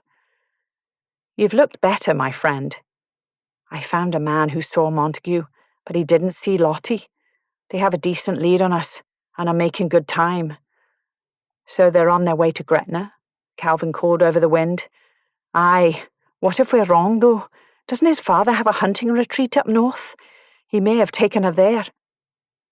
Montague wasn't the most patient of fellows, as this situation showed.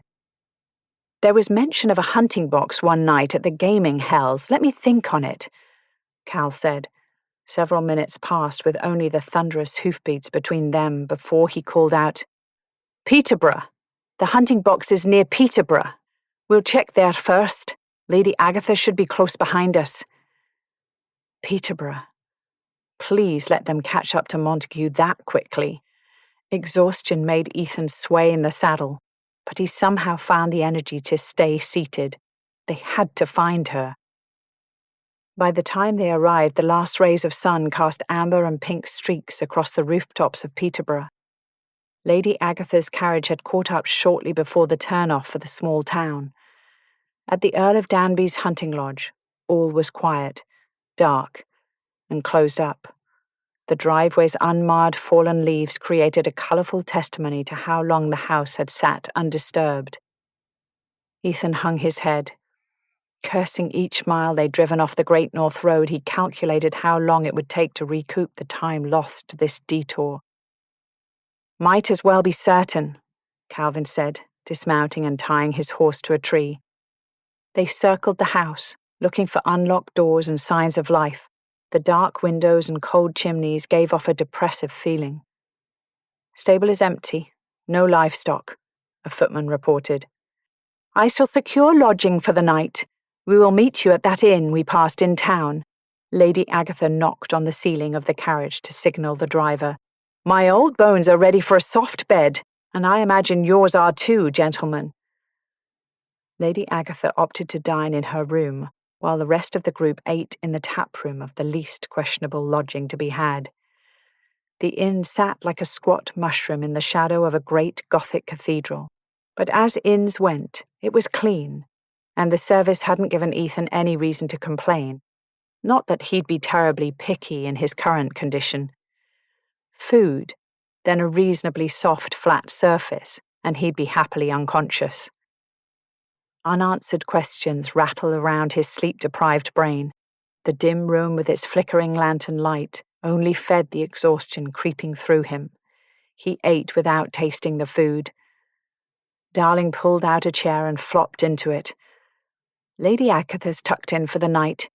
You wanted to see me, Lord Amesbury?" "Aye, I'm hoping you can help me fill in the blanks. There's much we don't know. Are you sure you've told us everything?" Cal interrupted. "Before we get into this, have you eaten yet?" Darling shook her head. Maids don't dine with quality. Her incredulous expression cut through the tired fog, pulling a rusty laugh from Ethan. "We're in the middle of nowhere after a bloody awful day. Proprieties can hang. You need to eat, lass, so eat." Waving a serving girl over, Ethan asked for one more plate. Ethan turned back to Darling. "Now, back to my question. Is there anything from the last few days that may help us? Lottie had promised to bring a footman with her when going out. Where was he?" "We didn't bring a footman. I don't think she thought of it. At least she never mentioned it. Milady spent the last few days upset, crying a lot. She said she wrote to you, so I'm sure you know all this." Darling smiled her thanks to the serving girl and dug into her meal. "I don't have the foggiest idea what's happening right now. Care to clue me in?" Cal asked. Ethan motioned to Darling. He had a feeling there was much he didn't know about the situation compared to Lottie's maid. "Well, it all started with the wedding gown. She and Lady Agatha went to the Modiste, and Lottie wasn't the same after. I don't think she slept that night. Then the next day she received that letter from her father forbidding the match." "Ah, yes, the letter. That at least he knew about. He didn't understand how a wedding dress might have set Lottie on a path of calling everything off. He'd love to know what the Earl said in his letter, though. The next day she wrote and ended everything." Cal swung to look at him. "What? She ended it? What reason did the Earl give for denying you? Doesn't the man know you love her to distraction?" Before Ethan could answer, Darling wiped her mouth and said, "Well, she didn't have much choice, did she? When the Earl says he'll cut her off without a penny if she marries you, she knows to listen. At least this way she gets to keep her dowry and family. It killed her to make that decision, but he'd backed her into a corner." "Cut her off?" Ethan sat back in the chair as the air left his lungs. It made sense now. No wonder she'd ended things. With such harsh consequences on the line, finding a way to marry despite the Earl would be too great a risk. I don't think she liked it, but Milady is resilient. We were planning our return home when Montague attacked us, Darling said. Wait, she was going back to Westmoreland? Cal voiced the thought that made Ethan frown. She'd planned to slip from London without seeing him in person? We were to leave by the end of the week. She hadn't told Lady Agatha yet, Darling said. During this time, you never saw Montague or heard anything relevant to today? Ethan pressed. I'm sorry, that's everything. Darling set her fork down, then finished her drink. If you think of any other questions, I'm happy to answer, but I'm as shocked by all this as you are. Thank you, Mrs. Darling. Get some rest. We need to be on the road at first light. Ethan stood when she did and cut her a small bow. Looking bemused, she said good night. Cal stayed quiet when Ethan took his seat and drained the mug of ale before him. Outside, night had fallen in earnest, with only small areas of the stable yard illuminated by lamps for late arriving customers. The church bell in the cathedral tower chimed the hour. 8, 9, 10. I meant to beg, you know, he told Cal. I planned to ride in all self-righteous and more than a wee bit desperate, and do whatever it took to change her mind. Didn't know the Earl cut her off, though. I can't ask Lottie to turn her back on her father. He's all she has left. I'm sorry, Ethan. I didn't know she'd ended it. A laugh escaped him, the sound utterly without humour. All this time I've been trying to make up for the past, but it doesn't matter to the likes of the Earl. There's no going back or fixing it. 5 years without hard alcohol or a woman. 5 years of telling himself no, because he needed to be a better man, one who didn't hurt people with his careless words and bad decisions. And during that time, Connor had forgiven him. Over time, even Lottie had softened. She'd shared her body and her bed, but he didn't think he'd reached her heart. The only ones hating him now were the Earl and himself. No, my friend, there's no going back, only forward. We can awake every day, determined to be good men, then follow through. That's as far as our control goes. Cal signaled the barkeeper for a drink. Holding up 2 fingers, Ethan ordered himself one too. 5 years of no whiskey for a Scotsman was long enough. He'd spent each day living with the fear that he'd lose control. Well, he might not be able to control much, but he could reclaim this. Are you sure? Cal asked when the drinks arrived. The amber liquid reflected the light in the glass. Benign. Like so many things in life, something he could use for good or evil. A pleasure to enjoy or to overindulge and suffer the consequences. Ethan didn't have the craving disease, like Lottie's coachman and others he'd known. These years hadn't been about making healthier choices for himself. They'd been a form of self-flagellation. Was he sure? Aye, this all comes down to fear and hating myself for what I've done. I'm tired, Cal. So bloody tired.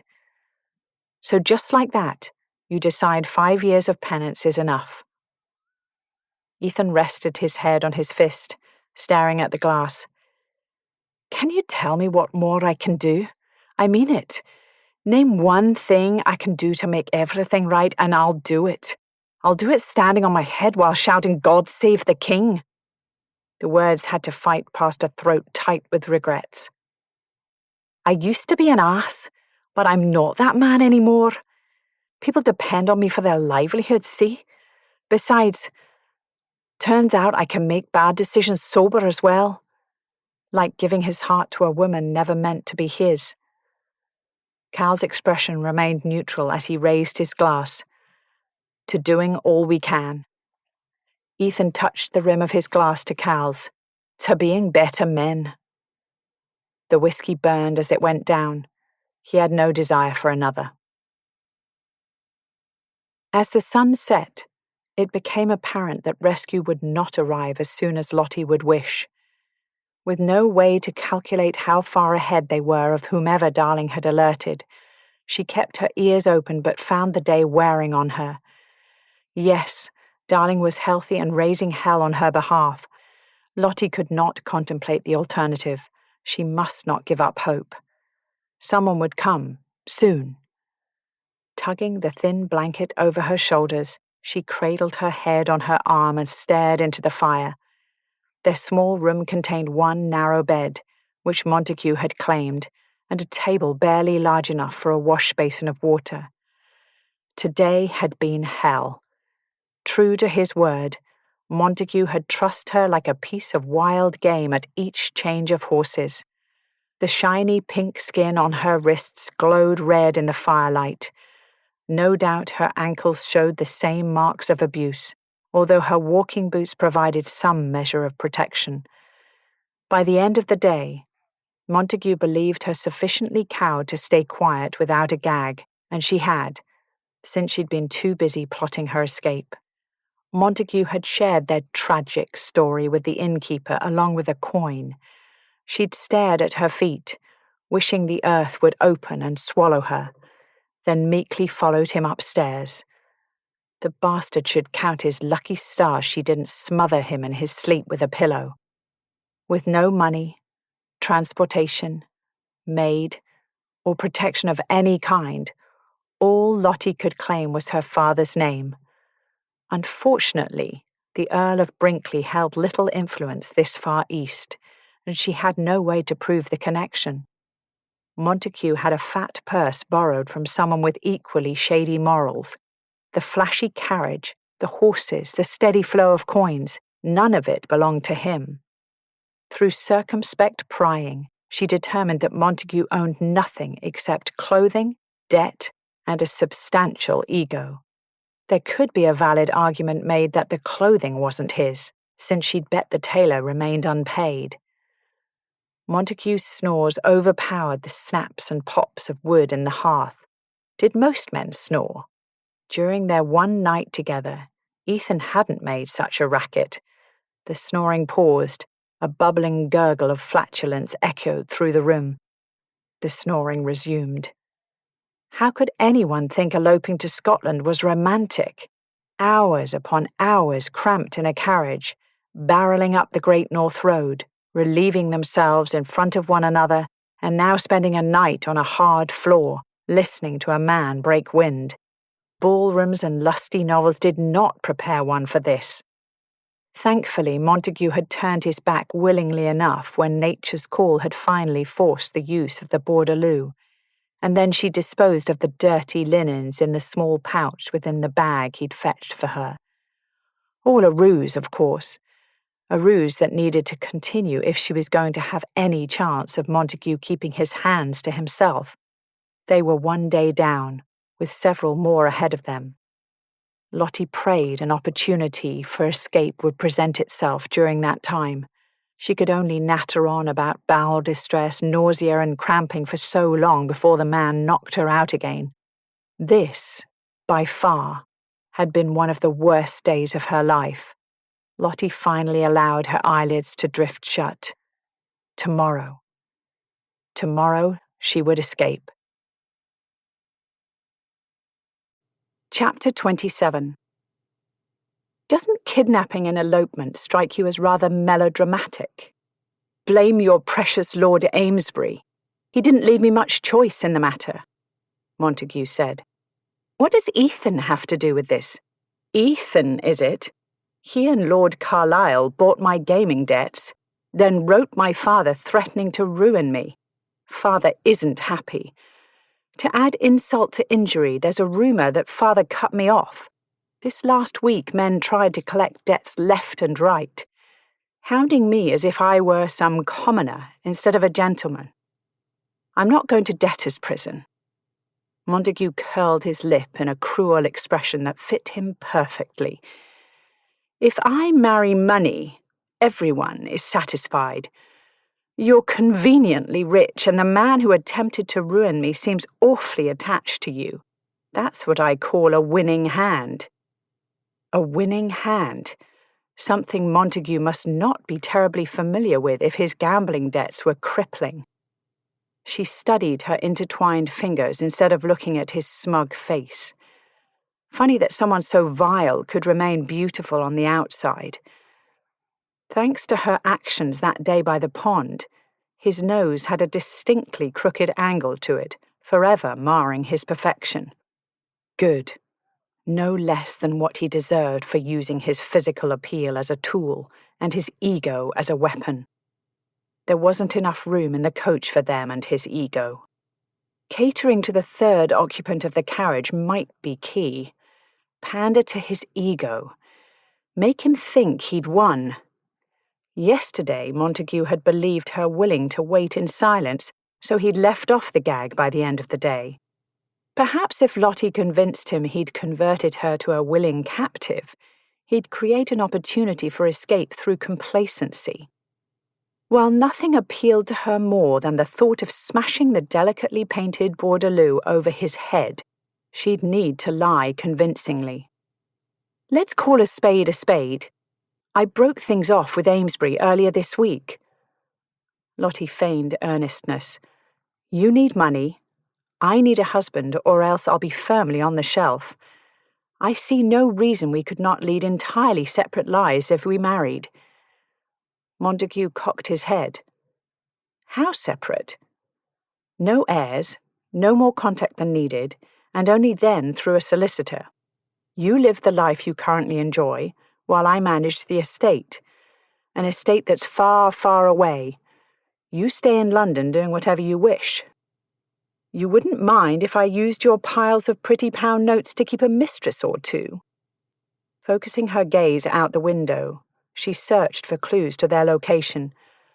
I don't care what you do with your man parts, as long as you don't do it with me. One woman is as good as another. I won't need any snot-nosed brats to carry on my name unless I somehow end up inheriting. If that happens, you'll need to do your duty and give me an heir. What you describe sounds like the perfect marriage. He laughed. We are of an agreement, then?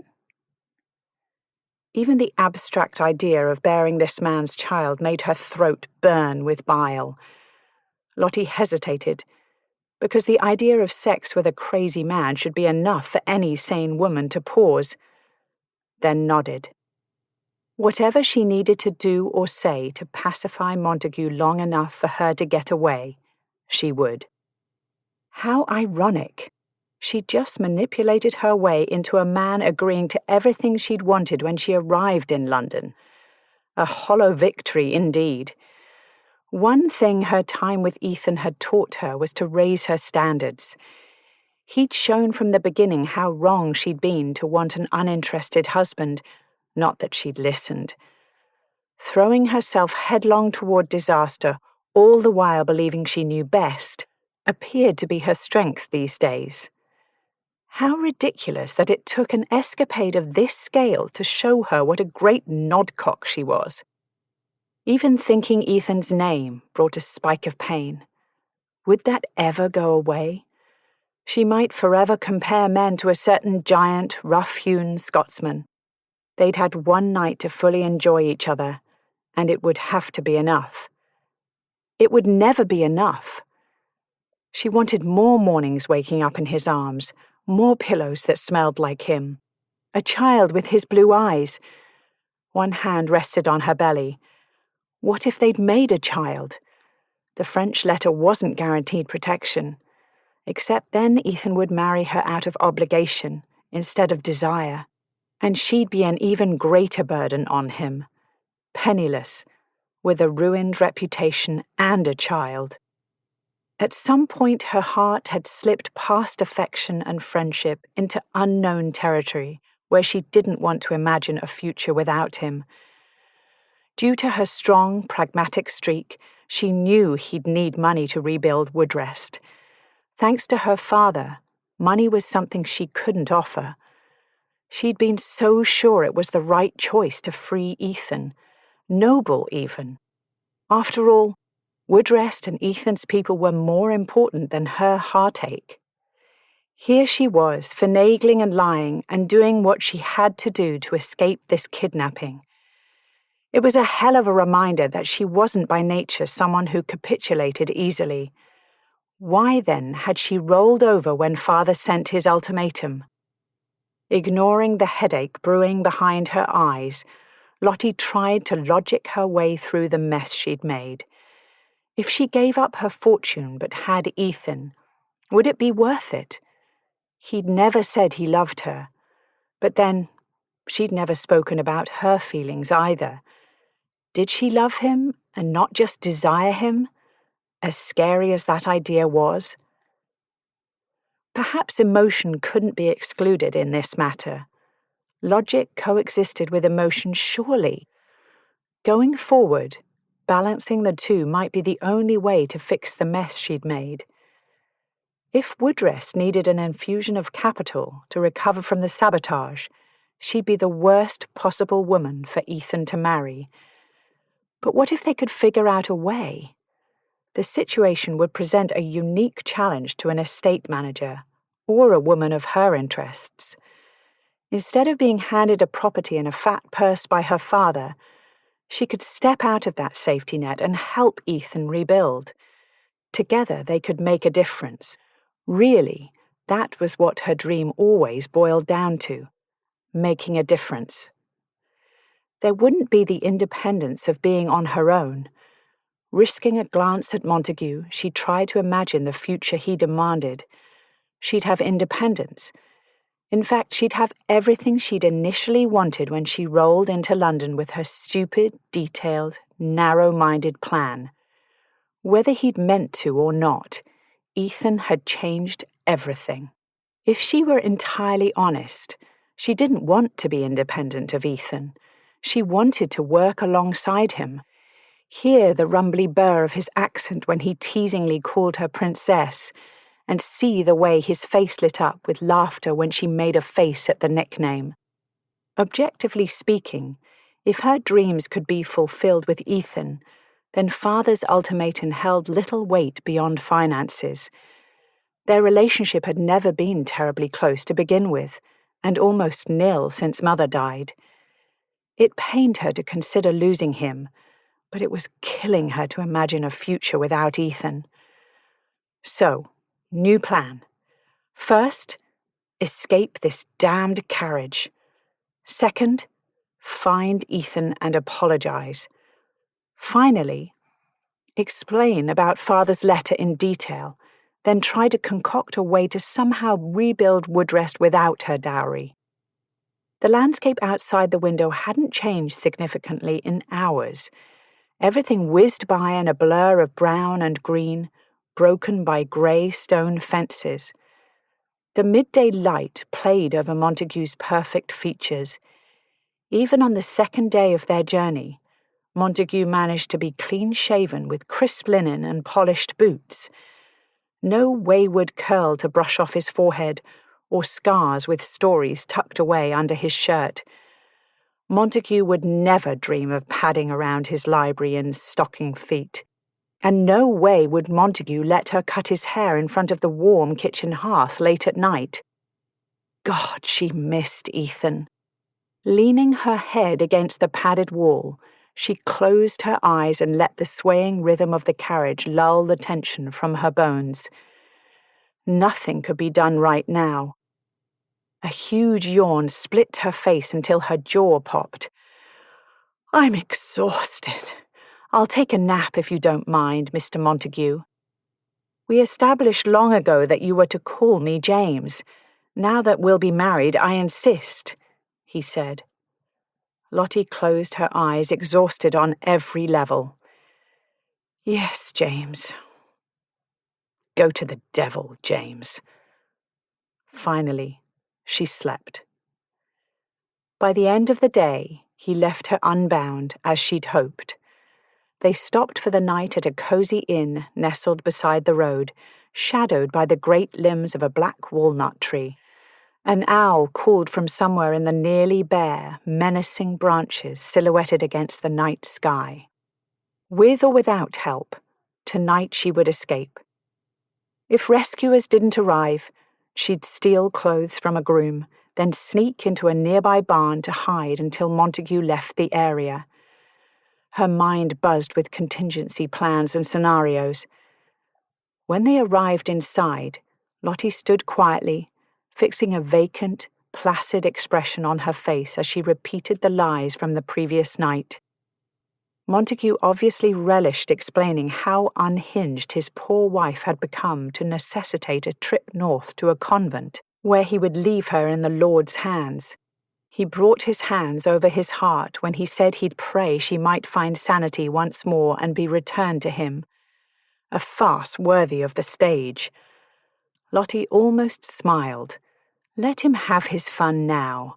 She'd have the last laugh soon. The innkeeper's wife, Mrs. Mitchell, clucked over Lottie, calling her poor lamb. The burly innkeeper appeared less impressed, but as his pocket was heavier by the end of the dramatic spiel, he didn't ask questions. As Mrs. Mitchell led her by the hand toward their room, Lottie said over her shoulder to Montague, "Why don't you relax with a pint? I'll speak to this kind woman about replenishing those female supplies you gathered for me yesterday." A moue of distaste crossed his face, and he stayed behind in the tap room. Montague made a lousy fake husband. Not that she had any comparison, having only had a fake fiancé before this. Fussing over the linens, Mrs. Mitchell sent for a maid to fetch water for the wash basin. "You mentioned feminine supplies?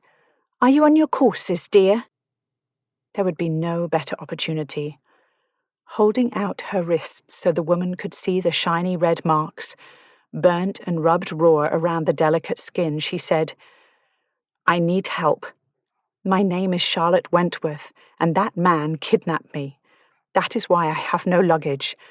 I'm without a maid because he attacked her on the street when he abducted me." While Mrs. Mitchell didn't look entirely convinced, she didn't pat Lottie on her head and fetch Montague either, so Lottie continued. "He imprisoned me in the carriage, bound at the wrists and ankles with a gag in my mouth. Please, if I were going to a nunnery for the rest of my life, wouldn't I have trunks? Gowns? I beg you, Mrs. Mitchell, help me." The red marks on Lottie's wrists held Mrs. Mitchell's attention for what seemed an eternity before she asked, "What can I do?" The relief nearly brought her to tears. "Thank you. I believe my family is somewhere on the road behind us. Until they catch up with me, I must do what I can to stall our travel." "Smart, my dear. How do you plan to do that?" The innkeeper's wife appeared to warm to the subject. After 2 days of feeling so very alone, Lottie wanted to hug the woman. "Do you have a herb garden or apothecary nearby? With lady's slipper, white willow bark and hollyhock, we can make a draught. All we need to do is upset his stomach and then induce him to sleep. As tempting as it is, I can't hurt the man permanently. I just need to make him too miserable to travel tomorrow." "Perhaps some poppy syrup to sweeten the mix," the lady innkeeper said. "Yes, I think I have everything you need." Lottie cocked her head to the side. The woman's dark-stained fingers triggered a memory from the hours spent making rounds at Stanwick with the midwife. "Is that black walnut dye from the tree out front?" "Yes." Mrs. Mitchell hid her blackened fingers under the corner of her apron. "Today I mixed the darker pulp with wax to stain my wood floors. It gives a great shine." "Have you any of the soft outer casing left from the walnuts?" Mrs. Mitchell nodded. "I have plenty." "Perfect. We'll mash some of that pulp into a paste. With the tincture of herbs and poppy syrup in his food, whatever he's eating has to have a strong enough flavor to mask the mixture. But that should do the trick. Black walnut will make him want to be near the outhouse for a while." Mrs. Mitchell's eyes sparkled with mischief. "I'll gather what we need. Then let's see what we can do about poisoning your husband." When the woman served them herself, Lottie sent up a prayer that everything had gone smoothly in the kitchen. "We have a hearty beef stew for you to warm your bones after a long day's travel. I hope the flavour isn't too strong for you, Mr. Montague. I use a nice dark ale in my stew. Mr. Mitchell loves it." She gave them each a bowl, handing Lottie one with 2 chunks of bread on top. "Mrs. Montague, I included some extra bread for you. Eve's curse is miserable, isn't it? The bread may make you feel better." She winked at Lottie on her way out of the room. The bowl with 2 slices of bread clearly hadn't been tampered with, plus it came with the bonus of extra bread. Bless the woman. Lottie took a tentative sip of the stew. "This is delicious. The bread is perfect. Somehow it's the small inns that have the best bread. Have you noticed?" Nerves made her chatter. When he took a bite, he wrinkled his nose. Whatever ale she used must be ghastly. He pushed the bowl aside, but Lottie stayed his hand. "I would hate to offend her. She has been such a lovely hostess. She didn't even raise a fuss when you asked to have our meal in the room. It's been a long day of travel, and this is all we have to eat." Montague sighed, then finished the bowl and took her second slice of bread with a petulant look. Lottie held her tongue about the bread theft and made idle conversation with her captor in front of the fire while she waited. It wasn't long before Montague's gurgling stomach interrupted the conversation. He frowned, placing a hand to his belly. "I told you that stew was off." Feigning concern, Lottie frowned. "I'm sorry to hear that. I thought it delicious. Strange that I am suffering no ill effects." Montague's face contorted in pain. She almost felt sorry for him. Almost. "Oh dear, you don't look well. Perhaps you should find the privy." Montague shot a glance to his bag with the gag and ropes. The desire to bind her while he was indisposed was so obvious, she almost made a grab for the bag herself. In the end, his bowels made the decision. The heavy footfalls of his boots on the stairs rattled a small framed painting on the wall as he ran from the inn to find the outhouse. Although their room had a lovely floral painted chamber pot, he must have decided that whatever was happening didn't need witnesses. If she could thank him for that, she would. Instead, Lottie smiled into her teacup and enjoyed the crackling fire. Mrs. Mitchell poked her head in the room through the open door. "Are you well, Mrs. Montague?" All is as it should be. The women exchanged a grin, and Lottie sat back to stare at the flames and wait. The peace did not last long. Montague stumbled into the room, leaning heavily on the doorway. Using the wall for balance while one hand held his stomach, he groaned. "I don't know what's wrong with me." "Maybe you should lie down until you feel better." Montague whimpered as she tucked him into bed like a small child. When he closed his eyes on a pained moan and rolled to face the wall, Lottie moved the chamber pot across the room, slipping it behind the curtains. It would be a long night for some of them in this inn. Dusk came and went. For the past half hour, Lady Agatha's coachman had carefully picked his way through darkness, with only the moon and a hanging lantern to guide the way. No one spoke of stopping for the night, all of them acutely aware that Lottie and Montague were preparing to spend their second night on the road. "We found them!" The outrider's cry pierced the repetitious clamour of hooves and carriage wheels. Ethan sagged in the saddle. Thank God! They came to a stop and waited for the grinning footman to bring his mount alongside them. The Wild Dove just at the edge of Doncaster. I've left Georgie to watch their coach, but it seems they're stopped for the night. When their party arrived at the inn, they didn't try to be quiet about it. No doubt Ethan looked a formidable sight storming across the yard, with the many capes of his coat fanning out behind him. Theatrics weren't usually his style, but if Montague happened to be watching, Ethan hoped the worm quaked in his boots. The innkeeper's eyes widened when Ethan burst through the front door and skipped formalities. "A man and a woman arrived in the red carriage that now sits in your stables. Where are they now?" Ethan slapped a coin down on the bar. The innkeeper eyed the coin. A squat little woman sidled up beside the innkeeper, beaming at Ethan. "Goodness, you are a big one, aren't you?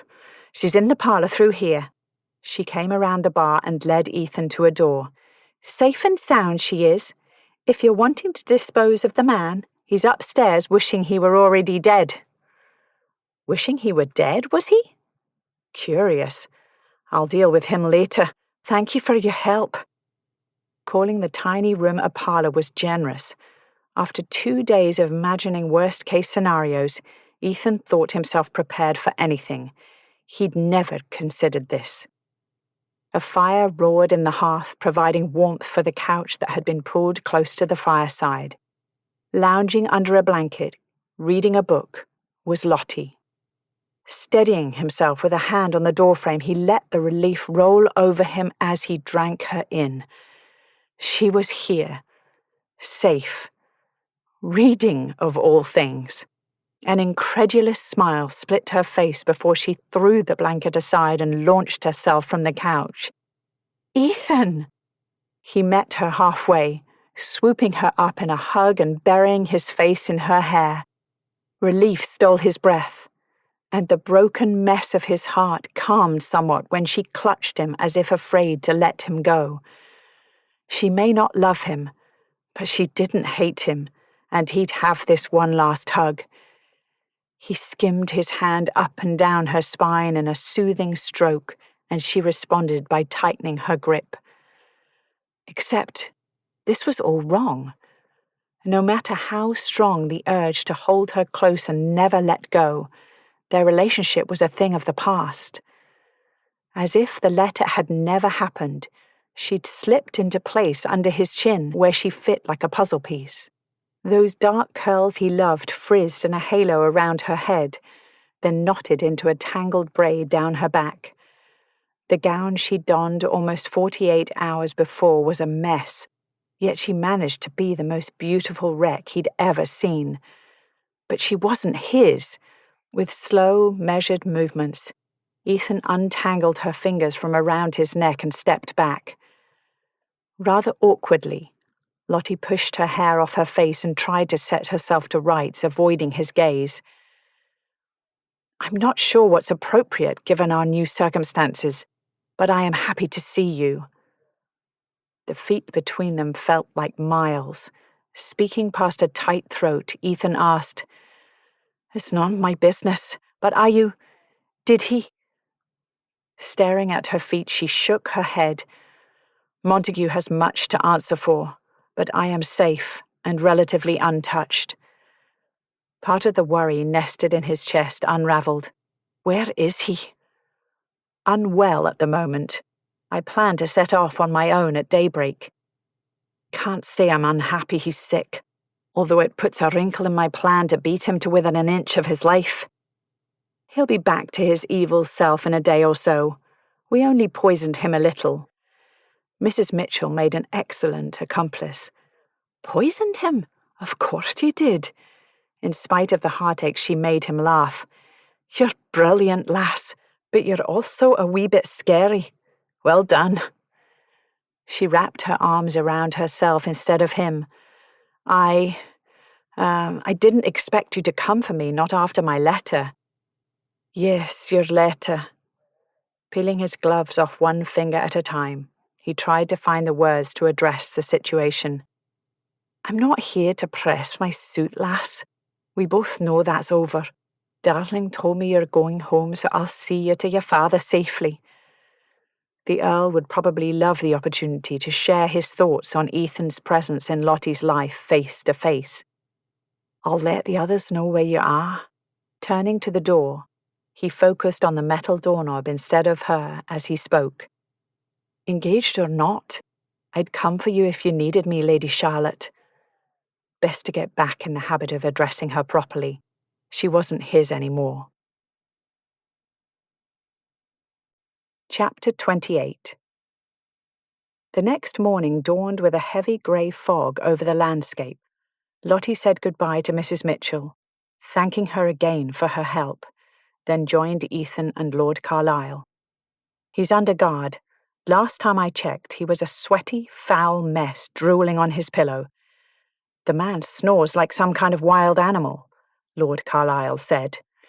Not all men make those noises when they sleep? I had wondered. They turned to her with twin aghast expressions. I'll take that as a no. Ethan, I'm sorry, Lord Amesbury, I'm ready to leave when you are. Darling and Aunt Agatha are already in the carriage. Amesbury turned to Lord Carlisle. 3 days. That should give him time to recover sufficiently for travel. Hire a carriage and meet me in 3 days. Agreed. He wanted to go to Scotland so badly. Who are we to say no? Lord Carlisle grinned. Where are you taking him? Lottie wasn't sure why she cared in the grand scheme of things, with so many other issues to worry about. Ethan's gentle rejection last night still hurt. We both know that's over. She'd broken them. We'll bring him to my village near the Solway Firth. I have a plan to make sure he never touches another woman. Amesbury's thunderous expression would inspire fear in anyone but her. When he'd walked through the door last night, there'd been a moment when all was right in the world.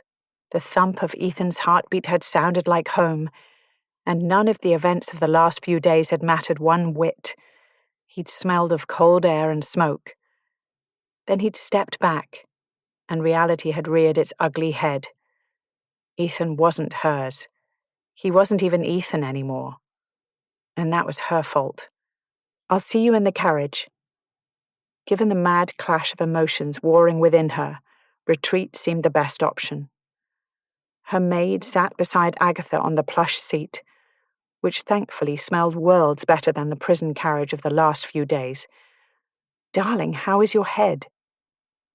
Lottie had learned last night that Aunt Agatha had supplied Darling with regular draughts of willowbark tea to make travel slightly less tortuous, since, surprising no one, the maid had insisted on joining the rescue party.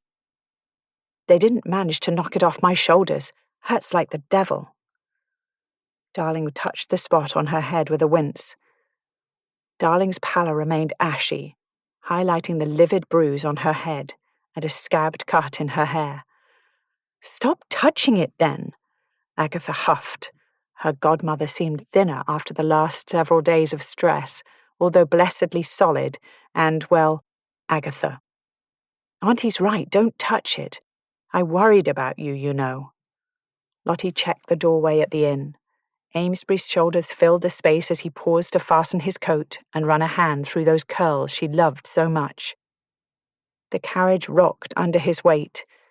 The only available space was next to Lottie, and judging by the smug look her maid and godmother exchanged, that wasn't an accident.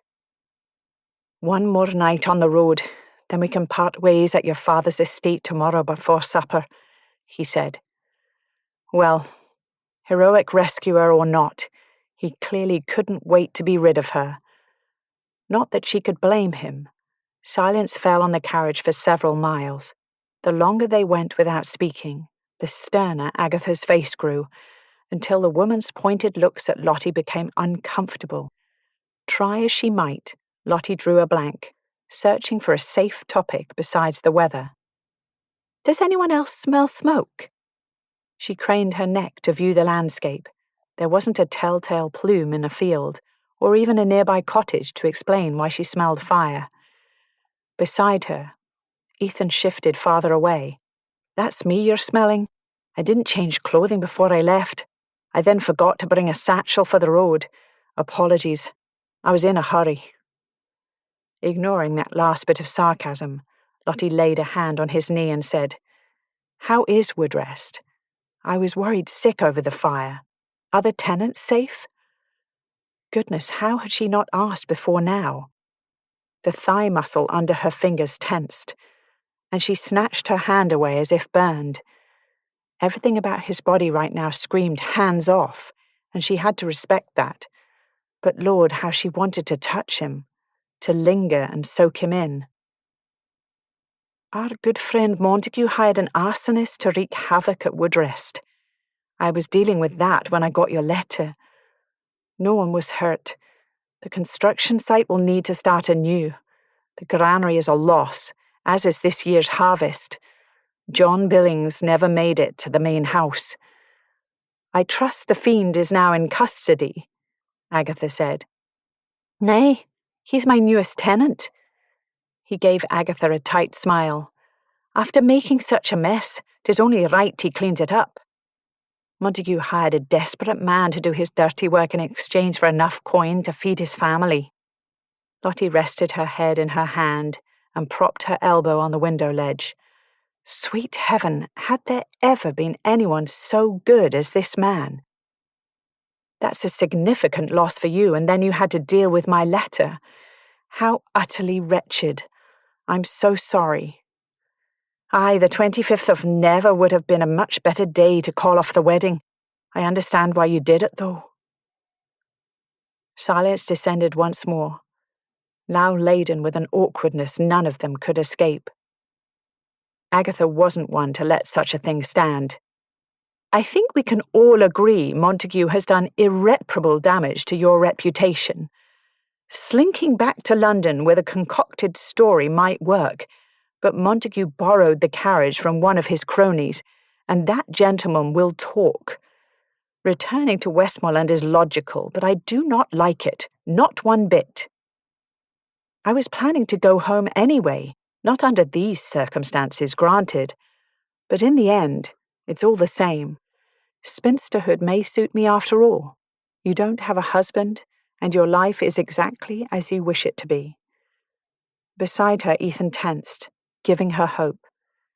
If he didn't like talk of her future without him, he might be open to an apology. Her godmother rolled her eyes. Darling girl, there is an ocean of difference between a widow and a spinster. To think otherwise is foolishness. Marriage to the right person can mean unbelievable happiness. It is finding the right person that is the challenge. You two nodcocks managed to bungle your way into happiness through pure chance and half-baked scheming. Why not see if the Earl thinks kindlier upon the match when seeing for himself the depth of your attachment? I'm not worth Lottie risking her relationship with the Earl. Having her own estate and the fortune with which to run it means everything to her, Ethan said. Ouch, Lottie bristled. Money is not everything. You sell yourself short, sir. Ethan finally met her eyes. Do I, lass? I think we both know I have the right of it. The blue of his eyes deepened with hurt, turning a shade she'd only ever seen in the flash of a bird's wing or the reflection off a lake. Passion made his eyes a soft blue-grey, but pain was a vibrant blue. She'd rather not know that. Darling's wide-eyed expression implored Lottie to say something, anything, but all the words caught in her throat. Her emotions were a tangle, with guilt rising to the surface. When given the choice between Ethan or keeping her fragile relationship with father and accessing her dowry, she'd chosen the money. Never mind that she'd had reasons for doing so. The fact that Ethan needed her dowry now more than ever, and she wouldn't be able to help, didn't matter. That she'd decided he could have helped sooner with the fire if he'd been home instead of distracted with her was also irrelevant. More than anything, she longed to rest her head on those shoulders that were wide enough to carry the world and hear the rumble of Ethan's voice in her ear telling her it would be all right. First, she'd need to find a way through his anger and ask for forgiveness. Ethan shouldn't have made a crack about her choosing her fortune over him. Regret slammed through him as soon as the words left his mouth. I'm sorry, Lady Charlotte, that was rude. You were free to end the engagement and did so for your own reasons. I apologize. The adorable little wrinkle between her eyes showed up only when her considerable intellect pondered something.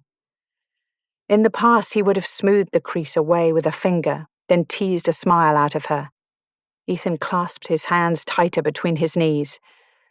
Lady Agatha studied them with pursed lips. Darling sat quietly beside her, no doubt wishing she'd stayed behind with Cal. Ethan held his tongue against a flood of words. Wouldn't you know it? A big part of him wanted to beg. He'd thought there could be nothing worse than thundering up the Great North Road, worried sick about her. He was wrong. Sitting next to her in a coach, with their shoulders brushing at each bump and rut in the road, and not being able to hold her, could be a level of his own personal hell. As usual, Lottie was composed and keeping her cool, even after having to rescue herself from her kidnapper. There was an emotional boundary between them, her on one side and him on the other. To be held at a distance left him cold. She shifted beside him on the seat. Right there, and he couldn't touch her. The carriage travelled at a sedate pace in order to keep their outriders and mounts as rested as possible for the journey. But he wished those wheels would turn faster. Ezra had arrived at the inn with a groom that morning and trotted alongside the coach. Even though it was kinder to let his mount travel without carrying his weight, it was tempting to escape the coach and ride outside. They stopped in York for a meal and supplies. Near the posting house was a bookshop and small marketplace that provided everything they needed for the long day ahead: reading material for Agatha, Lottie, and Ethan, and knitting needles for Darling. At a stall near the entrance of the market, Darling had cooed over yarn and charmed a discounted price out of the wool merchant. With a skein of yarn in her lap, the maid now happily clicked the needles as she created something. It was anyone's guess what the mass of string would become. An hour later, a pressure on his hip pulled Ethan from the story of Rob Roy. After so long in the coach, Lottie had finally reverted to comfort over comportment. With her legs on the seat, she pressed her back against the side of the carriage, then rested her book on her thighs. He smiled. Ethan had found her curled up sideways in the library armchairs at Woodrest, and it was a common sight to catch her in an undignified sprawl in Lady Agatha's drawing room. At last, his lady had found a comfortable perch, although the point of her shoe dug into his hip. Without a word, Ethan lifted his leg enough to slip her foot under his thigh and relaxed, pinning that small part of her beneath him. Maybe her toes were chilly inside the thin boot, or maybe she missed touching him as much as he missed her. Whatever her reason for not moving her foot away, he absorbed the contact like a starving man hungry for her touch. Turning the page of Rob Roy, he stole a glance out of the corner of his eye. She smiled at the page in front of her. Chapter 29. Agatha's words ran across the forefront of her mind like some kind of banner. Her father could reconsider. If she told him the full tale about Montague, father might feel guilty for pushing the match and listen to reason about Ethan. Ironic that Montague might have done her a favour. Not that she would send him a thank-you note any time soon. There might be hope. Father could change his mind. Ethan might forgive her if they were alone long enough for her to apologize and explain. The second day in a travelling coach packed to capacity was hardly the time or place for a private conversation. Without letting herself overthink it, she held her hand out to Ethan, resting palm up on the seat between them. Bless him. He didn't ask for an explanation, just intertwined his fingers with hers, then went back to staring out the window. That he allowed her to touch him again sent hope barreling through her veins. His hand was her tether as she wandered through tangled thoughts. The comfort of this simple contact with a specific person brought one word to mind: love. The emotion of poets and stupid men who rode into battle, willing to die in the name of some fair maiden they probably had no right to in the first place. Love had destroyed more than one country. She prayed it wouldn't destroy her too. Her parents had been so in love they'd talked only to each other instead of their children. So in love they'd chosen to spend their days secluded in their rooms instead of following through on long-forgotten promises of picnics by the pond. The carriage passed through the familiar gates of Stanwick Manor and continued down the drive. Soon, the pond in question would be visible over the crest of the sloping lawn to their left. Whatever Lottie's own feelings, they bore no resemblance to the example provided by her parents. As she examined their relationship from the outside, given this new perspective on love, a tiny bud of happiness bloomed within the dark memories. Mother and father were not perfect by any means, but they'd known love. Yes, their mistakes had shaped her childhood, but it was high time she took responsibility for the poor decisions she'd made instead of laying them at her parents' feet. Ethan's accusation the day before stung, that she chose money over him. The truth of it only made it worse, and she had to face that, which left the question of what to do. Defying her father didn't scare her as badly as it had mere days before. Marrying whomever she pleased and riding off into the sunset sounded better every moment. Stanwyck Manor came fully into view, with its comfortably predictable lines that never veered toward frivolous or decorative. Woodrest's gargoyles, curves, and stained glass windows appeared to have been designed by demented fairies in comparison. She owed Ethan an explanation and apology, but they were mere moments from facing father. Squeezing his hand, she faced him. "Please, I know there are things to say between us, but trust me one last time. Let's talk to father together. Present our case in person. Like Aunt Agatha said, he might listen." "It's about bloody time," Agatha muttered. Darling clapped and bounced on the seat, but Lottie kept her gaze on the stone-faced man by her side. With a small nod, he squeezed her hand. At last the carriage drew to a stop before Stanwyck Manor's great double doors. Ethan stepped down, then held out a hand for Lottie. It felt great to hold his hand again. The way his long fingers wrapped so entirely around hers never failed to make her feel safe. He tugged her closer. Smoke, sweat, and road dirt made her nose tingle. The poor man needed a bath even more than she did. "Lass, we're going to speak with your father, and then you and I will have to talk about that letter." He'd once told Lottie that her brain was a dark and twisty place, and he stood by that statement. Only God knew what was happening in her head, but when she'd reached for his hand in the carriage, he'd taken it. At this point, he couldn't help accepting every last touch. That she wanted to talk to her father with him, showing a united front, sparked hope within him where there'd only been pain for the last few days. He didn't know if showing up together would work, or if her father would listen. Back at Woodrest, Ethan had managed to wash only the bare minimum before reading Lottie's letter. Within moments, his clean shirt had absorbed the lingering smoke clinging to him. After chasing a carriage up the Great North Road on horseback for 2 days, there wasn't a single bloody inch of him that was presentable. Without a change of clothes, a bath would have been a waste of time. And without a bath, purchasing clothing would be throwing good money away.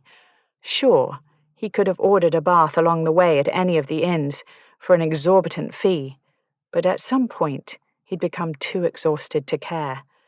He was in traveller hell, and he still didn't have a damn hat. Every bit of grime on his skin itched when the carriage doors opened. This wasn't how he'd imagined meeting the Earl again. Nevertheless, it seemed he had the chance to meet her father and say his piece, in all his travel dirt and disreputable hatless state. Shortly after that, he'd likely be thrown out on his ear. Lottie's fingers tightened around his as they entered the house. The Earl of Brinkley's library was everything a library should be. The warmth from the crackling fireplace enhanced the perfume of leather, ink, and paper that greeted him like an old friend. Unfortunately, the Earl himself was not as welcoming. "Charlotte, what are you doing here, and Lord Amesbury in the flesh? I see you've brought half the dirt between here and London in with you. Is this how you pay a visit in Scotland?" the Earl said. Biting the inside of his cheek to stop the words he wanted to say, Ethan glanced over at Lottie to see how she wanted to handle this. With Lottie by his side, he took a wide-legged stance before the elaborately carved wood desk. "We received your letter," she said. A bubble of hope grew within him. She'd asked for his trust one more time, and he had to wonder what she had up her sleeve. "What? I wasn't clear enough? Why on earth would you bring him here? The Earl asked, then turned away to shelve the book in his hand. I thought I made my opinion of you clear years ago, Amesbury. This isn't the first time you've asked for my blessing, and my answer hasn't changed. Lottie wrinkled her brow and asked Ethan, What is he talking about? The day after the Prime Minister's assassination, when I told you I'd call... I waited and you didn't come. Yes, I remember. But that's ancient history, Ethan. Lottie, I was there. The butler took me to your father instead of you. She looked between him and her father, clearly confused. But father knew I was expecting you. I told him all about how you'd helped me that day, saved me from the mob. I asked to court you. The Earl rejected my suit and sent me home with an earful. The Earl piped up. He wasn't worthy of you. I wasn't going to give my daughter to some fortune-hunting shepherd. Ethan bowed his head in agreement. You were right to turn me away. The Earl gave him a surprised look. I didn't love her. I saw Lottie as an easy, beautiful solution to the financial mess I'd inherited. I didn't get a say in that decision, I suppose, Lottie said, but her father ignored the comment. And you think you're good enough now? What's changed? My sources tell me your estate is still practicing economies, and you're sinking the title into trade. I wish I could tell you all was right and prosperous, but Mr. Montague indulged in a wee bit of sabotage. We will need to rebuild and find a supply of grain for the winter to replace our losses. Beside him, Lottie said, Then Montague kidnapped me and tried to force an elopement. The man is a villain, father. I hardly believe it. Why would Mr. Montague do such a thing? I gave him my blessing. He didn't have to kidnap you. Finally returning to his desk, the Earl carried 3 books from the shelves. Why would you endorse such a man? Where is the consideration for my safety? What about what I want? Lottie said. What you want? The Earl slammed a book on the desk, and the sharp clap made Lottie jump beside Ethan. I am giving you what you want. Your dowry, that house by the sea, everything you want, handed to you. Just say the word, and I'll have Rogers purchase that house today. But I want Ethan. Such a simple statement, but it meant the world to him. Clearly, they had things to discuss, but the hope grew until it filled in the missing areas of his heart. The Earl talked to Lottie as if speaking to a child. Charlotte, I've made my opinion regarding this young man abundantly clear. Straightening his shoulders, Ethan took a deep breath. My lord, I know there's history between us. I'd welcome a chance to make it right in hope that you'll eventually bless our marriage. No, I told her no. This is the problem with the younger generation. No one listens anymore. The Earl flipped open the first book in the stack and began to read. Ethan rubbed the base of his skull with one hand and studied his filthy boots. This whole thing had been a losing endeavour from the beginning. Huffing out a laugh devoid of humour, he said, You never approved of me, my lord. Is it Scotsmen in general, or me in particular, you hate? The Earl gave him a withering glare. Being a member of the peerage, sitting in the House of Lords and ruling our nation is a privilege and should be about far more than clinging to the last branch of a noble family tree. To be a lord, one must be raised to do it, formed and shaped and trained to move about in society. One must attend the right schools with others of his class, nothing you've done, because your parents did not prepare you for this life. Your grandfather was a black sheep, but his brother was a good man who raised his heirs properly. You were never supposed to inherit. There was little he could argue with there. You're right. Fate put me here, and I often wonder why. The Earl gestured towards Ethan's clothing. You don't dress like a lord, carry yourself like a man of quality, or think like one. I apologize for my informal dress. 2 days on horseback, then another 2 in the carriage to get here took its toll. The tension from his hands spread up his spine to his shoulders. He glanced down at the dried mud he'd tracked onto the carpet. He was an absolute wreck, and now the library smelled vaguely of dried horse shite. Brilliant. Are you telling me that your dislike for Ethan stems from basic snobbery? Lord, Father, that's mighty narrow-minded of you. None of that matters. None of it matters. Charlotte, of course it does. Why do you think we trained you so tirelessly? Deportment lessons, dancing lessons, voice lessons. Not that it did much good, because look at you now. An ormolu clock ticked on the mantel, filling the silence. Lottie caved first to break the quiet. So that's it? You're going to look me in the eye and hold on to your judgmental attitude, even though it hurts your only daughter. The Earl assessed Ethan with cool, dark eyes. The resemblance to his daughter was suddenly uncanny. My decision stands. You can have him, or you can have your dowry. They tried. She turned to Ethan, guilt eating her alive. Montague never would have hurt you if not for me. I'm so sorry. I owe you an apology for everything else, too. Can we rebuild without my dowry? If we leave now, will you still want me if I don't come with a fortune? His smile reassured her. We may have to change the schedule for a few things, but we'll make do, love. We can work together to restore Woodrest. He spoke with such unshakable confidence, she believed him. They would make it work and build something new from their efforts. Father cocked his head, looking at Ethan. If this isn't about money for you, then what is it? I love her. Her money or lack of it doesn't change that. You love me? Since when? She stared up at him, trying to wrap her head around the casual way he shook her to the core with his words, as if it was a given, and she should have known he loved her. Lass, Ethan smiled softly, did you really think I proposed out of the goodness of my heart? From the beginning, then, breath escaped her as she considered the implications. This changed everything. Lottie, do you love him? Her father asked. Aye. Lottie's voice trembled. Her mouth opened. She closed it, gulped, and opened it again. No words. Stepping back, Ethan let go of her, ignoring the hand she held out.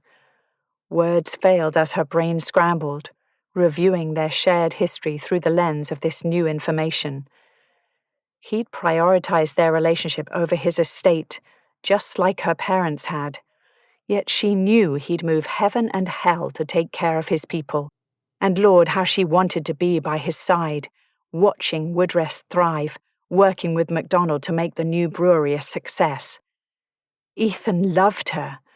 When she'd written that letter ending everything, he must have been gutted. The gross mishandling of this relationship on her part crashed into her with flashes of memory. The look on Ethan's face when she said she'd marry him. His hunger when he took her into his arms that night in the kitchen of Woodrest. The relief when he arrived at the inn to rescue her, even though she must have hurt him tremendously by ending their engagement. He'd left everything behind to find her. Everything. He hadn't even brought a hat. As if it were echoing in a tunnel, she heard her father's voice say, Charlotte, I was trying to make things right. If your mother was here, you'd have married by now. I just wanted you to move on with your life instead of taking care of me. The rest of what he said faded in her ears because she couldn't look away from Ethan's face. The love had been there for anyone to see all along, but she'd refused to acknowledge it. Too wrapped up in her plans as per usual. She'd hurt him. Hell, she'd probably been hurting him 1 degree at a time for the last few months, but everything had reached a boiling point in this library. Hell on a broomstick. All he'd done was love her, and she'd brought an arsonist to his door. then broken his heart. Ethan, I'm so sorry. Chapter 30. The ground hit him as hard as her words had. At the last minute he remembered to roll as he came off the horse's back, but the air left his lungs on an oof and didn't come back. As he stared up at the grey sky, struggling to breathe, the first fat raindrop hit him in the eye. Ezra was throwing him over too, and now the heavens were taking a piss on his head. Ethan, I'm so sorry. Her stricken expression had damned their relationship until the only feeling left had been a dull thud of his heartbeat in his ears. What was the use of staying to hear more? So he'd run as if the hounds of hell nipped at his heels. All the broken pieces inside him had turned to ice. Ezra hadn't been unsaddled yet, so it had been an easy thing to ride straight out of the stable and down the driveway, putting as much distance between himself and that family as he could. In his pocket, her goodbye letter, in which she'd absolved him of any lingering guilt, crinkled when he rolled to the side. Rain splattered the dirt by his face, and one of Ezra's hooves stepped into his line of sight. Finally, a trickle of air leaked into his lungs. The broken buckle of the girth strap dangled from the saddle he'd taken with him in that not-so-graceful exit off Ezra's back at a full canter. He sat up and hung his head. Rain slid down the back of his neck and pelted his knees. The water brought out the smell of smoke from his clothes. If despair and hopelessness had a scent, this was it. She couldn't answer a simple question.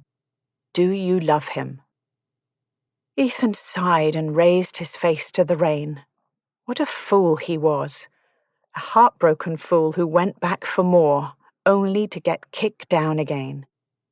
Ezra nuzzled his ear, huffing hay breath across his face. He absently scratched the horse's cheek. Yes, sir. We'll go. The village can't be far, eh? Hauling himself to his feet required double the effort it usually did. But with a muttered curse he threw the saddle over his shoulder and took Ezra's reins in hand. It could be miles, and his boots were already squelching, but there was no way he'd return to that drab, squat manor house. Ethan, stop! Not bloody likely, princess, he muttered. She doesn't know when to stop, does she, Ezra? Hitching the saddle higher, he kept walking, ignoring the sound of the approaching carriage. Scotland beckoned. Cal would meet him there with Montague, and then he'd meter out justice to a bully and a coward, which sounded like a grand time in his present frame of mind. Please, get in the carriage and let's talk about this. It was hard to miss her, hanging out the window of her father's carriage as it rolled alongside him down the road. He marched on, staring resolutely ahead.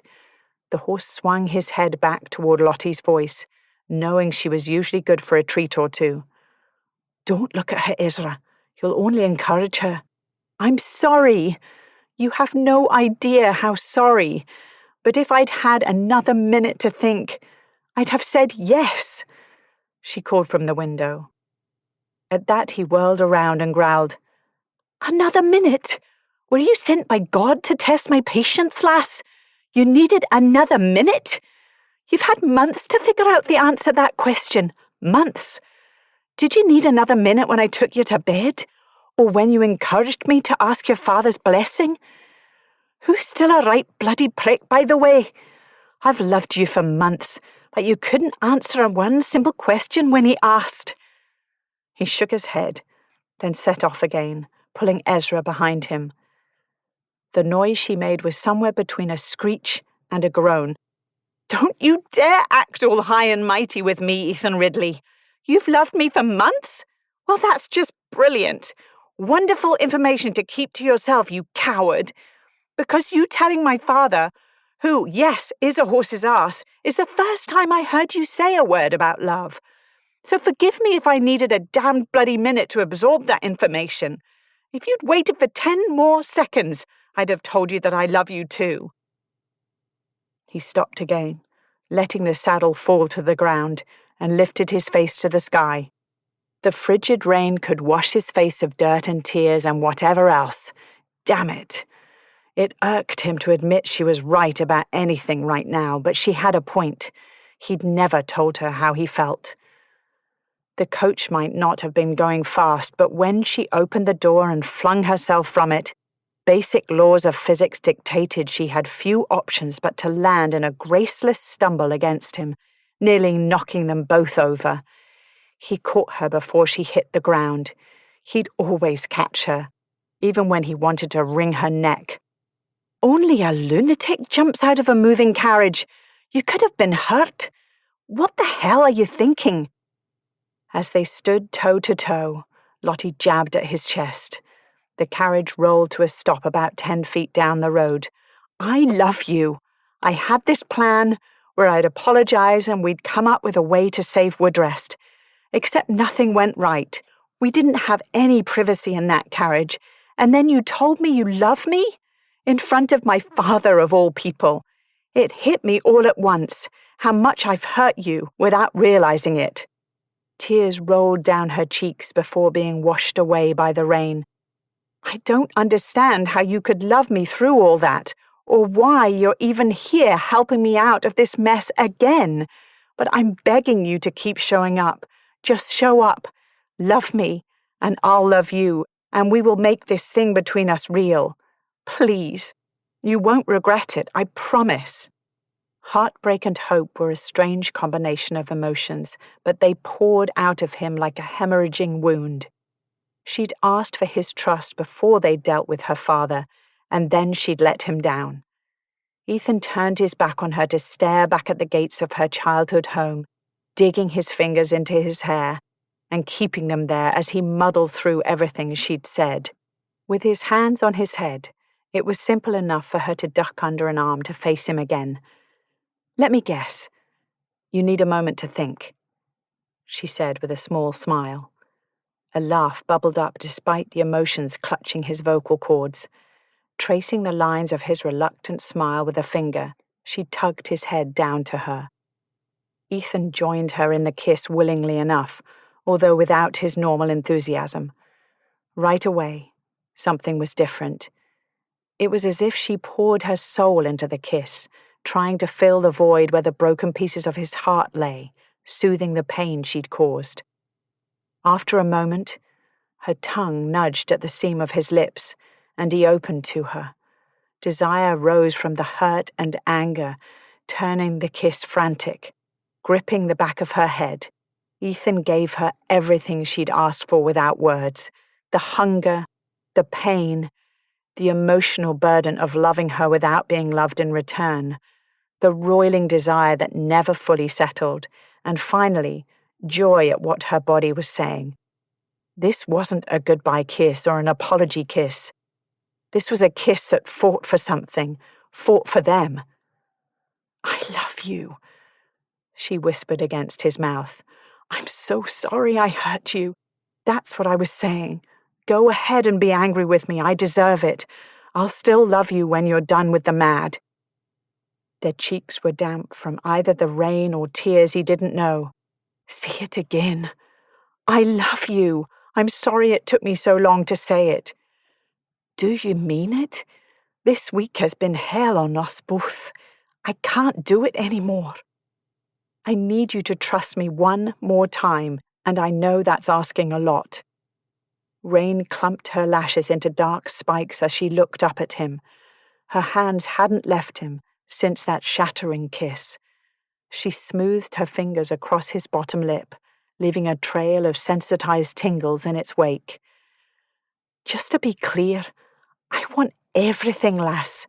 A real marriage, a life together, a home, perhaps children. I want the right to kiss you for no other reason than that it's 3 o'clock on a Thursday.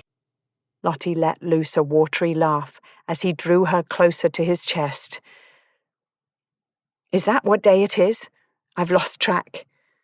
The lump that had been in his throat finally went away, and he drew a shuddery breath. I want to hear you laugh every day. Even though I hurt you? God, had she ever. Moving past that moment of devastation in the library had to be a choice. The decision came easier with her in his arms. I'm not blind, lass. There will be hurt feelings sometimes. You're a bossy, managing sort, and I'm a stubborn arse. Good thing we both believe in second chances. Ethan tucked a loose curl behind her ear, then caught one of her tears with a thumb. I feel I should warn you that I might not be good at this. I've never been a partner. All I've ever done is either take over or stay silent and feel trod upon. If you're willing to bend, then I'll bend to meet you. What if we butt heads all the time? He laughed, something he'd thought impossible a half-hour before. Oh, lass, we will butt heads. I guarantee it. The buzz whipping through him must be how birds felt when they danced on wind currents. Free, confident they wouldn't fall. She linked her fingers behind his neck, then burrowed her nose under his jaw. A happy giggle escaped her, making him grin wider. Ethan tightened his arms around her waist. Marry me, Lottie. For real this time. Take me to Scotland. Let's get married where you grew up, she said. That sounds like the best plan anyone has ever had in the history of plans. Ezra butted his head between them and waffled in her face, making Lottie laugh again. Hi, boy. Want to go to Scotland? I'm sorry that means you'll be tied to the back of the carriage again. They threaded their fingers together and headed to the waiting carriage. Besides, there's still Montague to deal with. I don't know what you have planned, but I want to see it through to the end. In the carriage, Lottie slipped into her place at his side. She'd done it, told him she loved him, and now she'd be married in a few short hours. The coach dipped and swayed, and they fell into each other, riding the movement, hanging on to one another. Those dark curls she loved so much, damp from the rain, tangled around her fingers, tying them together. The taste of him was a welcome home. Heat rose within her, as it did each time they kissed, but this time she let it burn unchecked. Need, that constant companion when he touched her, clawed, demanding she get closer, press harder, love deeper. When Ethan pulled her into his lap, she helped bunch the wet fabric of her skirts high up her hips so she could straddle him. A happy sigh escaped her, turning into a moan when the juncture of her legs, with that marvelous epicenter of sensation, rode the ridge in his breeches. The building tension brought heat, with a tingling that began at her toes and travelled up the back of her legs to wrap around her inner thighs. With frantic, fumbling fingers, Lottie opened the placket of his breeches, reacquainting herself with his length. Breaking the kiss, Ethan leaned his head against the velvet-padded wall, groaning. We don't have a French letter. A bead of moisture pooled at the head of his cock before she spread it around the crown with a thumb. Do we need one? Think of this as our wedding night, a few hours early. Didn't you say the Scottish were fine with playing fast and loose with the formalities?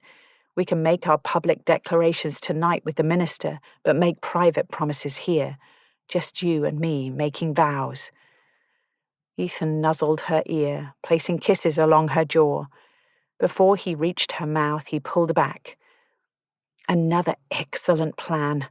I love you, Charlotte Wentworth. You have my heart and my trust. I give you my hand, my name, my love, and my protection. All I have is yours. How do you English say it in the Book of Common Prayer? With all my worldly goods, I thee endow. I promise to love you, even when it's scary to do so. I vow to come to you with my fears. She wanted to memorize every hard angle and rugged plane. As she stared into his blue eyes, with their gold starbursts and burning emotions, the vows came easily.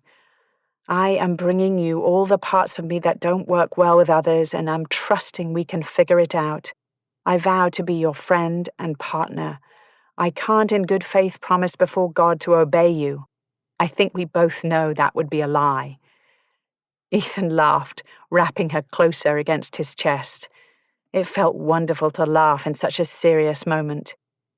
Months ago, in that inn off the beaten path in Warwickshire, she'd cursed how his scent affected her. Now he smelled like love, safety, and a warm future full of moments like this, although he could use a bath. With a grin, she teased, "It's probably best that we aren't doing this in the Church of England. I don't think we could keep a straight face for that part of the vows. But the rest is there. I will honour you, keep only to you, forsaking all others, in sickness and in health. Are we married now by Scottish standards?" "Close enough," he whispered, already bringing her close for a kiss. Positioning his cock at her entrance, she moaned at the sensation of having him inside her again. With the carriage movement dictating their rhythm, they clung to one another.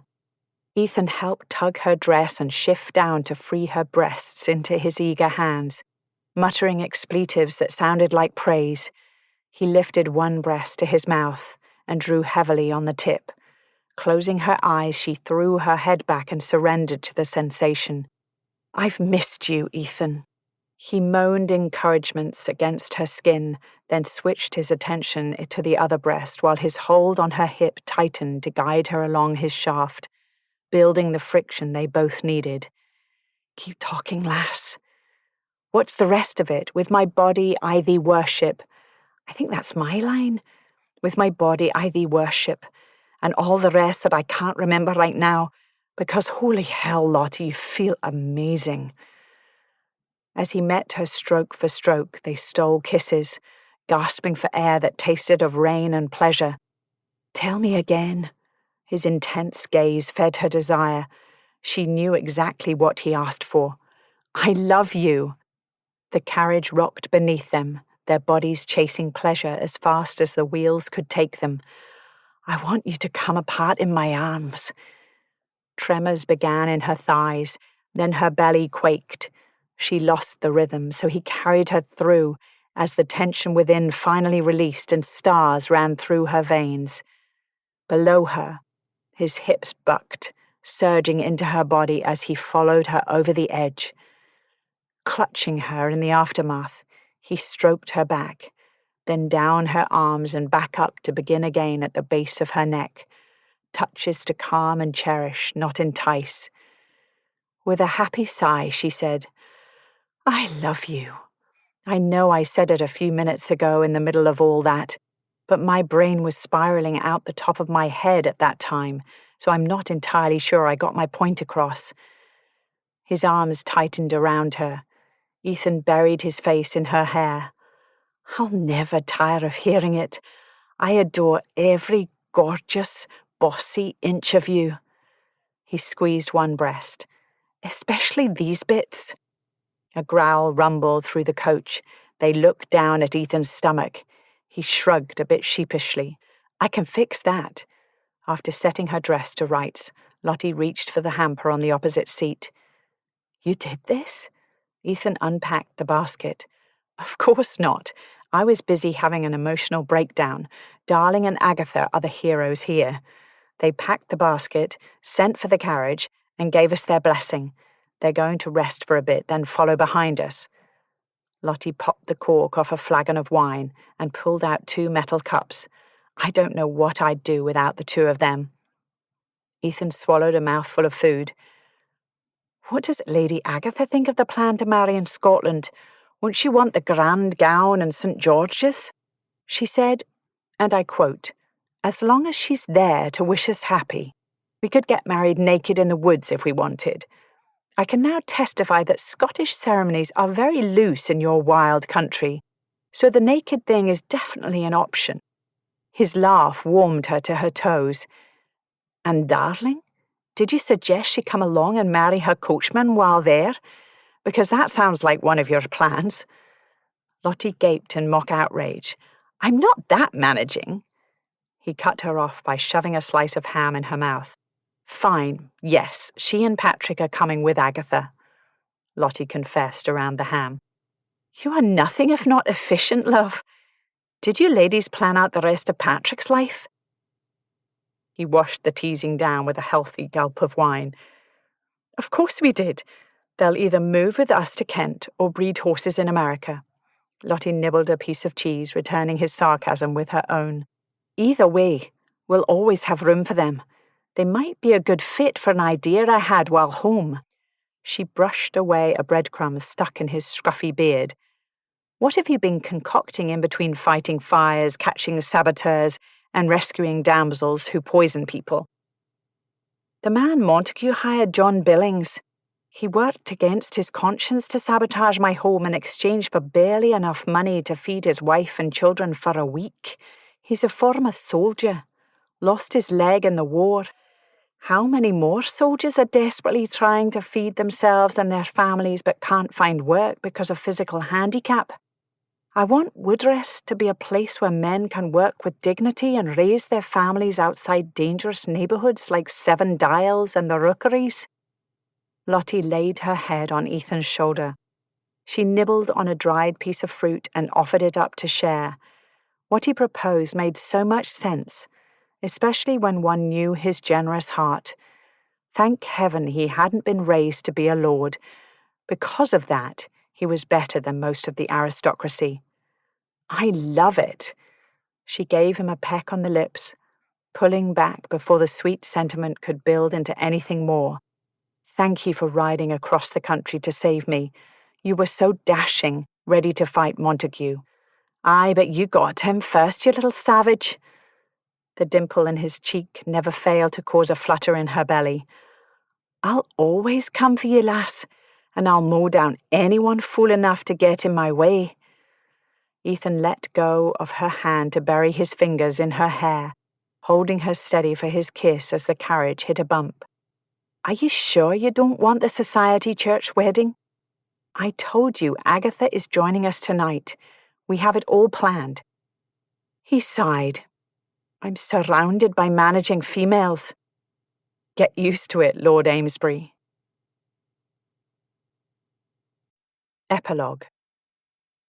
The river and nearby waterway of the Solway Firth carried men, ships, and silt to and from the sea with the temperament of a demanding mother-in-law. The air smelled like mud and fish. Cal might be cranky with fatigue. Once he finished this task, he'd get something to eat. Maybe that would help. Lack of food made him irritable, and he was most definitely irritable. A muffled sound came from the other seat in the carriage. Shut up, he replied. Montague glared ineffectual daggers from behind his gag. No doubt the man was making a rude gesture behind his back, where Cal had tied his hands. Justice was justice, after all, and Cal was nothing if not fair. Montague had been treated to the same tender ministrations he'd shown the new Lady Amesbury. Ethan and Lottie's marriage over the anvil had taken mere moments. Glancing at his pocket watch, Cal checked the time. The lovebirds were naked by now, he'd bet on it. Angus, an affable three-toothed man who'd known Ethan since birth, opened the door and climbed inside, carrying the smell of whiskey and tobacco with him. Time to take out the rubbish, eh? He's beginning to smell. You don't know the half of it. Let's just say this has been a very long trip, Cal said. Whatever Lottie had given the man was nothing short of foul. Angus directed him to a pub near the docks that was suitably disreputable for their needs. In the farthest corner, drinking in the shadows, sat a man with his back against the wall. After years of friendship with Ethan, Cal would be the first to admit that his metric might be skewed, but judging by the man's shoulders, he was a bit of a beast, easily as broad as Ethan, but without any layers of gentility. Definitely a rough character, although younger than he'd expected. Angus doffed his cap. Captain Harlow? Had a bit of trouble. Thought you could help. Lord Carlisle, this here's the gentleman I told you about. Gentleman might be stretching the truth. Pirate was probably more accurate. Cal eyed the sketchy seafarer a moment before motioning to a passing barmaid for another round of ale. The woman eyed him up and down suggestively, then winked when he placed a coin in her palm. "You'll get more than a drink from that one," Captain Harlow said, nudging a chair toward Cal. "I'll just take the drink, thank you." Cal took a seat and waited for Angus to sit beside him before speaking. "I won't waste your time, Captain. A man kidnapped my best friend's wife. You need me to track him down? I don't find people." "Your services aren't required for that. We have the kidnapper outside under guard. We need you to make him disappear." "If you want him gone, he'll need papers. Papers will cost you." Harlow paused when the barmaid came back to their table. The pirate captain, there was no way Cal would ever think of him as anything else, smirked when the barmaid rested her generous bosom on Cal's arm while delivering their drinks. Her offer was clear, but Cal wasn't tempted to take her up on it. He was here for business. She walked away with a pouting flounce, and Cal returned his attention to the pirate captain. "Name your price." "Not a good negotiator, are you, boy?" Angus muttered from his glass. "My one condition is you have to take custody of him now. I've been carting him around the country for days and want rid of him." "He's beginning to smell," Angus reported. "He anyone important?" "Good family, not an heir," Cal said. "Then I'd better get to work first, gold." He named a price that had Angus choking on his drink. It would be worth it if Montague disappeared forever. Without a second thought, Cal handed over the purse of coins he'd brought with him. He'd tell Ethan it was a quarter of that amount, should he ask. Rolling the purse in his hand, sending the coins jangling against each other, the pirate captain cocked his head. "You're a good friend to do this for a lady who's not even your wife." "This man is a threat to all women, and I have a sister." Cal drained his glass and rose from the table. Eyeing Cal, the man said, "I might like to meet this sister." "You'll never meet my sister. I guarantee it. Now let's get down to business." The coach awaited them in the farthest corner of the stable yard from the pub's entrance. Cal swung open the door, and there sat their coachman, happily holding a pistol on Montague. Their captive yelled through the gag, but no one attempted to decipher what he said. "You're right, there is a stench about him, isn't there?" Captain Harlow sounded almost cheerful when he continued. "You are now prisoner 879239, or you will be once I've forged your papers. You're charged with crimes of kidnapping, being an asshole, and generally making the wrong people mad. How do you plead?" He didn't pause for an answer. "Never mind, I don't care. You get a free trip to the penal colonies of Australia, courtesy of His Majesty the King. Come along, 879239. June 1820. Ethan winced, pitying the young man who'd just stepped on Emma's foot in the middle of the ballroom. Spinning Lottie through the steps of a waltz to sidestep around the couple, Ethan held his wife close enough to garner a few censorious glances from the matrons off the dance floor. "Poor lad, not likely that he'll get a second chance to impress her," Lottie said. Cal had claimed more than once that his sister's preference for rogues would be the end of his sanity. Most mornings he and Lottie listened to Cal lament his sister's suitors over breakfast, since they were conveniently located next door. They'd leased the townhouse next to Cal's for the season while Ethan attended to his duties in the House of Lords. Parliament had been in session since the King's death in January, and the government was busy preparing Prinny to take the throne. Ethan's and Lottie's weeks were full, split between Kent and the brewery, which was preparing its first batch of ale and London duties. The music came to an end with a trill of a flute and the gentle swish of silk skirts on the ballroom floor. Couples left the formation, and new ones took their place for the next dance. Ethan tucked Lottie's hand into the crook of his elbow. "How long until we can leave, do you think?" "We promised we'd stay for a few hours. Lord knows Cal might need to find you and do that wild-eyed panic routine if Lord Broxbury dances with Emma twice.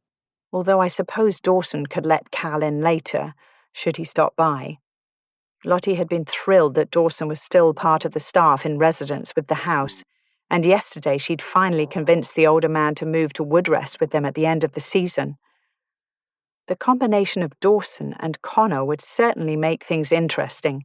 Ethan had every confidence they would figure out a way to coexist, the same way Connor and Lottie had navigated their way to acceptance and mutual respect. It hadn't taken long for his clansmen to develop an appreciation for Lottie's willingness to jump into the hard work of the estate. Nodding to acquaintances, Ethan and Lottie headed for the refreshment table. Lady Agatha turned from her friends and greeted them with a wide smile. "Good evening, my darlings. Are you enjoying yourselves?" "No, of course not. Amesbury, you look like you are on your way to the gallows. Try not to scare the debutantes. Lottie, are we still leaving at noon tomorrow?" His wife kissed her godmother's cheek. "Yes, Auntie. I'll come for you in the carriage at noon. Connor is expecting us by tea time." Lady Agatha's regular visits had helped warm Lottie to Connor's good graces. Connor adored the older woman, needling her with shameless flirting, which she met with a half-hearted reprimand and a twinkle in her eye. It wasn't chance that Agatha had been in residence at Woodrest when Lottie's father visited a few months ago. Tensions remained there, but Ethan was hopeful that with time the relationship between his wife and her father would heal. The Earl did gift them with her dowry, although Lottie declined an additional property. She claimed her new home kept her plenty busy, especially now that she was helping Patrick and Darling establish a small horse-breeding operation on a corner of Woodrest's acreage. They sipped glasses of champagne and surveyed the crush in the ballroom. Ethan turned to his wife. "What do you say to finding the balcony and taking in some fresh air, love?" Lottie leaned close and whispered, "I know you and balconies, and I doubt you'd fit under the skirts of this gown. Fancy a trip to the library instead?" She pressed her body against his side, sending his blood heating in anticipation. Ethan drained the champagne in one gulp, set the glass aside, and offered his hand. "Library it is, Princess. We both know how much I love a woman who reads." This has been a Hachette audio production of Any Rogue Will Do. Written by Bethany Bennett. Read by Harriet Fraser. Produced by Punch Audio. Directed by Slade McMurray at Imagine Studio, Santa Monica, California. Production supervised by Elise Green. Any Rogue Will Do is also available in print and digital formats from Forever, an imprint of Grand Central Publishing, a division of Hachette Book Group. For more Hachette audio productions, visit us at hachetteaudio.com. Thank you for listening. Text copyright 2020 by Bethany Bennett. Audio production copyright 2020 Hachette Audio, all rights reserved. Hachette Book Group supports the right to free expression and the value of copyright. The purpose of copyright is to encourage writers and artists to produce the creative works that enrich our culture. The duplicating, uploading, and distribution of this book without permission is a theft of the author's intellectual property. If you would like permission to use material from the book, other than for review purposes, please contact permissions@hbgusa.com. Thank you for your support of the author's rights. This audiobook is a work of fiction. Names, characters, places, and incidents are either the product of the author's imagination or are used fictitiously, and any resemblance to actual persons, living or dead, events, or locales is entirely coincidental.